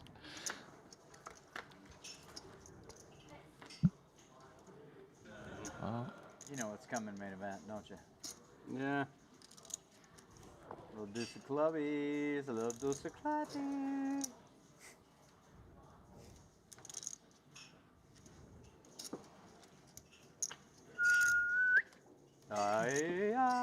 Not easy. Never easy. What now? Never easy against main event. I can't spoil your guys' sweats, but I know what's happening. I think it might be I'm the happy for you, man. Maybe the 8 of diamonds. Oh, I forgot about that. Oh, nice. Good luck, guys. GG's, Jason Kuhn trying to will in the backdoor clubs. Thank you.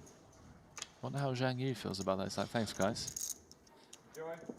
Yeah, where's everyone sweating my side of the run Yeah, out? no one rooting for the ace of diamonds, just to like boat up on the turn. I like the nickname main event. for Hecklin.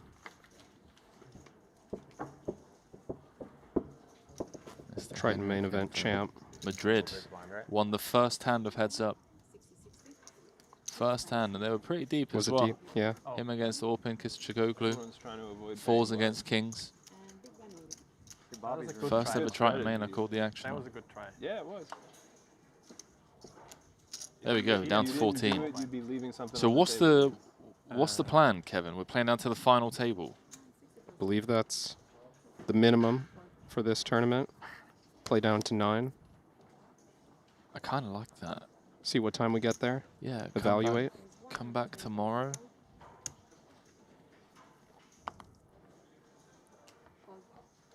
Come back tomorrow for full final table. That'd be sick. That would be sick. Think we can pass the ace-9 against +1 open. Or we could just do a punchery, rip it in and spike a 1-outer. Foxon thinks otherwise. How brutal is it for Artur? It's like his first deep run this series. That looks like a bad one. No? And his nemesis, Alex Foxon, is still in. Henry, how have we not yet talked about the fact that Punat Punsri winning his 5th title, obviously great for him, great for Thailand, great for Triton, great for me. Because I drafted Punat. Nah, come on, I thought we... First event of the series. I'm fairly sure we voided that. We absolutely did not void that. I heard you say it to Leah last night. You were like, look, I feel sorry for Henry, he's a bit jet-lagged. I know you're lying. And I don't want to take his money. You were fast asleep when I was done here in the booth last night. I wasn't. I heard you walk in, mate. Oh, no. I was... well, I feel bad about that, but I don't feel bad about taking your 100K in vouchers. Let me see if I can get it for you. Close spot for Dvoris. And you've got Tan Schwinn, the one who's putting it in the small blind for 15 blinds here. You might assign a wider range than the average player at this table. While ace-jack offsuit might have been planning to raise fold. I don't know if we can stick to that plan when Schwinn goes all in from the small blind. Might have to call this one off.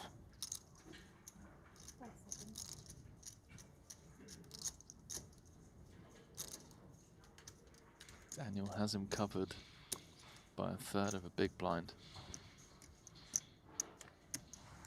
Who are my picks, by the way?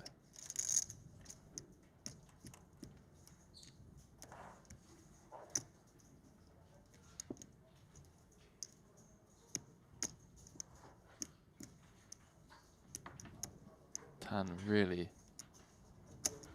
dropping the hammer on Daniel. Ace-jack suited, we're in, Kev. Ace-queen O, we're in. I think even this 15 blinds we cover by just a couple of chips. Not sure if Dvoris has determined the exact count, but that does matter a fair bit, that even if he loses, he'll get a free spin in the blinds next hand for his last 20K, assuming that our counts are correct.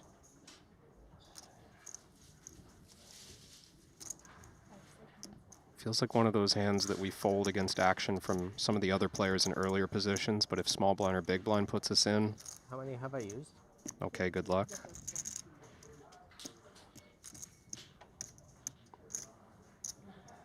Dvoris also going to be thinking about average stack in the tournament. 1.6 million, the current average. So he's reasonably below. A double has high upside for that reason. He's also about to be in the big blind as well. So if he folds, then he has to post the big, and he's down to 10.5 bigs. Sorry, 11.5 bigs. Pay jump on 13. Small note as well, but I do think this is a genuine decision. This is not time bank burning for the pay jump. For sure. 920, right? 920. And we have the hand-for-hand thing anyway, so yeah, there's no benefit to tanking. Those time banks are going to be more crucial as we get closer towards the final table.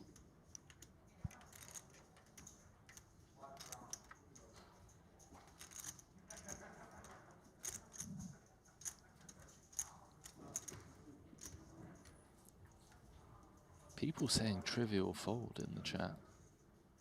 Have to disagree. I think he's about to put it in, no?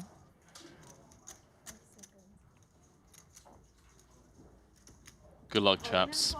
希望大他一点，不要跟他 Not 跑嘛。 often do you see Dan Forrest in the blender like that. He's going to be very relieved to see that he's 大概率 flipping. 是，对吧？要么全 K 同色。把这个幸运石给我用一下。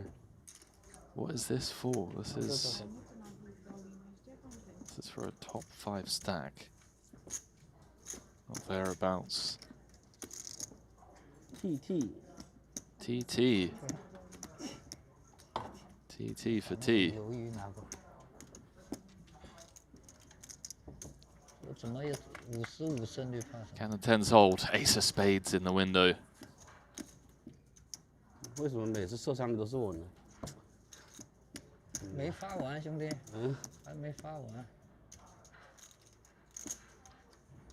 Dan can't believe it. Turn changes nothing. 你有本事再发个 A， 真他妈烫啊！ 2 outs once for one of the most entertaining players on tour, the 3-time champ. Doesn't get there. Got it in good. Almost generated a fold. This is 7. How do we feel about that? Well, they're verifying the counts, but Tanchwin's out the building already. Yeah, I should have 15. Yeah. I don't think I've ever seen Daniel like in the blender that much over a decision. And then one more time bank, please. What's that? Pay one more time bank, please. You don't think it was close? No, you should pay one more time bank because you used 6. Did I? Yeah. I don't think I did. Just fucking. Wow, Kyle. Jesus. I didn't know you Let were the man playing. breathe. No, I just, you do so many other extracurricular things other than playing poker. Let the guy breathe, man. Wow. So, here we are. Our final 13 in this 150k. Norway's Kayan Mokri out in front with 54 big blinds. It's been a minute since Mokri has posted a big score at the Triton stop. In fact, his last ever cash was a victory. Monte Carlo 2024. Paradise bricked. The rest of the Monte Carlo series in 2024 he bricked. Chip lead or bust, you're saying? Chip lead or bust? I mean, this series, yeah, I mean, this is the first time we've seen him in this series, actually.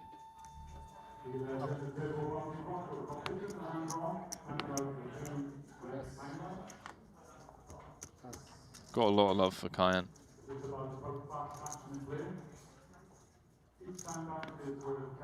I think he's great energy, a lot of fun to have around. Plays at a very high level.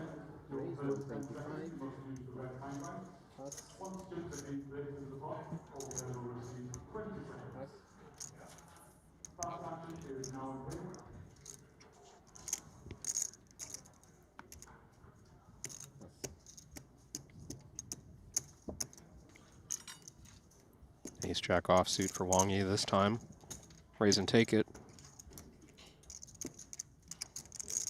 Did a good trip for Wang. Played 2 events, a 100k short deck and a 200k short deck. Came second in the 100k for 1.2 milli. It's clearly been grinding the cash games. My G. I'm not mistaken, we had him in that 1K, 2K, 4K. Yeah. That we covered in Montenegro. I have 4. And 2 reds. Thank you.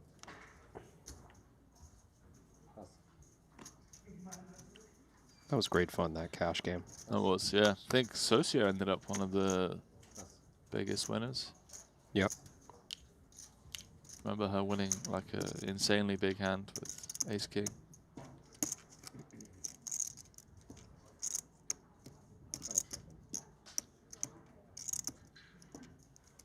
It's funny because if I remember correctly, Divorce leaning blind versus blind here, 10 bigs effective.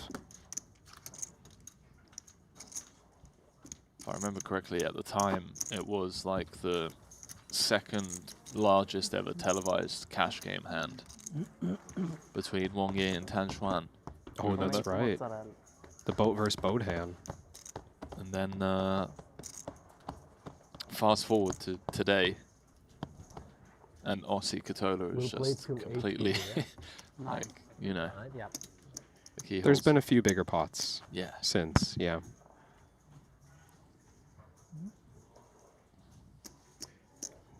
They'll just have to kick up the stakes to match. It's only logical, right? 5K, 10K squid incoming? 5K, 10K squid. How big's the squid? 50K? I don't know. What seems fair? I don't know, but hang on a minute. You saying that I owe you 100K, right? You do. What about my player that's still in this tournament? Who have you got? I mean, it doesn't matter. You still owe me. Okay. You saying you want to keep it running? 100K per title? I thought that's what we were going with. But We can do that. Don't think it was clarified, but it's all right. I'll pay you. Pay that man. Current scoreboard 1-0. Can I slow pay you? End of the trip. Oh my word. What is going on today? Oh boy. Christoph came back with 15 left. He was first in chips. You're never safe in these events. Oh, this is so disgusting. All in? All in.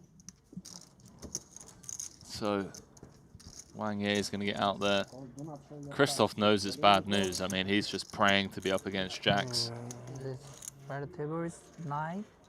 9? No 8? It should be 8, but I think it's 9. It's 9? Okay. 2.4 million chip pot. Better. Can we talk about the fact that if Javid holds here, Kevin, he's going to be the chip leader with 12 left. I have 1 8. How brutal is tournament poker? From chip leader with 15 left to out in 13th. That's what's going to happen 72% of the time. For Germany's Christoph Vogelsang.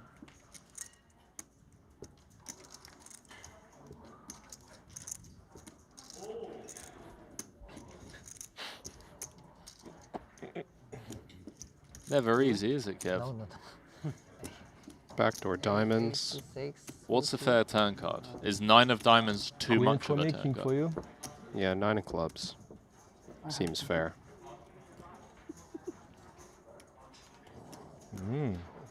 Flush draw. Christoph can't help but crack a smile at that turn card. Diamond or a king to bounce back up the leaderboard. Doesn't find it. GG. GG's, my man. I said it earlier in the series, Henry, it just seems to happen so routinely. Come on. The players chip leading with 2 tables left.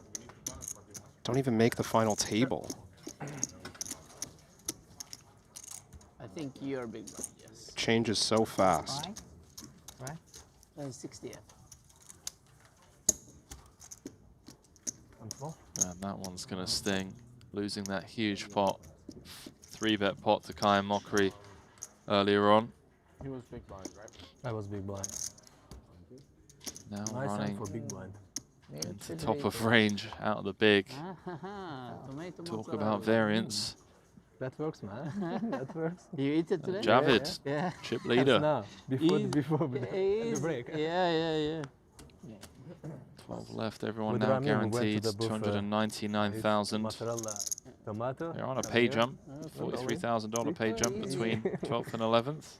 Ramin left today or he leave tomorrow? He leaves tomorrow. He's playing, I think, somewhere there. Okay.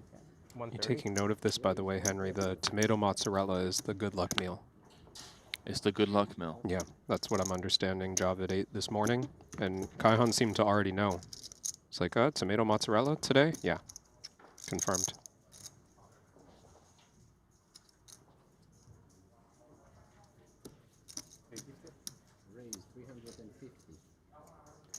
Ismailov out of position.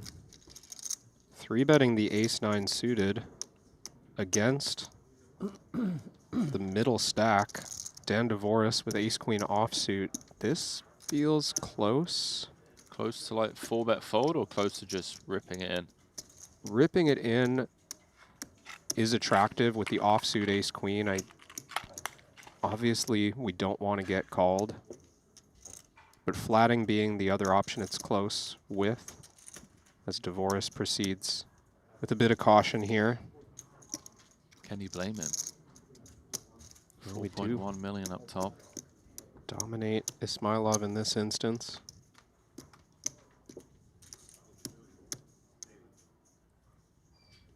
I guess the problem with just flat calling is when this board rolls off, it's really difficult to navigate post.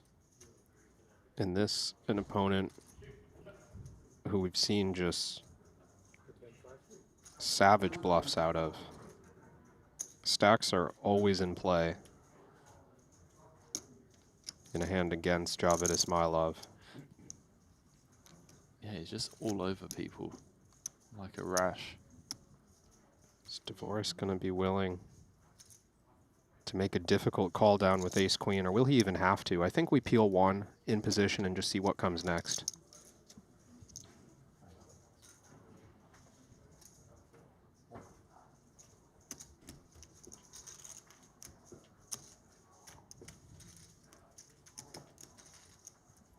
Shout out to all of Javid's friends watching at home. Had the pleasure of grabbing something to eat the other night with he and Ramin Hajiev. He was saying in that invitation where he came third, he was playing pretty serious. He made a couple of like fun bluffs just so he could post it in the group chat with his friends. I believe there was a 6-9 suited bluff that he ran. Legend, imagine doing that in a 200K. And he said he's going to mess around this stop in like the smaller buy-in stuff. Which he's been true to his word. But he said when it comes to the bigger buy-in stuff, he's going to play seriously.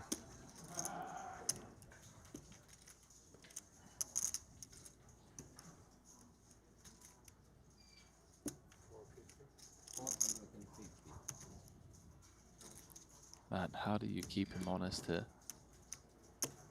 What do you think, Kev? Are you really? Is this the hill you want to die on? I mean, ace-queen is still looking fairly strong on this board. One question that comes to mind, Henry, is does Ismailov ever continue to barrel with ace-king? Because this could be really bad news for Dvoris if part of this continuing range is going to be a triple barrel potentially bluff with ace-king. You don't want to get caught calling down with a hand like ace-queen unless we're certain that we're ahead of the bluffs. Big pot brewing. Both players unpaired. That's a lie. There's a pair of threes on the board. Should say both players with a pair of threes. No. No way. Are you kidding me? Did he check? It's saying he's checked. If he's checked, then Dvoris is off the hook, but that's going to be 2 million headed Ismailov's direction.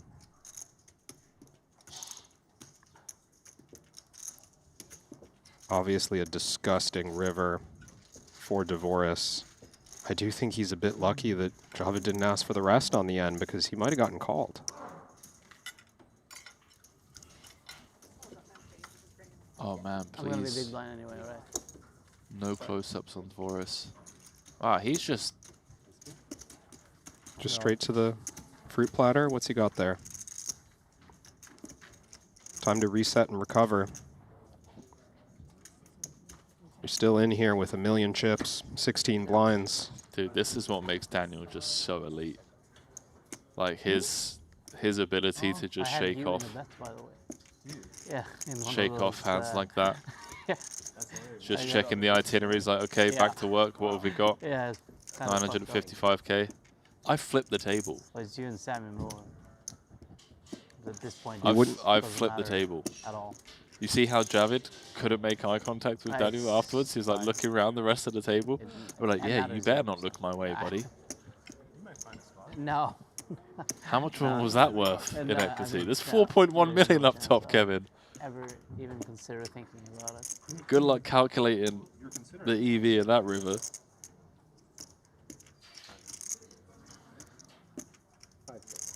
Always with the wise words, huh?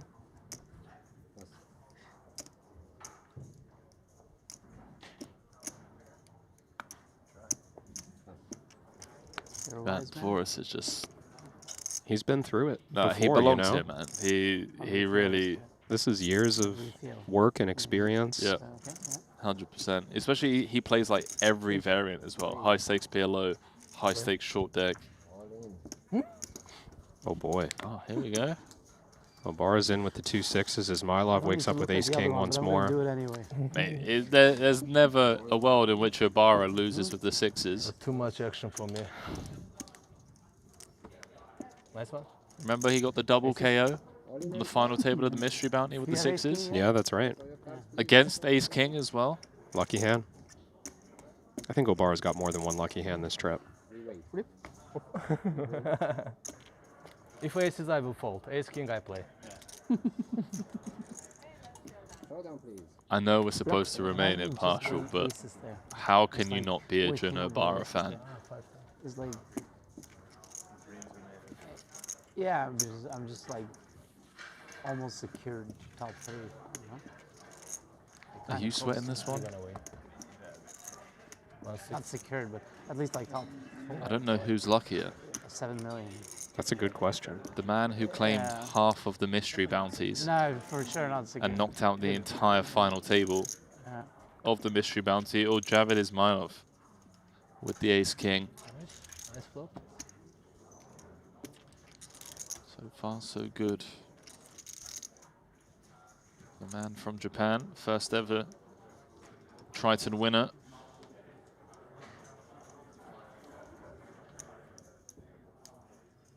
Javid's going to have to do it the hard way. Ace or a king needs to make an appearance on the river, which it doesn't. Juno Obara, ladies and gentlemen, back up to 20 bigs with 12 left. Don't you dare call this a comeback. Am I going to be interviewing him again tomorrow? Juno Obara, 2 titles. Would be pretty epic. Long old ways to go, of course, but you love to see it. He really has just...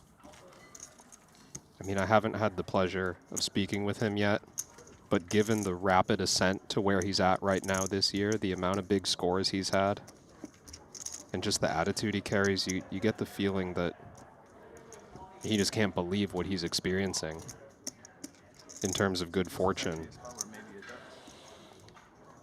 No. But obviously, very well prepared player. I was impressed by his execution in that bounty tournament that he took down. Yeah, his execution and his table presence as well. Just seems to know the spots. He doesn't seem phased. Like a lot of people buckle under the pressure. You're talking about one of the biggest buy-ins of the series. 150K buy-in. And he's just sat there, poised, taking the spots.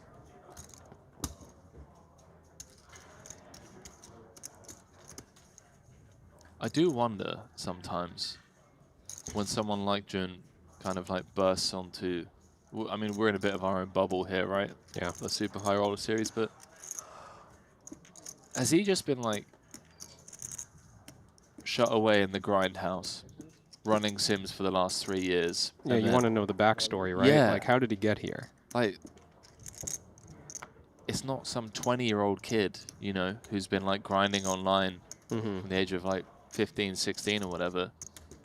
It's like this guy's been putting in the work, made it to the big leagues.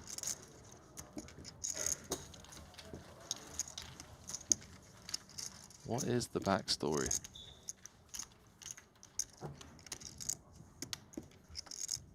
We need a Jun Obara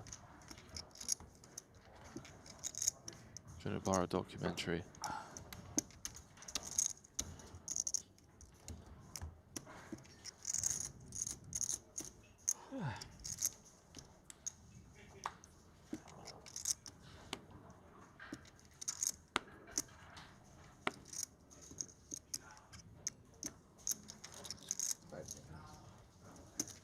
He's going to get involved in this one.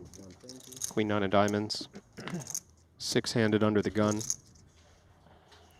Dude, he came 4th in the 50K this World Series. He won, or no. What was the big score at the win? He came 2nd. 2nd in the Summer Championship, right? Yeah, that's right, for 1.6. I followed him on Instagram after the Triton account tagged him, and he had posted his summer results, his World Series of Poker summer results. He was plus like 2.1 million in profit. Just an incredible summer. First live cash came in 2017. It was a pot limit Omaha, no limit hold'em mix. It was a cash for $596. What's next tournament you go play? In Bahamas you go? Yeah, you're gonna go? Most probably. You like tournaments now, huh? It's second one. Nice. Cashed his first ever third. main event. Third. 2017. You just cash every tournament you play, huh? Come on. That's what it seems like to I me. still remember aces. No races. Never forget.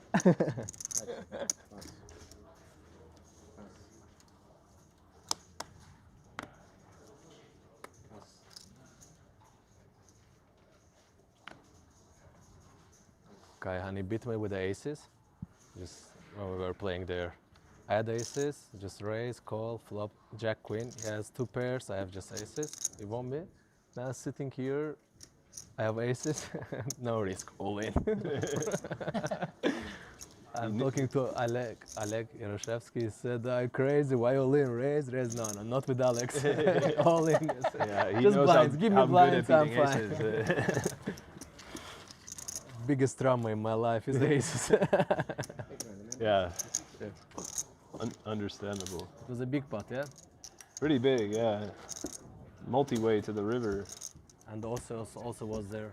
Yeah, Aussie joined us. What was it, 150? Yeah, it was earlier today. It was like 80. So ping-ponging back over to the blue feature table. Muller finding the open up front with the ace-9-0 6-handed into Artur's big blind. Defendable. I think any suited at this stage. Seems like we'll be headed to a flop.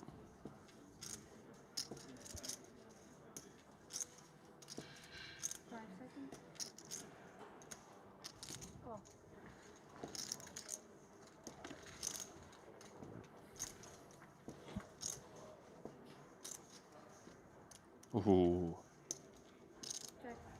Oh my word. How? What is the dealer doing? The dealer's just like, you know what, I want an early night. Poker gods are like, guys, early night. Let's wrap this up. Little ace 4-4 steel wheel draw for Artur.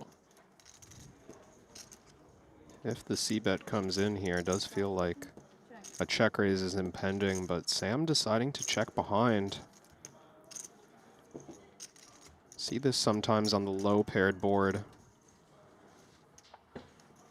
Gonna do a lot more checking against the big blind. Does Artur just have enough showdown now with this pair of fives? Yeah, I think we're more likely to see a check than we were on the flop. Artur's not expecting one bet on the turn to get Sam to fold something like pocket tens or pocket jacks. So choosing instead to keep checking, hope to show down against king high. Maybe we can find a check raise bluff delayed somewhere. As it stands, I'd like to see a third check.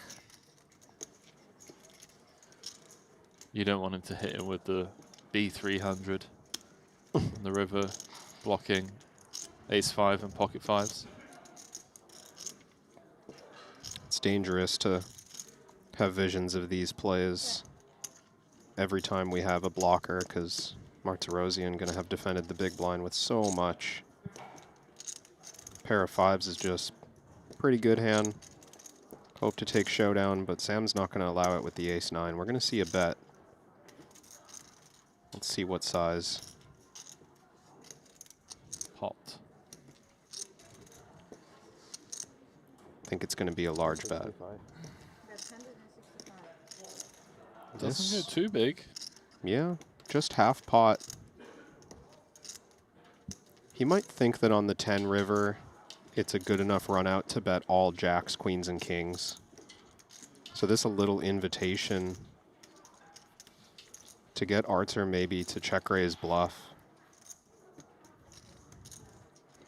Not that we're happy about that with the ace-9 if it does come.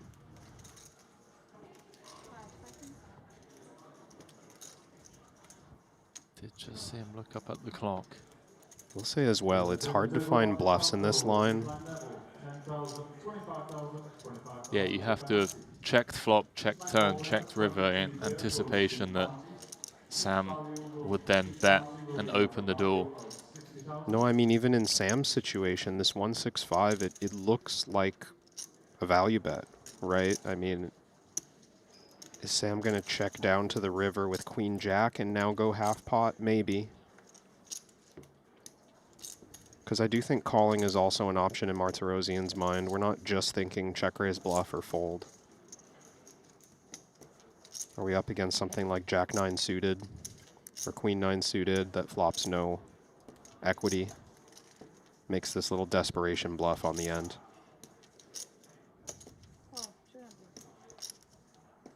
Makes the call.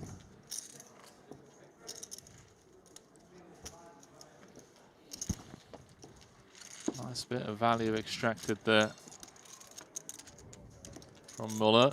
Back up to north of 2 million. Elsewhere in the room, Guy and Mockery has taken the chip lead. Just won a sizable pot off of Javid.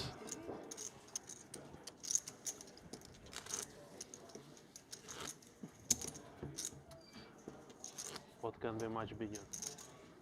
I had very good on the flop.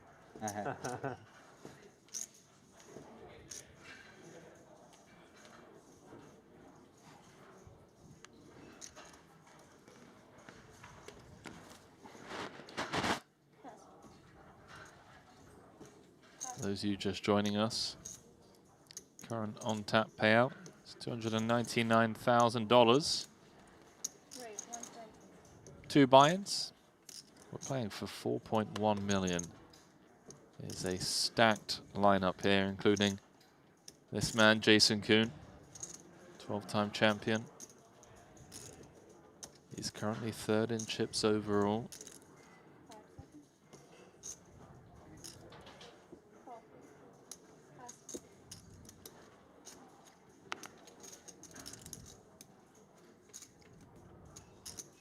Jason's just going to flat this open with ace-jack offsuit.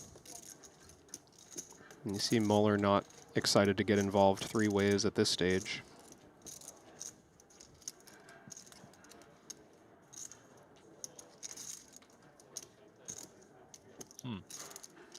Queen 6 with a double gut shot. This a really unattractive board for Brian, out of position. Maybe just a range check kind of situation. Figure something out from there. He's going to start with a c-bet.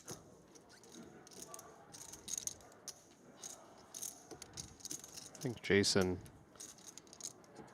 most likely to continue with call. Might be worried that Brian's more likely than not to have equity when he bets at this board. You don't expect something like King 5 of spades or Ace Deuce of clubs to ever really stab here. 590 in the middle, going to the Queen of Spades turn as Jason makes the straight. And BK in a bit of no man's land here, Kev. Certainly time to pump the brakes. Jason not only going to have ace-jack, but very likely king-jack offsuit, jack-10 suited, jack-9 suited. Good number of straights in this range, good number of turn 2 pairs. And with that in mind, if Jason's going to find bluffs here, he's going to need to be very active, maybe with weak pairs. Or he's just going to have to check behind some of his straights and allow Brian to make a 10 high straight. How did these guys do it? Brian may be thinking that that one got him out of jail. Now beating 2 pair. I'm a bit surprised by the check back, and against this exact hand, it might lead to losing some value. It depends what Brian decides on the river. Is he going to check and just end up check calling? He does start with a check. I like this idea because he blocks the queen, and this is kind of what we expect to get paid by if we lead the river. He's decided that Jason's going to have some missed diamonds in his range, some rivered straights as well, and probably even finds a value bet with 2 pair. So like, why lead myself when I can just check and call and avoid disaster? Snap call. Really well done from Brian to not lose more there. 225 is an easy getaway. Straight versus straight. Jason's climbing. Up to 3.3 million, closing the gap on Javid and Cayenne. Flesh wound for BK. Though he does now drop below average. Thank you. He's currently set 6th of 12. I always love how we have the GTO Wizard shoutouts right after a hand like that. Because it's just perfect. It's like, guys, go run the spot. Let us know. Did BK play it well? Did Jason play it well? Use the #1 training app for poker players. Of course, talking about GTO Wizard. You can head on over to their socials, X, Instagram. Always doing giveaways over there.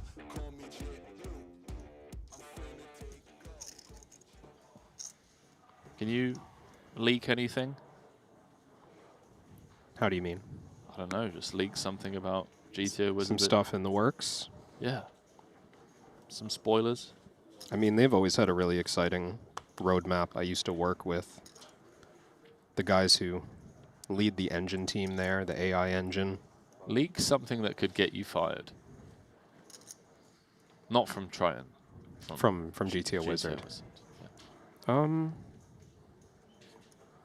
don't know what's going to get me fired. PLO. Okay, now we're talking my language. PLO's coming. Yeah? I don't know when.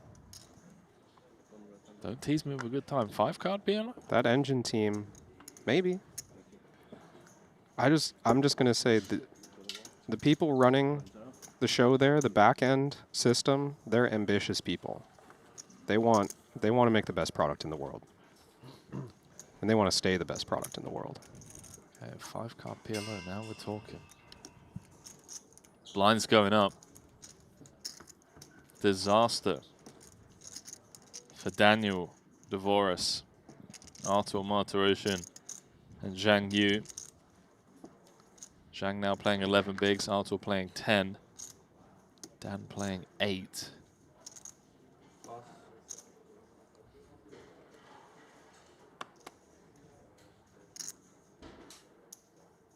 It's 40-80 now? 160. Raise 160,000.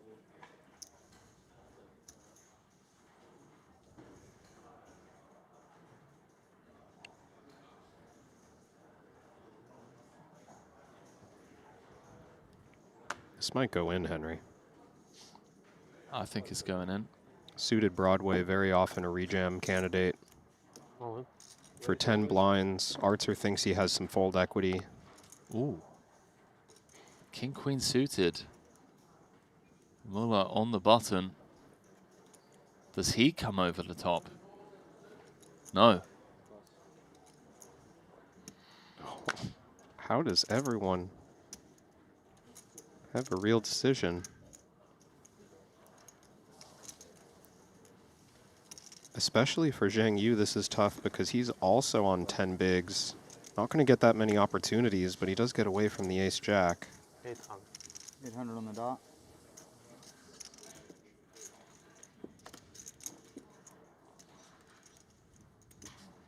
Yeah, Jason. Hard to get away from a suited ace at this price. Don't know what we can glean really from the idea that Sam, Muller, and Zhang Yu probably had real hands. They did hesitate. They have no reason to stall. Does that mean it's a little more likely an ace is missing from the deck?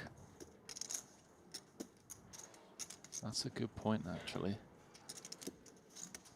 That is a very good point. You see Jason kind of grimace.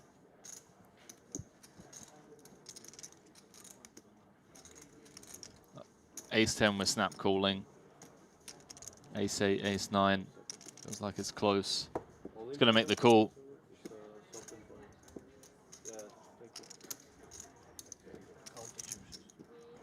I think we might have action at both tables right now, Henry. Thank you. Suited Broadway? Yes. Okay.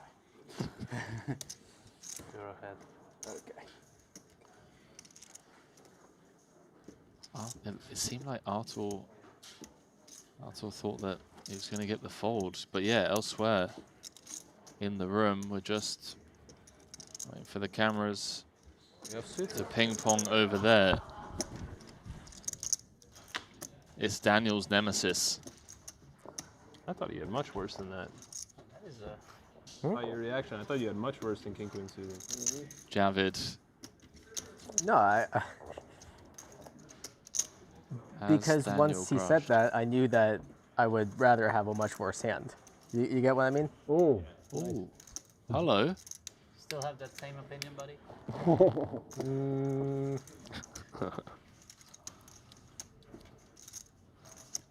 Javid with the prepay. Like King 7 suited, maybe? It's not the spot to get. 3 outs once. The man from Azerbaijan. Well, his chips are going to be heading back towards Daniel.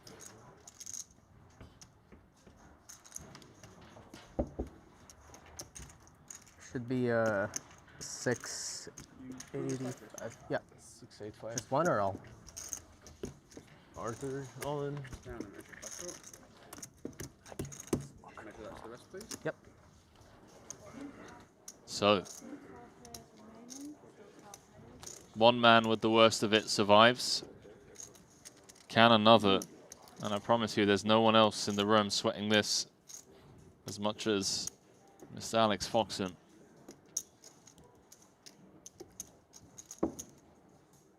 Other than Arthur. Other than Arthur. He cares too, I think. A little bit. 8 of clubs in the window was a bit of a tease.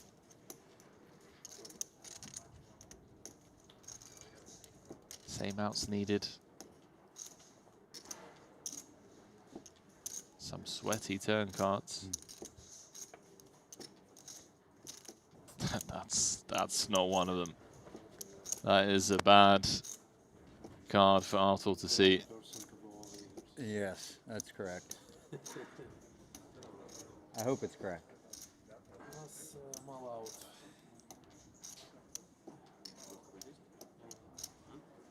Arthur recognizing it's the wrong person to go all in against as Jason holds. Scoops a 1.8 million chip pot. He vaults up into the chip lead. Arthur's out in 12th. For a spot. All right. Too many angels for Jason Kuhn. Chip leading with 11 left in the tournament that he won just a few months ago in Montenegro. God, he did, didn't he? I didn't have a very good hand. Sounds like I had like the third best hand at the table, but that's all right. It worked. Got you guys a table.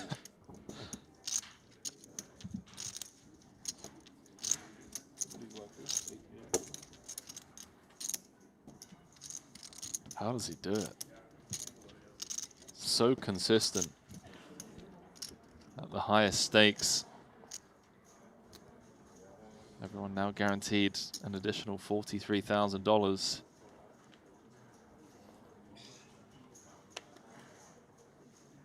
And we're starting to see, Henry, the chip stacks accumulate near the top. A little bit of margin now for Jason, Kaihan Mokri. Both around 50 big blinds. Average stack 2.1 million, 26 blinds.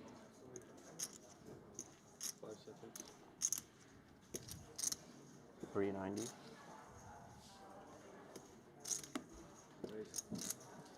How much, sorry? 390. 390,000. That should get the job done. Small chance that the ace-10 offsuit thinks about click, but in my experience with Jason, he's pretty selective about those kind of plays, not the guy who's just going to get after it every time he has a cool blocker. 635. Oh boy. 635,000. He does choose it this time, and he's run into the goods.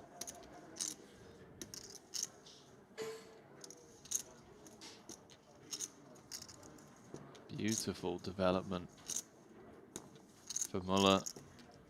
Going to get to pick up this dead money in the middle without seeing 5. Jason will be folding. It can be tempting to slow play in position, but there's just so much out there. And by slow play, I don't mean like we're setting some trap with queens, but if Jason has it here, he's got kings plus, ace-king suited.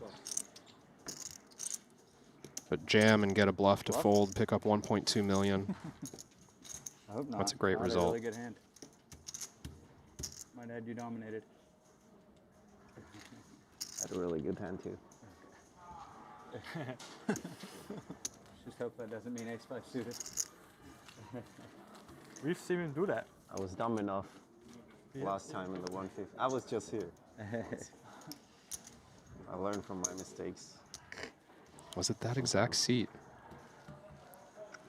that Not a Sam bluff this time. 5-bet ripped the ace-5 suited on the bubble of the 150K? I think it was, yeah. That's wild. Wish I had more time, Banks. Learn from his mistakes. Did I give you one? No, you didn't give me one. Thank you.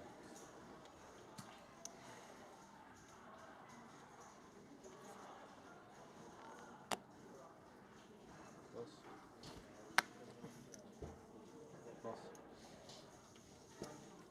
Plus.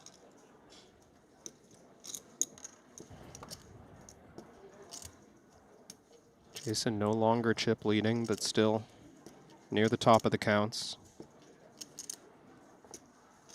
Brian's got just under 20 blinds, out of position, offsuit ace. Yeah. Fake. No, I fold. I had fake pocket sevens. I thought I was going to snap call. It was 7-3. I was like, oh shit. Be careful there.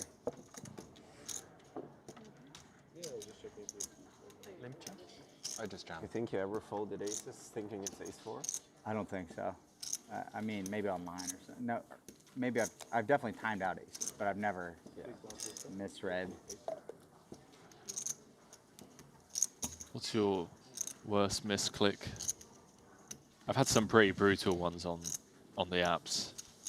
If you have smart focus on. It's always just been, I don't remember the specifics, but it's just been like a timeout fold or like a misclick fold. Oh, okay. I've had one where like my software just glitched and my like call button disappeared. Oh, wow. Or like my betting button just disappeared and I just had it, you know? Yeah. But I don't, nothing specific comes to mind. You got one? I had one recently, last month, where I like misclick, called like 5K pre-flop all in, and well, we'll get back to that. Won't be any misclicking here for Mosbach. 840, 45.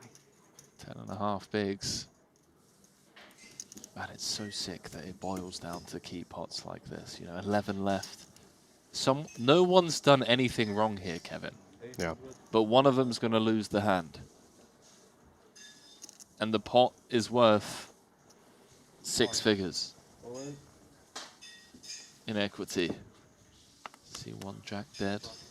Not that he needs it. See one ace dead.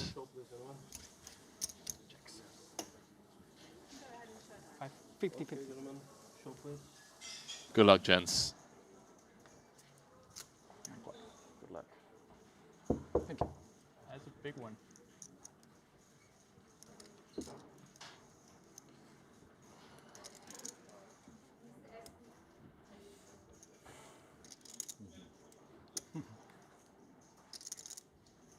Mario embracing the moment. He's been here before.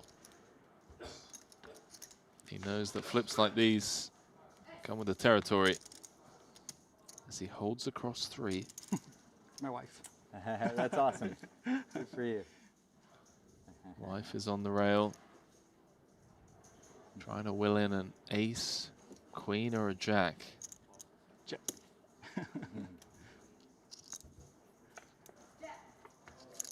There's the queen. Now just needs to hold. Mosbach looking for a 9 or an ace to eliminate Zhang in 11th place. Otherwise, he is down to just $500,000.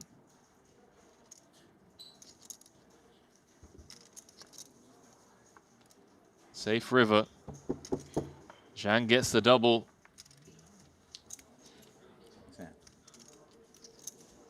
The Triton ambassador, Mario Mosbach, is left with 6 big blinds.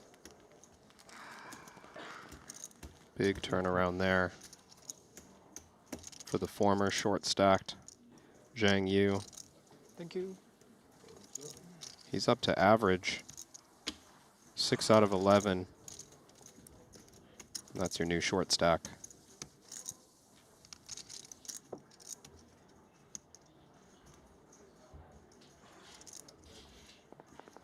I'm sorry, Mario so had a you lot misclick and called. not. No, Okay. I I think like think 2 Zhang- other stacks shifted around. Like yeah, it they have just this like not making smart sense. focus where it Yu like Zhang probably pings tripled to up, probably. the table, and Oh, was he down to 600 or 500 or something? I've He been had like a like bunch 11, of he had like 11 raise, blinds. or re-raise, something. Maybe all that in. makes sense. I've He went to double misclicked call Mario. with some dusty 5-card hand. Ended and up that's it, scooping like, like a I'm sorry. 3-way I all in. think. But Brian had a lot. Yeah. Like, Raise? I'm pretty Maybe- sure Brian maybe had it like was- over 40 big blinds pretty recently. Like it seems. Yeah. I don't know. I'm not going to try to figure it out. No, you should. You should devote all of your resources off of 3 hours of sleep. on There are very exactly few that. resources Forget, remaining. forget what's going on here. Oh, you haven't slept? I got a couple He hours. slept. In the binary sense. Yeah. There was a point where I was asleep. Man, you guys have to be such nerds about everything. Can't you just like talk normally? No. It's like physically. So it's contagious because it's like you impossible play for you and yeah, you're right. It is contagious too. It's like once someone starts doing it, you have to respond in kind, and it just. There's people like me that are incapable. Yeah, you and I people know. like him that are like empathetic, and they're like, all right, well, I'll join in. Yeah, 375. And then there's people like you that don't really know what's going on. And Such a I great know- conversation going on right now. It's okay. You guys play There's too much Javid. MTTs. That's what's been going on. Tries to Yeah. lay down the You hammer. define what qualifies as too much. More than him. Yeah. No, but you guys Very played a- self-centered person. Oh my god. 5 seconds. Diane show. Hold.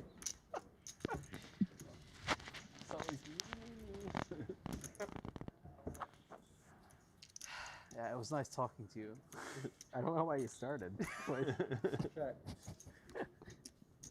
No, I'm just saying. You had to have known what was coming when you Yeah, started, of course. when you engaged. But you know, in the beginning, when I started playing these, he would just get under my skin.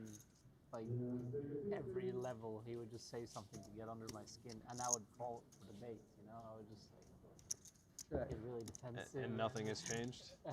Not much has changed? Not much has changed. Then why did you say in the beginning? Because it's true. It's like, well, actually, for a whole year, he tortured me every day. While I do that we for a were at lot the of same people. table. It's like a bully of sorts. Yeah, he is a bully, you know? It's a complex. 150. It's 100% a complex. 150 is not going to work. Don't want to talk over the conversation. There is a hand being played here. Wang's going to be up to nearly 3 million. He's one of the good ones. He's going to move up to third in chips. Ah, yeah. Somehow that took me a second. Yeah. I mean, He might be you're a raising. real genius, aren't you? Nines look like the winner. Time.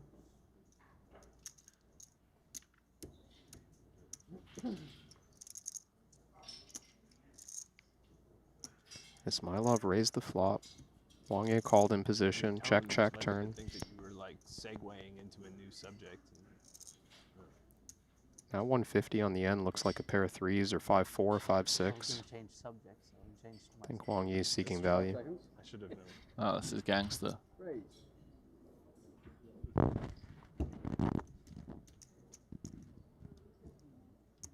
Dude, imagine if Ismailov comes back over the top. Crossed my mind. You know he's capable of it. Thinks better of it. Wang Yi. 2.9 million now. It's over 5 million in Triton earnings. So many deep runs as well. Third in this 150K earlier this year for over 2 million. Came second in Montenegro in the 50K Turbo Bounty Quattro and second in the 100K Short Deck for 1.28 million.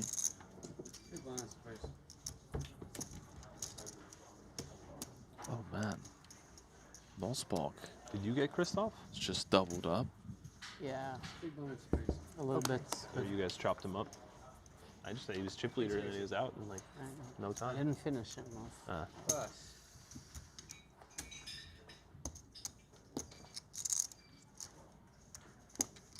Mosbach's just doubled up to Raise 160,000. 14 bigs.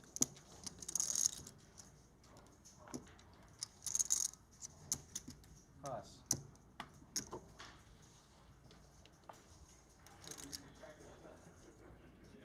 All in.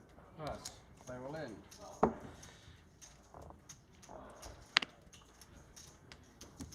Pass. Not aces. I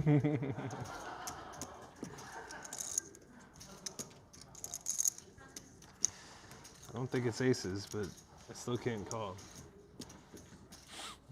Oh, turn the ace of spades.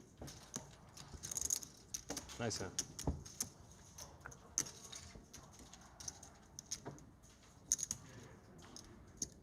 Average stack, 26 big blinds.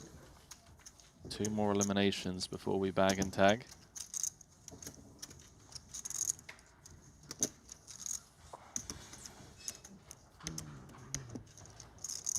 I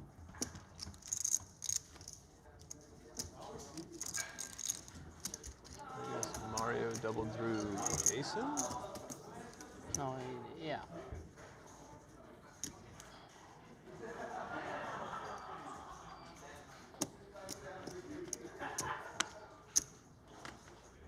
We haven't had a mystery hand in quite some time, you know. Well, we are on the red table, so 5 seconds. we might just get one. 160. Raise 160,000. Pass. Got your wish, Henry.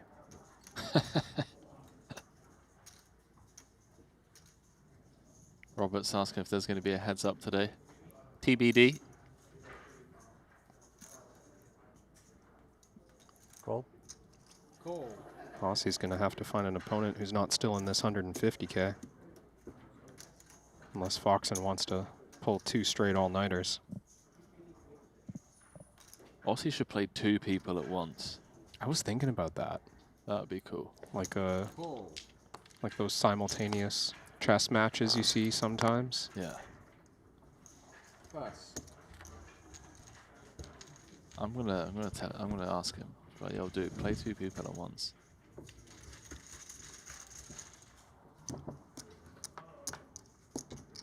Although I guess that would be an advantage to his opponents. He could get distracted. You know. It would be, yeah. Maybe better would be to make that the handicap on the pro, is they have to play 2 people at once. One hand against Aussie, one hand against another pro. Constantly rotating or something. That could be a fun format.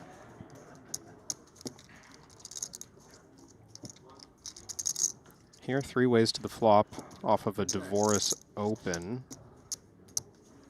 Checked around on the flop. And then Wang Yi checks again on the turn. Advantage Divorce on average. He's the one who was uncapped to this point. But once it checks through again, well, 4th heart changes things.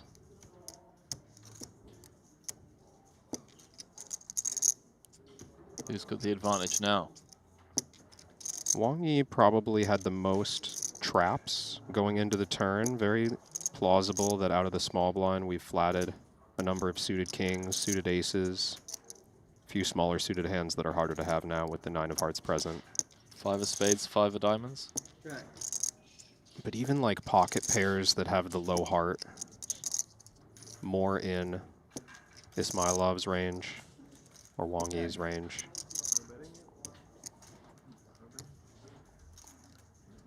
Javid would just rip 9s pre-flop, right? We just saw him rip the 6s. See a bet here on the end, and pretty small. Ismailov certainly, given the action, can just have arrived here empty. But rivering a flush, very realistic for, let's say, offsuit broadways with 1 heart. Maybe even pocket 4s, pocket 7s. When Wang Yi calls, I'm expecting that kind of holding, though. Pocket pair that made a flush. Even something like Queen Jack or King Queen that just has top pair and likes this price. How has Divorce still got a decision? Maybe a queen in his hand as well?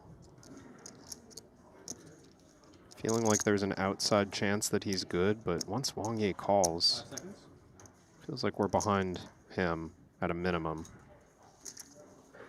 Never trapping, lets it go. That looks like 2 black cards. Looks like a bluff against Ace 10? Something 10. King 10, King of Hearts? Queen 10. Yeah, just a queen. It's a Wow. nice call. Do you think Daniel folded a winner there? Is he ever folding a heart like fours with the 4 of hearts? I don't think he would have folded a heart. I think there's a chance he had queen jack or queen 10 himself, maybe even king queen. Given that he thought about it on the river. Thank you. Oh man, that's brutal. So here we are. Biggest buy-in of the series. Star-studded affair. Let's talk about Wang Yi for a moment. Up to second in chips. I saw someone point out earlier on, he's got over 5 million in Triton earnings. This is only his 4th stop. Not bad considering he joined us for the first time in Jeju of 2024. We know he plays the highest stakes cash games as well. A couple of second place finishes. He's a bit of a 150K specialist here at Triton. He is, yeah, he's a Last stud. 2 150s in Jeju, a 3rd place for 2 million and 7th place for 700K. Chance for 3 straight final tables of the Jeju 150K.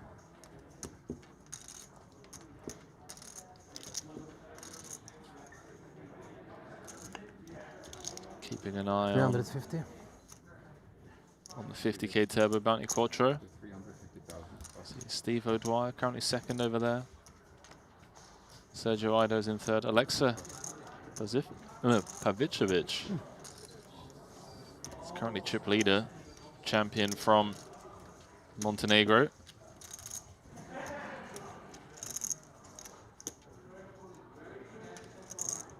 This is tough for Dvoris off the short stack when Ismailov's been as active as he has over the last few hours.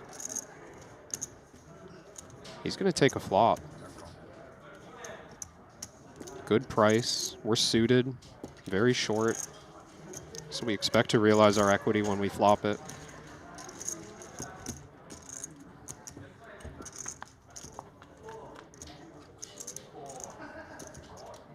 Did we flop it? Yeah. It's going in. We both flopped it. It is going in.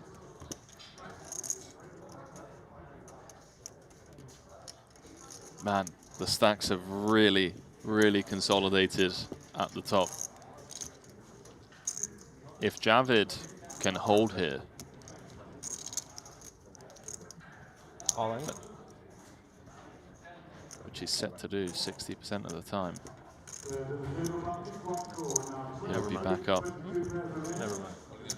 3.3 million. He'll be second in chips. Go down.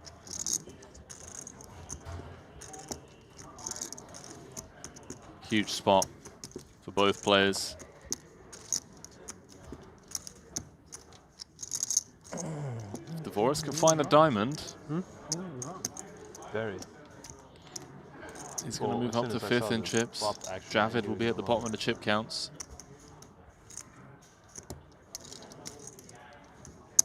Not been the luckiest day in the office. Not all in, huh? For Daniel. Lost the ace. He's lost aces against ace 10. Lost that big pot against Javid earlier on. Ace queen against ace 9. Add some outs to the mix. 8-3 or a diamond. Is it too many outs for the ace 6? It is. Javid was just Daniel's nemesis in that frame. Nice final table. 9 or 8. With ace 9. 9. It's one more. One more. The hand that got him both times in those big pots. I work for you, man. You work for yourself, buddy. Don't involve me. You did good. Thank you.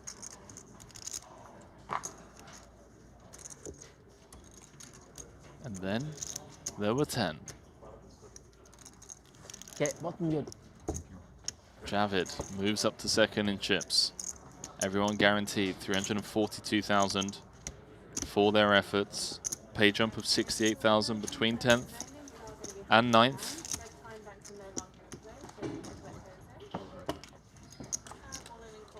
No use. Oh, yeah.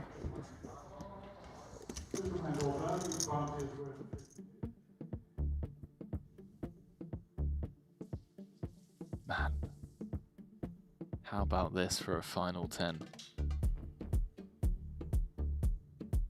12-time champion, Jason Kuhn. The newly signed Triton ambassador and recently married, Mr. Mario Mosbach. Shout out to the wifey, Amanda, who I'm sure is watching back home. Wang Ye, this guy, 5 million in earnings. Joined us for the first time a year and a half ago. He's got his eyes on another 7-figure score. He's currently 3rd in chips. That's a brutal table draw, to be honest. To be 3rd and have both 1st and 2nd at your table, not ideal. And let's talk about Ivan Liao Player of the Year leaderboard implications. Alex Foxen is still in. No, that's a raise. We saw. I can raise if you want. Me? Yes. Okay. If Alex can make the final table, if he can make, I want to say like a top 6 run here. 160? And he is going to really close the gap on Artur Martiroshin. And just as I say that, Kevin, have I jinxed it? Is an ace going in against the button open? This is dangerous, Henry. Note that Kaihan is min-raising into 2 players with 13 big blinds or fewer. Polarized play. Having any ace is key for Foxen. He's run into it. Okay. You have an ace. Ace king? No, king. Kings. Wow. Wang can't believe it. So what you got? Ace king kings. Yeah, I'm not in the middle. Let's see what happens first. Pre-celebrating, aren't you?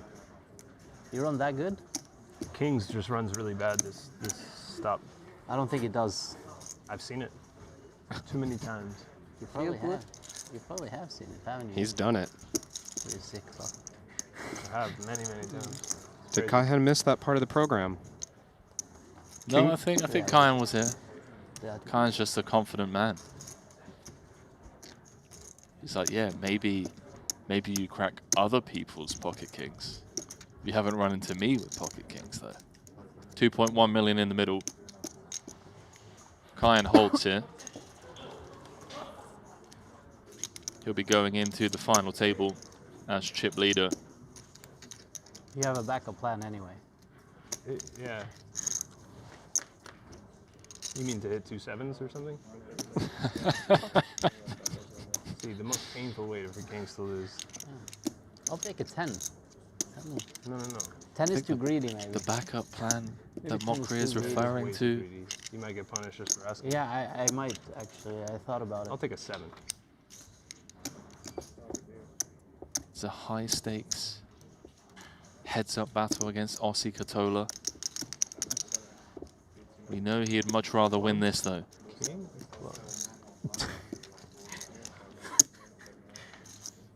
Foxen trying to call cards. GG. So he pairs his ace, but it gives Mockery Broadway. And just like that, ladies and gentlemen, Kyan Mockery of Norway Done. is your chip leader going into the final table of this 150K, biggest buy-in tournament of the series with 4.1 million. But that backup plan, let's just talk about that real quick, Kev. What do we know? You bust out in 10th for 342K. And And there's rumors, there's a buzz around the room about a rematch. Last night we saw you had a front row seat to Alex Foxton winning, I want to say $3 million off of Aussie Katola. It was great to watch, Henry. I mean, a fan of Heads Up No Limit myself. Here in the booth with Randy, we saw 2 matches, one for 2 million, one for 5 million. Aussie got the better of Foxton in the first one, Foxton getting the better of Aussie in the second one. They immediately talked about having a rematch today if the stage was set for it, and the 150 has just left the stage. I don't want to speculate too much, but you know, some of the people from the production team, producer James Dempsey as well, very early today, around 1-2 p.m. is like, guys, make sure you drink loads of coffee, get some power naps in. It's gonna be a late one. There was conversations around that heads up battle, and I got a funny feeling, Kev, after last time they played for 2 million and they played for 5 million. Let's just skip the 2 million today. You know, there's no need for that. Just straight into the 5, maybe more. The stakes have been set. And let's not forget about this 150K that's coming back tomorrow. 9 left. Kaihan Mockery, you said, going for title number 2. Is it? Title number 2. And his last cash was a title. It was. In a 30K. In Monte Carlo, yeah. Let's have a quick look at that leaderboard. So tomorrow, Kaihan Mockery coming in with the chip lead. But look at this for a final 9. Juno Barra, sure, he's 9 of 9, but he knows how to take down a Triton trophy. He did it in the 40K.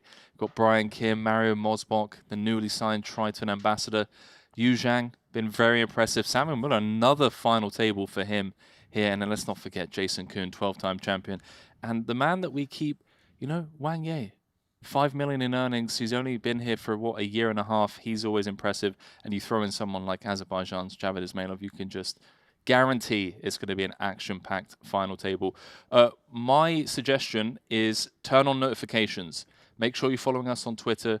Make sure you're following us on Instagram. Turn on Triton Poker notifications on YouTube, because we're going to be going live at some point. We don't know exactly when. We're waiting for Foxton to go back to the room, maybe freshen up a little bit. Aussie's ready to go. He wants to play people for nosebleed stakes, so I wouldn't want anyone of our regular viewers, or anyone for that matter, to miss out on that action. And yeah, from us here in the booth, I mean, good night for now, and we'll be back later on today for some nosebleed cash games.